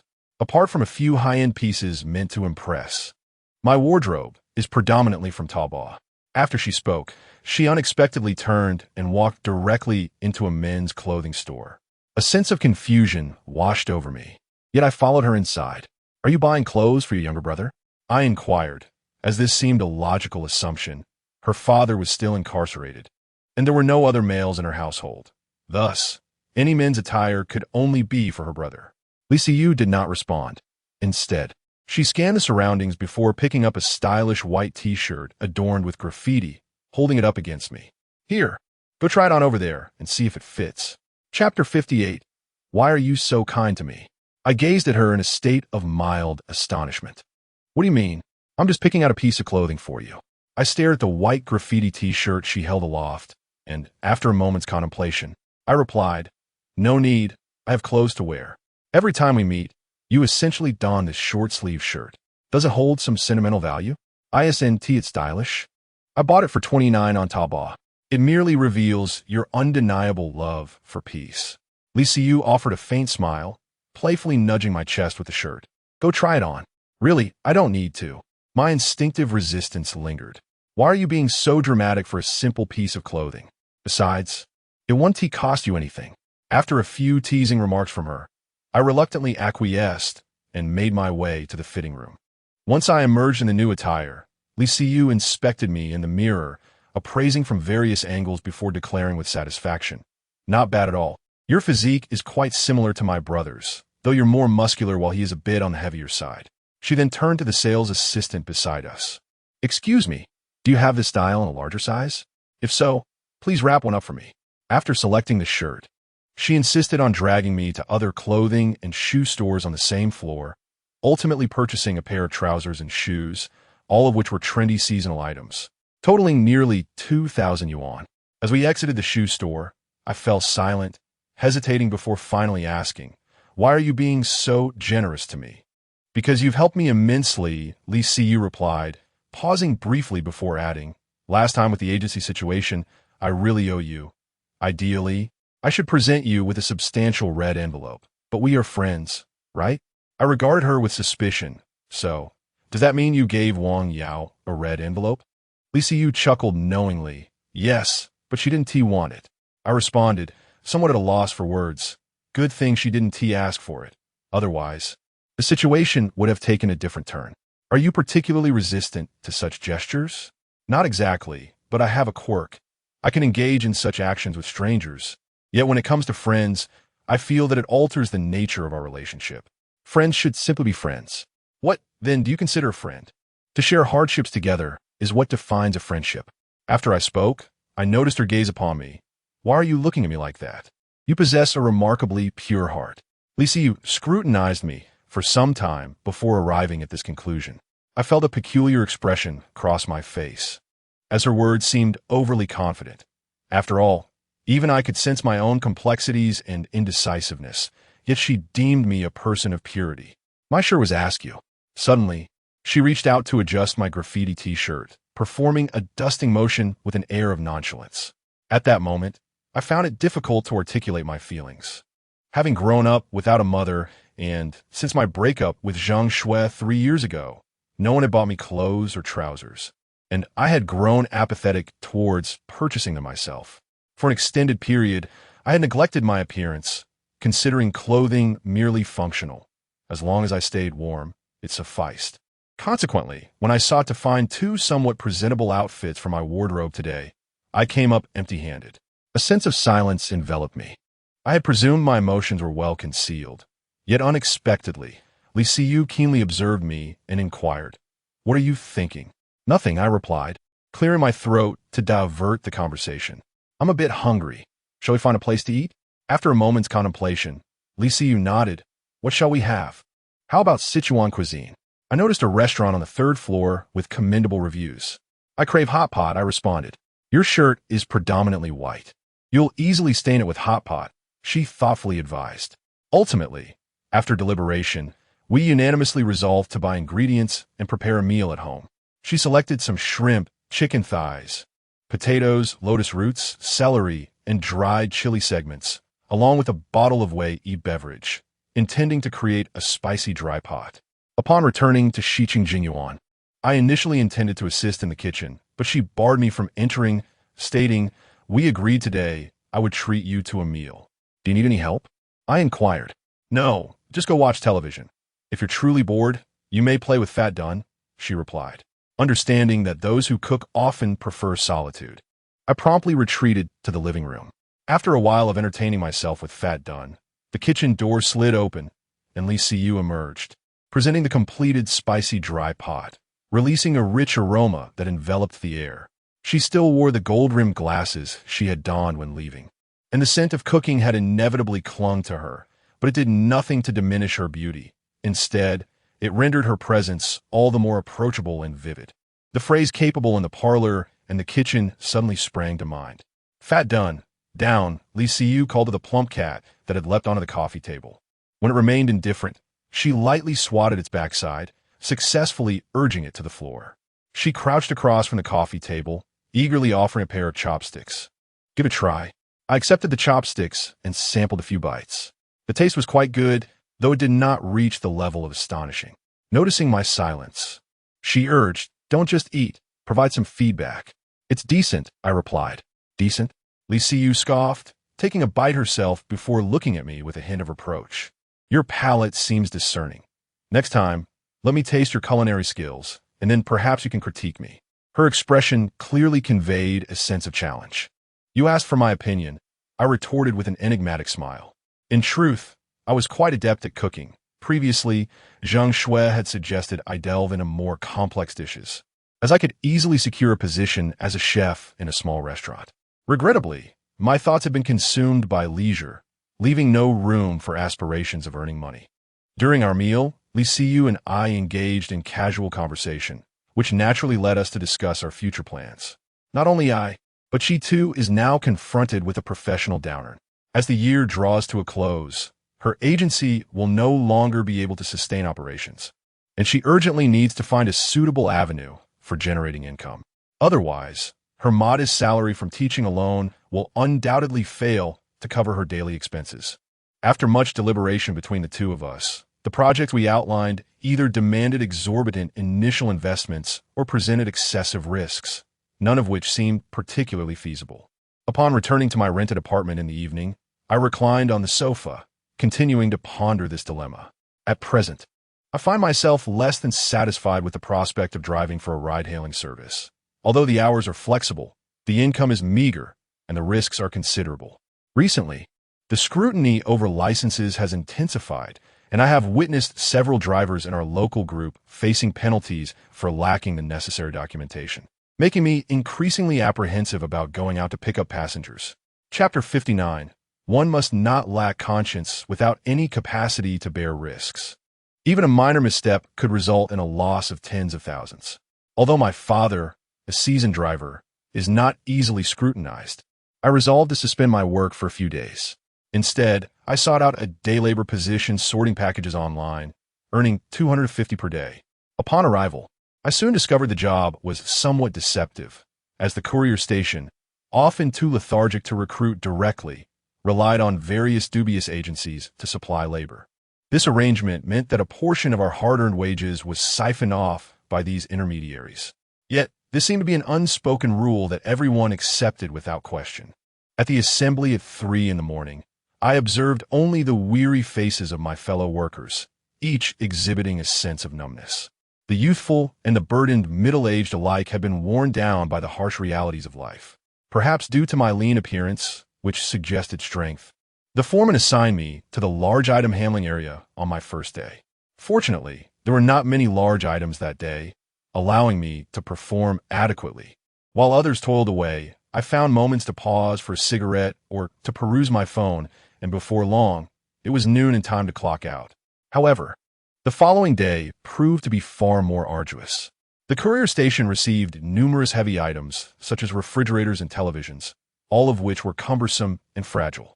The most challenging task involved handling over 100 pieces of tempered glass, each weighing more than 100 pounds, as heavy as stone. I was tasked with moving more than 10 pieces, leaving me utterly exhausted. Alongside me was a new, rotund colleague who within moments collapsed onto the ground. Beads of sweat dotting his face, his complexion turning an alarming shade of blue and purple, clearly unaccustomed to physical labor. My goodness, I feel like I'm dying. This job is unbearable, he lamented between gasps. Just hang in there and regain your composure. The foreman will be here soon, I advised. This work is utterly meaningless and exhausting. After today, I'm done, he grumbled, reluctantly rising from the ground upon hearing the foreman mentioned. Struggling to set down a piece of tempered glass, I rubbed my aching back and offered him a cigarette. Take a break. We can move more later. Thanks, but I don't smoke, he replied, shaking his head while wiping the thick beads of sweat from his glasses, which were coated in a layer of moisture. Given your age, why are you doing this kind of work? I inquired. It's too competitive. I can't find other jobs. I saw online that this place settles wages weekly, so I thought I could earn some living expenses, he explained. What is the pay? $250, he replied. You've been misled, I informed him. The agency I'm with also pays $250 a day. Well, it's a ripoff. At least they settle up daily. Really? His skepticism faded when he saw the transfer record from the agency from the previous night. Feeling a wave of frustration, he lamented. Had I known, I would have been more discerning. If I quit now, that agency surely won't pay me. What do you plan to do? Only a few more days to endure. Leaving now would be a significant loss. Xiao Peng wiped the sweat from his brow, sighing heavily as he returned to moving glass. By noon, he was so exhausted that his lips turned pale and lifting his arms became a struggle. I initially thought he wouldn't return the next day, but I underestimated him. At 3 a.m, he reappeared at the delivery station. Thus, we became workmates for a week, during which we grew closer. Since our paths coincided, I would often give him a ride home after work, and eventually we exchanged WeChat contacts. Xiao Peng's real name is Liu Xiaoyao. He is 22 years old and has just graduated from a university specializing in electronic technology. Although it is not a prestigious institution, it is still a second-tier university, making it somewhat unjust for him to be working here. After a week, he stopped coming, and I assumed we would not cross paths again. However, unexpectedly, the day after he finished work, he sent me a message. Chiga, have you ever encountered a situation where an agency fails to pay your wages? The agency refuses to give you money? Not exactly. After this, he fell silent, and I chose not to press further. The following day, I surprisingly saw him again at the delivery station. Usually, everyone rushes home to sleep right after work, dispersing rapidly. However, that day, I lingered a bit longer in the restroom, making me the last to leave. Several agency heads typically arrive at the delivery station after work to conspire with the manager. As I emerged from the restroom and walked through the warehouse toward the exit, I encountered a few agency heads I rarely saw, one of whom was Bao, the person who had been overseeing my work recently. Bao nodded at me with his chin. Still here? Just about to leave. After a brief exchange, I continued straight to my car parked under the awning. The heat was unbearable.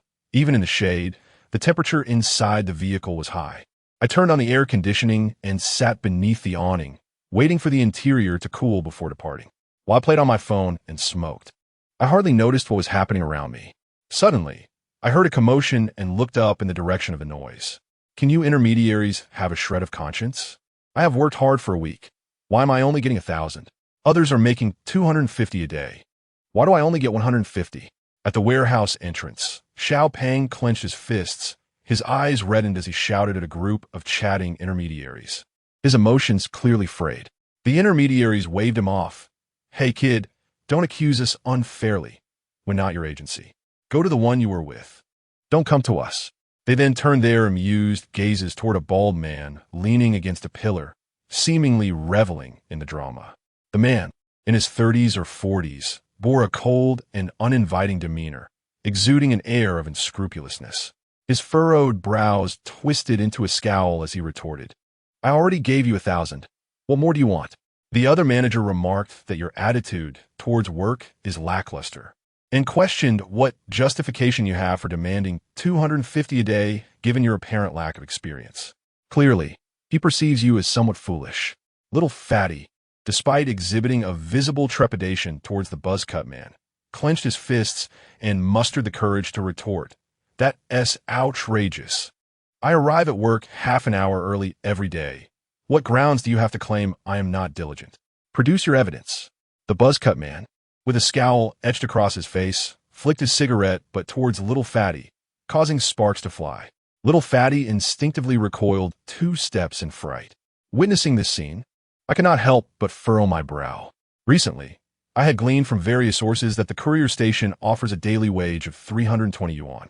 This implies that for every laborer employed for a day, the intermediary stands to profit 70 yuan. Mi compañero, Abao, has been taking over 20 individuals to work each day, not just from our station, but from others as well. Thus, merely from commissions, his daily earnings approach 2,000 yuan. When I first learned of this situation, I even entertained the notion of becoming an intermediary myself. But upon further reflection, I ultimately decided against it. This line of work necessitates a compromise of one's integrity. Without such a sacrifice, substantial earnings are elusive. Moreover, engaging in excessively unscrupulous practices carries the inherent risk of violent retribution. Chapter 60. Demanding wages. The actions of the flat-headed man escalated in their audacity.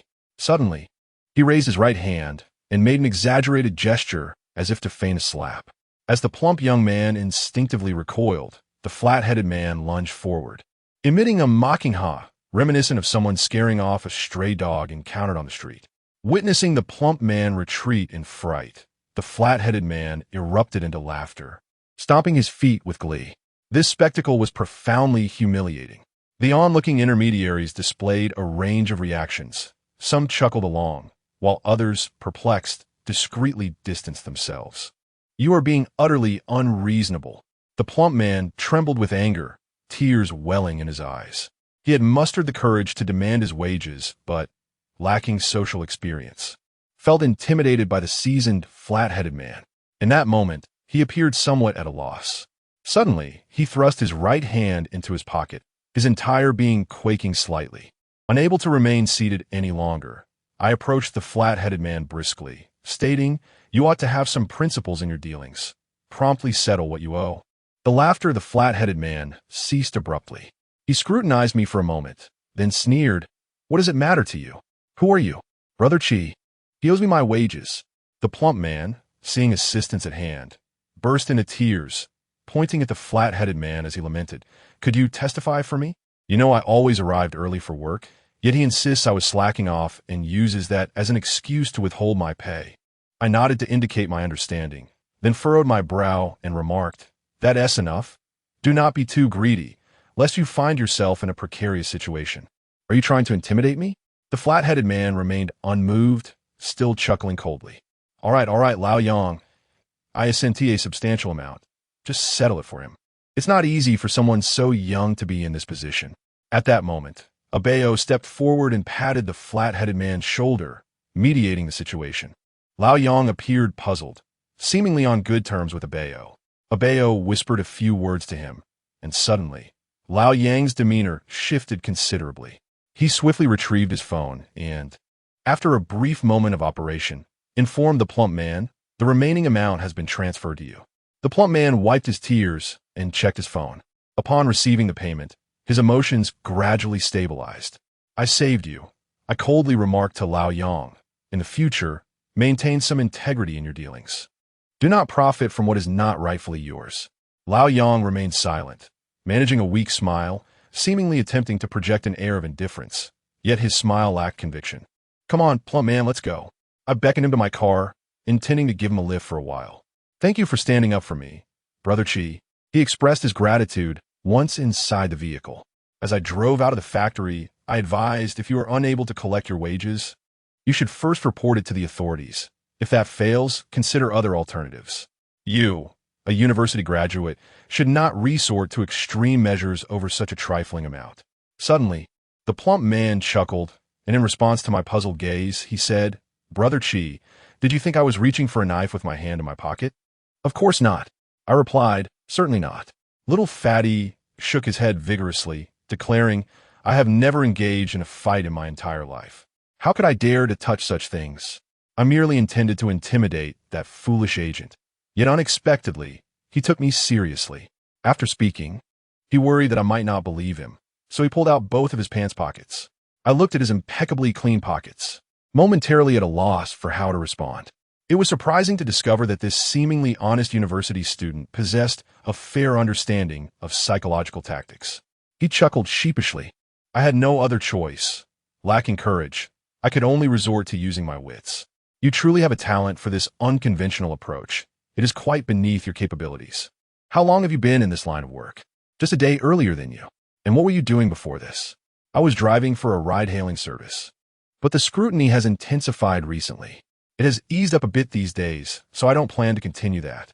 That essay relief, little fatty sighed. I was worried that your antics would cause those agents to refuse to let you work with them. I glanced at him in surprise, smiled, and refrained from commenting further. As we approached the intersection near his residence, I intended to drop him off, yet he insisted on treating me to a meal with his meager wages. After several refusals, I finally relented, and we settled on a dry pot restaurant near the school, where a modest meal for two without drinks typically costs around 100 yuan. Little Fatty had majored in programming and software development during his university years, commonly referred to as a programmer. However, he had yet to secure a suitable job even months after graduation. Is the competition in your field that fierce? Exceedingly so. It is not merely intense, Little Fatty explained. When I first enrolled in this school, my family insisted that pursuing a career as a programmer would offer stability and higher wages. Yet after 4 years, I found that most major companies require a master's degree as a baseline, leaving me, as an undergraduate, in a rather awkward position. Surely you possess the skills to develop software? Of course. That is my specialty, he replied with pride. I believe my technical abilities are on par with those of the master's graduates. It is merely my educational background that falls short. He sighed once more. If I cannot find a job soon, I plan to return to pursue a master's degree. Otherwise, it would be unwise to continue drifting aimlessly. Keep at it. In mid-September, the mountain city finally experienced its first rain after the onset of autumn. Despite the change in season, the temperature remained sweltering, with the autumn heat still prevailing as everyone donned loose summer attire. I drove back to the town from the main city without informing anyone of my return. I wished to observe the state of affairs at home. However, upon unlocking the door, I found the living room devoid of anyone playing mahjong, and there were no signs of life in the bedroom either. It seemed that Yang Xiaofan had taken my father out for rehabilitation exercises. I took out my phone and called Yang Xiaofan, and after confirming their location, I headed out in that direction. My father's condition had improved slightly since my last visit. Although his speech had not significantly progressed, he was now able to walk with assistance like a patient with a limp, a stark contrast to the previous situation where he would tremble and nearly fall after standing for just a moment. Every time I returned home in the past, my father would greet me with a rare joy. This time, however, while Yang Xiaofan went to the restroom, he suddenly took my hand, filled with shame, and hesitantly uttered words I wished to avoid. He was apologizing to me. After a moment of silence, I replied, "Father, Zhang Yang is your son, and I am your son too. Even without him, would you expect me to disregard your troubles? Please refrain from saying such things in the future, as I find them disheartening." It became evident that he was aware that the majority of the medical expenses incurred during his hospitalization had been borrowed by me from outside sources. And ever since he learned of the financial burden it imposed on me, he had been consumed by guilt. At that moment, Yang Xiaofan emerged from the restroom. I could not discern whether she had overheard our conversation, but it seemed she had something to convey to me, though it appeared inappropriate to discuss it in front of my father.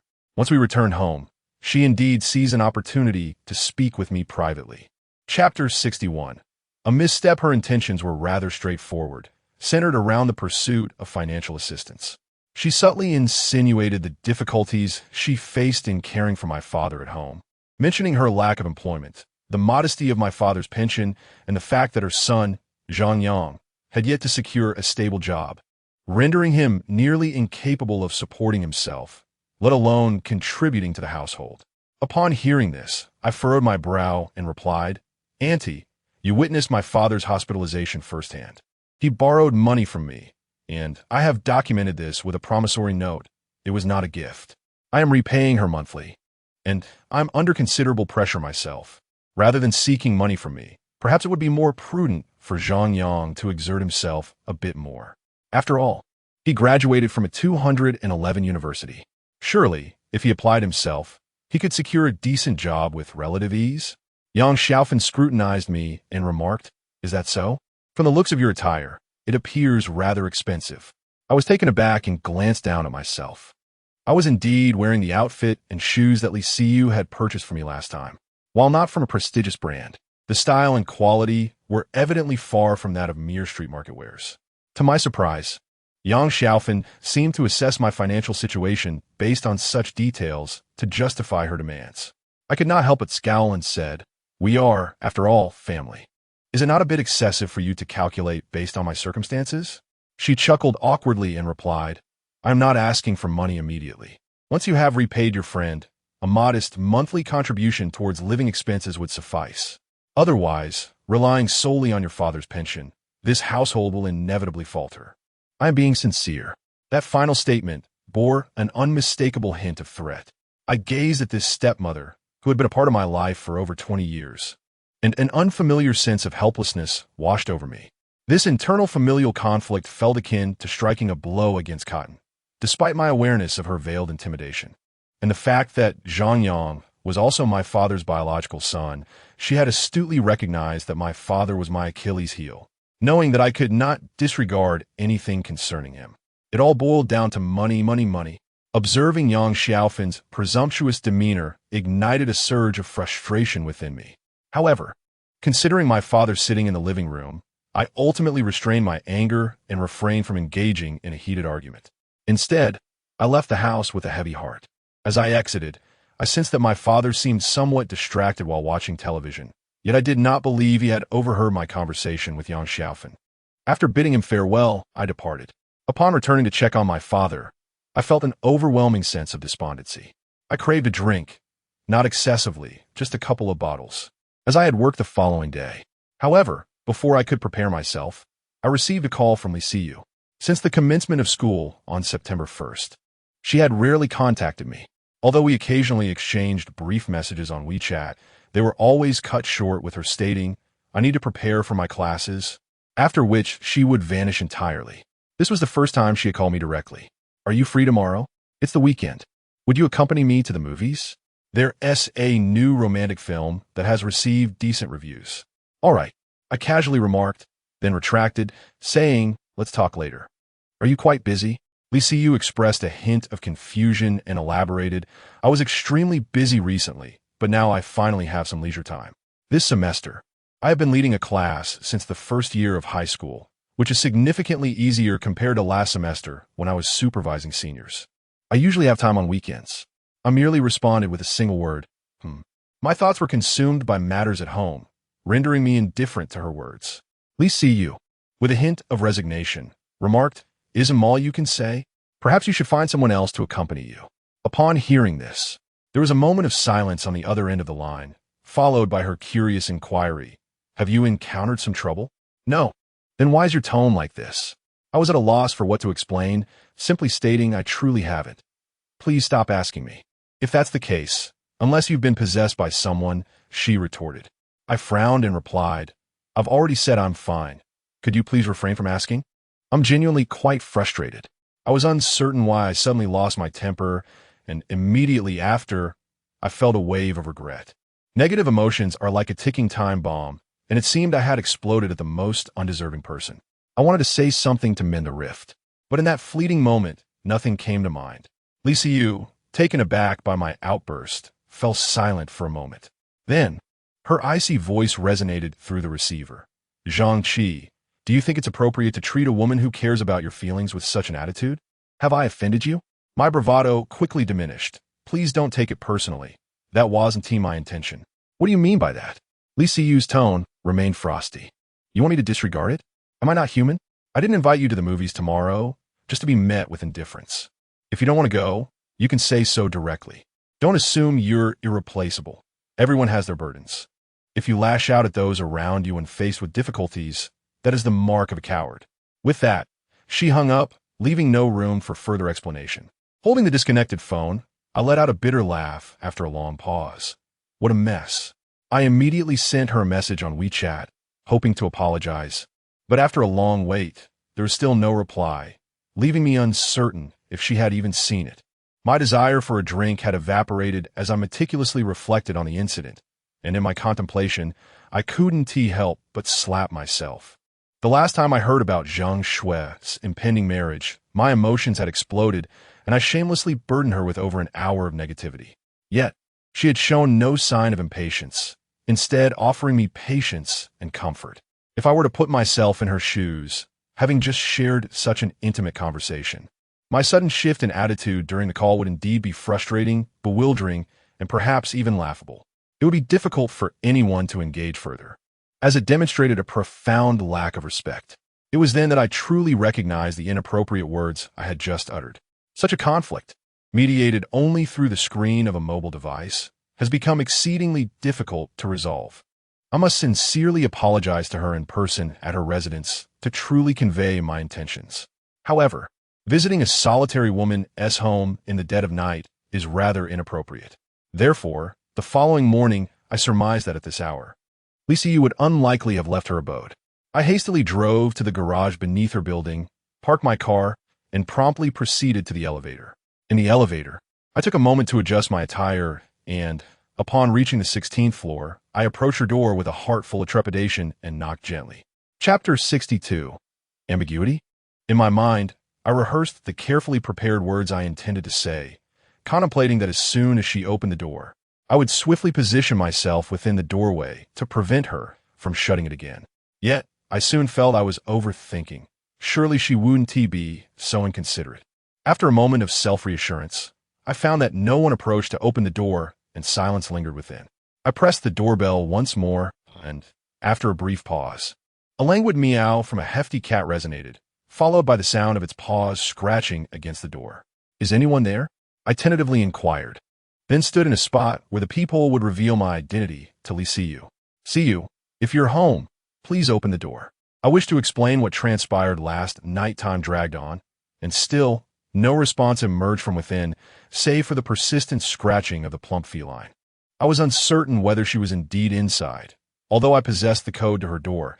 Entering uninvited felt akin to trespassing if she were absent. Conversely, if she were present, such an action would be even more discourteous. I decided to call Liu, but after a few rings, the call was abruptly terminated. During this interval, I heard no sounds of ringing or vibrations from inside, affirming that she was likely not home. I pondered whether she had left early this morning and if she had fed the hefty cat, who seemed hungry by the sound of its meows. I offered myself a small consolation as I entered the unlocking code on the electronic lock. The door gently swung open. Meow. The hefty cat, resembling a truck, obstructed the entrance and immediately began to roll onto its back upon seeing me. I squatted down to pet it, and, as I rubbed its belly, I noticed it felt quite full. The corner contained a bowl brimming with cat food and water, indicating it had just eaten. The door to Liu's bedroom stood ajar, and through the crack, I could see her large bed adorned with a pale pink floral blanket, completely unoccupied. She truly was not home. "When did your mother leave? This morning or yesterday?" I turned to inquire of the hefty cat. It merely gazed back at me with its sapphire blue eyes, sprawled on the ground, appearing blissfully ignorant. Only focused on eating, it had grown as plump as a pig, completely unhelpful when I sought information. Unable to resist a reprimand, I swiftly turned away, leaving the cat in its innocence. Returning to the garage, I meticulously surveyed the surroundings. And indeed, I found no trace of Liu's silver 640 GT. A sense of puzzlement washed over me. It was a Sunday, and even high school seniors were not in class, let alone her as a first-year student who had mentioned today was a day of rest. Where could she possibly be at such an early hour? Suddenly, an idea struck me.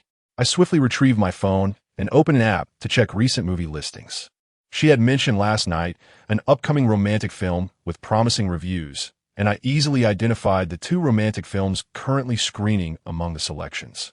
Among these two films, only one boasts a sufficiently high screening rate, and it is currently being shown at a nearby cinema within a mere 3 kilometers, with the next screening commencing in just 10 minutes. Upon checking the seating availability for this particular showtime, I noticed that in the expansive theater, only one seat was marked in red, while the rest gleamed in green. If all goes well, I should be able to see her in this screening room by hurrying over.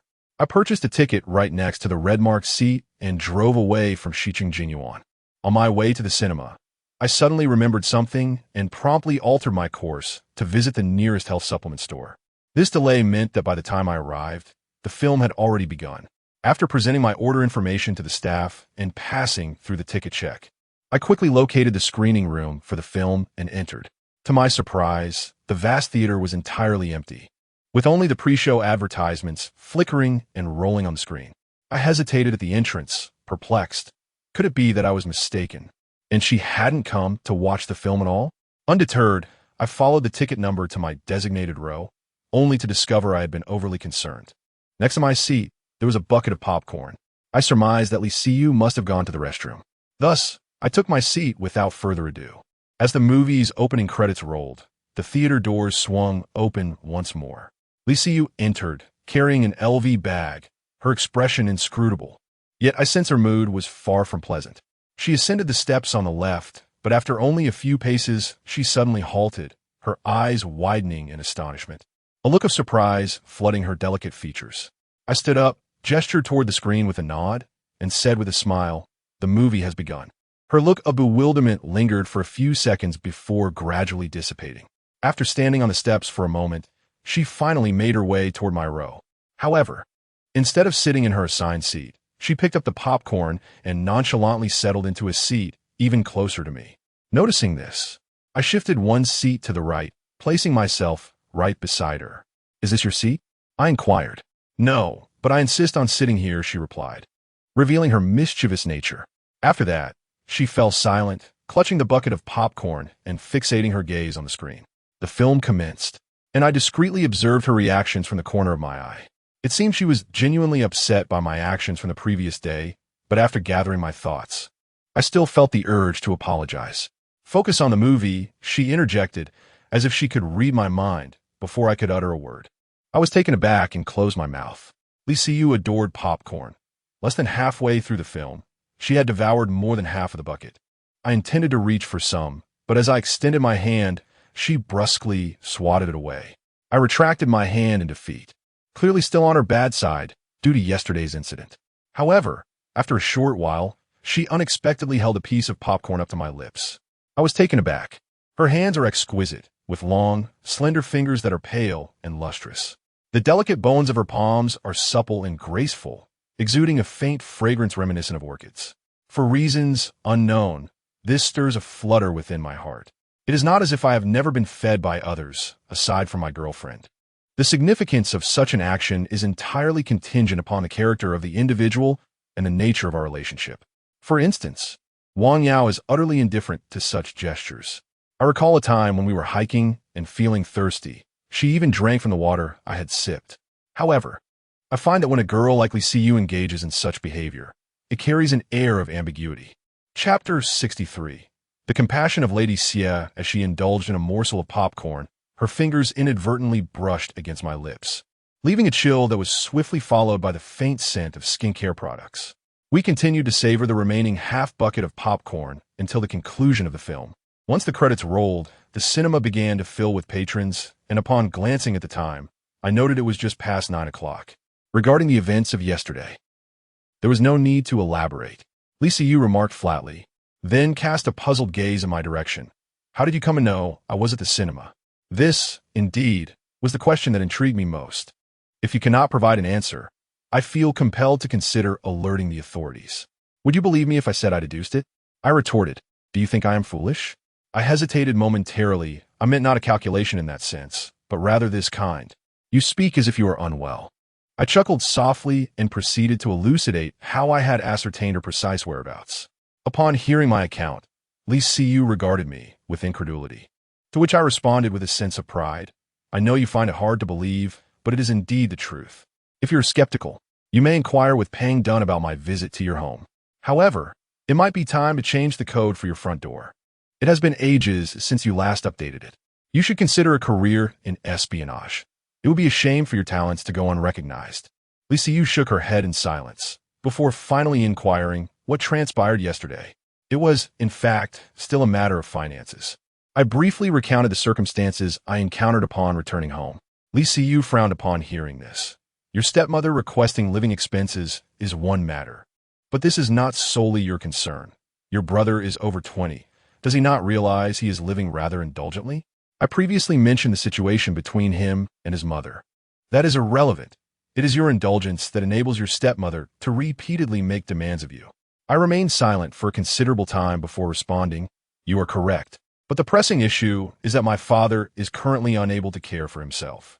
Without Yang Xiaofan, I would need to hire a dedicated caregiver. And it is a stroke of luck to find someone responsible. I certainly cannot afford the rates for such help. I recall you mentioning that you lent your savings to your brother for a down payment on a house these past few years. Indeed, that is true. Then you should ask him for reimbursement. If your stepmother is requesting funds, you should seek them from your brother. He must acknowledge his responsibility for the funds he has utilized. Yes, I will pursue that. It seems you may verbally express this, yet in truth, you find it difficult to swallow your pride. Perhaps you have grown accustomed to such circumstances. Li Siyu sighed softly. In truth, if you had the means, these issues would scarcely be issues at all. Indeed, I replied with a resigned smile, fully aware of this fact myself. As we exited the cinema, it appeared that Li Siyu's irritation had dissipated. Together, we descended to the parking garage, deliberating whether to return home or venture somewhere for a bit of leisure. Consuming one of these daily can be beneficial for heart health. I handed the coenzyme Q10, which I had purchased earlier, to Li Siyu from the car. The bottle was adorned with English text, and it was said to be imported directly from Australia. Although it is not a pharmaceutical product, I had read online about its purported benefits, and it cost me over 300. She looked at me with a hint of surprise, prompting me to explain. Did you not mention before that your heart has not been in the best condition since childhood? This can alleviate many symptoms. I was fairly certain of my recollection, as I had occasionally noticed her pressing her hand against the area of her heart when we were together. Li Siyu accepted the coenzyme, scrutinizing it for a considerable time, before finally pursing her lips and saying, "In the future, let us communicate directly about matters instead of resorting to this petty exchange. I shall overlook this incident this time. But should it happen again, be wary of my wrath. May the gracious Empress Xie Fei bestow her kindness upon me." I replied immediately, mimicking the bow of an ancient eunuch, and raised my voice to add, "Little flag bearer is eternally grateful, wishing the Empress everlasting youth and boundless wealth." My antics finally elicited a smile from her, after which she lightly remarked, "I am not Empress Fei. If I cannot be a queen, I would rather remain unmarried. However, boundless wealth is indeed acceptable." This was, of course, merely a jest, and upon her words, we both laughed, effectively dissipating the tension from the previous night. We each drove our own cars. Initially, I thought that if Li Siyu was interested, I could accompany her to explore the city before attending to business in the afternoon or evening. However, shortly after we pulled the car out of the cinema parking lot, I noticed her stopping by the roadside. As I approached her vehicle, I rolled down my window and inquired, "Why have we stopped?" "Zhangqi, how about accompanying me to Changsha?" She pondered for a moment before looking at me. I hesitated slightly. "Are you going to visit your father?" Li Siyu had mentioned previously that her father had visitation once a month, and considering the time, it was nearly the appointed day. "Yes, also," she replied, "I need to make an appointment, and my father will be released soon. I have other matters to attend to, but I could try to arrange a visit." "What exactly do you have to do there? Are you going or not?" Yes. She finally gave me a knowing look, saying, "Then let us turn around and head back to the parking lot, and I will drive my car." "No need." I waved my hand dismissively. "Just continue driving forward." Are you planning to drive 2 cars?" "No. The cinema parking lot is atrociously priced. They charge me 16 yuan for just 2 hours. I know of another parking area ahead where it's only 2 yuan per hour, capped at 20. Li Siyu was momentarily speechless. "You certainly have a knack for practical living. Please lead the way." With a smile, I started the car, and 20 minutes later, we found ourselves on the G50 expressway. As we approached 10:30, we arrived at the Changsha district. Li Siyu, as usual, made a trip to the prison first. Yet, as she had anticipated, this time she was unable to secure a visit. However, upon her return, she bore no signs of disappointment. Instead, she excitedly declared, "Let us go to that park we visited last time. Are you going to seek out that charlatan?" I instantly grasped the true purpose of her visit. Do not speak so recklessly. Li Siyu shot me a glare. You know in your heart whether she is a charlatan or not. I wish to consult her on certain matters. Very well, I nodded in agreement. To be fair, I too sensed that the woman possessed a certain depth, distinct from the swindlers I had encountered in the past. We made our way to Fengshan Park, and upon entering, we headed straight towards the wisteria-covered corridor. The sun in mid-September was still quite warm, and the park was nearly deserted. The woman we had seen previously was nowhere to be found in the corridor. Chapter 64. Seeking divine guidance, Li Siyu, undeterred, began to inquire among the few scattered visitors in the park. Unfortunately, although these individuals were locals, they were utterly oblivious to the identity of the woman she described, who resembled an astrologer. It seemed her efforts were in vain. Disappointment washed over her as it became apparent that these individuals were merely tourists from elsewhere. She would have been better off consulting the elderly residents in the vicinity. Casting my gaze around, I noticed that behind the park stood a community hospital, albeit obscured by lush, sprawling vines. I handed my bottle of mineral water to Li Siyu. What are you doing? She questioned, stepping back as I took a few paces back, then leapt with vigor, gripping the top of the wall with both hands. With a surge of strength from my arms, I swiftly placed my left foot on the wall, followed by my right, successfully vaulting over. Below the wall lay the community hospital, where many elderly individuals were seated in the shade, engaged in a game of cards. The vertical drop from outside the park was significantly greater than within, at least 4 meters high. Hesitating to jump down, I crouched atop the wall and called out to the elderly men below, "Excuse me, sirs, I seek your assistance with a matter." The card players, momentarily puzzled, looked around in confusion, unable to spot me until a bald-headed gentleman finally glanced up and chuckled. "Young man, what are you doing up there? Be careful not to fall." "I'm just exercising," I replied with a smile, then asked, "Do you happen to know of a fortune teller in this park who is quite adept?" Upon hearing this, the elderly men began to converse quietly, nodding in acknowledgement. The bald man, appearing enlightened, responded, "Ah, yes, I know her." "Are you looking for her?" "It's a minor matter." "When does she usually come to the park?" "That is unpredictable. Sometimes she doesn't appear for 10 days or more," he explained. "However, she possesses remarkable abilities. If you have an urgent need, you might find her at Guangzhou." "Where's Guangzhou? Is it far?" "Just a few kilometers. Take the 104 bus for several stops. And when you reach the terminal, ask the locals nearby. They'll guide you." After leaping back down to the ground, Li Siyu pressed her forehead, exclaiming, "Your wall-climbing antics resemble those mischievous students from my school." "Men remain youthful until death," I replied. "Am I a problem child? What youth would resort to climbing walls to prove themselves? Didn't you just label me a rogue in the cinema?" She countered, "Is it so abnormal to have a few quirks?" "Well, I would have had you ask your brother for money. Why didn't you?" I said, a strange expression crossing my face. "That woman resides in a place called Guangzhou." "I heard you," she responded. "Shall we go there now?" "Indeed, let us proceed." Together, we drove to the location the elderly gentleman had mentioned, discovering that it appeared to be a relic of a state-owned factory from the 1980s. Once thriving, but now utterly desolate, the town was populated only by a few frail, elderly souls, with not a single young person in sight. Most of the shops stood closed or out of business. After consulting the map for the terminus of the 104 bus, we continued on our journey. As I parked the car and stepped out, I noticed an elderly woman sitting in a rattan chair beside a small stall selling groceries. She fanned herself gently and gazed at us with a benevolent expression. "Excuse me, madam, do you happen to know if there is a renowned fortune teller in this vicinity?" Li Siyu inquired politely, describing the appearance of a woman she had encountered. Just as the old man behind the park had mentioned, the woman seemed to possess some notoriety in the area. The grandmother nodded immediately, gesturing with her fan towards a small hill beyond the town, leaning forward to say, "Follow that path uphill for about a mile. It leads to Guanyin Rock, where you can purchase some paper to burn for offerings. She resides up there, but be cautious of the dogs." "Thank you, grandmother," Li Siyu replied gratefully, then purchased some incense and candles meant for worship from her stall. How can someone like you, a top student, still believe in such things? I wondered aloud as we reached the path's entrance, eyeing the items she carried. Li Siyu did not retort, but instead countered, "Zhang Qi, do you believe in the existence of deities?" The physicist Yang Jining once remarked that if God were to take a human form, he would find it implausible. However, if God existed as an invisible creator, he would concede to that possibility. My thoughts aligned closely with his. Upon hearing this, Li Siyu asked, "Then why do those in high positions seem increasingly superstitious?"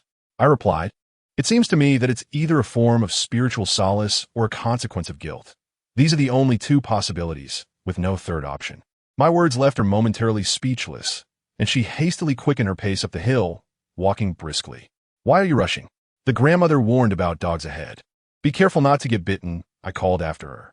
Li Siyu paid no heed and continued her swift ascent. I chose not to pursue her too closely. The weather in mid-September was still quite warm, and hurrying could easily lead to perspiration. I strolled leisurely behind, but the winding mountain path soon obscured her figure from view. Observing the tranquil surroundings, I began to feel uneasy and called her name twice, but received no response. Growing anxious, I quickened my pace, rounding a bend, yet still failing to locate her. My calls went unanswered. I surveyed the area closely. To my right lay a desolate old cemetery, and deeper within the forest, the thickets were so dense that sunlight scarcely penetrated. Where could she possibly have gone? Was she not fearful being alone? Just as I was preparing to call out again, unexpectedly, she appeared behind me. Furrowing my brow, I asked, "Where have you been? Why didn't you answer your phone?" Li Siyu seemed unfazed, responding calmly, "You were walking too fast. Didn't notice me?" At this, she suddenly smiled and asked, "Were you worried about me?" Isn't that an obvious question? I replied, causing her to pause in surprise. She then nodded gently, her gaze softening as she looked at me, and said, "Thank you for your concern. I just went into the woods to dispose of something." "What did you throw away?" I regarded her with suspicion. The only item she clutched was the black plastic bag containing incense candles, which remained intact in her grasp. "It's nothing. Let's hurry. We should be nearing our destination," Li Siyu said dismissively before bypassing me and continuing onward. However, upon catching sight of the grove ahead, filled with ancient graves adorned with black and white and colorful portraits of men and women, she was evidently startled, instantly retreating in trepidation. "Zhangqi, perhaps you should lead the way," she timidly suggested, stepping back behind me. Aware of her fear of such matters, I refrained from lingering and took her icy hand, swiftly guiding her through the eerie stretch until the sunlight once again beamed down upon us. Chapter 65. A Change in Nature? "You still haven't answered my question. What did you just throw into the woods?" I regarded her with a peculiar expression, for at this moment, I had already surmised where she had been. Yet I found myself delighting in the playful urge to tease her. "Just some useless items," Li Siyu replied, unable to suppress a scoff. "Are you really that bored? Why inquire so thoroughly about such trivial matters?" "I was simply a bit curious. You mentioned your bag was in the car, and all you had in hand was a bag of incense and candles for the deity. What could you possibly have discarded? Did you specifically go to the woods to dispose of it? Were you afraid I might see?" I spoke, stifling my laughter. Her cheeks flushed slightly, and after a moment's hesitation, she found herself at a loss for words. I discerned that it was not a trivial matter, but rather an urgent one, and upon observing her bashful demeanor, I could no longer contain my laughter. "Honestly, did you just run off to the woods to relieve yourself? You walked so quickly, fearing I might follow? Zhangqi, you're insane." Li Siyu, clearly caught off guard by my remark, blushed deeply, shot me a glare, then swiftly turned her back and hurried up the path. This time, I refrained from pursuing her, for ahead, the woods were no longer visible, replaced entirely by vast stretches of sunlit, verdant fields. I strolled leisurely behind her, soon pausing before a stone carving hewn into a cliff. The wall bore several carved deities and Buddha figures, suggesting a healthy flow of incense offerings, with a few feet of ash accumulating in the wishing pond below. Li Siyu glared at me, extending a handful of incense and candles. "Why not offer a prayer yourself?" I declined. "I specifically bought 2 offerings," she implored earnestly. "Don't be so stubborn. It won't hurt to pray. You can think of it as a blessing for your uncle." I hesitated, then silently accepted the incense and began to burn it before the pond. Li Siyu knelt with her hands clasped in prayer, her expression one of deep reverence. I remained uncertain about what she wished for, while when it came to my own prayer, I could only utter the words good health in my heart. Turn back 12 yuan for me. This is your share of the offering. I nodded, then regarded her with a curious expression. What did you wish for? Is it still effective if you speak your wish aloud? Lisa Yu looked at me as if I were a fool, then continued her ascent. Before long, we reached the crest of the hill, where an old tiled house appeared amidst the fields, accompanied by a thatched hut. In front of the hut, a modestly dressed woman was tending to her garden. Upon hearing our approach, she slightly lifted her head and, upon seeing me and Li Siyu, exhibited a hint of surprise. This woman was indeed the master I had encountered in the park previously, though today she wore none of her striking attire, appearing simply as an ageless rural woman. Do the youth of today harbor so many unresolved burdens that they must seek the divine at every turn? The woman remarked softly, before adding, You two should come inside and sit for a while. Please wait for me. Excuse me, do you have a restroom here? I inquired. Perhaps it was due to the cold water I drank this morning, but I felt a persistent discomfort in my abdomen, which was intensifying at that moment. There are restrooms scattered all over the mountain. You can find a spot anywhere, came the response. Realizing the truth in that, I momentarily left Li Siyu behind and hastily made my way into the woods above. Relieving oneself outdoors is quite liberating, although the multitude of mosquitoes was rather irksome, and it wasn't long before I was bitten multiple times. When I finally emerged from the forest, feeling considerably lighter, I found Li Siyu waiting on the small path outside, seemingly lost in thought. Shall we go? She prompted. I looked at her, puzzled. Aren't you going to ask me something? I already did, she replied. That was quick. Just a few words. How long did you expect it to take? I remarked. After saying this, she fell silent and turned to walk down the mountain. I glanced back at the woman still laboring in the vegetable garden and hurried after her. What's going on? You seem a bit downcast. You were right last time. One should not anchor their hopes on ephemeral matters. We ought to live in reality. Her words resonated with me, and I smiled, saying, I have always chosen to heed what benefits me. Anything that doesn't is mere nonsense. Indeed, she nodded gently. It was evident that she was still troubled, clearly having heard something she wished she hadn't. What exactly did you ask her? As we descended the mountain, my curiosity got the better of me, prompting the question. Li Siyu regarded me for a moment before shaking her head. I don't want to discuss it. Respecting her wish for privacy, I refrained from prying further. Once we reached the city, I took her to a barbecue restaurant, knowing that good food can dispel many gloomy feelings. While we were enjoying the barbecue, my phone suddenly vibrated. Upon checking, I was astonished to find a message from Zhang Yang, a person I rarely hear from, let alone communicate with. It wasn't just any message. It was a notification of a transfer amounting to 10,000 yuan. My eyes widened in disbelief. What was going on? Had my brother suddenly changed his ways? Li Siyu, seated across from me, noticed my expression and looked puzzled. After swallowing her lettuce wrap with shrimp, she dabbed her lips with a napkin and asked curiously, What's wrong? I flipped my phone around to show her. After reading the message, she appeared bewildered. Have you already asked your brother to repay you? I haven't had the chance to approach him yet. Then why did he suddenly decide to pay you back? I don't know. Perhaps he has turned over a new leaf? I replied, uncertain. Yet Zhang Yang's actions seemed above reproach. Shortly thereafter, Zhang Yang sent me another message. Bro, my mom mentioned she asked you for living expenses. Please don't hold it against her. You can keep this money for now. It's not considered repayment. I still owe you 80,000 in total. I replied, Where did you get this money from? Recently, a classmate and I collaborated on a small project from which we earn a modest sum. The payment was only disbursed yesterday. After I submitted the qualifications for this project, a reputable company expressed interest in hiring me, offering a base salary of 8,000. I am about to commence my new position. As I listened to Zhang Yang's words, a sense of relief washed over me. Regardless of the circumstances, if Zhang Yang can start earning, it will alleviate some of the familial pressures I bear.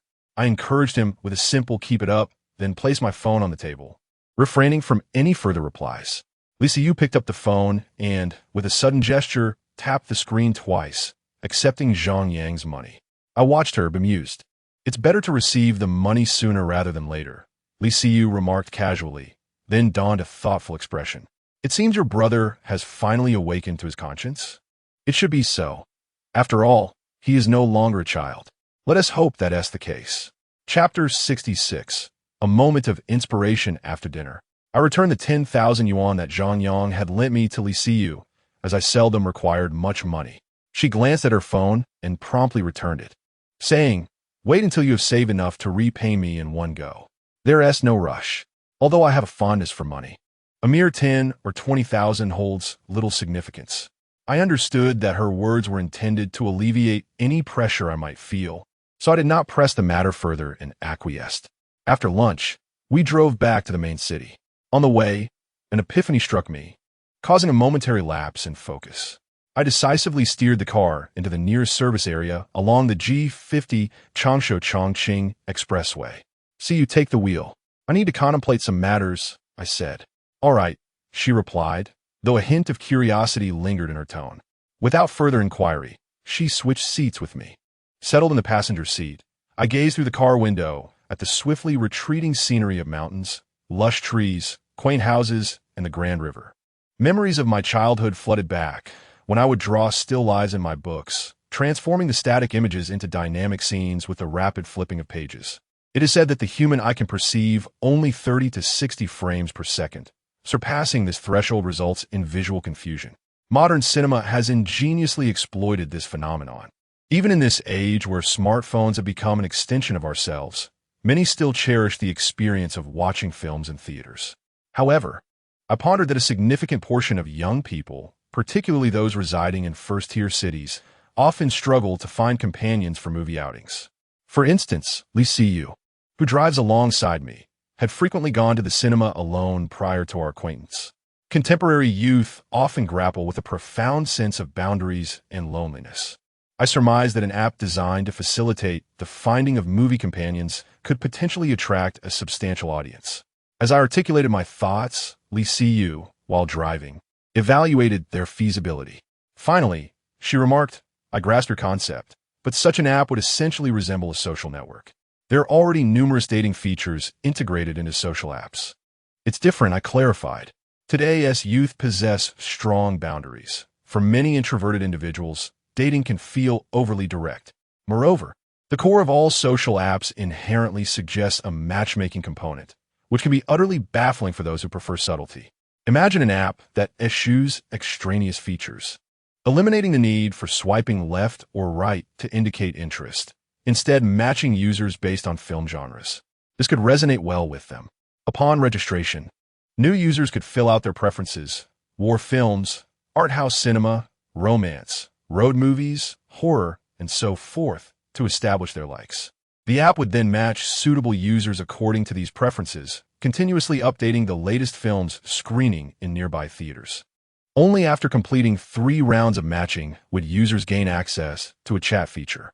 Furthermore, the app's functionality would be exclusively dedicated to arranging cinema outings, offering no ancillary services. Li Siyu's expression gradually turned serious. "Are you planning to develop such an app?" "I do think about it, but I am utterly ignorant of this field. While I believe the production costs may not be exorbitant, the promotional expenses are likely to be substantial. Do not place obstacles in front of you. What you just mentioned is quite intriguing. Perhaps you could further refine the framework." Li Siyu continued earnestly. "The costs associated with software development are relatively manageable. Hiring a few university students to create software won't consume too much of your budget. As for the marketing expenses, do not perceive them as insurmountable. These are challenges that can be gradually addressed. Successful apps in the market are not solely products of substantial capital." I remained hesitant, and Li Siyu encouraged me further. "The greatest fear in any endeavor is merely to contemplate without action. Reflect deeply. Perhaps I could be your first investor." Surprised, I gazed at her. Her encouragement undoubtedly instilled a sense of confidence within me, and I truly believe this could be a promising project. After returning to the parking lot to retrieve my car, she reiterated, "I was not joking earlier. Coincidentally, I'm also in need of fresh avenues for income. I believe we could give this a try." I nodded earnestly. In the following days, amidst my work, I continued to ponder the concept of the movie app, adding several optimization ideas to the existing foundation. However, indulging in such fantasies often brings a fleeting satisfaction. The more I contemplated, the further I drifted away from the app's core content, envisioning scenarios of future prosperity and success as the app flourished, leading to a life of affluence and triumph. I couldn't help but chuckle. Suddenly, I sat up straight on the sofa. How could I have forgotten about Xiaoping? Did he not graduate from the University of Electronic Science and Technology? He had boasted to me about his programming skills. I searched for him on WeChat.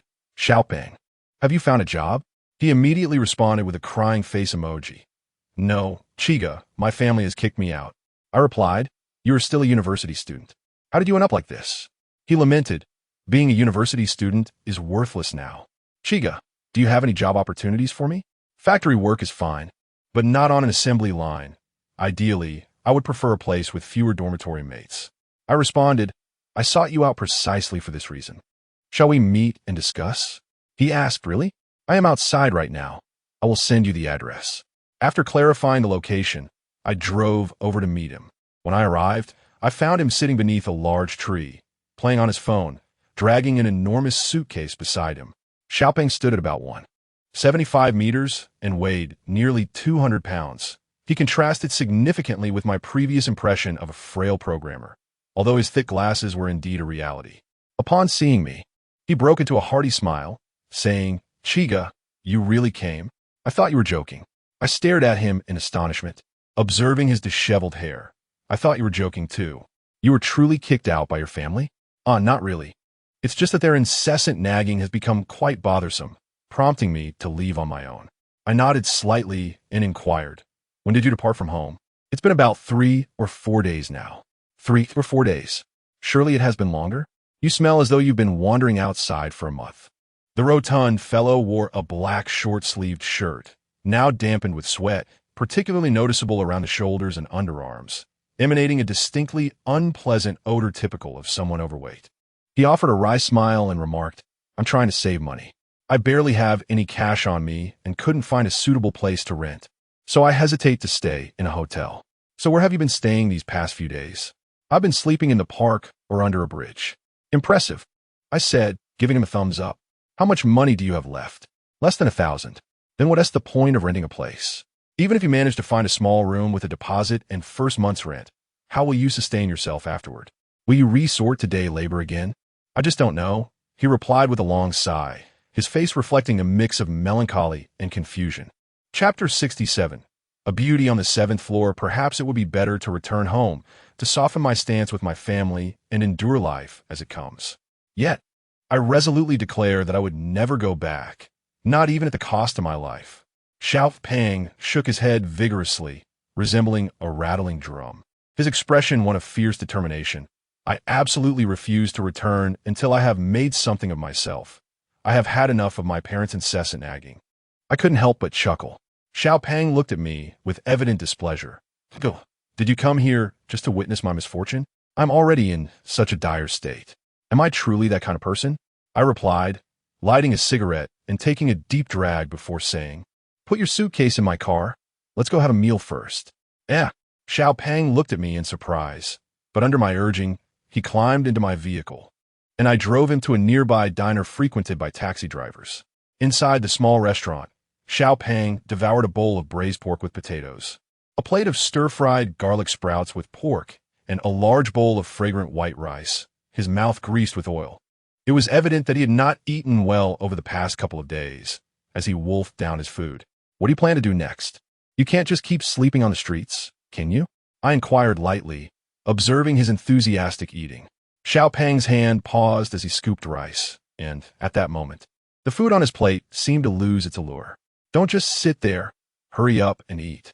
Once you're done, I'll take you to rent an apartment. With a mournful expression, Xiaoping replied, But I have no money, guh. Now that you're calling me guh, do you think I would let you continue living under the bridge?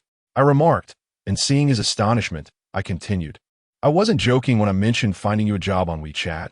I genuinely have something to offer. Xiaoping, visibly hesitant, cautiously asked while shoveling food into his mouth. What is it, guh? Is it moving bricks at a construction site or sorting packages for delivery? Can I even handle that? Can you not think positively for once? Do you really believe the job I'm offering has to be manual labor? I said, watching him chuckle awkwardly. I then stated plainly, I want to create an app. You mentioned before that you could do that, right? An app? Xiao Pang was momentarily taken aback. Then his interest sparked. That's my expertise, of course. I can do it.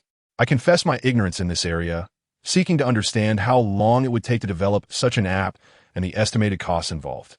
As I spoke, I discreetly observed his subtle expressions.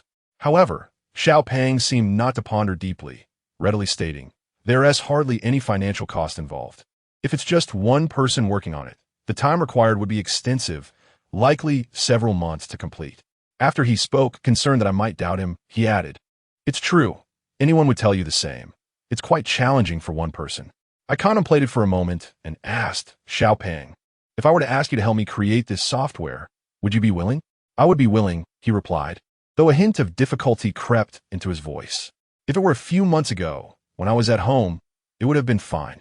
As long as my food and accommodation were taken care of, I could work on it slowly, but now. That's why I said I would take you to rent an apartment first, I interjected. Xiao Pang appeared stunned.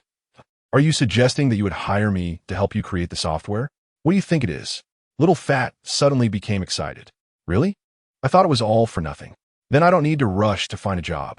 I was taken aback, astonished at how straightforward today's university students are, even considering the possibility of working without compensation.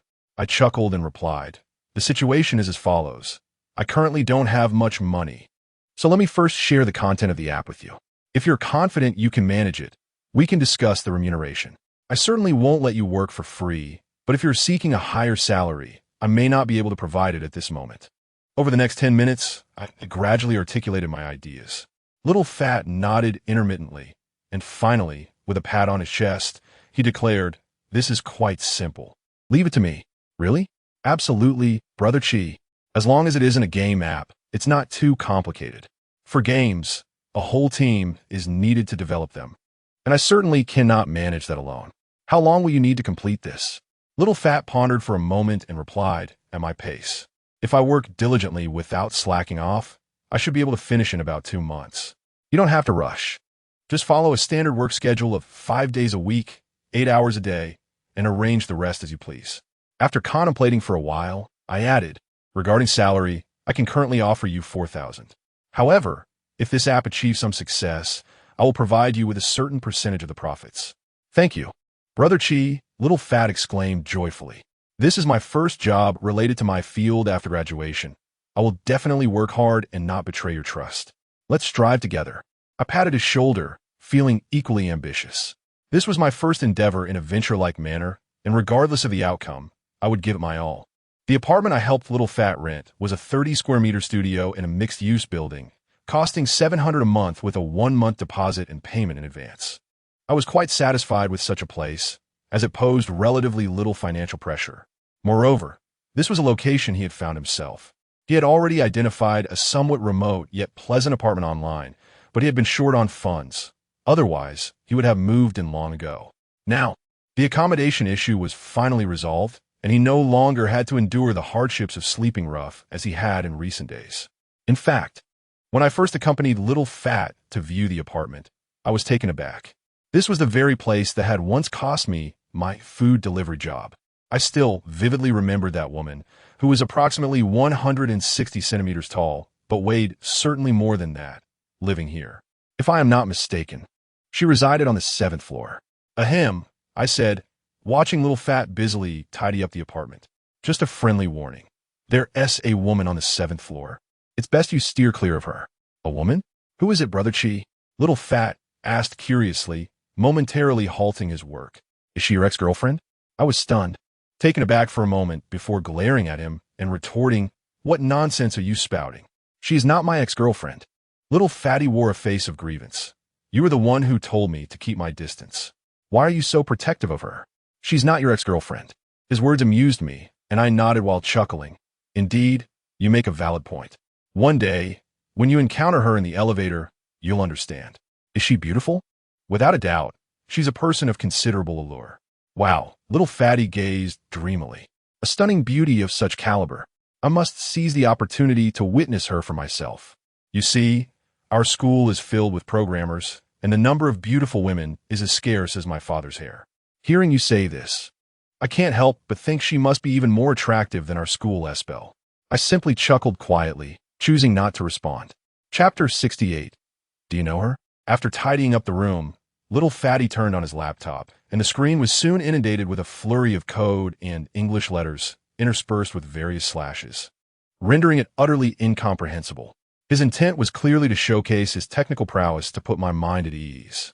Although I lacked programming knowledge, I was adept at reading people, and I sensed that, disregarding everything else, little Fatty was at least a rather pragmatic individual. Brother Chi, are you seeing anyone?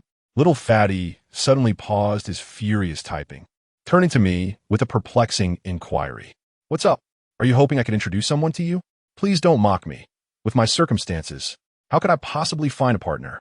Little Fatty immediately shook his head vigorously, resembling a bobblehead. I was just asking casually. Really? Well, I'm curious about what it feels like to be in love.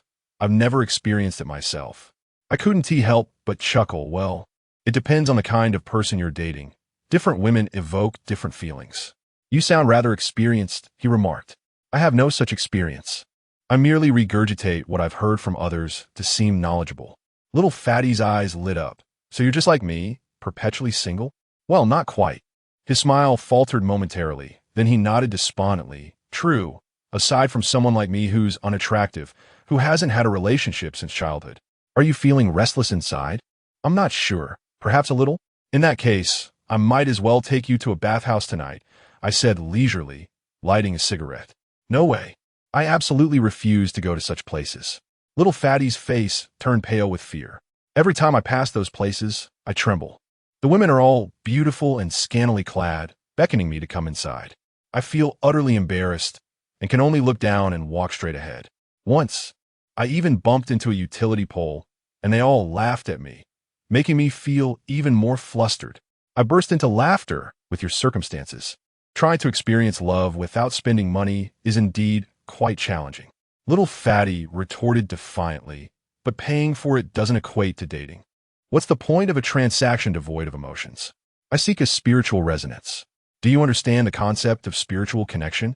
Enough of this nonsense. Haven't you heard? The girls in those establishments are exceptionally dedicated. Haven't you heard the saying?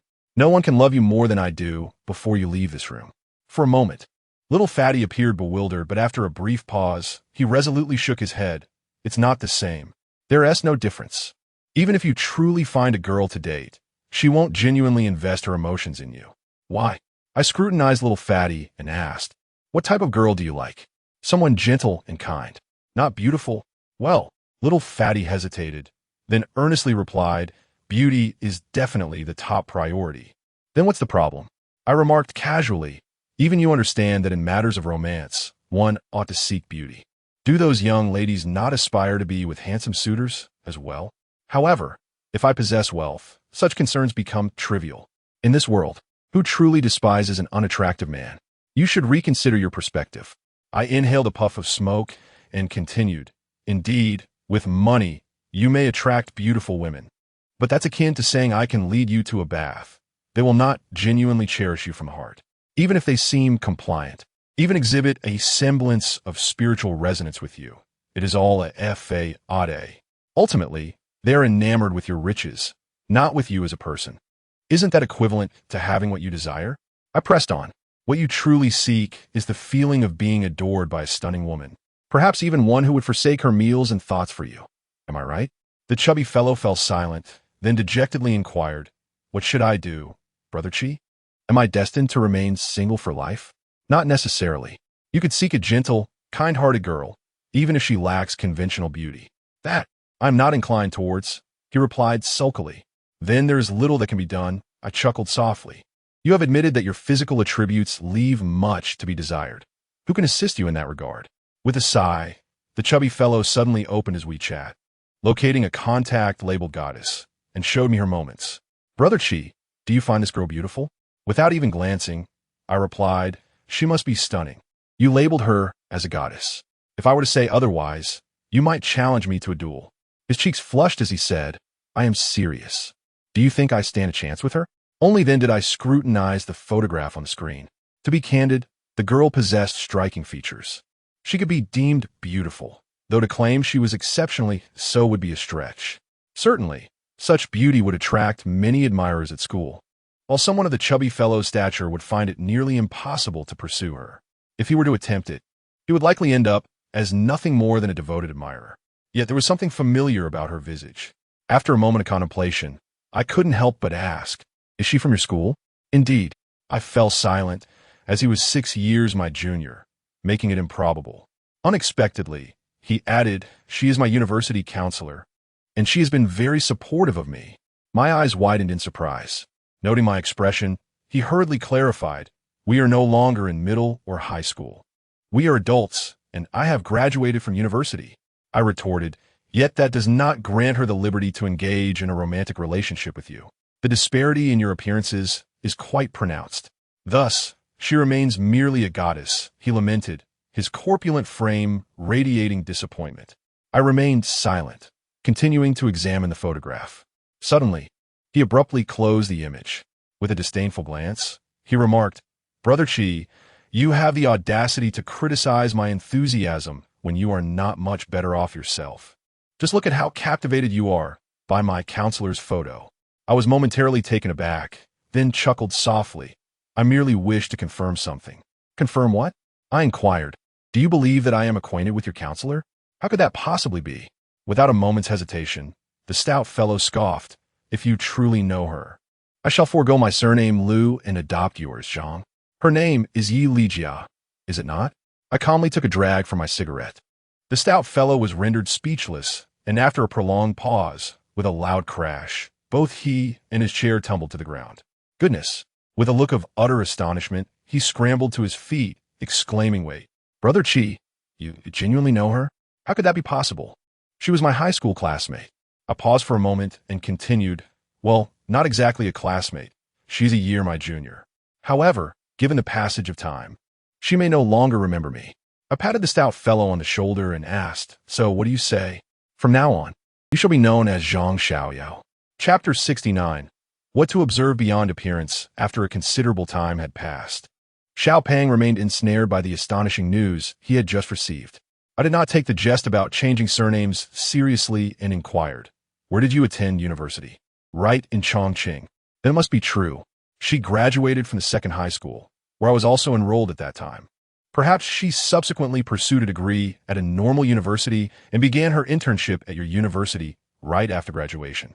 Xiao Pang finally accepted my words. His expression filled with emotion. "Chiga, the world is indeed small." I too found this coincidence quite remarkable. It truly astonished me that Yi Lijia, a girl like her, had achieved the role of a counselor at university. Xiao Pang, with an air of curiosity, asked, "Chiga, you are a year senior to teacher Yi. How do you know her? Are you two friends?" "At that time, I suppose we were, but now it certainly cannot be classified as such," I replied after a moment of contemplation. "Was she quite famous at school? Was she the belle of your university?" I cast a peculiar look at Xiao Pang. "What I am more interested in is whether you genuinely have feelings for your counselor. If I recall correctly, she is at least 4 or 5 years your senior." "Of course it's genuine, but it can only be described as a quiet admiration. I could never pursue her in this lifetime," Xiao Pang lamented, his face cast in shadows of despair. "Does she know your feelings?" "No, she does not. Perhaps it is for the best that she remains oblivious," I nodded. Without delving further, I felt that Xiao Pang's character was not suited to someone like Yi Lijia. Though time alters many things, the core of one's character remains unchanged. And I understood precisely what kind of person Yi Lijia was. Based on her past behavior, she epitomized the archetype of a rebellious girl, often embroiled in mischief at school. And outside of it, she sought the company of street toughs as her allies. She relished asserting dominance over others, particularly around individuals like myself and El Qingyan, referring to herself as a younger sister. However, I once witnessed her conversing with her classmates, and the arrogance she displayed was that of an entirely different individual. Perhaps my demeanor was slightly off, as Xiao Pang, looking perplexed, asked, "What do you mean by that? Why is it better not to know?" "Nothing much. I simply feel you two are incompatible." "That is true. How could someone like me ever match up to her?" I chuckled lightly. "That is not my point. However, if you genuinely wish to pursue a romantic relationship, you ought to lose some weight and tidy yourself up a bit. You are not unattractive." Xiao Pang appeared despondent. Is the world truly so superficial? What else should one observe if not appearances? Your body is covered in excess weight and sweat. Xiao Pang's face fell. It is so unfair. I indulge in food as a mere hobby, and I do not eat excessively more than others. Why must I be the only one to gain such weight? The reason is inconsequential. It is the outcome that matters. No, Chiga, I will lose weight. Xiao Pang proclaimed grandly before me, vowing to transform himself utterly within 3 months. Yet that very evening, he devoured 3 kilograms of meat at a newly opened barbecue buffet, asserting that even the slightest gap in his stomach would feel like a loss in such an all-you-can-eat scenario. Brother Chi, with the software development completed, what are your plans for promotion? This will undoubtedly require a significant investment, little Fatty inquired, patting his belly as he slouched in his chair. You proceed first. I have a partner, and we can brainstorm together later. Is he wealthy? Not particularly. He is merely moderately well off. In that case, it would be prudent for you both to prepare in advance, as promoting this endeavor can be particularly costly. He remarked, his expression turning grave as he looked at me.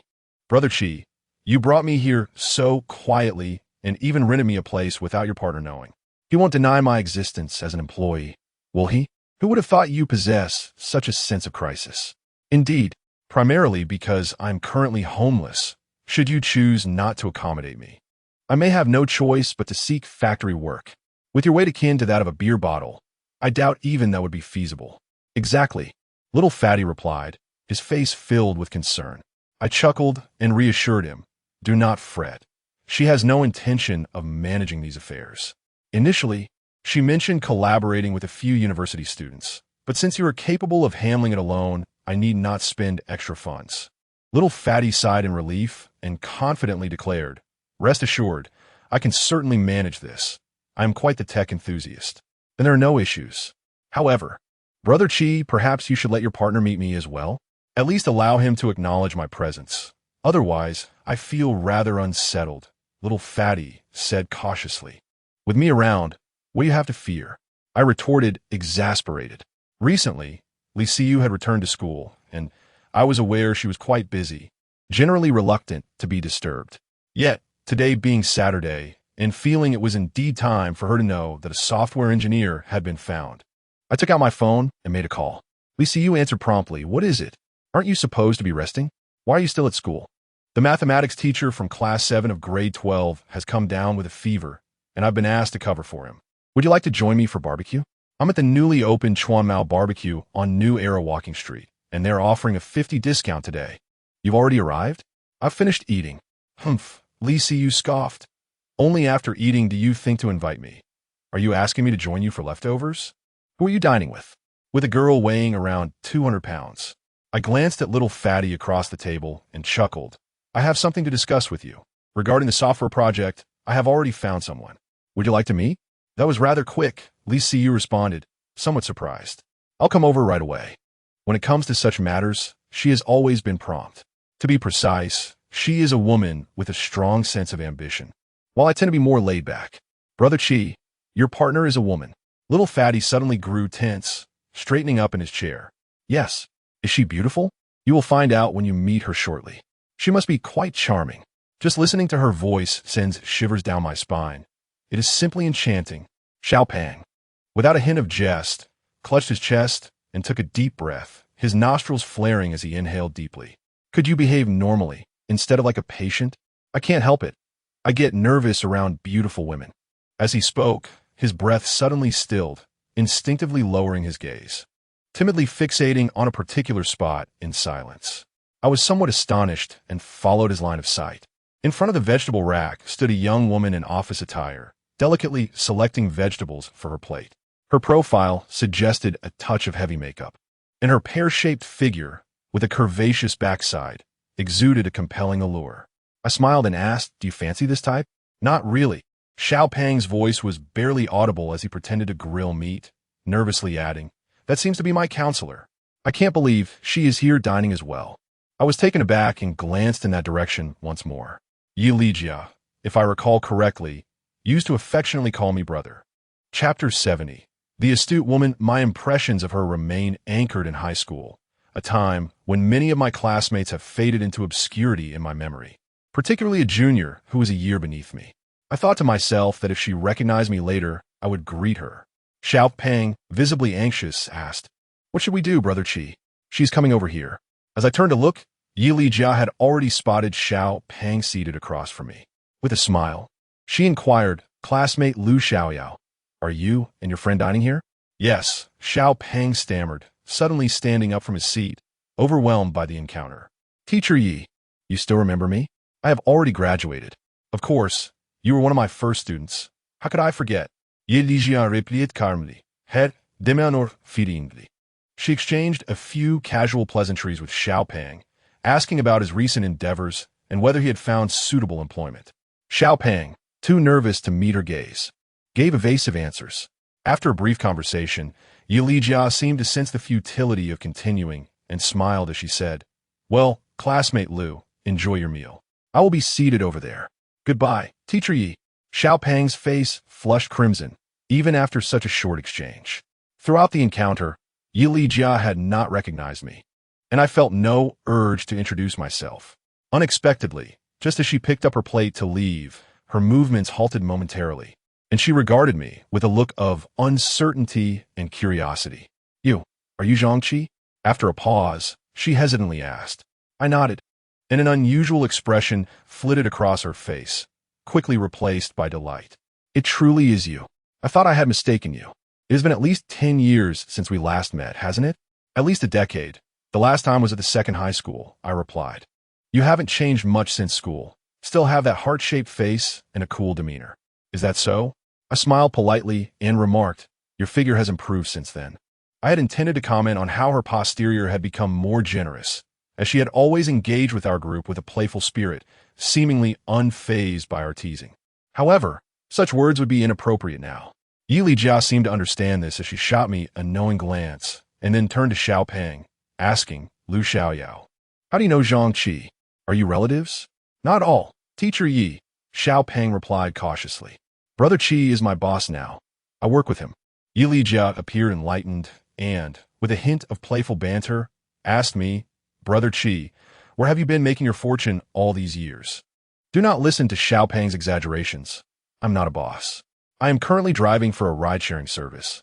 I met him recently at the courier station. Yi Lijia looked at Xiao Peng with intrigue, while he opened his mouth to speak, but then glanced at me, clearly a loss for words. After many years apart, the impression that Yi has left on me has changed significantly. In the past, she seemed quite demure in the presence of individuals like myself and Lu Cheng'en. Yet one could still sense an underlying arrogance within her. However, now, this facet of her character has entirely vanished. In its place, I discern a certain worldly wisdom and shrewdness. Despite my candid admission of my current struggles, Yi Lijia maintained her serene smile as she gracefully pulled out a chair and sat beside me, engaging in a nostalgic conversation. Her words were measured and perfectly balanced, neither excessively warm nor aloof, and even the timid young man across from us, who had been too anxious to contribute, found an opportunity to join in thanks to her considerate approach. The admiration in his gaze towards Yi Lijia was unmistakable, and while I doubted she was oblivious to it, she exhibited no reaction whatsoever. "Classmate Lu Xiaoyao, Zhang Qi is a senior of our teacher. He must be a reliable boss. You should follow him closely," she remarked. "Yes, I will, Teacher Yi." The young man fervently nodded, his expression one of earnestness and determination.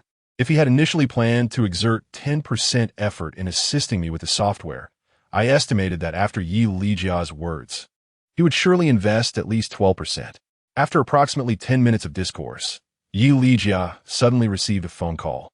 Responding with a few soft affirmatives before turning to me, "Zhang Qi, let us continue our conversation another time. I have an unexpected matter to attend to." "Teacher, aren't you having lunch?" the young man inquired, glancing at the dishes on her plate. "Teacher has something urgent," Yi Lijia replied, rising from her chair. With a smile, she waved goodbye to the young man and then shot me a charming grin. In the midst of the young man's enchanted gaze, she casually gathered her lustrous hair, tucking it behind her ear before gracefully turning away, leaving behind an alluring silhouette.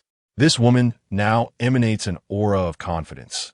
It is not merely her social prowess, but rather an inherent ability to radiate her femininity at every opportunity, employing various gestures and expressions, albeit without any explicit intent.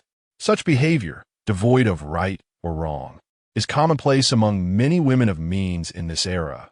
Yet typically, those who can effortlessly exude charm are more seasoned and worldly.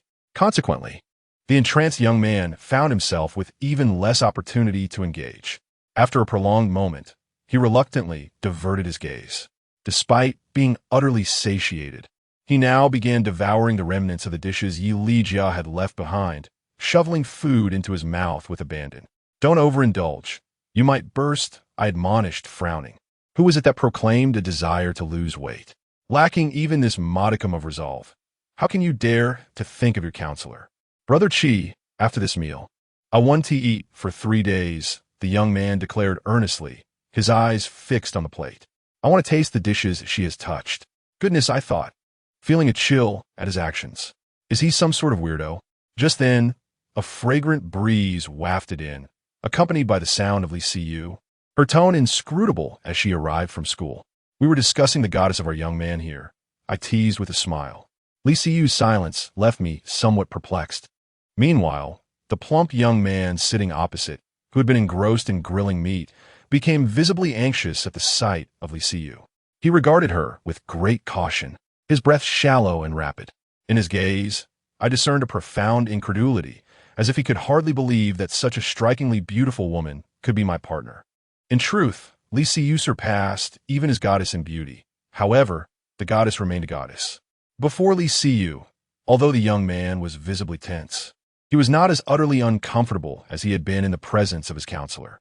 After a brief moment of apprehension, he straightened himself and spoke. "Hello, boss. My name is Liu Xiaoyao. I am 22 years old, a graduate of the University of Electronic Science and Technology, and I am the programmer that Brother Chi recently recruited. Please do not hesitate to inform me of any tasks you require. I will certainly do my utmost to fulfill them." Chapter 71. Disguised, perhaps fearing the loss of his hard-won position, the chubby young man spoke with utmost caution in both his words and demeanor. "Hello. Zhang Qi has already informed me about this matter. You can coordinate with him directly," he said. Li Siyu appeared rather stern, responding with a calm demeanor. Prior to this, she had always struck me as quite approachable. Yet in the presence of the chubby young man, she exhibited a sense of distance I had never observed in her before. This distance was subtle, yet perfectly measured. I believe it was not an act of arrogance, but rather a precise understanding of her own role. The effect of her demeanor was such that the chubby young man regarded his new boss with increased respect. Had he been an ordinary student, he might have been motivated to exert himself even more diligently. As for the chubby young man, I felt he did not require such encouragement. I trusted he would not shirk his responsibilities. In the ensuing minutes, Li Siyu briefly engaged him in a discussion regarding business matters. To my astonishment, I discovered that she possessed a rudimentary understanding of app programming. Although her knowledge may not have been profound, it was evident from her words that she was not entirely a novice. Consequently, the respect the chubby young man held for her reached its zenith. Once they had acquainted themselves, he sighed in relief, took a few bites of his meal, and then hastily remarked, "Chi Gu, see you Jia. I shall take my leave now. You two enjoy your meal. Be careful on your way." I smiled at him, while Li Siyu merely nodded in silence. After the chubby young man departed from the barbecue restaurant, she retained her composed demeanor. Observing her expressionless face as she meticulously placed pieces of meat onto the grill, I couldn't help but feel a pang of empathy. "It seems you are inherently suited for leadership. Why? You possess an innate sense of balance in managing interpersonal interactions." Upon hearing my words, Li Siyu paused her actions momentarily, then looked up at me. "Do you think I was being deliberate just now? I was taken aback, wasn't it?" Li Siyu shook her head. "I was simply in a bad mood." "What's wrong?" I recall our phone conversation was quite pleasant. Li Siyu azitata. And under my inquisitive gaze, she finally confessed, "It's because of my mother. She called earlier and scolded me." I was astonished. "What did she scold you for?" At her age, being a certified teacher in a city school, while amassing considerable wealth and possessing such striking beauty, I could not fathom what a mother could possibly find unsatisfactory. She berated me for being unproductive, saying that despite my age, I still haven't changed. Li Siyu sighed. Seeing my confusion linger, she chose to be forthright. "It's nothing else, really. It's about the pressure to marry." I haven't been in a relationship for at least 5 years. Every time I visit my mother, she reprimands me, which is why I mostly reside at Shiqing Jingyuan and rarely return home. Consequently, she called to scold me. She didn't used to do this, did she? Not like this. In the past, she would only chide me when we met. Liu pressed her lips together and said, "The main reason is that my younger brother just started college and brought home a girlfriend. As soon as he left, my mother called and scolded me fiercely. I couldn't help but chuckle at her misfortune. Why don't you just call him and give him a piece of your mind?" I suggested. "Isn't that obvious? I've already reprimanded that little rascal," Liu replied, her expression turning melancholic. "Yet I still feel uneasy. My mother insists that I find someone soon. Or next time I want to be welcome back. Actually, you could confront her directly. If you do it a few times, she'll get used to it. If my mother were in good health, I would certainly consider that. But as I mentioned before, her condition is not the best." I paused for a moment, suddenly recalling that Liu's mother had suffered from a serious illness, leaving her with lingering difficulties in mobility. "In that case, perhaps you should simply bring home a boyfriend for her to meet?" I suggested thoughtfully. Liu's gaze became enigmatic, and after a long silence, she replied, "I'm not inclined to do that right now. Then just bring a colleague home to placate her. That would likely lead to unnecessary trouble and misunderstandings. Then hire someone to pretend, pay them to do the job, and everyone will be satisfied. The problem is that it's easy to see through such arrangements." "Do you think my mother is foolish?" I replied without words. "If this won't work, and that won't work, perhaps you should just join a convent and completely extinguish your mother's hopes." Liu did not retort. Her expression was complex, and her tone softened as she looked at me. "Zhangqi, could you do me a favor?" I looked at her, surprised. "You can't possibly want me to pretend to be your boyfriend to appease your mother, can you?" "Why not?" She countered. "I've thought it through. We know each other well enough that you wouldn't slip up when my mother starts interrogating you. Just tell her the truth about everything except for your role as my boyfriend. If she asks how long we've been together, just say it's been a while." I hesitated. Although the task didn't sound particularly difficult, the implications were daunting. "If my mother gives you a red envelope, you can keep it. No need to return it to me," Liu added. "Very well." I finally acquiesced, not for the sake of the money, but because I genuinely felt I could assist her in this matter. Although the urgency of marriage may seem theatrical, it is a source of considerable stress for many when faced with familial pressures, and it is truly no laughing matter. "You've agreed." Liu's face lit up with joy. "Let us go home, then." "Now?" I asked, bewildered. "I know this is sudden," Liu replied with a hint of resignation. "You don't understand my mother. She just scolded me over the phone, and she will likely continue to do so for the next few days. She tends to get restless, and I cannot simply ignore her calls. I worry something might happen to her. However, answering her calls affects my mood for the entire day, especially since I'm already exhausted with the new class. All right, let us go." At this point, I found it impossible to refuse her request. Having received my consent, Liu promptly led me out of the barbecue restaurant and into her car. Instead of heading directly home, she first took me to a nearby health supplement store to purchase some nutritional products, followed by a stop at the supermarket for fruits and milk. As it was our first visit, you needn't feel anxious later. Aside from our relationship as boyfriend and girlfriend, everything else remains unchanged. Should I be honest with your mother about my profession? Should I tell her I drive for a ride-hailing service? Just be truthful.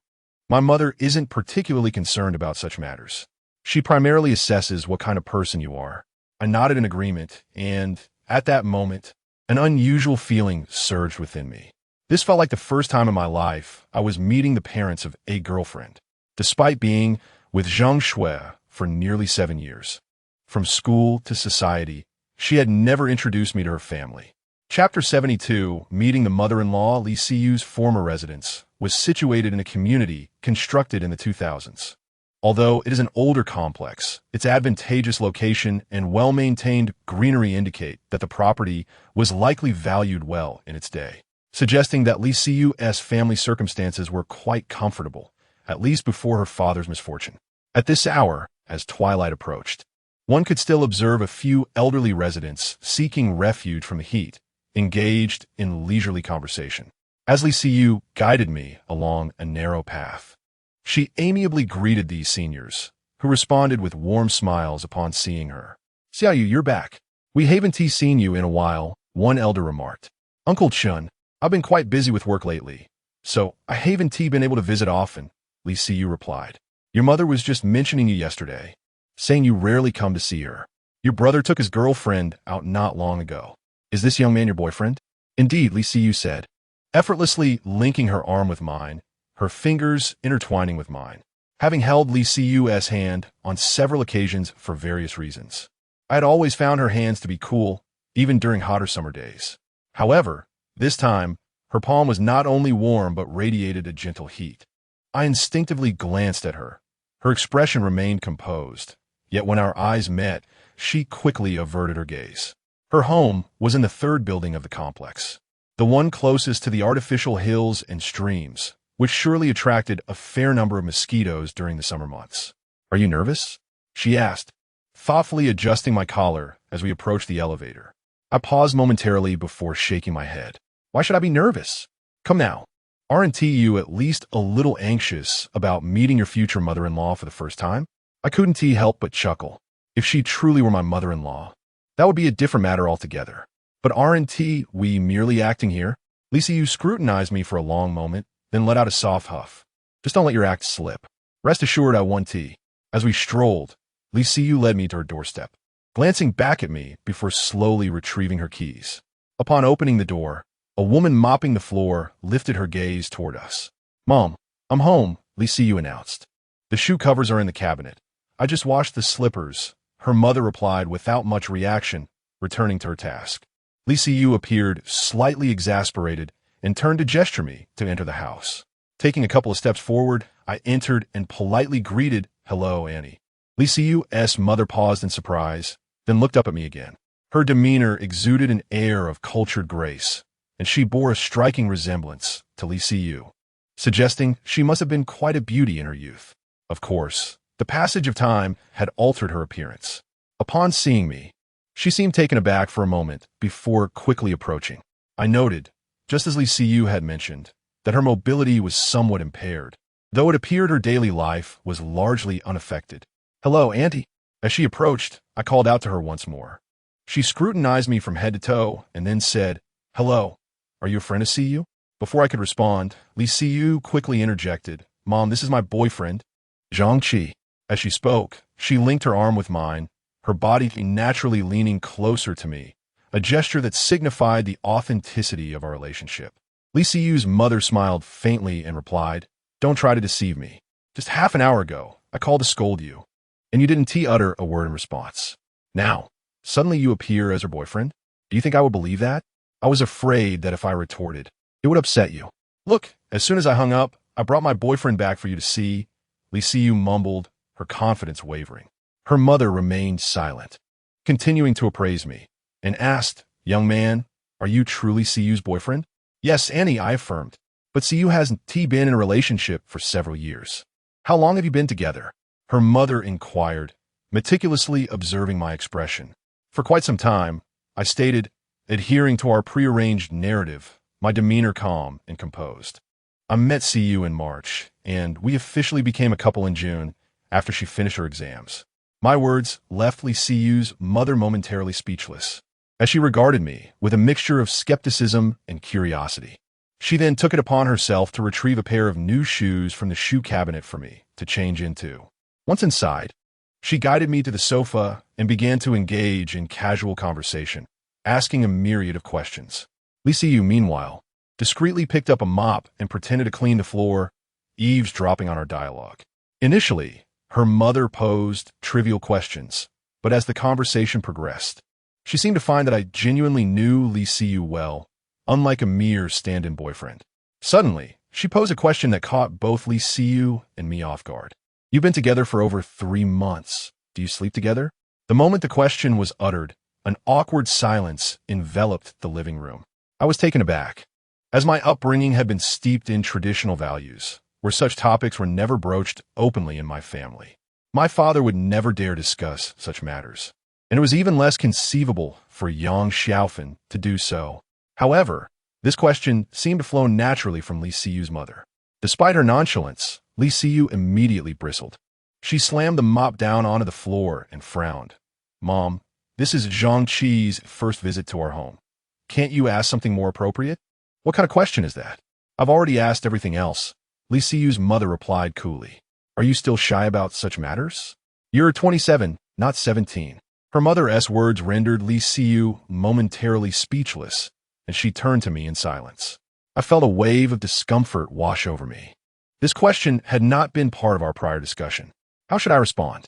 Logically, even if such things had occurred, one could never acknowledge them in front of the girl's parents, although they might very well be aware of the situation. Yet discussing it openly was an entirely different matter. It is akin to the unspoken etiquette that prohibits a long-term couple from sharing a room at the woman's family home. Just as I was about to vehemently deny the matter, an inexplicable sensation arose within me, suggesting that if I were to assert its non-existence, the truth would inevitably surface. Thus, I cast a glance at Li Siyu, then at her mother, cleared my throat, and ultimately confessed. There must be something. We are all young.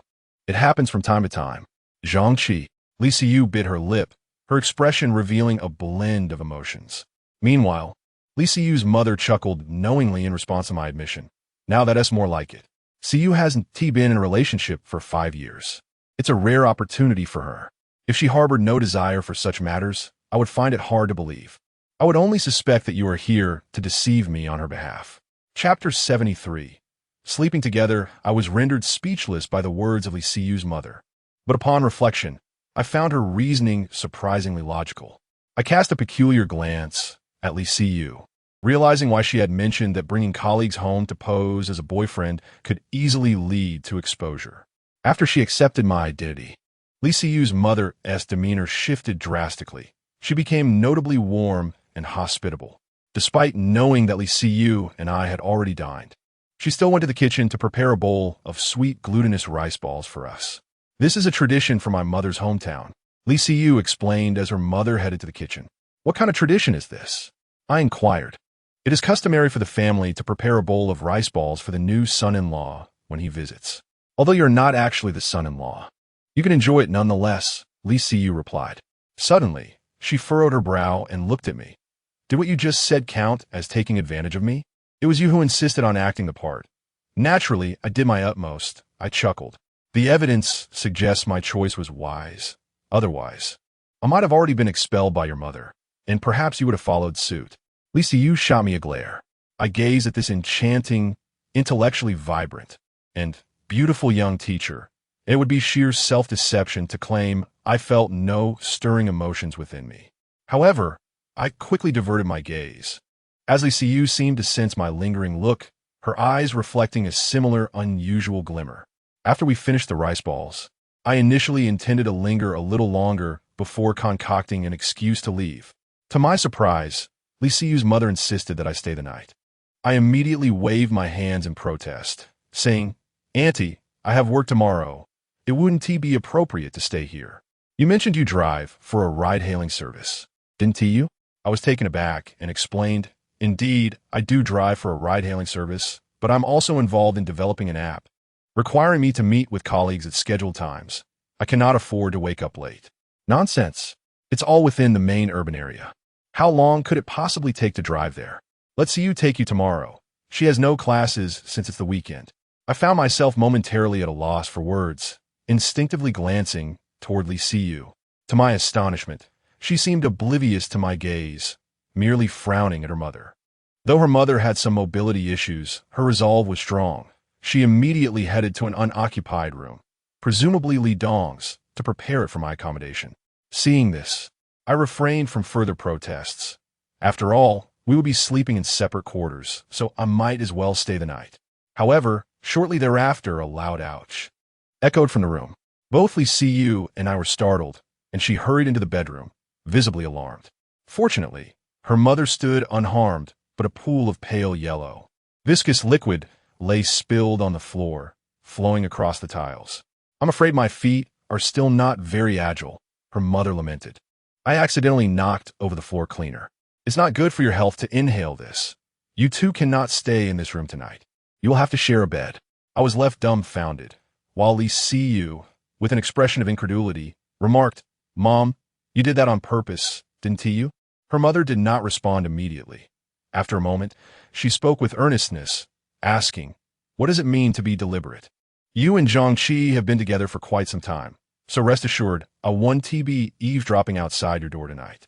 Having said this, she gently pushed Li Siyu aside and exited the room, leaving us staring at each other in silence. I let out a bitter laugh and murmured, "Heaven knows how fearful your mother is of you not finding a partner." Li Siyu sighed deeply and, after a lengthy pause, softly replied, "When my dad was in prison, I was still quite young, and she was bedridden at the time. Li Dong was just a child as well. I can somewhat comprehend her concerns." I understood her point, but I countered, "Haven't those issues been resolved by now? The social order is stable, and your brother is quite untroubled. My mother's mindset is rather rigid. And perhaps she wishes for someone to protect me," she said. I nodded slightly, choosing not to pursue the topic further. "How shall we sleep tonight?" After a moment of hesitation, I glanced at the living room and suggested softly, "Why don't we wait until your mother has gone to bed, and then we can quietly head home?" All right. Having reached a consensus, I indeed went to Li Siyu's bedroom. The room, though modest in size, was filled with warmth.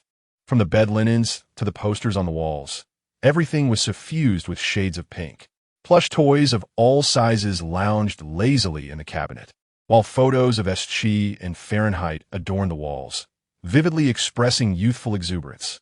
The most striking feature was a massive bear-shaped pillow on the bed, adorned with a pink bow, likely fashioned by her own hands.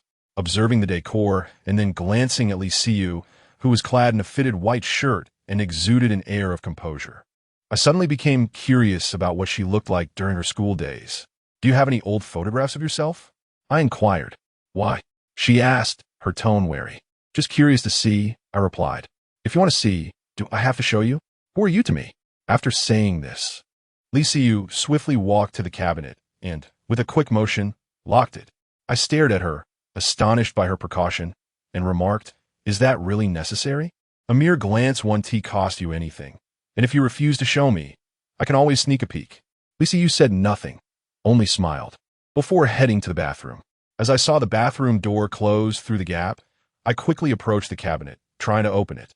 Unfortunately, it was locked, and without a key, it was futile. I tugged at the door twice, but fearing I might damage it, I reluctantly gave up. Just then, the bedroom door was suddenly pushed open from the outside, startling me.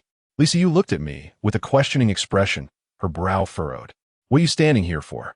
she asked, glancing at the locked cabinet behind me. "I wanted to smoke," I replied nonchalantly, pretending to take out a cigarette from my pocket. "If you want to smoke, then smoke. But tell me, what were you doing at the cabinet? Isn't this your room?" "I thought smoking here might not be appropriate," I said. Li Siyu scoffed repeatedly. "You've smoked in my office before. To be honest, were you looking for my old photographs?"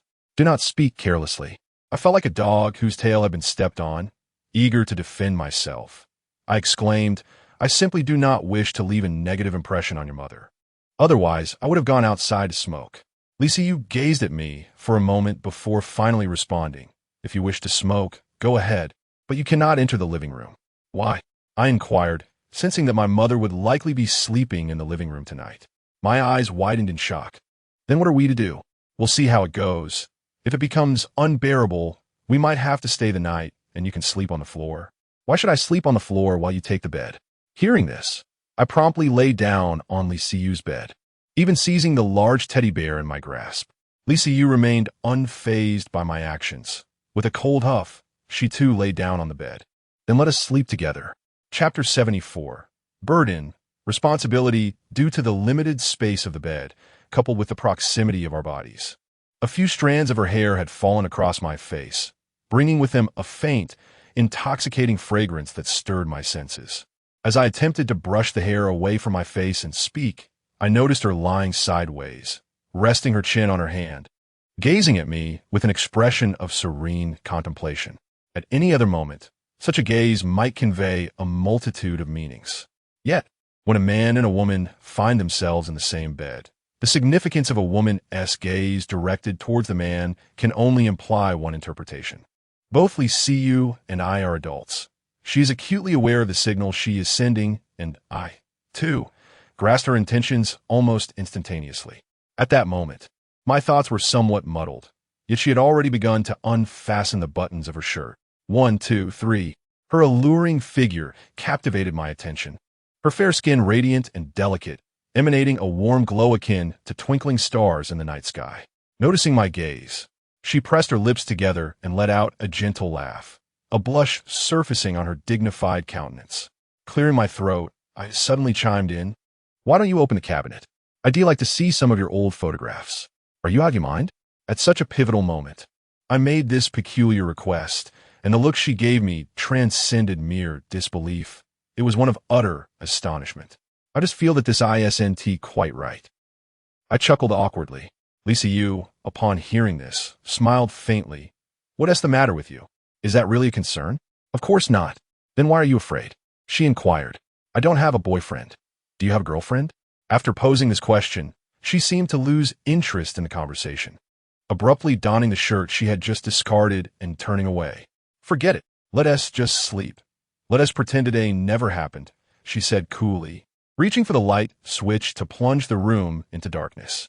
In the enveloping shadows, I felt a tinge of regret, then a fleeting sense of righteousness, only to be overtaken by remorse once more. Suddenly, I slapped myself across the face, pondering whether this behavior signified weakness or strength. I turned to glance at her, realizing she had shifted to face me, her expression tranquil and her breathing steady, seemingly asleep.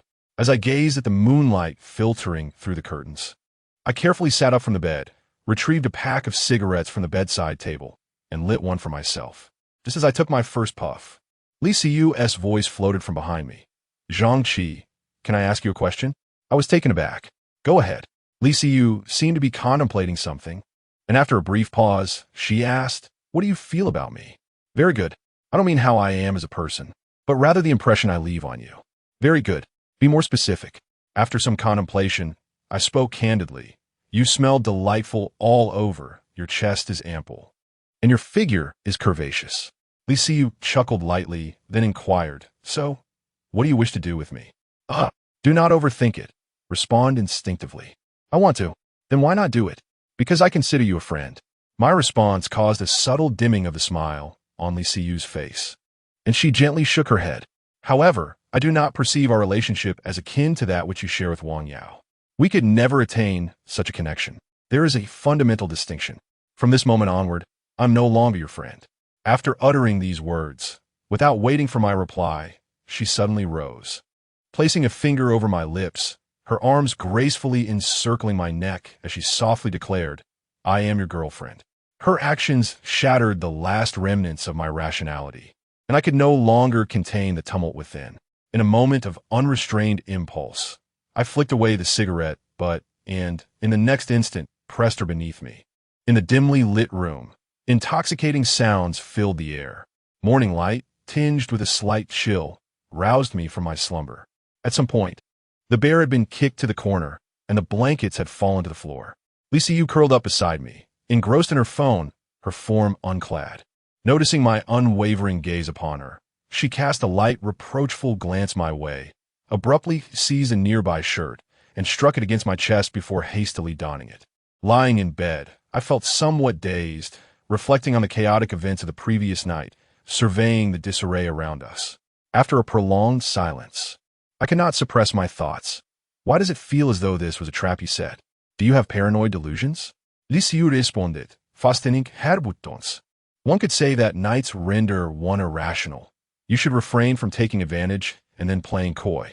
This marked the first occasion in 3 years that I had shared a bed with a woman.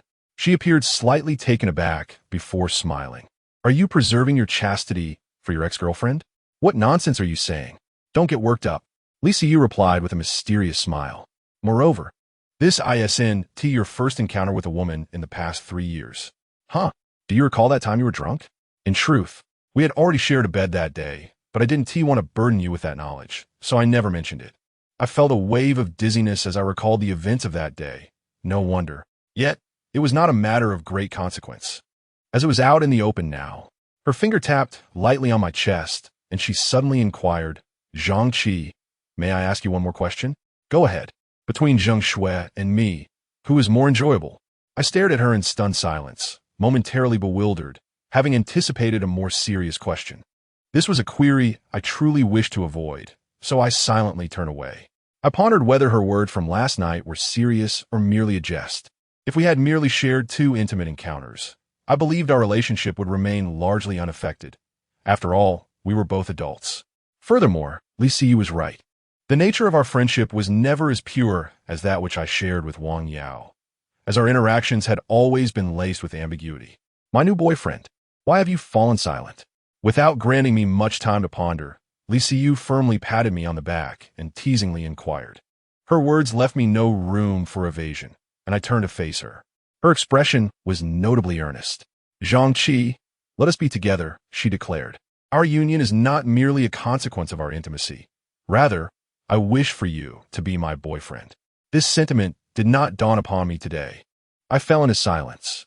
It was not that I was unwilling, but rather that I had come to question my own capabilities. The term boyfriend connotes a certain burden, a responsibility. When did this doubt take root? Perhaps it began over 3 years ago, the moment Zheng Shui expressed her utter disillusionment and severed all ties with me. From that instant, such skepticism became deeply entrenched in my heart.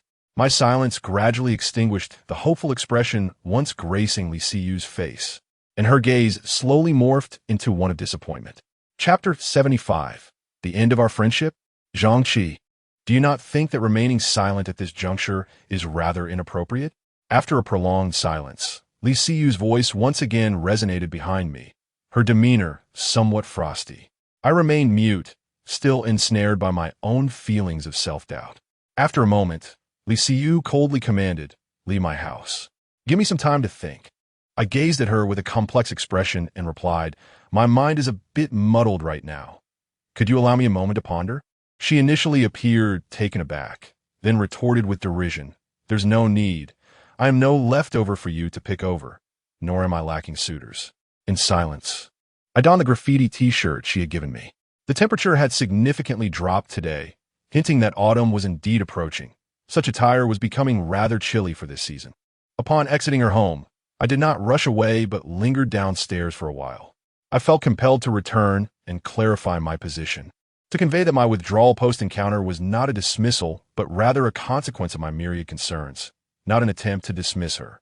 Yet, considering her mother was still present in the house, I ultimately decided against it. As I strolled towards the community exit, I fortuitously encountered the elderly individuals I had seen yesterday, seated on benches engaged in idle chatter. Upon noticing me pass by, they all greeted me with warm smiles, to which I responded with a forced smile. My feelings towards Li Siyu were profoundly intricate. To claim we were merely friends would be a gross understatement. Given her beauty and figure, I found it unsatisfactory to remain in the confines of friendship. In fact, I had harbored thoughts of intimacy with her from our very first meeting. Yet now that I had indeed crossed that line, I found myself ensnared in a web of inner turmoil. I hailed a taxi and returned to the venue where we had dined on barbecue the previous day, retrieving my car from the underground garage. The morning rush hour was in full swing. I collected my thoughts, wiped my face, and opened the ride-hailing app to begin accepting orders.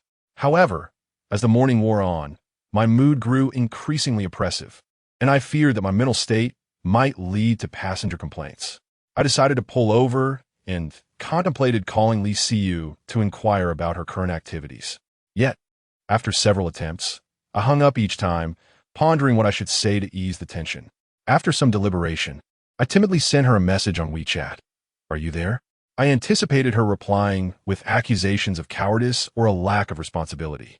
Or perhaps she would simply choose not to respond at all. However, to my utter astonishment, after sending my message, a red exclamation mark appeared on my phone screen. My mind went blank, and an icy chill coursed down my spine, rendering my hand, which held the phone, rigid. She had actually deleted me? I stood in shock for a prolonged period, rubbing my eyes and double-checking to ensure my message had not been misdirected before I could not help but let out a bitter laugh. Was I truly lacking in courage? Or was she being excessively petty? I found her actions rather extreme, yet I could not assert that she was entirely in the wrong. Nonetheless, this was a scenario I had not anticipated. I attempted to call her once more. Initially, the call connected, but after a single ring, It indicated that the line was busy. Clearly, I'd been blocked. Undeterred, I once again ventured to privately message her on Douyin and Weibo, only to be taken aback by the swift and merciless action of being blocked on both accounts, executed with astonishing speed prior to my attempts to reach out. What is the meaning of this? Is she intent on severing our ties? Such thoughts began to surface in my mind. A sense of indignation washed over me.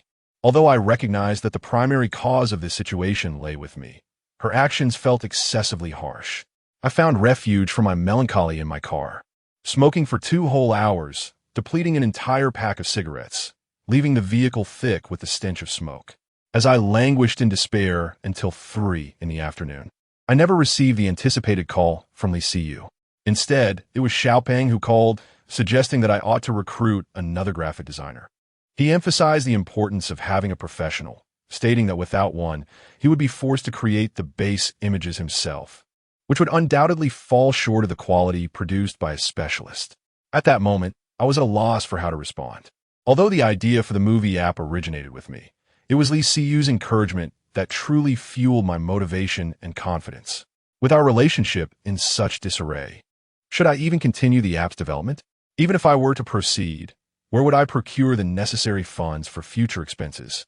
Not wanting to dampen Xiaopeng's spirits, I ultimately advised him to create a couple of images as a preliminary step. After all, I had already rented him a place, and I was reluctant to abandon this endeavor so soon. Enveloped by negativity, I found myself unable to concentrate on work. So I drove back to my apartment building and then took a cab to Jiangbei. I sought solace in a drink at Wang Yao's bar. Upon my arrival, I anticipated that the bar would still be closed. Yet to my surprise, Wang Yao was already inside, diligently polishing the inverted stemware at the bar. "How has business been lately?" I casually inquired, having not visited in quite some time. Unexpectedly, Wang Yao merely glanced at me without uttering a word. I was somewhat perplexed. "Have you lost your hearing? Are you ignoring me out of annoyance?" "You haven't bothered me, but I find you irksome," she retorted. It was only then that she finally regarded me with a direct gaze, saying, "You only think of coming by when you have matters to discuss, when nothing is amiss. I never see you. Do you consider me an NPC?" I was taken aback by her insinuation. "How could you possibly know I had something on my mind? It's written all over your face." With a hint of disdain and mockery, Wang Yao continued, "So, has your dearly girl provoked you?" Struck momentarily speechless, I finally managed to respond. "Have you installed surveillance on me?" It seems I hit the mark. Intrigued, Wang Yao pressed further. "Do tell. How has she provoked you? Do you really think I would share such matters with you?" "Why not? I'm not Zheng Shui." Upon mentioning Zheng Shui, I noticed a flicker of sympathy in her eyes. Just as she was about to elaborate, I hastily gestured for her to stop, saying, "I know what you're about to say. Let's not continue. After all, Zheng Shui is getting married." Wang Yao regarded me thoughtfully and nodded. "Then let us speak of you. What has stirred you?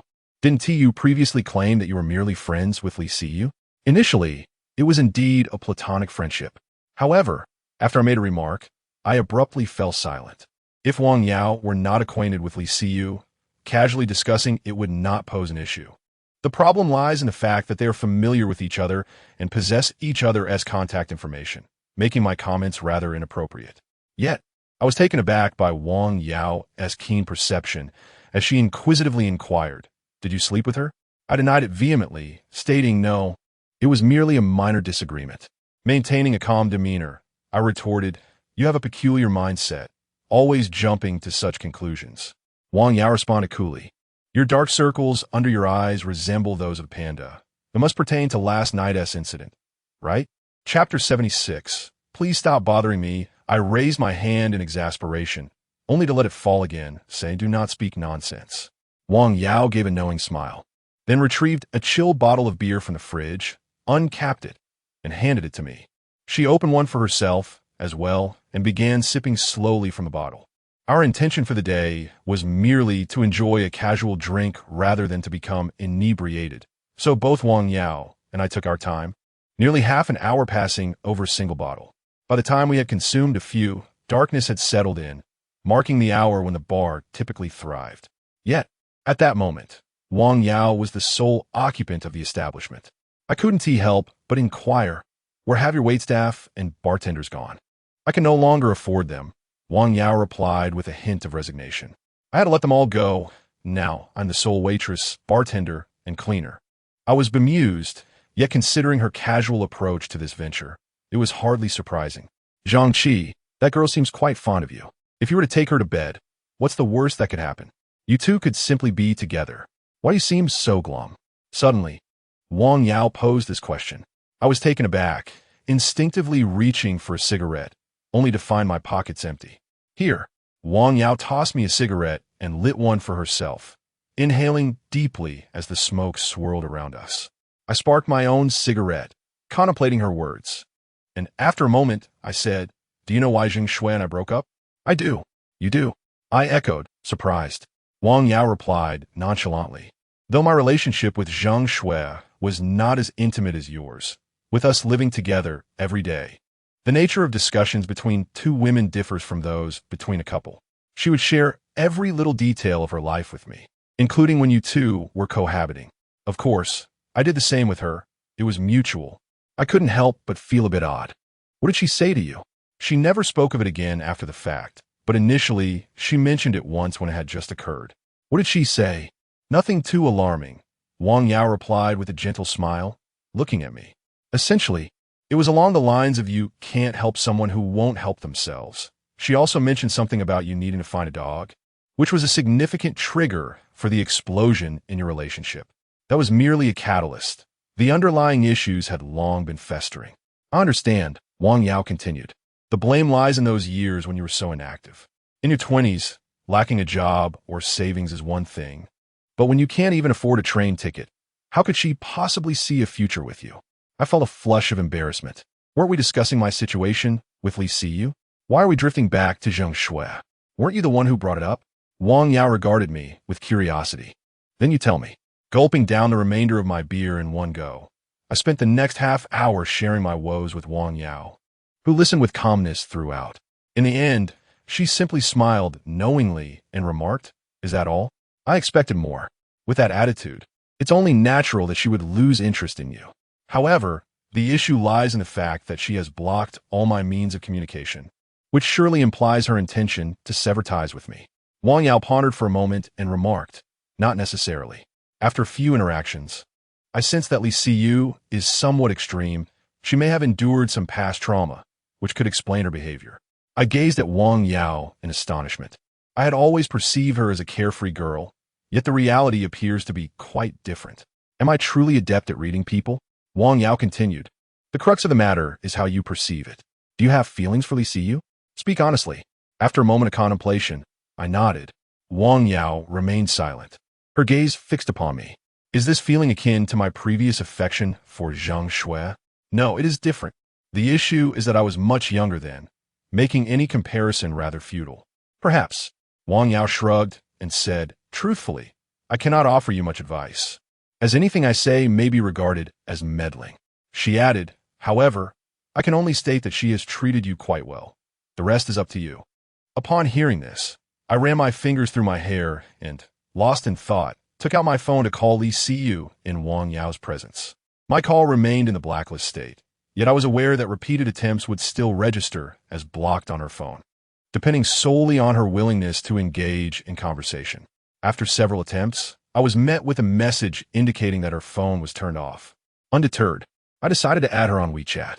Based on my understanding of her, she should be preparing lessons on her computer, meaning that theoretically, even if her phone was off, she would still receive messages. This time, I received a prompt reply. She did not accept my friend request, but sent a simple message from the verification note. Please stop bothering me. Those 6 words plunged me into a state of calm, swiftly followed by a suffocating sensation. Wang Yao glanced at my phone and pressed her forehead, stating, this girl is indeed quite resolute. But perhaps this is a reaction to the current situation. Why not wait a few days and see? She may cool down. Isait, fina lidi tipi. Taking a deep breath, I looked at Wang Yao and asked, would you lend me 20,000 yuan? What do you need the money for? I explained previously, my father was hospitalized and I borrowed 80,000 from her.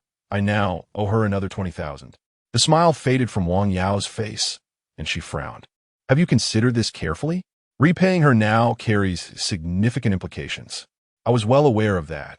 Yet in that fleeting moment, I experienced an overwhelming sensation that was almost piercing, one that left me breathless, even yearning for rescue. Years ago, when Zheng Shui deleted all my contact information to sever our ties completely, I had also mustered the audacity to add her once. At that time, she uttered words strikingly similar to those of Li Siyu. It was precisely those words that led me to abandon my decision to confront her in Guangzhou for clarity. When Zheng Shui visited my rental apartment recently, she inquired why I had not sought her out, which left me quite astonished. Was it not you who urged me to refrain from troubling you? Since that moment, I have come to believe that a man should always maintain his dignity, regardless of the circumstances within a relationship. Could you lend me some money? I asked Wang Yao once more. I can lend it to you without issue, but I think you ought to remain calm, she advised. I am quite composed, I replied with a hint of self-deprecation. Upon reflection, given our respective circumstances, it seems inappropriate for us to be together. Perhaps this is for the best.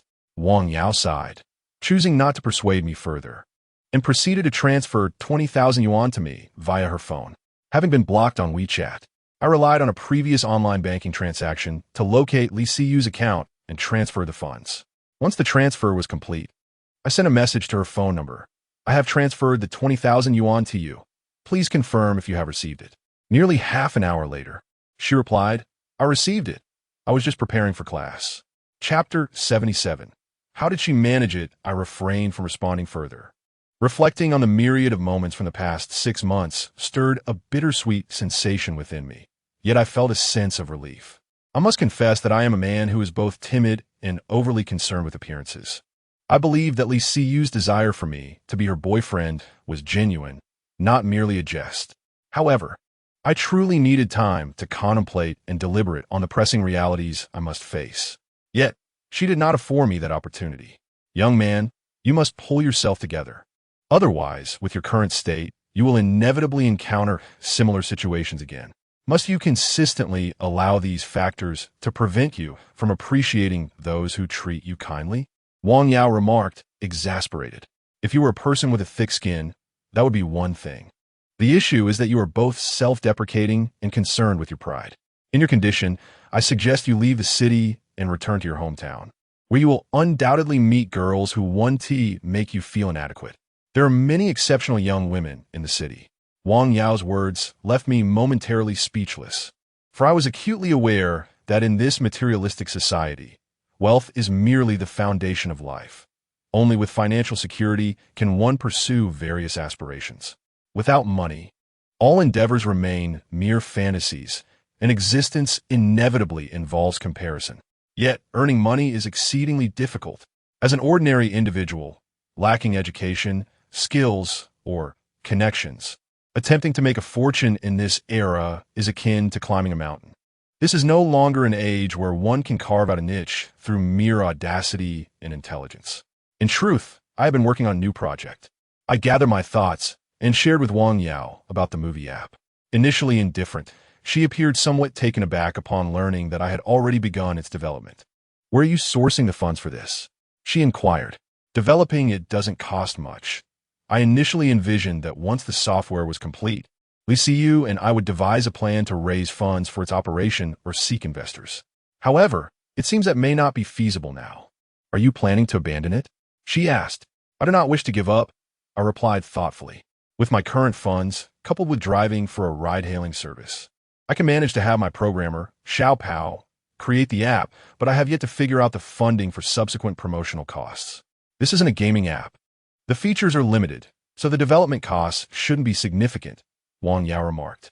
You are correct. The bulk of expenses lies in promotion and operation, I admitted. Indeed, I am quite short on funds. Half jokingly, I added, haven't you always intended to buy a car, but haven't yet? Why not invest a little?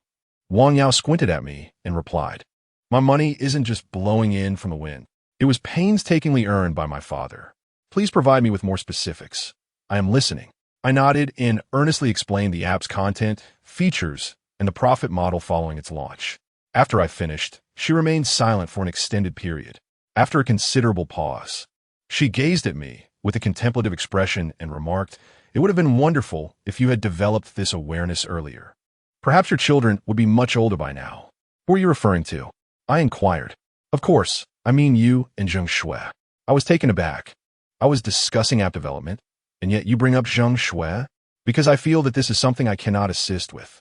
Only she can. What do you mean? I was perplexed.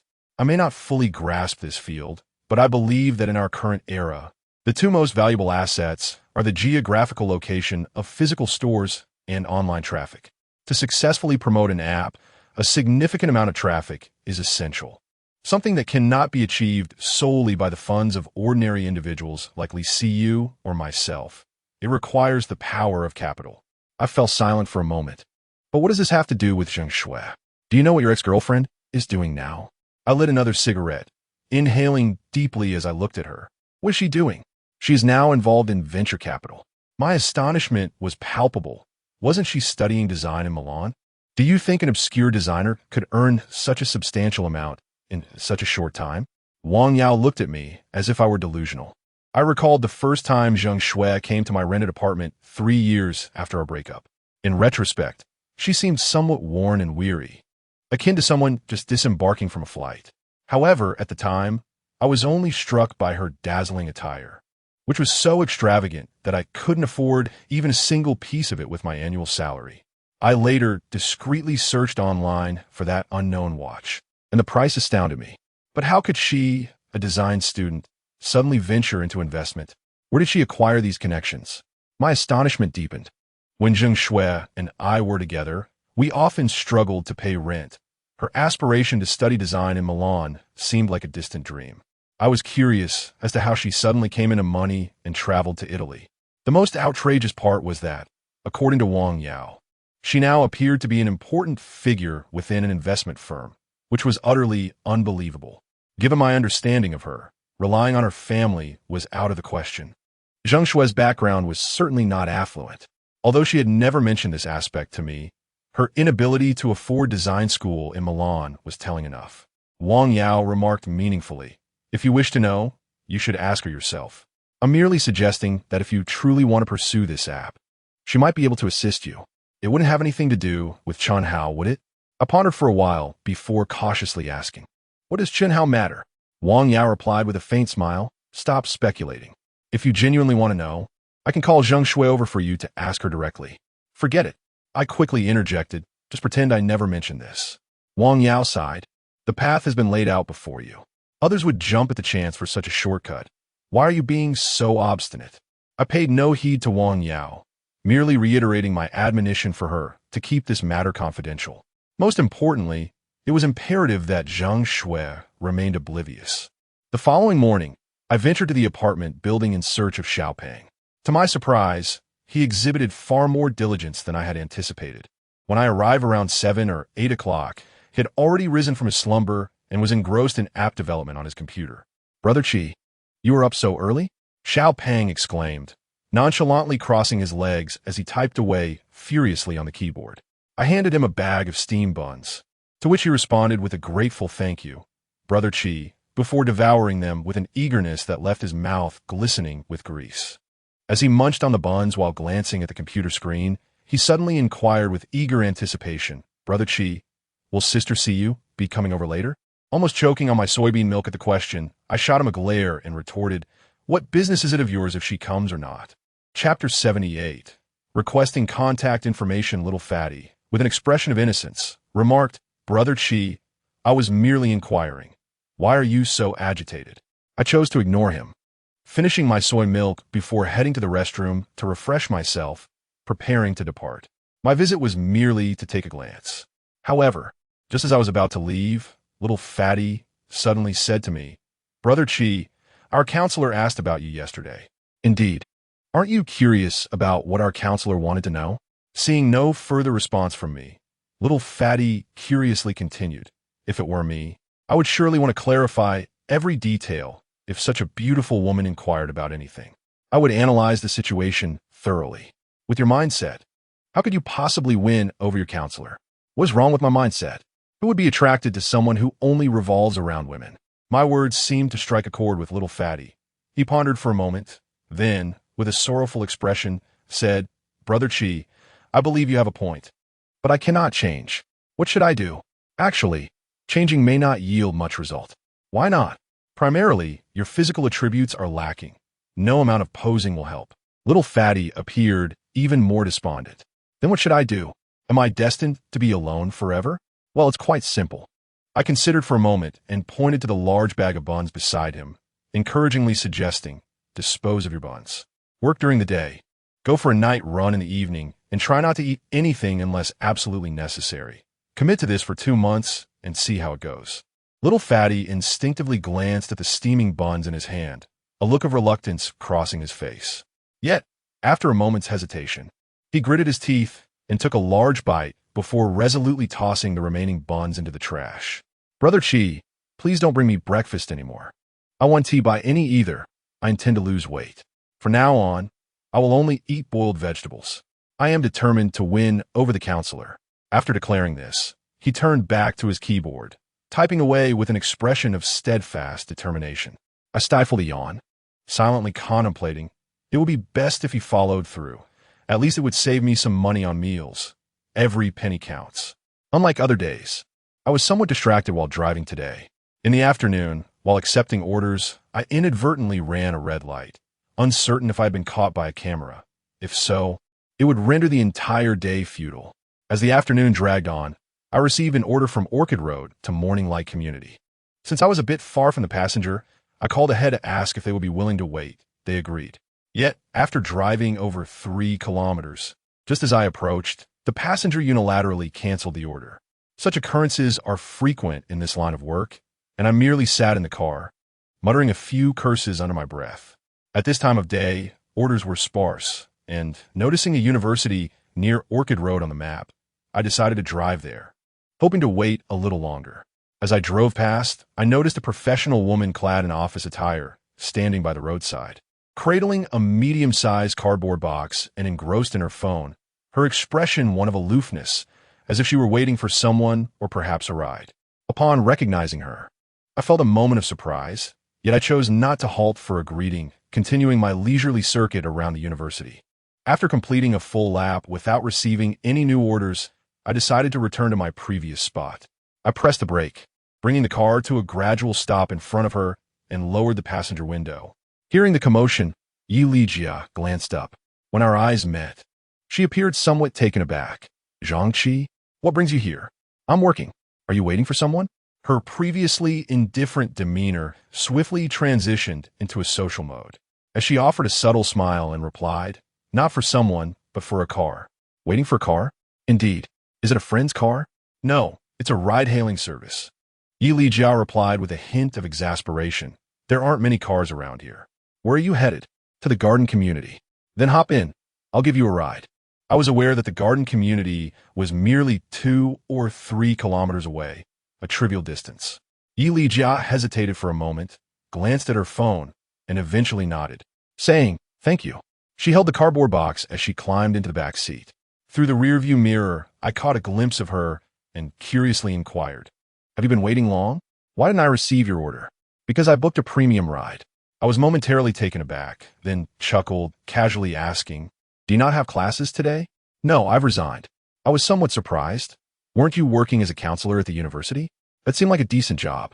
"It only appeared decent," Yi Lijia replied with a sense of resignation. "It's a thankless job, more stressful than being a high school homeroom teacher, with lower pay. And I'm not even a full-time employee." I thought of Li Siyu's usual hectic pace, and mused that she was overthinking it. However, I refrained from voicing this thought, and simply remarked, "It's still a good job. You're young, and you'll likely secure a permanent position in a couple of years. Even if I could, I wouldn't want to. There's no room for advancement." As she spoke these words, an inexplicable excitement flickered in her demeanor. Though she attempted to suppress it, I smiled and asked, "It seems you found a better opportunity?" I surmised she had been awaiting this question, as she responded with a knowing smile before feigning calmness, saying, "It's all right. I've passed the civil service exam. The results just came out. Congratulations." I sincerely expressed my congratulations, refraining from probing further about the specifics of her new position, as we had no real connection. Yet, I found it somewhat astonishing, knowing all too well the persona Yi Lijia had during her school days.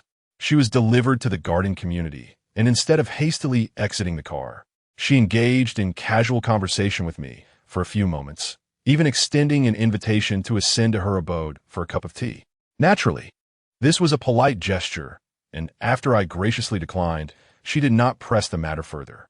However, just as she was about to head upstairs, she suddenly leaned forward, her décolletage clearly visible, and said to me, "Zhang-Chi, why don't we exchange contact information? I have other matters to attend to today, but I shall reach out to you another time to reminisce properly." Very well. I took out my phone and added her on WeChat. Later that evening, just as I returned home after finishing my shift, Yi Lijia sent me a message. Initially, we chatted about trivial matters from our school days, and I responded in a somewhat detached manner while watching television. After nearly half an hour of conversation, she suddenly shifted the topic and inquired, "By the way, do you still keep in touch with Chun Hao, the one who was in your class?" I replied that I did not, and casually asked, "What do you need him for?" Yi Lijia sent an embarrassed emoji. "When we were in school, I borrowed 200 yuan from him, and I never returned it after graduation. I haven't been able to find his contact information over the years, and I wish to repay him." I smiled faintly at this message and replied, "I truly do not have it." Yi Lijia responded, "Could you perhaps help me inquire?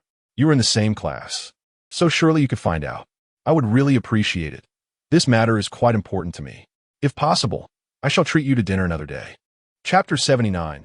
Family dinner, I inquired. "If it doesn't work out, will you not eat?" Yi Lijia responded with a forlorn emoji. "How could that be?" "Of course, I'll eat." I remained uncertain whether her pursuit of Chun Hao was truly about repaying a debt, yet I was aware of who could reach him. Wang Yao, our class monitor, undoubtedly possessed Chun Hao's contact information. After pondering for a moment, I replied, "I'll ask her for you." Yi Lijia expressed her gratitude repeatedly. I surmised that it was quite plausible she had recently emerged from a predicament and wished to leave no trace for others to exploit. This was akin to how certain artists strive to erase their past indiscretions before debuting.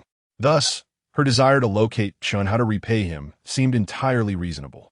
I dialed Wang Yao, and upon hearing my request for Chun Hao's contact details, she appeared utterly bewildered.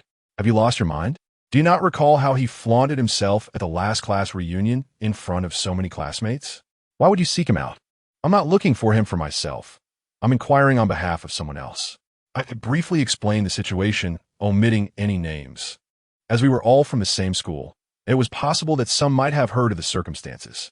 "You really have a knack for meddling in trivial matters," Wang Yao remarked, unable to suppress her sarcasm, yet she continued, "All right, as long as you're not hoping for Chun Hao to become your benefactor." Feigning disbelief, I retorted, "Are you the one who has lost their mind? Do you truly think so lowly of me?" Wang Yao chuckled lightly before hanging up, shortly sending me a string of numbers. I promptly forwarded the information to Yi Lijia and ceased my involvement in the matter. After reclining wearily for a while, observing the wrinkled sofa beneath me, I was unexpectedly reminded of a morning long ago when I had awoken from a drunken stupor. The sofa then had been pristine, devoid of any creases, and the floor had gleamed like a mirror. In retrospect, I should have realized that Li Siyu was unlikely to clean my house without reason. She was not my mother, after all. However, at that time, I dismissed it.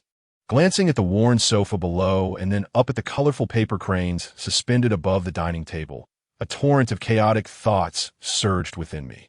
In the past, whenever I lay on the sofa, devoid of television or mobile distractions, simply lost in thought, my mind would invariably drift to Zheng Shui's stern yet captivating beauty.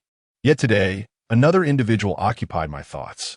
I picked up my phone several times only to set it down again, ultimately refraining from actions I ought not to undertake. While the heart may be uncontrollable, the mind can be trained to resist such embarrassing impulses. I recognized that habits can be a slow poison. Over the past few months, my relationship with Li Siyu had evolved from distant to intimate, particularly following the institution shutdown incident and the barbecue brawl. We had become exceedingly close, often indulging in activities typically reserved for couples. Watching movies, embarking on outings, dining together, discussing life, and engaging in myriad endeavors that only lovers would frequently share. Continual, high-frequency interactions between individuals of the opposite sex can create the illusion of romance, and when such connections abruptly cease, the emotional toll can be quite profound. However, Everyone claims that if you can endure for a few days, you will gradually acclimatize.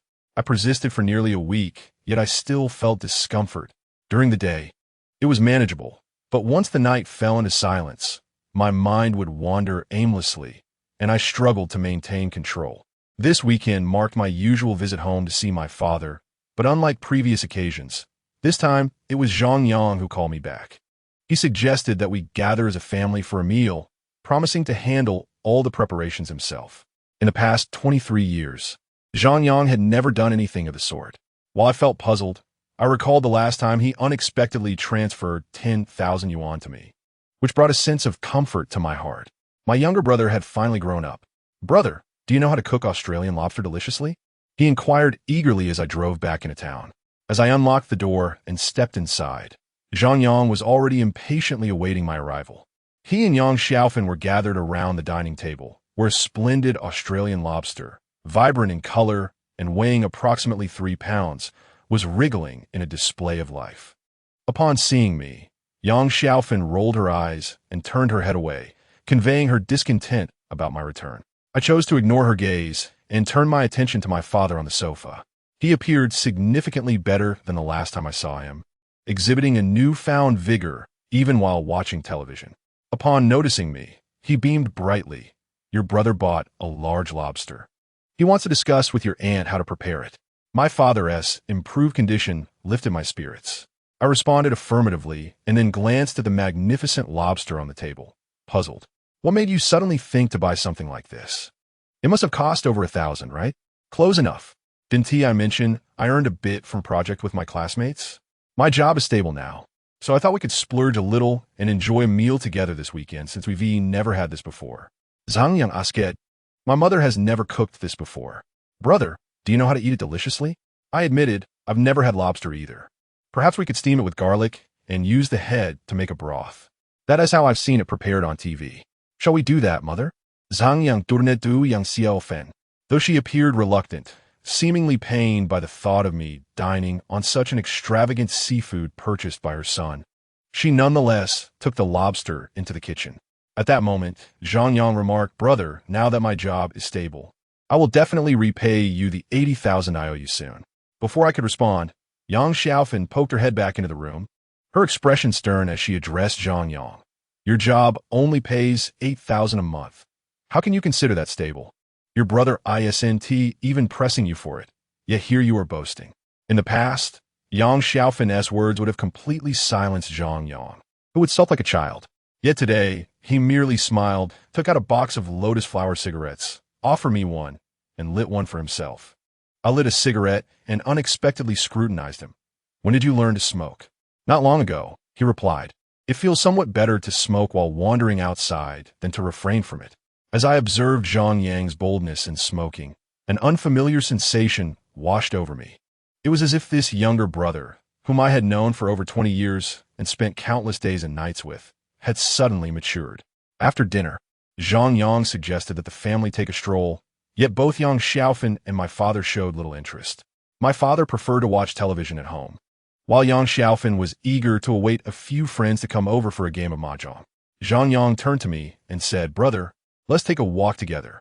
After a moment's hesitation, I consented. Chapter 80. My $12 Zhang Yang and I strolled aimlessly along the old street after leaving the community, exchanging no more than 10 sentences throughout our walk. Our conversation paled in comparison to the lively exchanges I shared with Xiaopeng. This has always been the nature of our relationship. Even if he seemed to have undergone a sudden transformation, it was unlikely we could interact as harmoniously as most brothers do. The rift between us had been forged over many days. As we passed a shop selling offerings for funerals and weddings, Zhang Yang abruptly expressed his desire to enter and make a purchase. I inquired, perplexed, "What are you buying?" He replied, "I want to buy some joss paper for my mother to burn. Today is the Ghost Festival." Upon hearing this, I slowly furrowed my brow. I was well aware of the festival's significance, yet it held little importance in our locality. Even the elderly seemed indifferent. In our culture, honoring deceased relatives was primarily observed during the New Year and Qingming Festival, resulting in Zhang Yang's actions feeling rather jarring, even somewhat off-putting. My discomfort did not stem from his decision to burn paper for my mother, especially since I had not even contemplated it myself. Rather, it was the sudden shift in his demeanor that unsettled me, as if he were scheming something. "Do you have something to say?" I asked. "No, not at all," he replied. "Then please refrain from such actions. I know and honor my mother." Zhang Yang appeared momentarily taken aback, then earnestly stated, "Brother, I've been reflecting a lot lately. Many past grievances were my fault with our mother. I hope you won't hold them against me." I was taken aback and managed to smile. "When we were young, Mother would secretly take me to KFC once a month, but she never included you. I wonder if you were aware of that back then."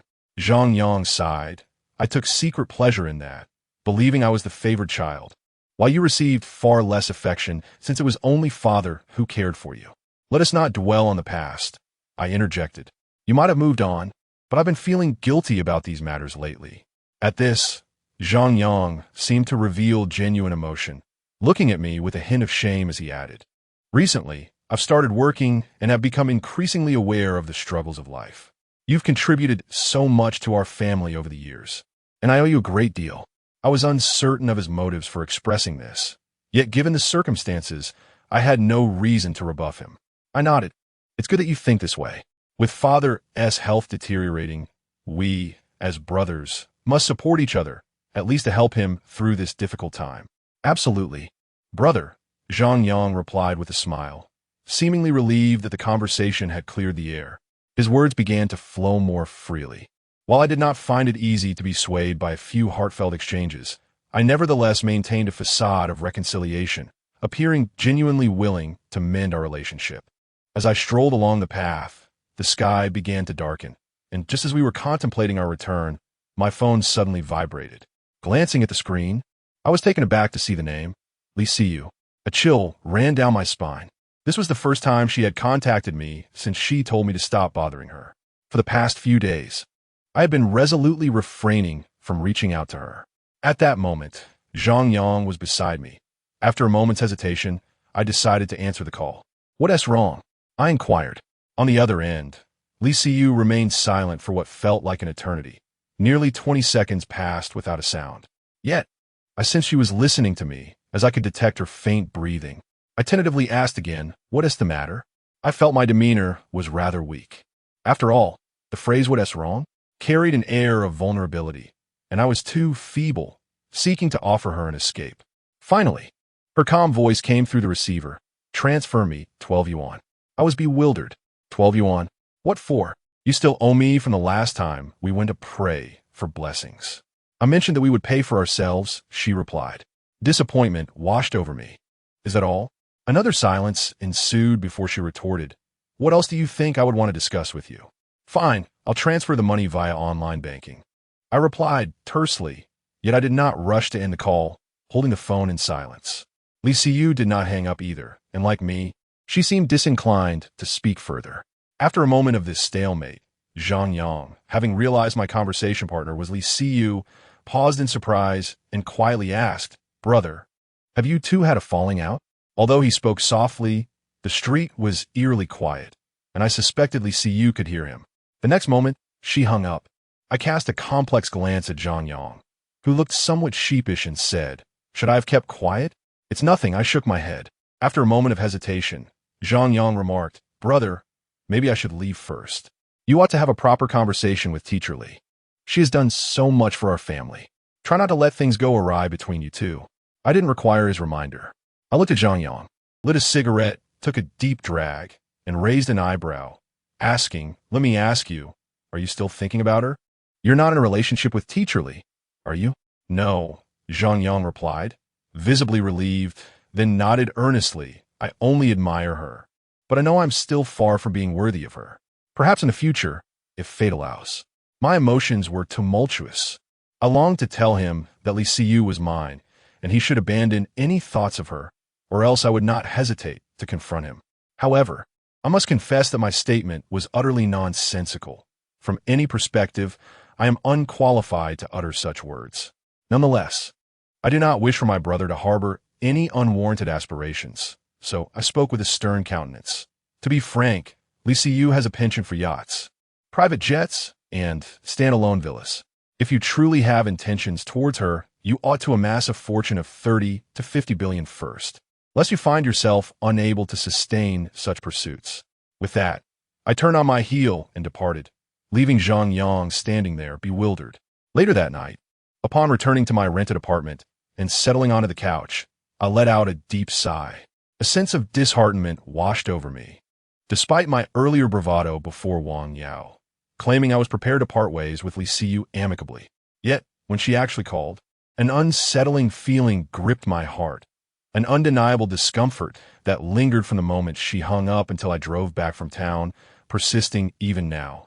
I held my phone, hesitating repeatedly, ultimately deciding against returning her call.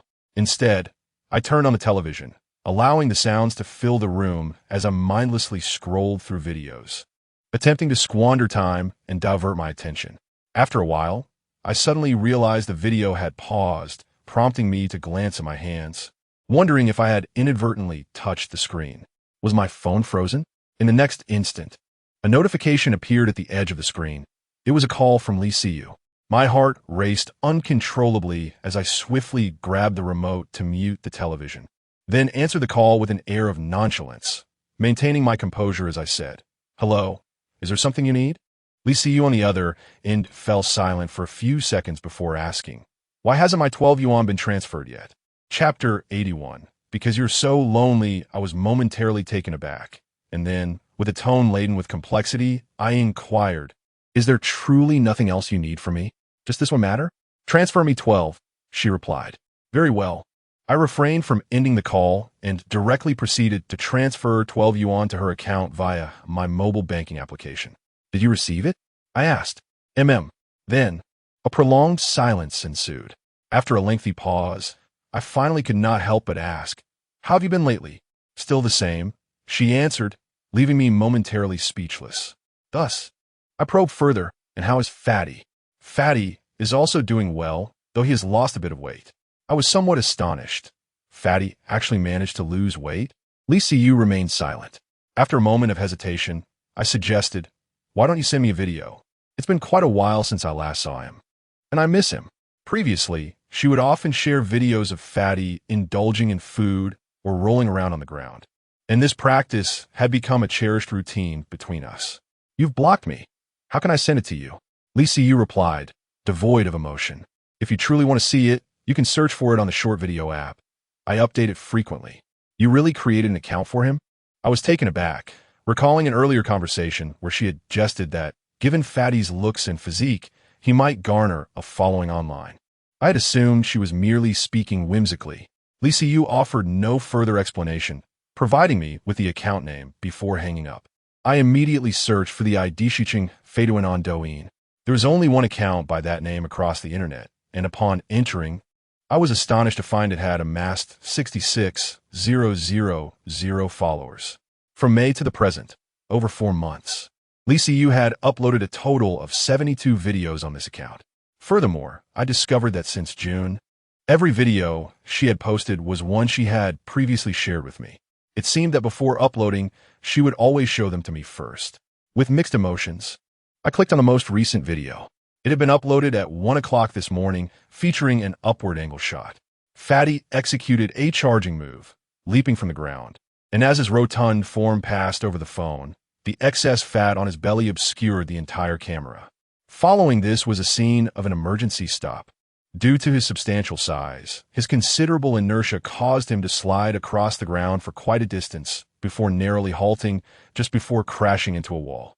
Li Siyu, in her slippers, stepped forward to lift him up, while Fatty weakly flailed his legs a couple of times, adopting a demeanor of complete surrender. The video was captioned simply, "Kittens are better than people." Remarkably, this video became a trending sensation, receiving over 600,000 likes and an astonishing 110,000 comments. In the brief moment I spent watching videos, the account West City Chubby gained another 1,000 followers, rising from 66,000 to 67,000. I ventured into the comments section, where an overwhelming majority consisted of remarks such as, "Is this a cat? This is not a cat. It's a blessing and goodness. It resembles a general." Of course, there were also some unusually observant netizens who commented, "The host must be a beauty. I saw your legs in the 7th second, long, fair, and slender. I can't help but want to touch them. The most outrageous comment received a reply from Liu, who succinctly responded, "Touch your mother." While this was undoubtedly amusing, I found myself unable to laugh. The sheer bluntness of her words left me somewhat unsettled. Based on my understanding of Liu, she would typically ignore such jesting remarks online. But this time she opted for a direct retort, indicating that her current mood was far from pleasant. After perusing the comments for a while, I quietly followed West City Chubby. After dozing on the couch for a few hours, I awoke at 5:30 in the morning before the dawn had broken. My first instinct was to check my phone, and as if on patrol, I clicked into the West City Chubby account once more. The follower count continued to rise. Having surged overnight from 67,000 to 69,000, it appeared that surpassing 70,000 was merely a matter of hours. Thanks to the viral video, cats are better than humans. Unable to contain my curiosity, I sent her a private message. In what ways are cats superior to humans? Given the video's immense popularity, I presumed her private messages and comments were likely inundated with notifications, so I did not expect her to notice mine. Yet, as fate would have it, she promptly read it and retorted, "In what ways are cats not better than humans?" I was taken aback, astonished not only by her response, but also by her early rising, leading me to inquire, "Host, haven't you gone to bed yet?" Liu replied, "You claim cats are not better than humans?" I pondered for a moment and responded, "Cats only know how to eat and sleep, and if provoked, they might scratch and hiss. They require your care for their basic needs. How can they possibly be better than humans?" After a brief interval, Liu replied, "In truth, many humans are only aware of eating and sleeping as well. Cats can hiss and scratch, but humans can do the same. Furthermore, I do not believe a cat can inflict deeper harm than a human, and my cat has never scratched or hissed at me." I reflected on her words, smiled, and replied, "Just to clarify, it is a person, not a human. Your unit of measurement seems to be flawed." Liu sent a sweating emoji. "Is that really important?" "Not overthinking." I instinctively replied, "Aren't you a math teacher? Can't you be a bit more precise?" Moments later, she responded with a large question mark, followed by a frowning emoji. "How do you know I'm a teacher? Who are you?" A sudden jolt coursed through my heart, and my mind began to race with thoughts. I hastily responded, "I recall encountering a video of yours. You must be teaching high school mathematics, correct?" Liu replied, "Really? Which video was it?" I furrowed my brow, thinking to myself, how on earth would I know which video it was? I could only muster a stiff reply. "I've forgotten the specifics. Perhaps you could search for it yourself." Liu responded, "Oh, all right." I cautioned her, "Just make sure to avoid exposing your personal information online. There are many unsavory individuals lurking on the internet." She acknowledged my warning, saying, "Thank you for the advice, but just a few days ago, someone else urged me to be cautious as well." Intrigued, I inquired, "And then?" She recounted, "I found him to be quite decent, but suddenly he expressed a desire to see my legs. I scolded him thoroughly and subsequently blocked him. I felt a flush of embarrassment and assured her, 'Rest assured, I'm a person of integrity. I have no interest in your legs.' Liu simply replied with an before stating, 'I'm getting up now, goodbye.' In a rush, I typed, 'Wait a moment, could you follow my account? This way, it will be easier for you to find me when you wish to chat later.' Liu remarked, 'You are quite an odd individual. Why would I want to chat with you?' After a moment of contemplation, I responded, 'Because you're rather lonely.'" Chapter 82. The essence of life is solitude. Initially, I intended to articulate that you are quite lonely. However, upon reflection, I opted to replace the term lonely with solitude. Based on my understanding of Liu, if I were to assert that you're lonely, she would likely blacklist me instantaneously. Conversely, the term solitude carries a different connotation. While the meanings of loneliness and solitude are largely synonymous, solitude exudes an air of distinction and self-appreciation, akin to a rose blooming in the night. In contrast, the word lonely seems rather pedestrian, implying a desperate yearning for male companionship, which would certainly categorize me among those who objectify women. Liu marked my message as read, but did not respond. After a while, I was still able to view her profile, indicating that she had neither replied nor chosen to block me. Wisely, I refrained from further comment and attended to my own affairs.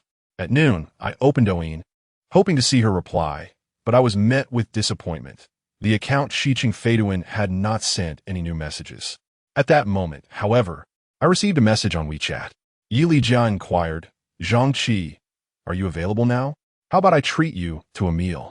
I replied, "What is the occasion for treating me to a meal?" She sent a sweating emoji.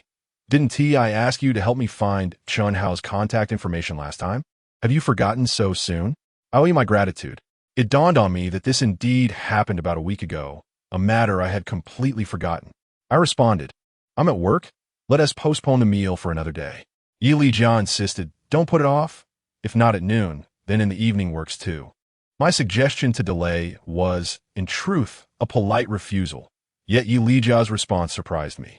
It seemed unnecessary for her to treat me to a meal merely for inquiring about a contact. After pondering, I decided, let us do it now. Yili Jia replied, "Great. I'll wait for you on Fengling Road. There's a Qingdao CAF here." I checked the map and said, "Just come downstairs. You are merely 2 kilometers away, and parking is a hassle." "All right, I'll wait for you." I paused my work and drove towards Fengling Road. Soon, I spotted Yili Jia standing by the roadside with a small handbag. Today, she wore an OL-style professional outfit, though the color had shifted from black to beige. After effortlessly settling into the back seat of my car and placing her handbag down, she casually tucked her hair behind her ears, revealing her fair earlobes and neck, and cheerfully asked, "It's quite a challenge to arrange a meeting with you. What do you typically enjoy eating?" "I'm fine with anything. Let us eat something casual." "Not so fast. It cannot be just anything," Yili Jia remarked meaningfully.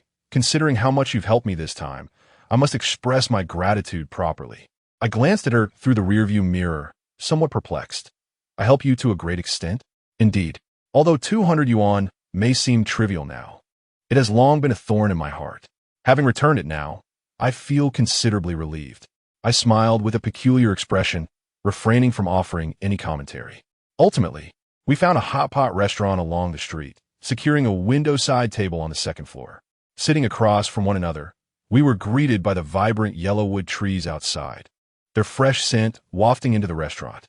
After taking the menu from the server, Yili Jia persistently inquired about my culinary preferences, marking every dish I mentioned while scarcely ordering for herself. While we awaited our meal, her phone occasionally buzzed, yet she seldom glanced at it. Even when she did, it was merely a hurried glance, followed by a brief response, as she focused predominantly on our conversation, ensuring the atmosphere remained warm and engaging, a clear sign of her respect for me. This behavior certainly fostered a favorable impression, though I found my perception of her somewhat fixed. After a spell of casual banter, she suddenly asked, "Chigu, are you and your sister-in-law still together?" I was momentarily taken aback, quickly realizing that she referred to Zhang Shui. Puzzled by her inquiry, I shook my head, replying, "That was ages ago. We broke up long ago." "What a pity," Yili Jia lamented. "I remember how well you two got along back in school. The entire high school knew about your relationship. I recall an incident at the ice rink." She reminisced about past events, mentioning Zhang Shui, as well as Wang Yao and El Chengyan. In truth, her familiarity with me was limited, and she was hardly acquainted with El Chengyan, let alone Wang Yao and Zhang Shui. I surmised her intention was merely to bridge the gap between us. Perhaps my thoughts were overly complicated. As she recounted old memories, I pondered what could possibly motivate her to draw closer to me. After all, I was merely a rideshare driver, and, socially speaking, I offered little reason for her to seek my company. Nevertheless, she engaged with fervor, which I could only attribute to her nostalgic disposition. When we discussed Xiaopeng, Yili Jia seemed to recall something, remarking, "I heard from Lu Xiaoyao that you're currently developing a social app. That sounds like a promising venture." I regarded her with hesitation, to which she responded with a smile. "Don't look at me like that. I have no intention of stealing your secrets." I asked Lu Xiaoyao because I understand that such projects require significant funding to operate. If you ever find yourself in need, I know a few investors who might be able to assist. If not, no need to mention it. I was quite taken aback, responding, "Yes, I do need help, of course I do. Funding is my greatest challenge. Just recently, I had been contemplating where to secure financial backing once the app was developed, only to find myself in a state of utter confusion. To seek investment solely through a single application, it is imperative that not only the app's functionalities, positioning, and profit model captivate potential investors, but they will also assess your qualifications, historical achievements, and background. Individuals like myself and Xiaoping would likely find ourselves summarily dismissed, as we possess nothing of substance. We would be overlooked at the very outset, perhaps even denied the opportunity to meet potential financiers. Although I do not believe that Li Jia can assist in this matter, if she genuinely knows a few investors and could facilitate a connection, that would be beneficial. However, as our conversation progressed, I discerned that she might be inclined to profit from our interaction, possibly intending to charge a referral fee under the guise of making introductions. And thus I refrained from pursuing the topic further. After a brief period of dining on hot pot, Li Jia's phone, which lay on the table, suddenly rang. I inadvertently caught a glimpse of the screen where the name Chen Hao was prominently displayed. She swiftly and discreetly picked up her phone, then stood and said to me, "I need to take a call." With that, she gracefully turned, her slender waist and ample curves leading her towards the restroom. I shook my head at her retreating figure before opening Douyin to check my messages. West City Fat Dunn had replied to me 8 minutes prior. How do you conclude that? After pondering for a moment, I replied, I believe that those who are not lonely would not express that a cat is superior to a human. After a while, Li Siyu responded, perhaps you're right. But in this era, most people will suffer in silence, alone in unseen corners until the end. This is a foreseeable outcome, as the essence of life is solitude. Upon reading her words, I was suddenly overwhelmed by a wave of emotion, a poignant sensation in my nose. Chapter 83. What does she want? I fell into a brief silence before inquiring, do you still not have a boyfriend? She replied with a hint of surprise, why do you care? I continued, finding a boyfriend would alleviate your solitude. She retorted, that is not a question for someone I've never met online. I clarified, I meant no offense. I simply wish to know if you have a boyfriend so I can gauge my own chances. By the way, I really adore your cat. She dismissed my hopes, saying, whether I have one or not, you have no chance. We will never intersect in this lifetime. Unable to restrain myself, I remarked, why are you so blunt? This time, she chose not to respond, perhaps deeming it beneath her to converse with a nameless stranger. Li Jia took a rather lengthy phone call, returning approximately 10 minutes later. I apologize, Zhang Qi. I have some personal matters to attend to, she said, her expression tinged with regret. I raised an eyebrow, picked up a piece of tender kidney, savored it, and finally responded, go ahead with your affairs, just settle the bill. Li Jia shot me a playful glare, suddenly flipping her hair and gazing at me with a light laugh. Will you be upset? I was taken aback, thinking to myself, why would I be upset with you? It's as if we have something between us. Go on with your business. I'll finish my meal and leave afterward. Just promise you won't be angry, she said, and as she stood up, she beckoned me with a finger. Come, let us embrace. I was momentarily perplexed. What does that mean? An embrace would prove you aren't upset. Otherwise, I feel awkward attending to my own matters and would have to stay and finish the meal with you. I gazed at her, now accustomed to her eccentric behavior, and replied with a half-smile, it truly doesn't matter. If you genuinely don't believe me, there's nothing I can do.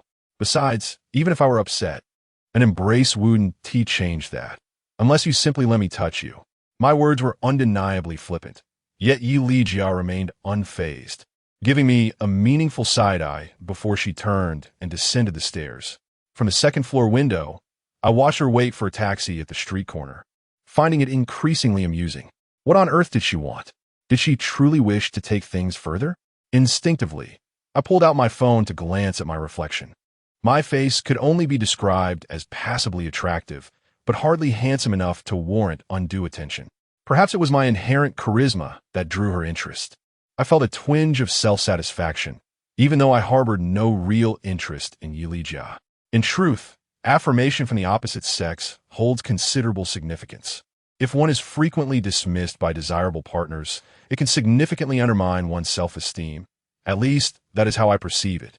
Neither Zheng Shui nor Li Siyu had ever done or said anything to diminish my confidence. Yet I was acutely aware of the social disparity that made it challenging to align myself with them. Even Zheng Shui from years past. Though merely a sales clerk at a cake shop, often attracted suitors of considerable means, some even wishing to lavish her with gifts. The resources and opportunities that young and beautiful women possess are incomparable to those available to men of the same age. In truth, the connection between individuals should originate from the depths of the heart, with societal conditions being secondary. My tendency to initially consider the circumstances of both parties only reflects the extent to which I have been profoundly affected by societal pressures. While enjoying hot pot, I received another message from the account Shi Chung Fei Dun. I don't think my words are harsh. I am merely stating a fact. Does Fei Dun have a name?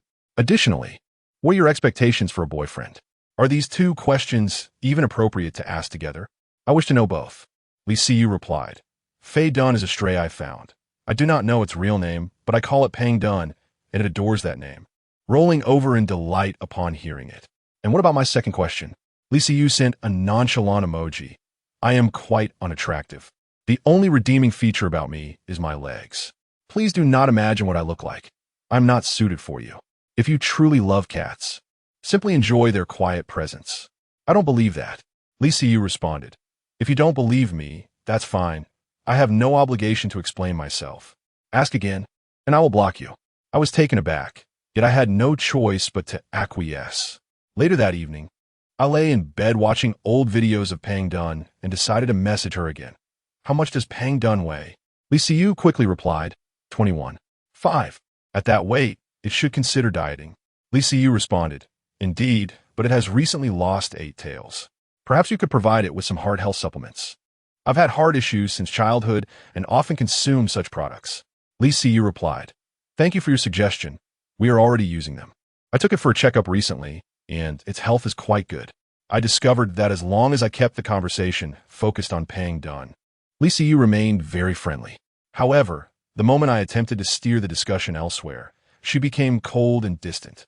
In light of this, I prudently refrained from asking any questions that would lead to disappointment, establishing a rapport as an ordinary online acquaintance, with our discussions primarily revolving around Pang Dun. Gradually, we grew more familiar with each other. One weekend night, she suddenly inquired, what is your name? Naturally, I did not dare to reveal my true name, nor did I wish to fabricate a false one to deceive her. I simply replied, let's not mention names. As you said, we are merely online acquaintances. She agreed. Seeing such a response, I set my phone aside and went to the bathroom for a shower. Upon finishing and stepping out while drying my hair with a towel, I was astonished to discover that all the videos on the Shi Chung Fei Dun account had vanished. Confusion washed over me, for I distinctly remembered that these videos were accessible just before my shower. Why had they disappeared in such a brief span? Had she hidden them or deleted them? With a puzzled mind, I messaged her, where have all your videos gone? After a while, she marked my message as read and responded, I encountered a situation here, and I am uncertain if I will update videos in the future. I find myself pondering, what has transpired? She responds, a few days ago. That video was brought to the attention of the former owner of the chubby cat, and she just messaged me, demanding that I return the cat to her. I scoffed on what grounds? She can take the cat in when she pleases, abandon it at will, and then reclaim it whenever she desires. Such conveniences do not exist in this world. Li Siyu concurs. I share your sentiments. Her demands are quite outrageous. Not only does she expect me to return the cat, but she also insists that I transfer this account with 75,000 followers to her. The mere reading of her words ignited a flame within me, and I hurriedly typed, you must resolutely refuse her demands. If she could abandon the cat once, she could easily do so again. Her current request for the cat is merely a ploy to capitalize on the newfound fame of the chubby cat. Li Siyu sent a weary emoji. Yes, let us pause the conversation. She and her boyfriend are on their way to see me now. My brow furrowed, unease creeping into my heart. A person so shameless as to abandon the chubby cat and then audaciously demand its return. Her character is evidently questionable. What if a conflict arises? Li Siyu has always lived alone in Shicheng Jingyuan, and I worry she may encounter an insurmountable dilemma. Without hesitation, I swiftly donned a coat, descended the stairs, and drove promptly to her residence. Chapter 84. The cat hides my residence is situated a dozen kilometers from Shicheng Jingyuan, but fortunately, the road was clear, allowing me to arrive at the underground parking of her building in less than 10 minutes. I took the freight elevator without pause, ascending to the 16th floor. Upon exiting the lift, I refrained from immediately stepping into the corridor. Instead, I paused to listen to the sound around me. Not hearing any signs of conflict, I exhaled in relief, realizing I had not arrived too late. I turned and made my way to the stairwell, sitting on the steps to light a cigarette. As I smoked, I pulled out my phone to message Xiqing Fatty. You should report this situation to the authorities. She has come with her boyfriend to confront you. What if it turns against you? Lisa Yu did not respond to my message. After a while, I heard the elevator outside the corridor emit a ding, followed by the sound of footsteps hastily approaching. The noise of knocking on the door penetrated my ears. Moments later, the sound of the door opening reached me. Where's my cat? A man's unreasonable voice demanded, followed by a woman's slightly commanding tone. Give us back the cat. Lisa Yu replied calmly. Fatty is the one you abandoned, isn't he? If it weren't for his good fortune in jumping into my home, he would have starved to death long ago. Now that you see him, you're enraged and want him back. Don't you think that's rather presumptuous? Who told you that Dada is our abandoned cat? The man shouted the cat's name, and then I heard Fatty emit a faint meow, filled with mixed emotions, somewhat aggrieved, somewhat resentful. Dada, come here. Mommy will hold you. Mommy won't let you get lost again, the woman coaxed, clapping her hands forcefully. I stood around the corner, observing the scene at Li Siyu's door.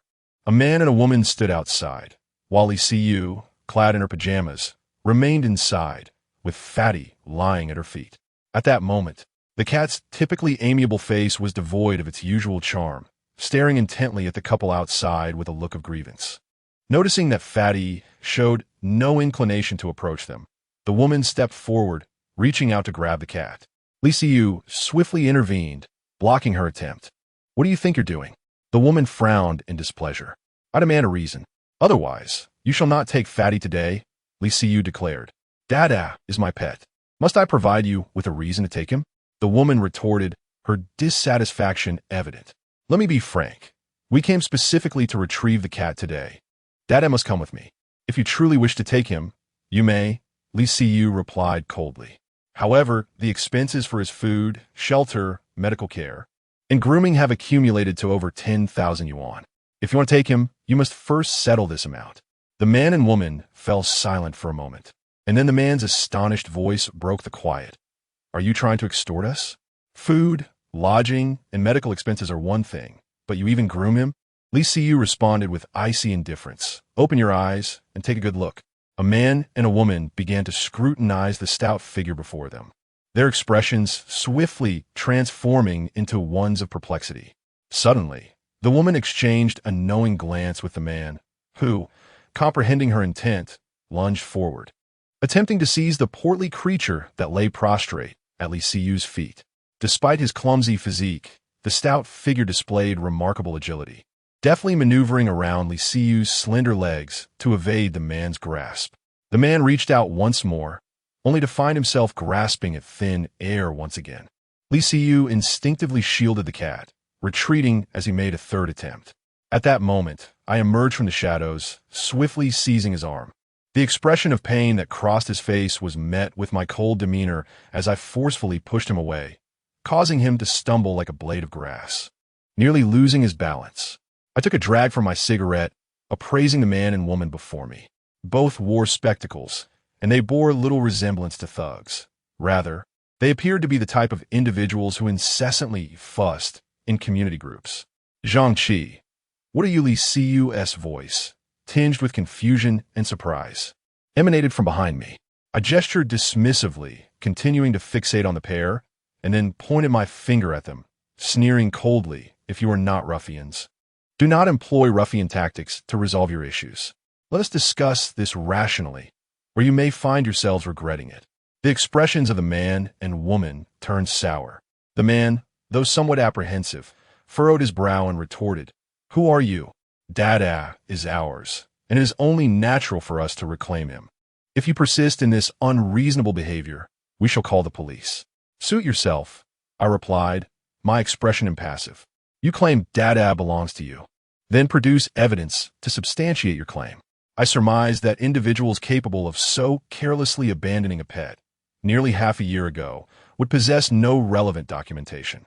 Indeed, as my words penetrated the air, their faces shifted dramatically. I continued, I am not unreasonable. If you assert the cat is yours, let us see if it chooses to accompany you.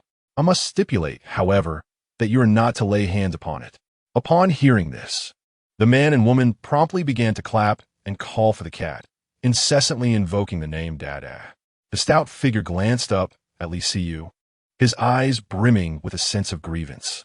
Yet, Li Siyu did not coerce him into any decision. Instead, she offered him an encouraging glance. Thus, the stout figure took a few tentative steps forward. Observing this, the man and woman's faces lit up with hope, and they crouched down, gently stroking the stout creature's plump body. The stout figure remained still, allowing their caresses, yet unlike the usual playful demeanor we come to expect, he simply stood there, expressionless, akin to a stationary truck. Just as the man and woman prepared to lift the stout figure, he suddenly let out a loud cry, abruptly pivoted, and dashed back to Li Siyu's feet, plopping down on her flip-flop, his tail gently brushing against her pristine ankle. The man and woman stood there utterly dumbfounded. Li Siyu bent down to lift up the plump cat, gently stroking its belly as she calmly remarked, "The outcome is now quite evident. The cat does not wish to follow you any longer. I hope you will refrain from causing further trouble. Cats possess their own thoughts. Do you truly believe it is unaware of the fact that you have abandoned it?" The couple exchanged glances, perhaps aware of their own guilt, or perhaps recognizing that with my presence, they could not forcibly take the cat away. They chose not to press the matter further and left, dejectedly turning away. Once the elevator descended, only Li Siyu, the plump cat, and I remained in the space. Li Siyu held the cat, her gaze directed at me with a mixture of emotions. This was our first encounter in nearly half a month since I had left her home. What brings you here? Chapter 85. Social marginalization. As I passed by, I thought to drop in and see you and Fat Dunn. To my surprise, upon arriving, I found those two individuals trying to catch a cat. Are they the former owners of Fat Dunn? How intriguing. After all this time, I hadn't seen them come looking for you to reclaim the cat. Upon seeing Fat Dunn, they immediately traced the connection back through the internet.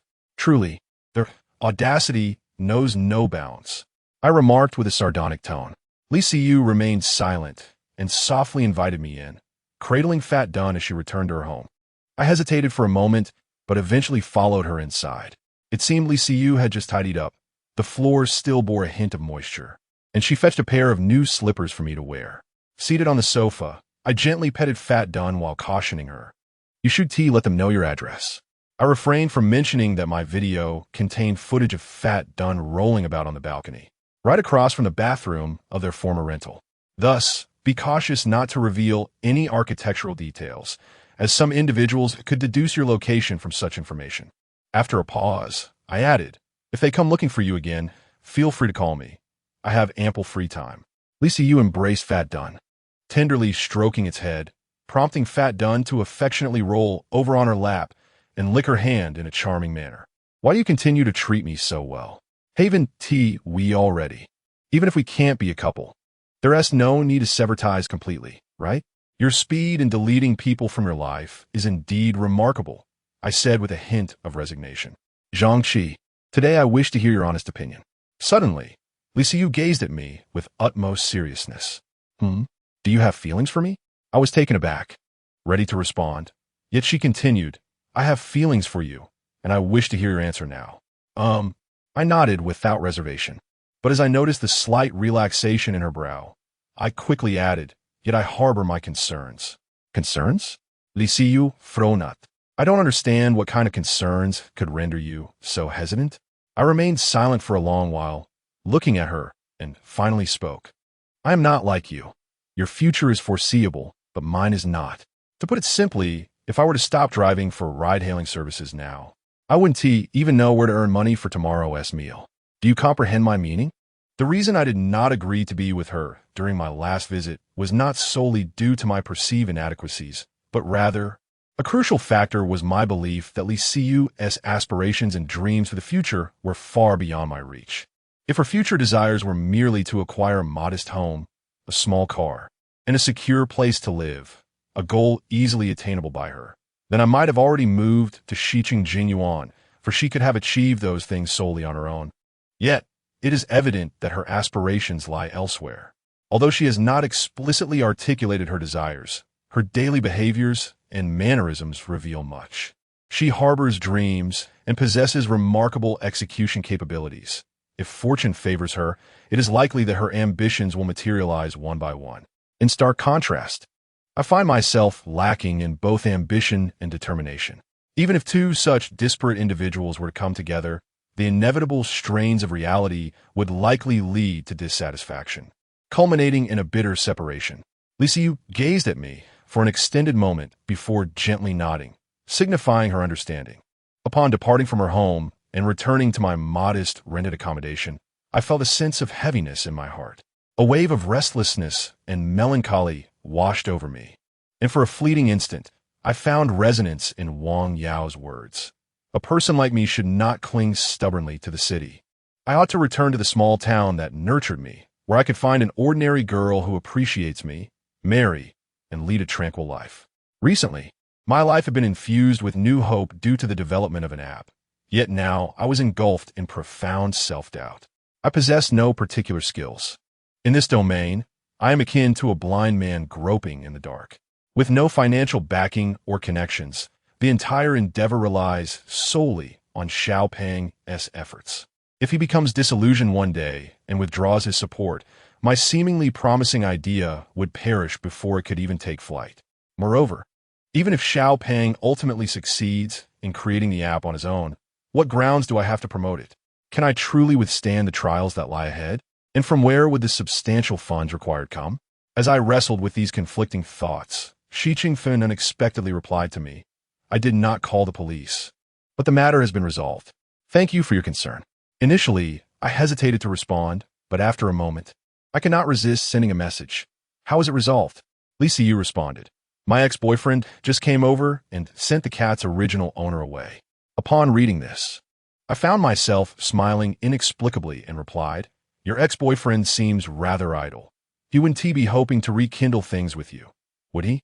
Liu replied, "Our relationship is quite complicated. In any case, he did not come to pursue reconciliation." I contemplated sending a playful message. "Since he is your ex, does that mean I, as a mere online acquaintance, still have a chance?" However, recalling our earlier conversation in her living room, I chose to refrain. I felt it was futile to engage in a discussion online while concealing my identity like a timid mouse. Thus, I chose silence, and our dialogue came to a standstill. I reclined on the sofa, lost in thought, turning my gaze towards the darkened window. In the distance, there were no bustling city streets, only the low-rise buildings of the urban village standing solemnly in the shadows, dimly lit by a few solitary yellow lamps, reflecting a silence that exists apart from the city. In this era, young people like me, who have toiled for years in a city where property prices are not exorbitant, are indeed few and far between, still residing in such old dwellings. To put it bluntly, those who continue to reside in such places after a few years of work are generally individuals of limited capability. I may be the only relatively young person in this building, while the rest are merely elderly men and women, sitting in rows downstairs each day, arriving in the morning and dispersing in the evening, akin to NPCs that refresh at set intervals. The area outside, where these elderly congregate, has even been given a rather malicious moniker, Waiting for Death Plateau. Both the elderly and those lacking in ability are, in essence, individuals gradually marginalized by society. Numerous occurrences during this period have compelled me to reject the notion of remaining a marginalized individual. However, I have squandered the most pivotal decade of my life. Now, how can I possibly seize the opportunity to catch up with others? Chapter 86. A passionate love, Brother Chi. I must apologize. In the rental apartment, Xiaopeng looked at me with a hint of embarrassment and said, "I need to confess something. I seem to have made a mistake." I had a vague idea of what he was about to say, yet I nodded for him to continue. "A few days ago, my counselor inquired about what I was doing with you. Initially, I intended to remain silent, but she persisted in her questioning, and in a moment of impulse, I revealed it." Xiaopeng's face was marked by anxiety. "But rest assured, I did not disclose any specific details regarding our app. I merely mentioned that I was involved in developing a social networking software. What did she say? I probed. She asked about my salary, whether I held any shares, and how many people were in our company, among other queries. And how did you respond? I told her that it was company confidential and could not be shared. I did not utter another word. After speaking, he worried that I might doubt him and insisted on showing me their chat records.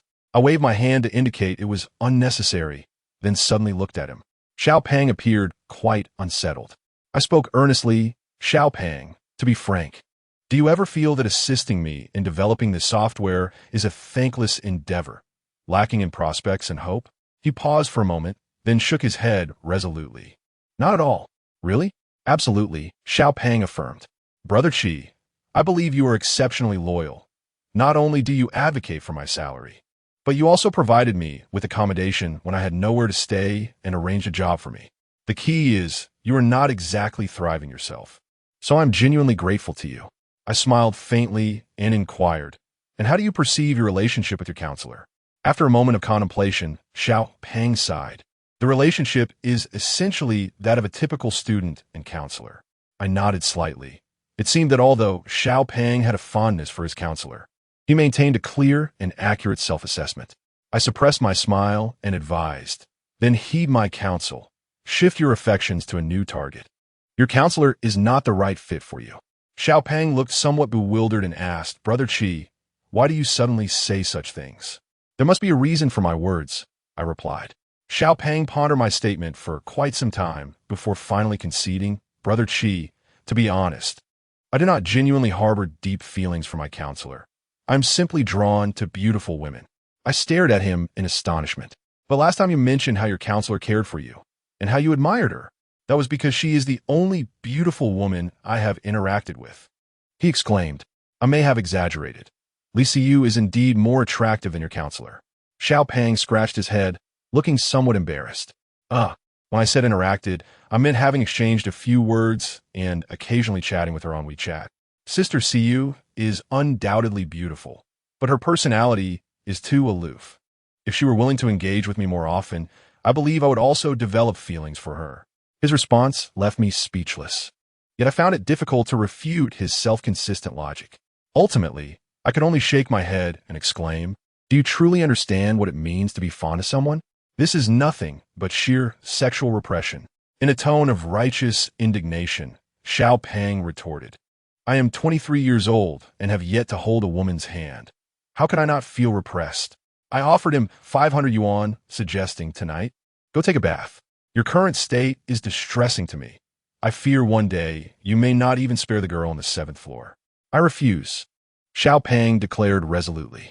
I would rather die than take a bath without any spiritual connection, though I wouldn't mind 500 yuan for nothing. Get lost, I laughed, playfully scolding him. After conversing with Xiao Pang for a while, I felt considerably uplifted as I exited the apartment building. Often, people excessively doubt themselves, perhaps due to frequent comparisons with others, occasionally observing those around us, or even individuals who may not measure up in certain aspects, can reveal that we are not as inadequate as we believe. Naturally, such comparisons should not occur too frequently. Otherwise, they serve merely as a means of numbing oneself into remaining within a comfort zone. At noon, I received a call from Wang Yao, who said, come over this weekend to celebrate. It's my birthday. I'll see how things unfold, I replied. Wang Yao immediately teased, oh, is my brother, Qi, not planning to show me any respect?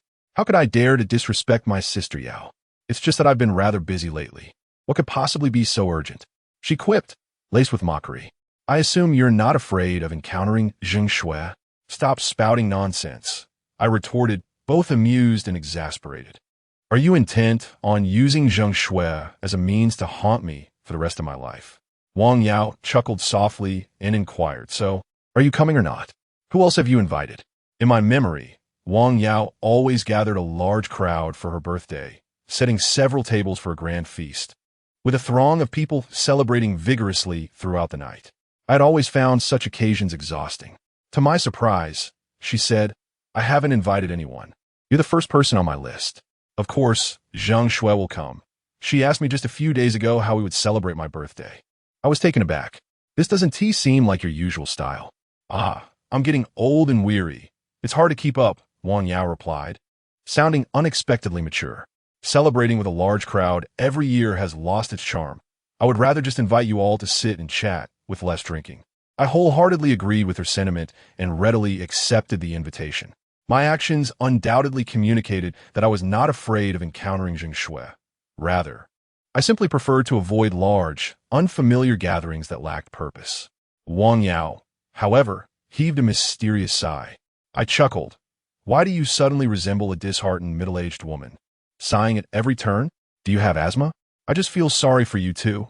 It seems you've forgotten about Zheng Shui by now, she lamented. Wang Yao sighed again, saying, for years, I believed that even if every couple in the world were to part ways, you two would remain intact. Yet, I never anticipated that not only would you separate, but it would be so utterly complete. I fell into silence, and, after a long pause, I self-deprecatingly remarked, is that so? What is it that leads an outsider to hold such unwavering faith in the bond between us? Perhaps it is because both you and Zheng Shui are individuals who love with great fervor. Truthfully, I too possess that intensity, yet for me, Lu Qingyin does not reciprocate such passion.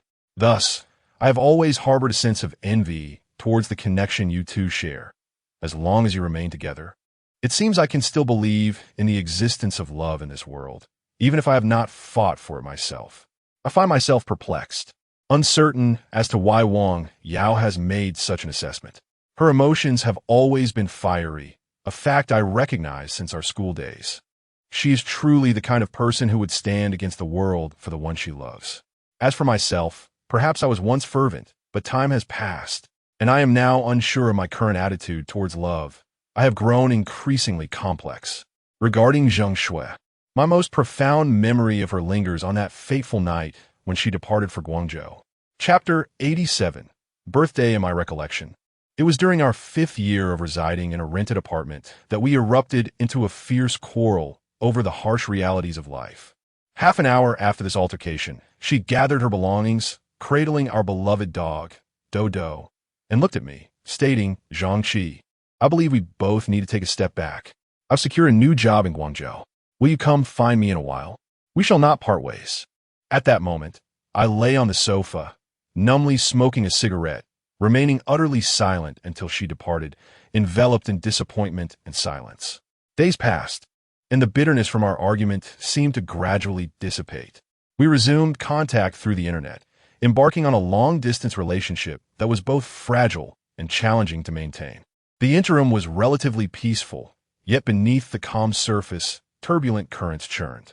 It was not until approximately 6 months later, when Dodo went missing, that all the pent-up grievances erupted, leading us to genuinely part ways. I was acutely aware that Zheng Shui held sincere feelings for me.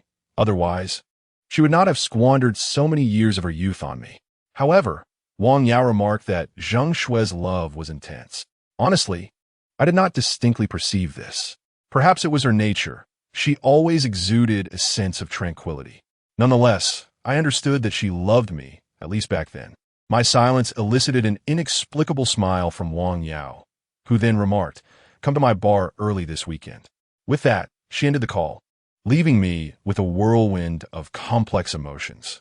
The following days were marked by continuous rainfall, which thoroughly dispelled the remnants of heat in the city. I donned long pants and sleeves as October arrived.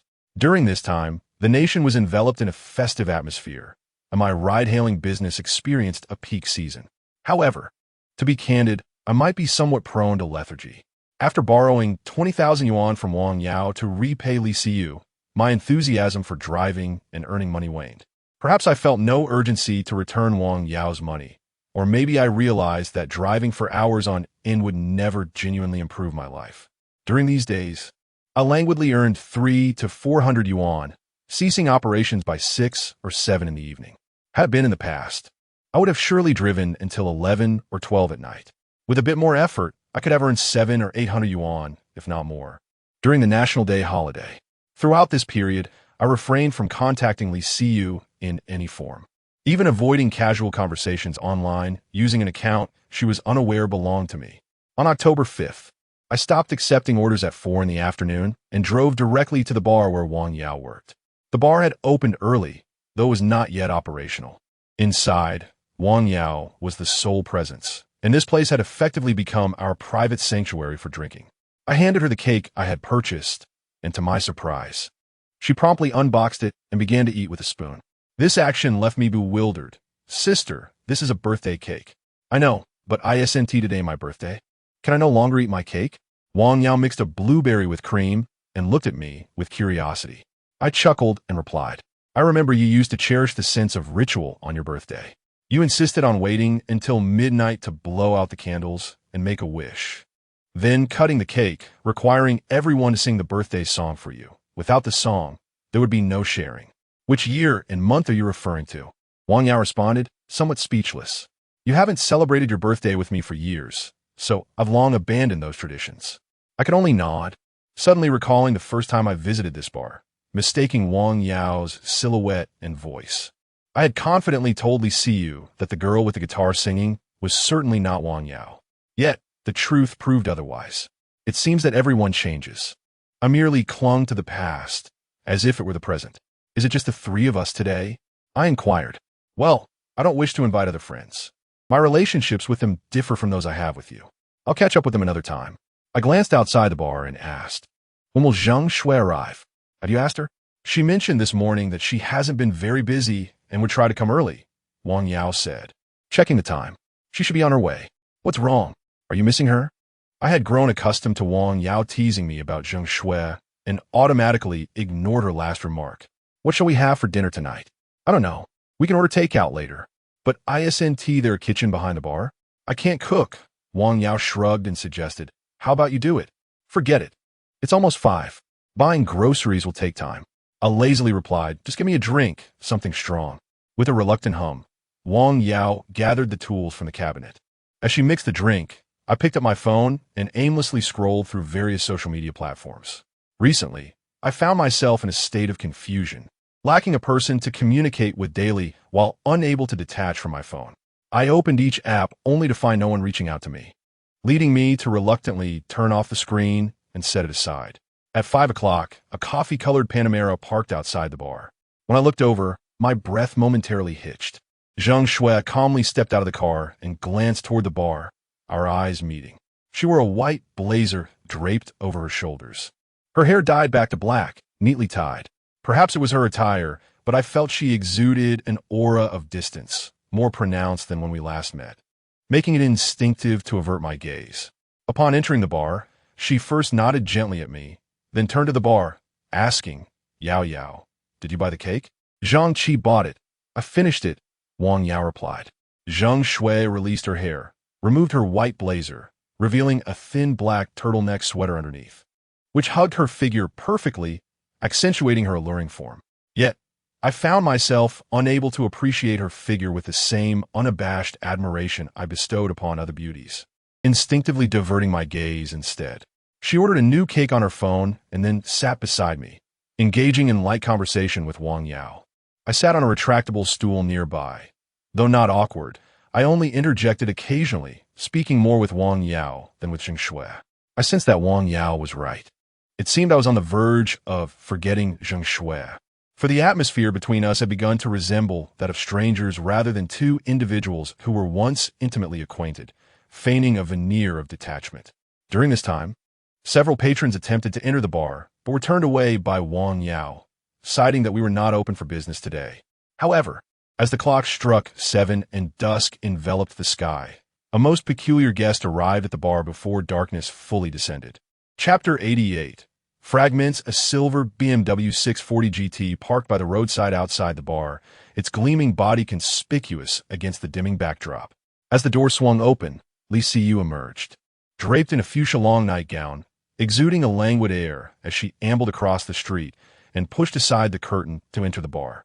I was the first to notice her, my initial reaction a mix of surprise at her unexpected appearance at such an hour.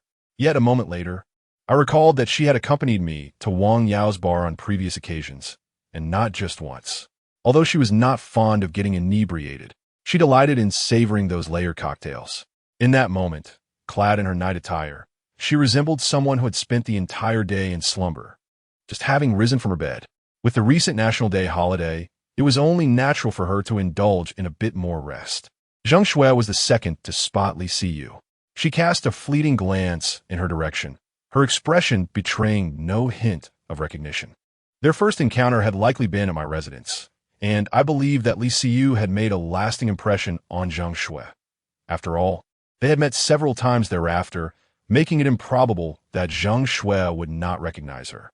Nevertheless, she maintained her composure, showing no signs of acknowledgement until Wang Yao, who was ordering takeout at the bar, noticed the new arrival. As she looked up, she instinctively remarked, "Sorry, beautiful, we aren't serving customers today. Perhaps another time." Then, "Oh, Xiaoyu?" Realization dawned on her mid-sentence, her astonishment evident. Li Siyu glanced at Zhang Shui, then at me, offering a slight smile as she addressed Wang Yao with an air of nonchalance. "I apologize for not informing you beforehand. I was unaware that you weren't operating today." "Not a problem at all. Please have a seat," Wang Yao replied, her character forbidding her from turning her away. With a playful grin, she added, "It's my birthday today. I originally invited Zhang Qi and Zhang Shui, without any others. Since you've stumbled in, why not join us in celebrating?" Li Siyu appeared momentarily hesitant, yet under Wang Yao's insistence, she reluctantly took a seat on the retractable stool to my right. At that moment, Zhang Shui occupied the space to my left, while Li Siyu sat to my right, both women exhibiting calm and composed expressions. This atmosphere inevitably rendered me somewhat awkward. Wang Yao naturally introduced, "Zhang Shui, this is Xiaoyu, a friend of Zhang Qi. You two have likely met before, haven't you?" Zhang Shui acknowledged with a brief nod, but did not utter a greeting. Observing this, Li Siyu merely inclined her head slightly in response. Wang Yao then inquired whether Li Siyu recognized Zhang Shui, considering they had both attended the same high school. I had initially thought that given Li Siyu's temperament, she might feign unfamiliarity, but to my surprise, she smiled and replied, "Of course, I've often heard about you during our school days." Zhang Shui looked momentarily taken aback, her expression tinged with curiosity. However, true to her nature, she refrained from probing further. It was Wang Yao who curiously asked, "But you were a year below us. How could you have heard so much?" It cannot be said that I have merely heard of her. Rather, I frequently encounter the name Zhang Shui on the academic transcripts displayed at school, consistently placed among the top ranks. Upon hearing this, I felt a momentary lack of emotion. Yet Zhang Shui inexplicably lifted her cocktail, draining the remaining liquid from her glass in one swift motion, with her delicate, fair fingers clearly defined by their slenderness. She toyed with the empty glass, now only containing ice, her gaze fixed in silence.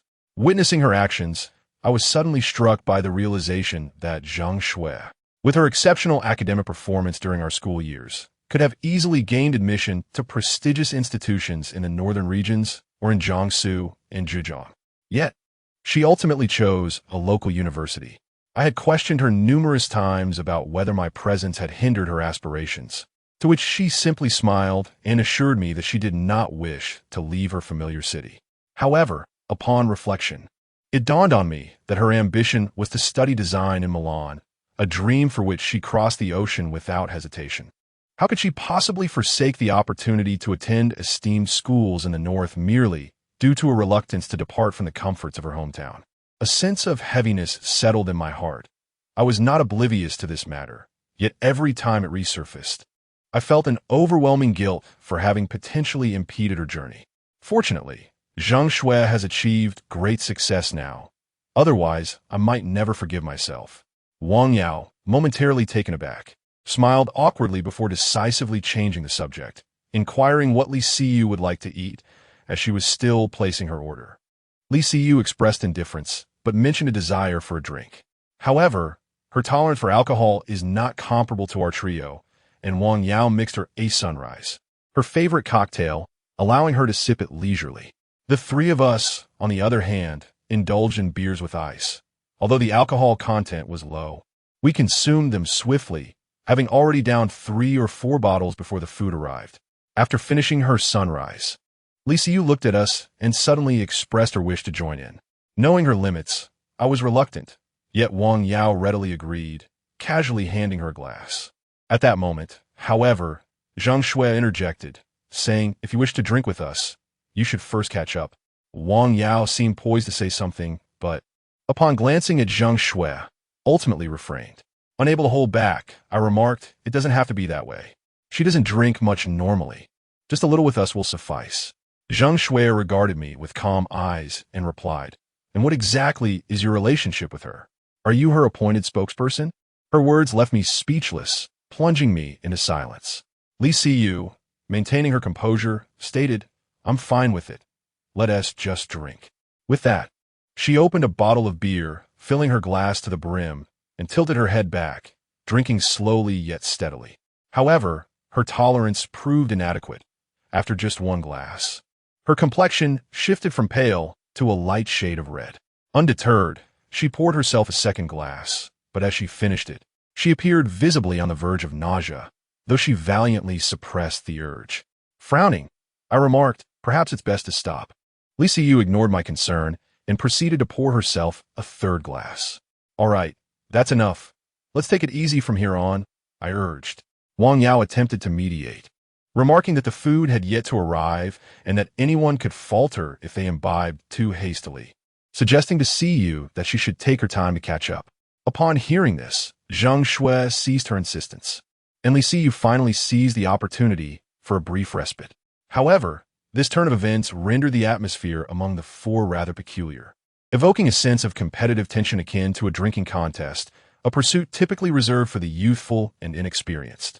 By the time I, along with Zhang Shui and Wang Yao, had consumed 7 or 8 bottles, Li Siyu had partaken of 5 or 6, not to mention the initial cocktail, which likely marked her limit. A notable characteristic of those who are new to intoxication is their complete ignorance of their own thresholds while consuming alcohol. They relentlessly indulge until they abruptly lose consciousness.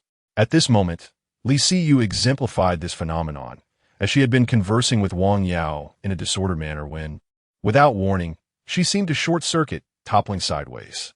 Chapter 89. A near disaster of extinction. Fortunately, I had prepared for her actions. The moment she tilted her head, I swiftly caught her with my body, immediately leaping off the stool to assist her in a position conducive to vomiting. With my support, Li Siyu let out a retching sound and began to heave violently. Fearing she might choke, I gently patted her back as she expelled the contents of her stomach. Observing Li Siyu in such a state of near unconsciousness, I furrowed my brow and glanced at Zhang Shui and Wang Yao, exclaiming, "I told you not to let her drink so much, what now?" Perhaps my tone was rather harsh, as Wang Yao merely sighed in resignation, rubbing her forehead. However, Zhang Shui's expression darkened as she retorted, "Are you blaming me?" I fell silent for a moment, then looked at her and said, "She's not a child anymore. She merely wanted to enjoy a drink. I failed to understand why you insisted on egging her on. Do you find this amusing?" Zhang Shui met my gaze in silence, a self-deprecating smile appearing after a while. Without uttering a word, she picked up a suit jacket nearby and strode briskly towards the door. "She's definitely going to drive herself home. You must stop her," Wang Yao urged, frowning as she took hold of the dazed Li Siyu from my grasp, gently patting her back while casting me a warning glare. "What are you waiting for? Hurry and stop her." Naturally, I was just as concerned about Zhang Shui driving under the influence, so I dashed outside the bar. Fortunately, she had not yet entered her vehicle. "Zhang Shui," I called, hastening to catch up and grasp her arm. "Let go." She snapped coldly, not even turning to face me. "How can you drive like this? Call your fiancé to pick you up," I implored, quickly moving in front of her car to block her path and prevent her from getting in. As the night enveloped us in its hazy darkness, I suddenly felt a jolt of astonishment, as if I glimpsed a glimmer of tears in Zhang Shui's eyes. Had she truly cried? Yet in the blink of an eye, all I could discern on her face was tranquility and indifference, as if the moment had been merely a figment of my imagination. "Move aside," she commanded, her tone laced with authority. "No," I replied, taking a deep breath. Regardless of what she said, I was resolute in preventing her from driving, insisting, "You need to rest. Please listen to me." Bang! Before I could finish my sentence, she abruptly raised her knee, delivering a fierce blow to my abdomen. In truth, she had shown restraint. Had her strike been any lower, I might have collapsed instantly, perhaps even faced a more dire fate. Nevertheless, caught off guard, I felt an intense wave of spasms in my stomach, and I could not help but begin to vomit uncontrollably, my body curling into a painful arc, tears streaming down my face. As I heaved beside the car, Zhang Shui had already entered her vehicle. Hearing the roar of the engine start, I instinctively reached for the door, but it wouldn't budge. The car swiftly revved to life. I knew I could not stop her, and could only watch as her car roared to life before my eyes, vanishing down the road like an arrow released from its bow. I stood there, momentarily lost in a daze, before lighting a cigarette and limping back to the bar. The bar was empty. Wang Yao was assisting Li Siyu, who was at the restroom freshening up. "Why are you back? Where's Zhang Shui?" Wang Yao asked, her expression one of surprise at my return. She drove off. I briefly recounted the events that had just transpired outside. Upon hearing my account, Wang Yao's face displayed a look of exasperation, and she handed Li Siyu over to me, saying, "I'll make a call. Please support her." I nodded, my emotions a tumultuous mix. Li Siyu was indeed quite intoxicated, utterly unconscious, and she slumped against me. Fortunately, she was not heavy, so I remained still, allowing her to rest. I gazed down at her tightly shut eyes and furrowed brow, knowing she must be feeling extremely unwell. Therefore, I crouched down slightly, allowing her to rest her head on my lap, hoping it would offer her some comfort. Before long, Wang Yao returned and paused at the sight before her. "You are quite tender with your little girl," she remarked. "It's because she is drunk," I replied. "Zhang Shui is also intoxicated. Are you not at all concerned about her driving alone?" It was only then that I inquired, "How is she?" I made her pull over and called someone to take over the driving. She agreed, Wang Yao explained, and I felt a wave of relief wash over me, quickly followed by deep frustration. She truly has a problem. I've already told her that Li Siyu can't handle alcohol, yet she insisted on forcing it down. I don't understand what kind of mindset that is. You think she has a problem? Wang Yao suddenly fell silent, regarding me intently. Do you not feel that way? You were quick to hand her the glass. After all, after a long pause, she finally spoke. Zhang Qi, do you not think you are being rather cruel to Zhang Shui? Is it possible that she was also feeling heartbroken just now? What could she be sorrowful about? I laughed incredulously. I kindly advised her against driving, fearing for her safety, and what did she do? She wouldn't listen and nearly caused me harm. But you and Zhang Shui once loved each other. Your separation was due to infidelity or a change of heart. Now, you treat her like a stranger. While Li Siyu seems to be your girlfriend. Who can endure that? Wang Yao glanced at Li Siyu resting on my lap and shook her head. You might think she treats you well, which compels you to reciprocate, but she paused and then continued under my bewildered gaze.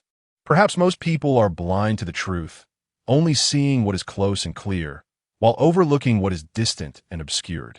Listening to Wang Yao's words, my indignation gradually faded, replaced by a sense of confusion and hesitation. This was the second time she had shared similar sentiments with me. The first was when I severely injured Li Wei and was summoned by the police. That incident had been truly perilous, but I had ultimately managed to avert disaster. I am uncertain of what she truly wishes to convey, yet I am unequivocally certain that she has something to articulate. After a brief silence, I glanced down at the now completely slumbering Li Siyu, then lifted my gaze to Wang Yao and said, "If you have something to express, please do so candidly." Initially, I hesitated to voice my thoughts, for she preferred that you remain oblivious to these matters. However, the discomfort within me compelled me to speak. Wang Yao fixed her gaze upon me and inquired, "Do you recall the last time you nearly found yourself in prison? Can you guess whom I ultimately approached to resolve the situation?" There was no reason for her to suddenly bring up this long-past incident at such a moment. Consequently, a wave of disbelief coursed through me, leaving my scalp tingling with a profound sense of incredulity. Chapter 90. My foolishness unveiled. Please clarify your words, I implored. Am I not clear enough? Wang Yao's voice dripped with irritation. To speak frankly, the person who rescued you is none other than your first love, Zhang Shui. Do you comprehend now? Her words struck me like a thunderclap, leaving me momentarily stunned.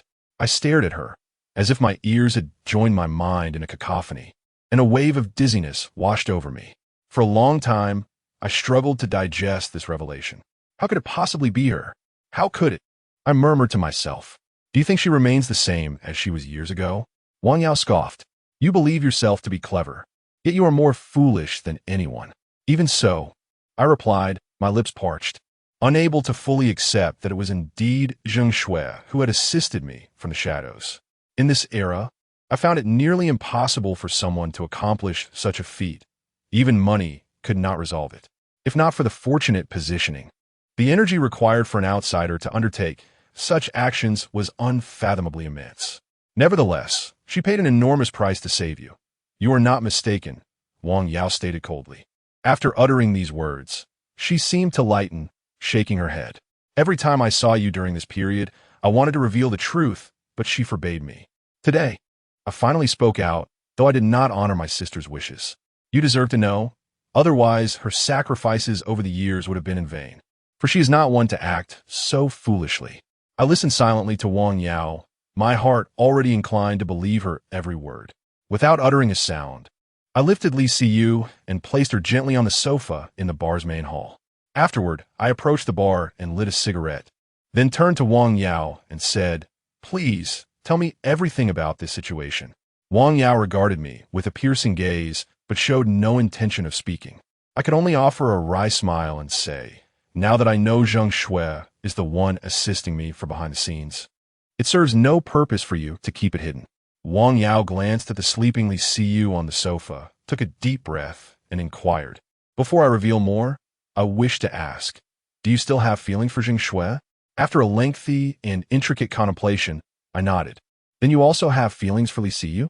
"Yes," I admitted, my cheeks flushing. Wang Yao's expression darkened, and she restrained her anger as she asked, "If that is the case, why are you not together? Last time, you mentioned a lack of confidence. I would like to hear how she made you feel that way." I held nothing back from Wang Yao regarding the true reason, yet upon hearing my account, she merely scoffed in derision. "So not only are you foolish, but you are also laughable. You believe Li Siyu's circumstances surpass your own, which robs you of the confidence to be her boyfriend. Yet do you truly understand how much better Zheng Shui's situation is compared to yours? Did you not spend so many years with her?" "Zheng Shui's circumstances?" I questioned, puzzled. "Are you referring to her material wealth, or something else? Her affluence has only emerged in recent years." Upon uttering those words, a sudden silence enveloped me, for various signs indicated that this matter might not be as straightforward as it appeared. "Indeed," Wang Yao remarked, "Zheng Shui's family situation is rather intricate.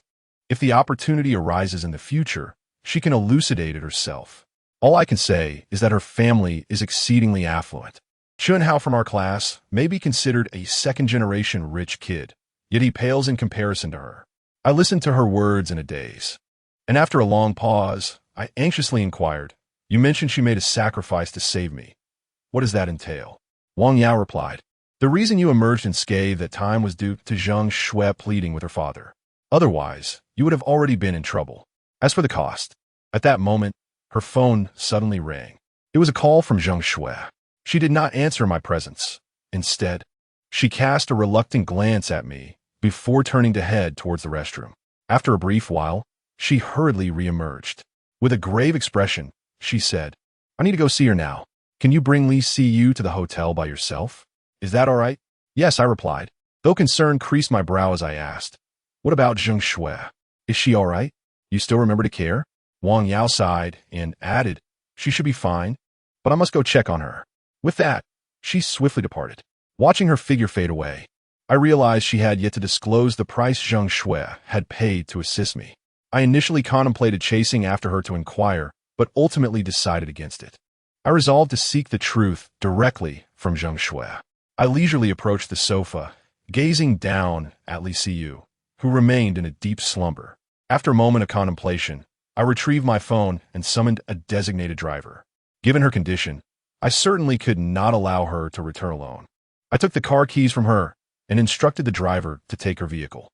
We settled in the back seat, with her head resting on my lap, her brow furrowed throughout the journey home. I cautioned the driver, "Please take it slow around the corners." He acknowledged my request and reduced his speed, occasionally glancing at the unconscious Li Siyu with a curious expression. I felt no inclination to provide explanations. My own mind was in disarray. Before long, we arrived at Shiqing Jinyuan. After the driver parked the car, I carried Li Siyu up to the 16th floor in the elevator. Upon reaching her doorstep, I extended my hand and asked, "We're home now. What's the code for your door?" With her chin resting on my shoulder, Liu slowly opened her eyes at the sound of my question, tilted her head to glance at me, then her eyelids fluttered shut once more. I attempted to enter the previous code, and to my surprise, the door clicked open. A swirl of emotions coursed through me as I quickly entered the bedroom, propping her pillow higher before gently laying her down. The cat, paying done, jumped onto the bed, anxiously brushing its tail against her face while casting a look at me, as if to say, "What have you done to her?" I gazed at it with a look that conveyed, "Take good care of your mother tonight," and then proceeded to the living room to pour her a glass of water, placing it on the bedside table. I intended to linger for a while longer, waiting for her to regain some consciousness before I departed. I stepped onto the balcony and attempted to call Wang Yao, but just as the call connected, I hung up and dialed Zhang Shui instead. After a few rings, she answered. "Are you well?" I inquired after a moment of silence. Came Zhang Shui's voice, devoid of any discernible emotion. "Wang Yao mentioned she came to find you. Are you two together now?" "She's beside me." "That's good," I replied hesitantly. "Make sure to rest early. As for everything else..." Zhang Shui abruptly ended the call. Holding the disconnected phone, I stood on the balcony, smoking a cigarette while gazing at the distant lights, lost in thought for a while longer. Cough, cough, cough, after an indeterminate amount of time. The sound of coughing from the bedroom broke my reverie, prompting me to rush back inside. Chapter 91. Approaching the truth? Liu had awakened, and I surmised her thirst must have been unbearable. As soon as she opened her eyes, she seized the glass of water I had placed on the bedside table and drank deeply, only to accidentally choke on it.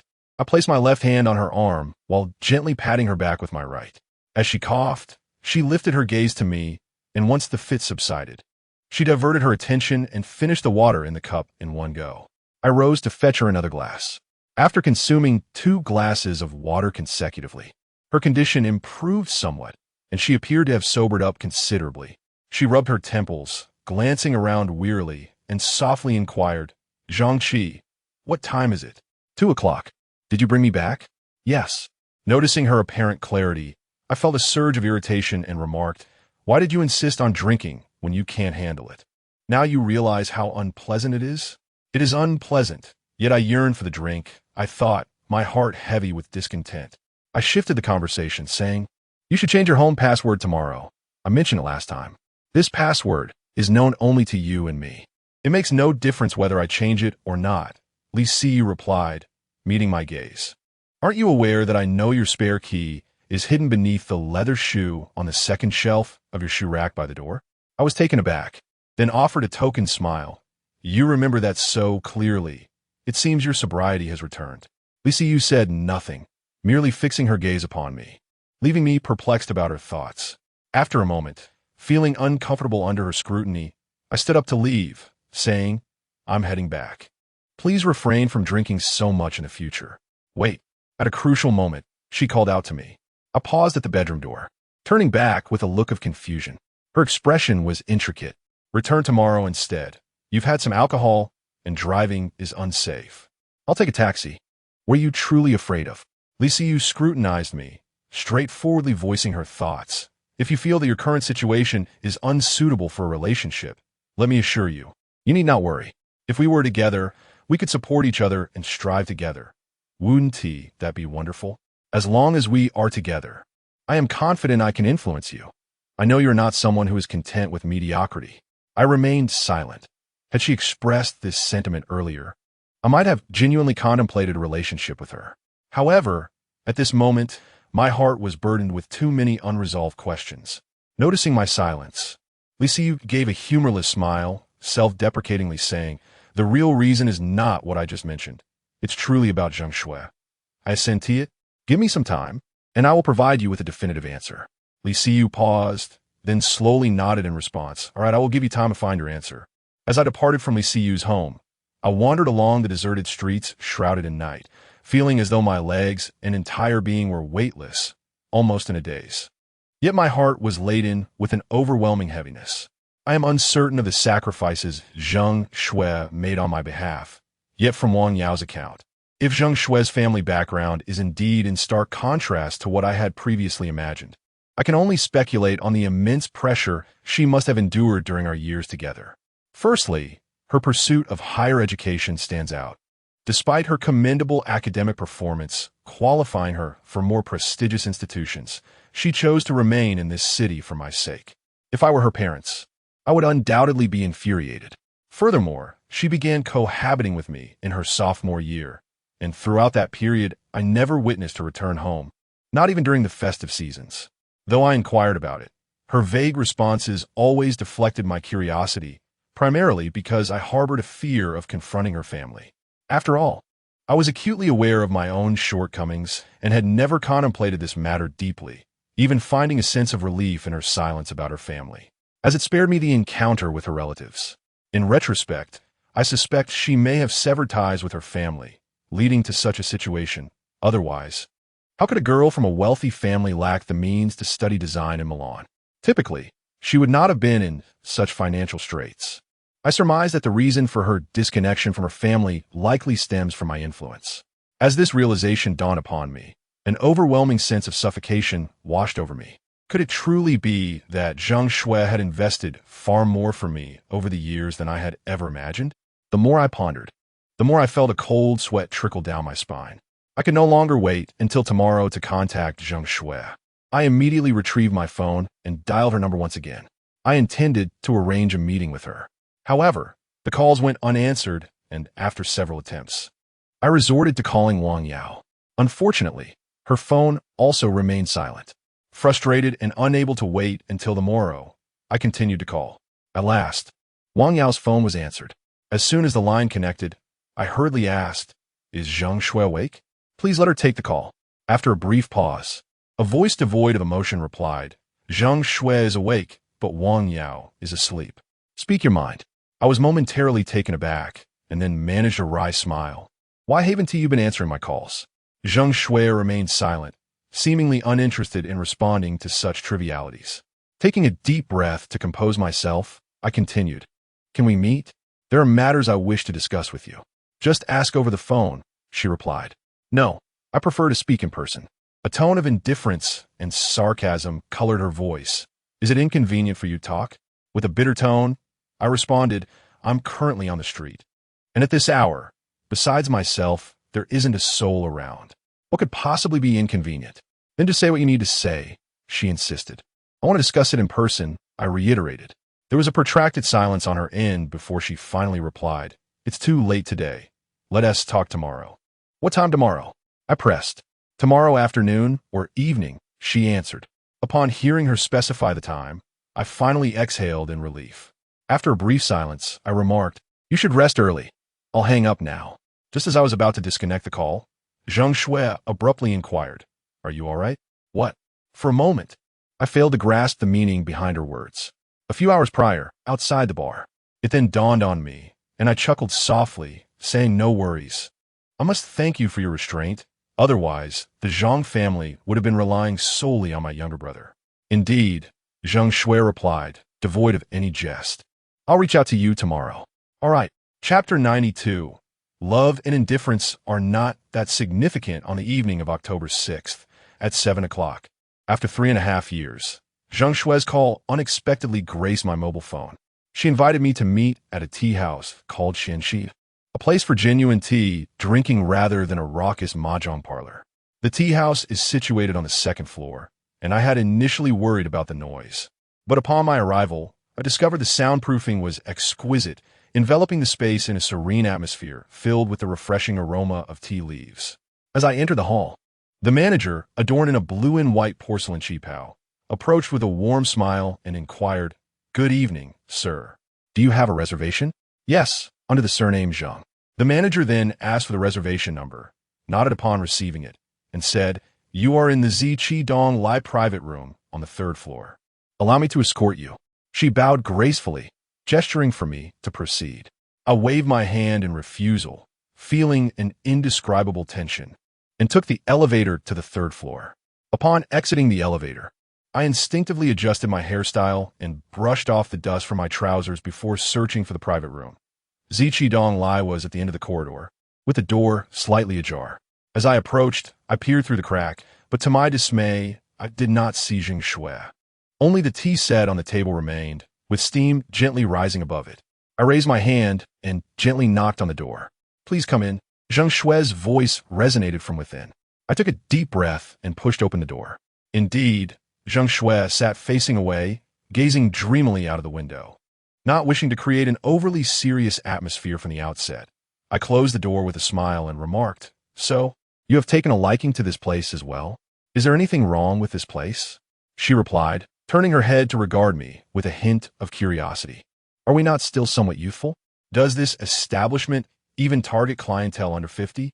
Moreover, the prices are exorbitant, more expensive than Starbucks." I glanced at the wooden plaque on the wall displaying the prices, astonished to find even the most ordinary pot of tea costs over 200. Zheng Shui offered a faint smile before returning to her usual demeanor, saying, "I was just discussing matters here earlier. I don't usually come." Her choice of words, "I don't usually come," rather than "I seldom come," coupled with her smile, suggested a pleasant mood. "Speak, what brings you here?" Zheng Shui took a sip of her tea, gazing at me with inquiry. "About last night." "I do not wish to discuss last night." I was interrupted before I could finish my sentence. After a brief silence, I continued, "I learned some things from Wang Yao." Zheng Shui paused momentarily, taken aback. "What?" "Last time, when I nearly faced imprisonment, you were the one who discreetly assisted me, weren't you?" I observed her expression closely as I spoke. As anticipated, her demeanor gradually stiffened after my revelation, and she reached for her phone. I promptly halted her movement, shaking my head and asserting, "This matter has nothing to do with Wang Yao. It is something I must clarify." Zheng Shui gazed at me for a long while before finally placing her phone down. Calmly, she inquired, "So what? Do you wish to repay me this favor?" Her direct question rendered me speechless, prompting a bitter smile to emerge on my lips. "What could I possibly use to repay you? You are well aware of my limitations. If you know I cannot repay you, then why ask?" I looked at her, and after a lengthy pause, I ventured, "Because I believe you must have paid a significant price to assist me, and I feel guilty about it. That is my concern, not yours," she retorted. "I wish to understand what that price truly is," I pressed, enunciating each word deliberately. By this point, her expression had cooled somewhat.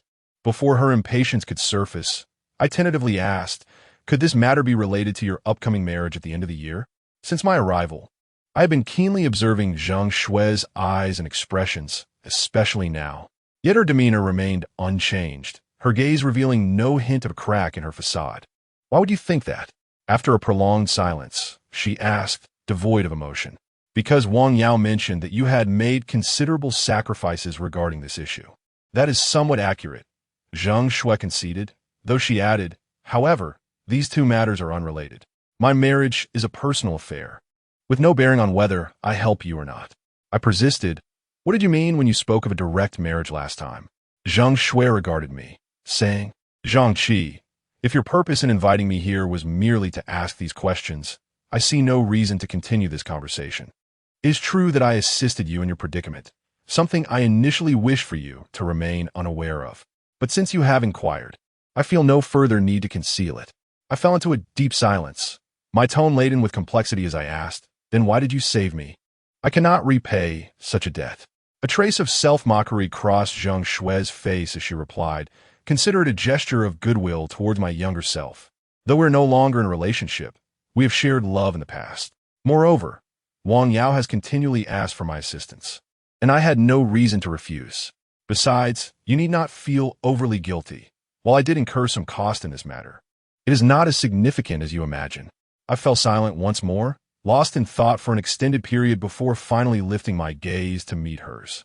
"Actually, I want to tell you that on the night you first visited my rented room after returning to the country, what you saw was not as you imagined." Zheng Shui paused, momentarily taken aback, then coldly replied, "Is that so? However, it seems irrelevant and disconnected from our prior conversation."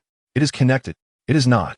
This time, a flicker of emotion surfaced in Zheng Shui's tone as she regarded me, her expression complex. "Regardless, your behavior last night speaks volumes." I opened my mouth to explain further, but she was already dismissing the opportunity. Raising her hand, she stated, "Zhang Qi, I did indeed love you once, but I realized years ago that you are not suited for me. You must have heard some of the matters concerning my family from Wang Yao. In those years of my youth, I was undeniably naive. It is an inevitable truth that in our younger days, we often make choices that do not truly align with our essence. This is a universal experience. Moreover, regardless of the love we once felt or the absence thereof, such sentiments hold little significance in the present. At our current stage in life, compatibility outweighs the mere notion of love. For we do not exist solely for the pursuit of romance, do we? Zhang Shui's words struck me like a heavy hammer, extinguishing any desire I had to speak. My heart felt as if it had been dealt a fierce blow, tumultuously oscillating within my chest, creating a tempestuous turmoil. Chapter 93. My relationship with a man in truth. I have a plethora of sentiments to express, yet no matter what I articulate, it seems to pale in comparison to the words Zhang Shui uttered moments ago. Perhaps some emotions are destined to reside solely within the confines of memory, even if there once existed an indelible past between two individuals. Those moments can only belong to the past. Regardless of how unforgettable the narrative shared between two people may be, it exists solely within that realm of mutual affection. Human blood undergoes a complete metabolic transformation every 7 years, a fact Zhang Shui once enlightened me about. Thus, as time progresses, it can be said that the person before me is no longer the same individual I once knew. I should be aware of when to advance and when to retreat. I gazed at Zhang Shui, refraining from offering any words of gratitude, as they seemed superfluous and devoid of effect. Moreover, they would tarnish the cherished days we once shared in love. I quietly closed the door behind me and departed, fully aware that Zhang Shui was also grappling with her own sorrow, a sentiment that belied her outwardly stoic and resolute demeanor. I have always understood her intrinsic nature. She is a person who appears cold, yet harbors warmth within. But does it matter? Engaging in such entanglements has lost its significance. Upon leaving the tea house, I vigorously wiped my face, feeling a heaviness in my heart. Yet I had long since grown accustomed to accepting whatever life presented. The sorrow of adulthood rarely manifests as an explosive emotional outburst. It is not akin to the youthful tendency to proclaim every trivial grievance to the world. Nor does it involve crafting melodramatic verses to convey despair, with tears flowing even before words are spoken. Over the course of a week, I forced myself to detach from the immutable reality of what had transpired. Although fleeting thoughts of the matter would occasionally invade my mind at night, they would only cause momentary discomfort, no longer impacting my daily life or work, nor would I seek solace in alcohol. I believe that those who remain perpetually ensnared by their affections are, without exception, individuals who lead relatively comfortable lives. As for someone like me, having lost my mother in childhood and seeing my father fall ill in my youth, I simply do not possess the luxury of time or energy to indulge in melancholic reveries. It is not that I am devoid of emotion. Rather, I lack the capital to dwell upon it. Hey, Brother Chi, have you been feeling down lately? Xiao Pang inquired, having just finished typing a series of code and stifling yawn. He suddenly turned to me, his curiosity piqued. I was taken aback. Why do you say that? You've been visiting me often, and you don't seem to smile much. I nodded in acknowledgement, admitting perhaps a little. Why is that? Just some trivial matters of life. Xiao Pang, ever inquisitive, prodded. Does it have to do with your romantic life? I couldn't help but regard him with a bemused expression. I merely mentioned trivial matters. Why do you assume it pertains to that? Because I'm sexually repressed. As you pointed out last time, what do you think the first thing on the mind of someone who is sexually repressed is? Xiao Pang shrugged, adopting a nonchalant tone. I couldn't suppress a chuckle. Xiao Pang continued his inquisitive probing. Did I hit the nail on the head? Is it that Sister Siu disapproves of your relationship? Hence your discontent, which leads you to frequent my company. You speak as if your 200+ pounds are irresistibly alluring. Do you think that my melancholia would dissipate simply by gazing upon your rotund physique? Little Fatty's face displayed a hint of displeasure as he resolutely declared, "This is the last time you'll mock my weight. I will undoubtedly shed the pounds in due course." I chuckled and encouraged him. Then, out of boredom, inquired Little Fatty, "Do you believe there's a possibility for her and me to be together?" He paused, momentarily taken aback, then earnestly contemplated the question before shaking his head and replying, "That's hard to say. Primarily, Sister Siu is exceedingly beautiful. I believe being with such a stunning woman would indeed be quite pressuring. I can only imagine the wealthy men vying for her attention, each one more unscrupulous than the last. One might commend someone for their excellence. But must they also emphasize their wealth? Are all affluent individuals inherently wicked? I regarded little fatty with disdain, noting that his mindset remained unchanged, equating wealth with worthiness. He sheepishly chuckled and replied, "Regardless, I sense that a woman of Sister CU's caliber attracts numerous admirers. Though you are certainly admirable, you remain a poor man." His words resonated deeply within me. In today's society, poverty is indeed an undeniable flaw. Perhaps sensing the weight of his remarks, little fatty quickly added, "However, I believe if one condition is met, none of this would matter." I gazed at him quizzically. "What condition?" "That you both mutually like each other. There is no condition more vital than that," little fatty asserted without hesitation, exuding confidence. I paused, then shared a knowing smile, refraining from disputing his claim. In truth, I was uncertain whether he was correct, yet it was undeniably an idealistic notion. Shifting the topic, I glanced at the chaotic code on my computer screen and asked, "How much longer until this app is completed?" "Not long, perhaps half a month," he replied. "So soon?" I exclaimed. "It's about right. After all, I have little else to occupy my time. I've been diligently writing for a whole month now." A wave of nostalgia washed over me. It had indeed been a month since I moved into this rental. I couldn't help but wonder if time had been accelerated somehow. It felt as if, unbeknownst to me, time was slipping through my fingers like water. After leaving little Fatty's home, I took a moment to gather my thoughts.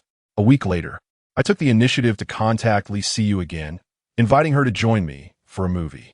It was the weekend, and she was likely on holiday, so she should have time. On the other end of the line, upon hearing my invitation, Lee CU paused for a while before responding. "I thought you might not reach out to me again." Taken aback, I replied, "How could that be? I promised to give you an answer. I just needed a bit of time." Lee CU fell silent, and I assumed she had more to say, so I remained quiet. Unexpectedly, after a moment, her soft voice came through the receiver once more. "Well, do share. I am waiting for your answer." At that moment, an inexplicable sense of tension washed over me. After a moment of hesitation, I suggested perhaps we could step out to watch a movie first and discuss everything afterward. Lee CU appeared somewhat exasperated, but nonetheless inquired, "What movie shall we watch? Is there any recent release that has garnered good reviews?" I browsed the web and replied, "In my opinion, none." "Are you planning to subject my eyes to such drivel?"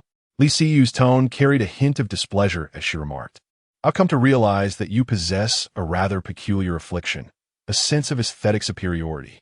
The films you watch and the songs you listen to all reflect this attitude, as if you believe yourself to be exceptionally refined and avant-garde, looking down upon what others enjoy." Her critique elicited a chuckle from me, and I shook my head in disbelief. Yet, amidst her banter, the atmosphere of our conversation became considerably lighter. I calmly asserted, "I do possess a sense of taste. That is indisputable. Regardless of whether we end up watching a movie or not, let us meet first. I shall come and pick you up. You needn't bother. I'm with a man," Lee CU replied leisurely from the other end. Her words rendered me momentarily speechless, leaving me frozen in place. I slowly widened my eyes, feeling as if I were a circus performer, the centerpiece adorned with a red mark on my nose. Chapter 94. The first kiss. "Have you found someone?" I inquired, my voice tinged with a hint of bitterness and uncertainty after a prolonged silence. My emotions were in turmoil. Indeed, matters of the heart are ever so fleeting. Just a week ago, Lee CU had expressed her intent to wait for my response, and now, unexpectedly, she was in a relationship. "No," she replied with a teasing lilt. "I'm with my brother." "Where are you?" I had asked him to bring me here. You see, I was momentarily taken aback, realizing she was deliberately toying with me. Annoyed, I retorted, "Yes, just your brother." "What kind of guy is he? How old is he anyway? Has he even hit puberty? What does that matter? Don't you remember who got beaten up by a young punk not long ago? Lee CU Smirka." I let out a scoff. "I'll come to pick you up then. Come to Building A at Century Plaza. Wait for me." After confirming the address, I drove directly to Century Plaza. From a distance, I spotted Lee CU standing by the roadside with a tall, lanky boy. She was clad in a beige coat, complemented by white knee-high boots and sheer tights that accentuated her long, slender legs, looking quite splendid. The boy was yawning, leaning against a billboard. Engrossed in a game, none other than the brat who had ambushed me 6 months prior. I slowed down, bringing the car to a halt beside the road, and lowered the window. As soon as the window was down, I heard the boy impatiently say, "Sis, when is the person you're waiting for going to arrive? I have plans with Xiaoyu to go shopping later. You're holding me up." "Soon," Li Siyu replied, and, as if sensing something, she turned her head to meet my gaze. She smiled and said to the boy next to her, "All right, go on. Just drive carefully. Is she here?" "Li Dong." The boy looked up curiously, peering into the car. However, when our eyes met, his expression shifted dramatically. His face contorted in shock as he turned to his sister, looking as if the sky had fallen. Li Siyu shot him a sharp glare, silencing him instantly, though confusion lingered in his eyes. When she settled into the passenger seat of my car, his expression grew even more exaggerated, his jaw nearly dropping to the ground. "Isn't that Zhang Qi? Did he force you or something?" Before I could start the car, Li Dong suddenly lunged forward, gripping the door handle with a serious and watchful demeanor. "Don't be scared. I'm here." With a swift motion, Li Siyu smacked his hand away from the door, exasperated. "Didn't you hear me tell you to get lost?" Startled, he withdrew his hand, standing there gaping at me, as if he had seen a ghost in broad daylight. I exchanged a challenging glance with him for a moment before, finding the humor in the situation. I asked Li Siyu, "Did you commandeer your brother for shopping?" "Indeed. He is in the same school as his girlfriend, so he sees her every day. Be cautious of your brother's girlfriend. She might be jealous of you." Li Siyu was taken aback, then, with a hint of exasperation, replied, "Your manner of speaking is remarkably similar to my brother's. He just tried to use that excuse to slip away as well. What a feeble justification. Let us get driving." Prompted by Li Siyu, I started the car. However, without Li Dong as a topic of conversation, the atmosphere within the vehicle swiftly became somewhat inexplicable. Both Li Siyu and I sensed that there were myriad thoughts we wished to express, yet we remained silent, as if waiting for the other to speak first. After a considerable pause, I activated my thoughts and inquired, "Shall we go watch a movie? Didn't we just discuss it on the phone?" "The recent films are rather disappointing," Li Siyu replied patiently, despite my earlier outburst regarding her brother. "Shall we then do as your brother and his girlfriend do and go shopping?" Li Siyu remarked with disbelief. "I can hardly believe a man would voluntarily suggest such an activity. If you can't come up with a better idea, don't propose it," she added with resignation. I couldn't help but chuckle. "Then where shall we go? It's still quite early for dinner." After pondering for a moment, Li Siyu leaned against the cushion, gazing out the window, and suggested, "If you truly have no idea what to do, just drive around. Try to go far. Don't just circle the city." I nodded, turned on the music, and let the playlist shuffle as I navigated through the intricate roads of the city. Initially, Li Siyu engaged in casual conversation with me, discussing trivial matters. However, it wasn't too long before her voice grew softer. When I turned to look, I discovered she had closed her eyes and was nearly asleep. Despite this, I did not halt the vehicle. I merely lowered the music's volume and continued driving towards the outskirts of the city, as she had suggested. I lost track of time, and the road beneath us gradually transitioned from urban streets to rural highways. The number of vehicles and pedestrians dwindled, and the roadside began to reveal layers of verdant hills and fields, with a few streams converging in the distant lowlands. This was an old route leading from the city to my hometown, once bustling with daily travelers. However, as the bypass highway was constructed near my home, this road had become seldom traveled. "Where are we?" At that moment, Li Siyu stirred awake, squinting as she arranged her hair, and then, somewhat bewildered, lowered the window to observe the dramatically changing scenery outside. "This is Southeast Asia. I plan to sell you," I jested. "Let us speak sensibly." Li Siyu responded with a silent glance before she attentively listened and then looked at the car display, asking, "What is the name of this song? It's quite pleasant and feels somewhat familiar, as if I've heard it somewhere before." "You mean this song currently playing?" "Yes. I'm not sure how to pronounce it in English. You can check it on my phone." I explained, "My father's car has a bit of a display issue. It doesn't show the song title." Li Siyu then took my phone from beside the gear lever, illuminated the screen, and glanced at it for about 7 or 8 seconds before putting it down. I noticed her sudden silence and couldn't help but inquire, "What is the name of this song? Have you heard it before? What does reality mean?" "Literally, it signifies reality, truth, and authenticity. However, that is not the crux of the matter. Li Siyu gazed at me and explained, I find this song familiar because I once watched a coming-of-age film, and this song happens to be its theme. Upon her words, a memory flickered in my mind. It seemed I had initially encountered this song in a movie as well, captivated by its melody and saving it casually. Yet that was many years ago, and the film's title has long escaped my memory. Thus, I casually asked in which film. Li Siyu fixed her gaze upon me for a moment before softly responding. A coming-of-age film starring Sophie Marceau. Titled The First Kiss, Chapter 95. Let me introduce you to my mother initially. It was merely a mention of a movie title, trivial in nature, yet upon her utterance, I instinctively fell silent, sensing an unusual tone in her voice. My intuition proved accurate. The next moment she flashed a subtle smile and asked, Zhang Qi, do you consider a first kiss to be significant? I hesitated before responding. Of course it's important. What about you? I share your sentiment. It is indeed significant. Li Siyu paused briefly. However, I believe it is not as crucial as it seems, or its importance is confined to the moment it occurs.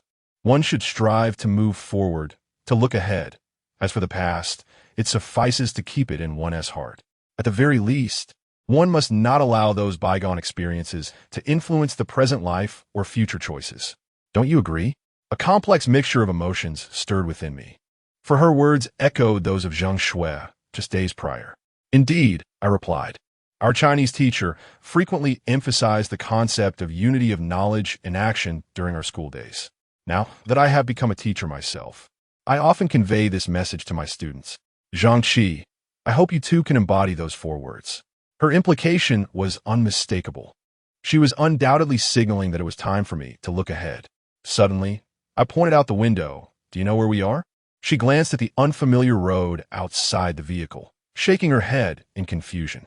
This is the road to my hometown. During high school, I used to travel this route every week or 2. Walking? How is that possible? It's several dozen kilometers. There must be a bus.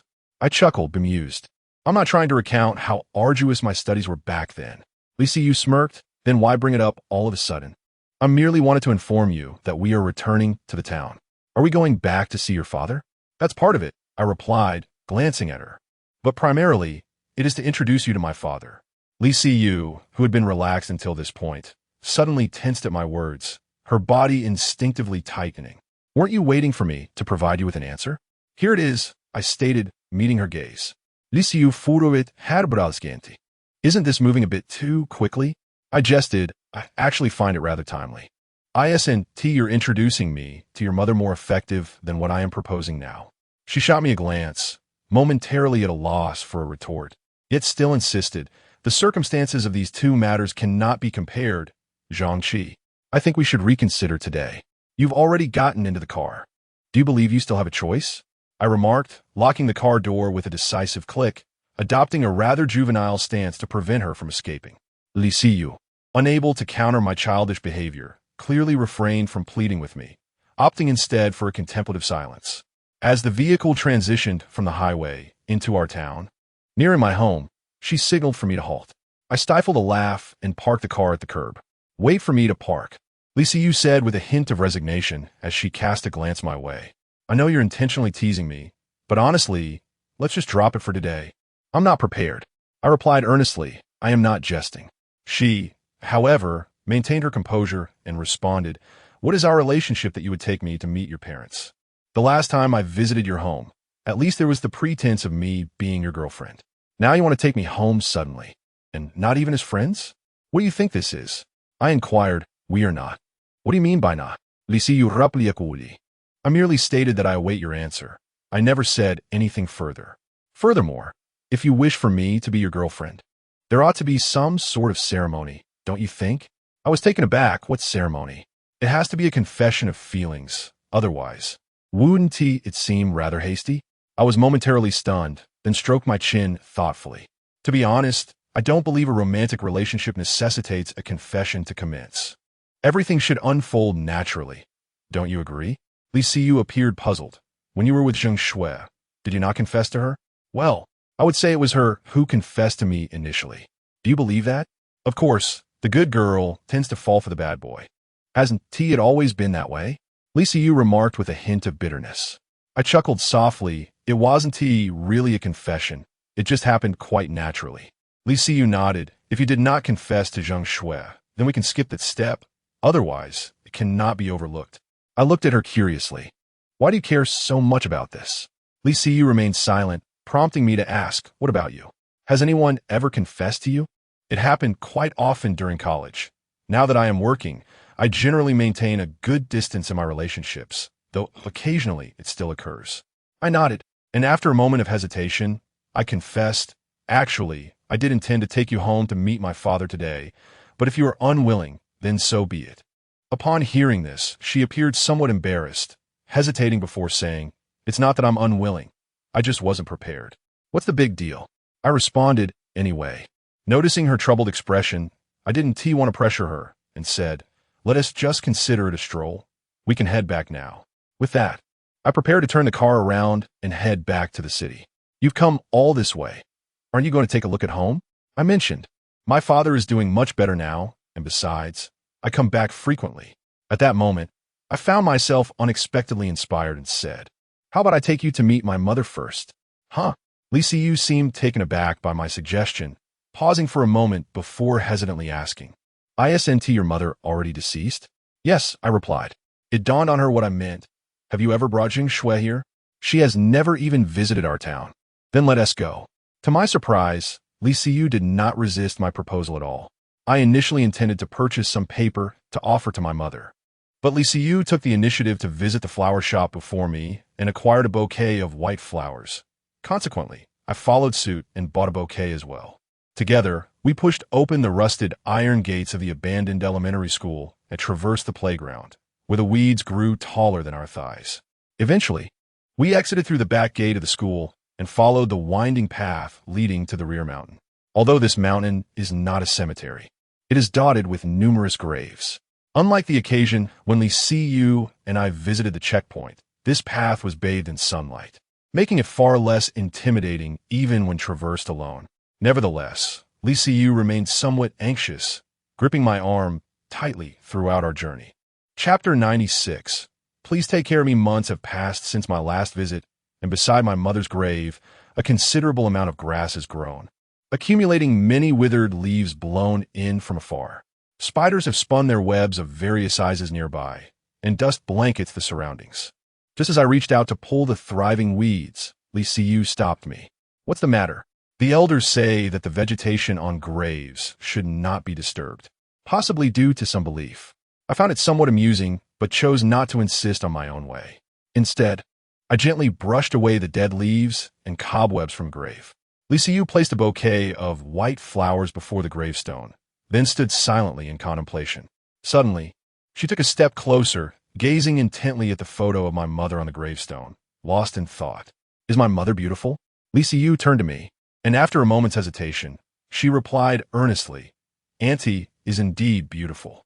I felt a swell of pride, for her words were far from mere politeness. I had experienced a similar sentiment upon seeing my mother's photograph for the first time, leading me to question my father's judgment. How could he, having once been with a woman like my mother, later choose a stepmother for me resembling Yang Xiaofan? They say that once you have seen the vast ocean, one cannot settle for mere water. Yet I believe this adage holds no truth in my father's case. Was Uncle handsome in his youth? By contemporary standards, he might not be deemed handsome, but according to the aesthetics of 2 or 3 decades ago, he likely was. Li Siyu, intrigued, asked, I would like to know what Uncle looked like back then. That's easy. Come with me to my house later. I have some of his old photographs. Li Siyu shot me a playful glare, and I chuckled as I opened QQ, locating my father's account and navigating to his space, where I found pictures from his youth. Does Uncle still use QQ? Li Siyu inquired, somewhat surprised, for individuals of my father's age typically favored WeChat. He was among the first generation of internet users in the country. We had a computer at home when he was a child. I opened a photo of my father and asked, do you think my dad is handsome? He possesses a certain gallantry, reminiscent of the noble protagonist from old martial arts dramas. You have a discerning eye. My mother likely thought the same. As I spoke, my thoughts drifted to my father's current state, causing a twinge of melancholy. Li Siyu examined the photograph of my father on her phone and then glanced at my mother's image on the gravestone, sighing, when I visited your home and saw Uncle. I could hardly imagine he once looked like this. Time and illness are truly formidable. I nodded in silence, recalling that her visit coincided with the period shortly after my father's health crisis. He had just been discharged from the hospital, appearing utterly haggard, frail, and as if he might depart this world at any moment. Every time I gaze at my mother's photograph, I experience a peculiar sensation. A peculiar sensation? Not much, really. It's just hard to believe that such a beauty could be my mother, and that she could have a son as old as me. Lisa Yu stared at me, speechless. I chuckled softly, reaching out to wipe the dust from my mother's photograph. In truth, by age, my mother was already younger than her son. Lisa Yu gazed at me for a while before suddenly breaking into a smile. You brought me to meet your mother today. If we end up together, should you treat me poorly, I shall surely lodge a complaint. A flicker of surprise washed over me, followed by a peculiar expression as I regarded her. Do you believe my mother would side with me or with you? Lisa Yu replied with a hint of disdain. That remains uncertain.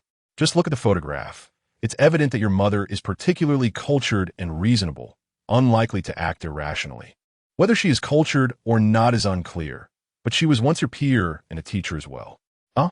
I chuckled lightly, teasingly remarking, the term cultured and reasonable does not apply to every teacher. Do you consider yourself deserving of such a description? Lisa Yu squinted her eyes defiantly. Why wouldn't I be? Have you forgotten our first encounter? You dared to drive straight at me. Not even the tough women I've met in society would do such a thing. Lisa Yu was momentarily taken aback, her cheeks flushing, and she retorted, that was ages ago. Why bring it up now? Do you think the circumstances then are comparable to now? Are you intending to report me to your mother? I'm not intending. I have already done so. I replied with a cold laugh, ominously adding, beware, she may come looking for you tonight. Instantly, I regretted my words, recalling that Lisa Yu seemed particularly fearful of such jokes. Unexpectedly, however, the usually timid Lisa Yu remained unperturbed, casting a calm glance my way before diverting her gaze, as though she could not be bothered to argue with the fool. Seeing that my attempt to frighten her had failed, I couldn't help but laugh at the absurdity of my actions, resuming my task of cleaning the dust off the gravestone. After a while, a voice broke the silence. Are we considered to be together now?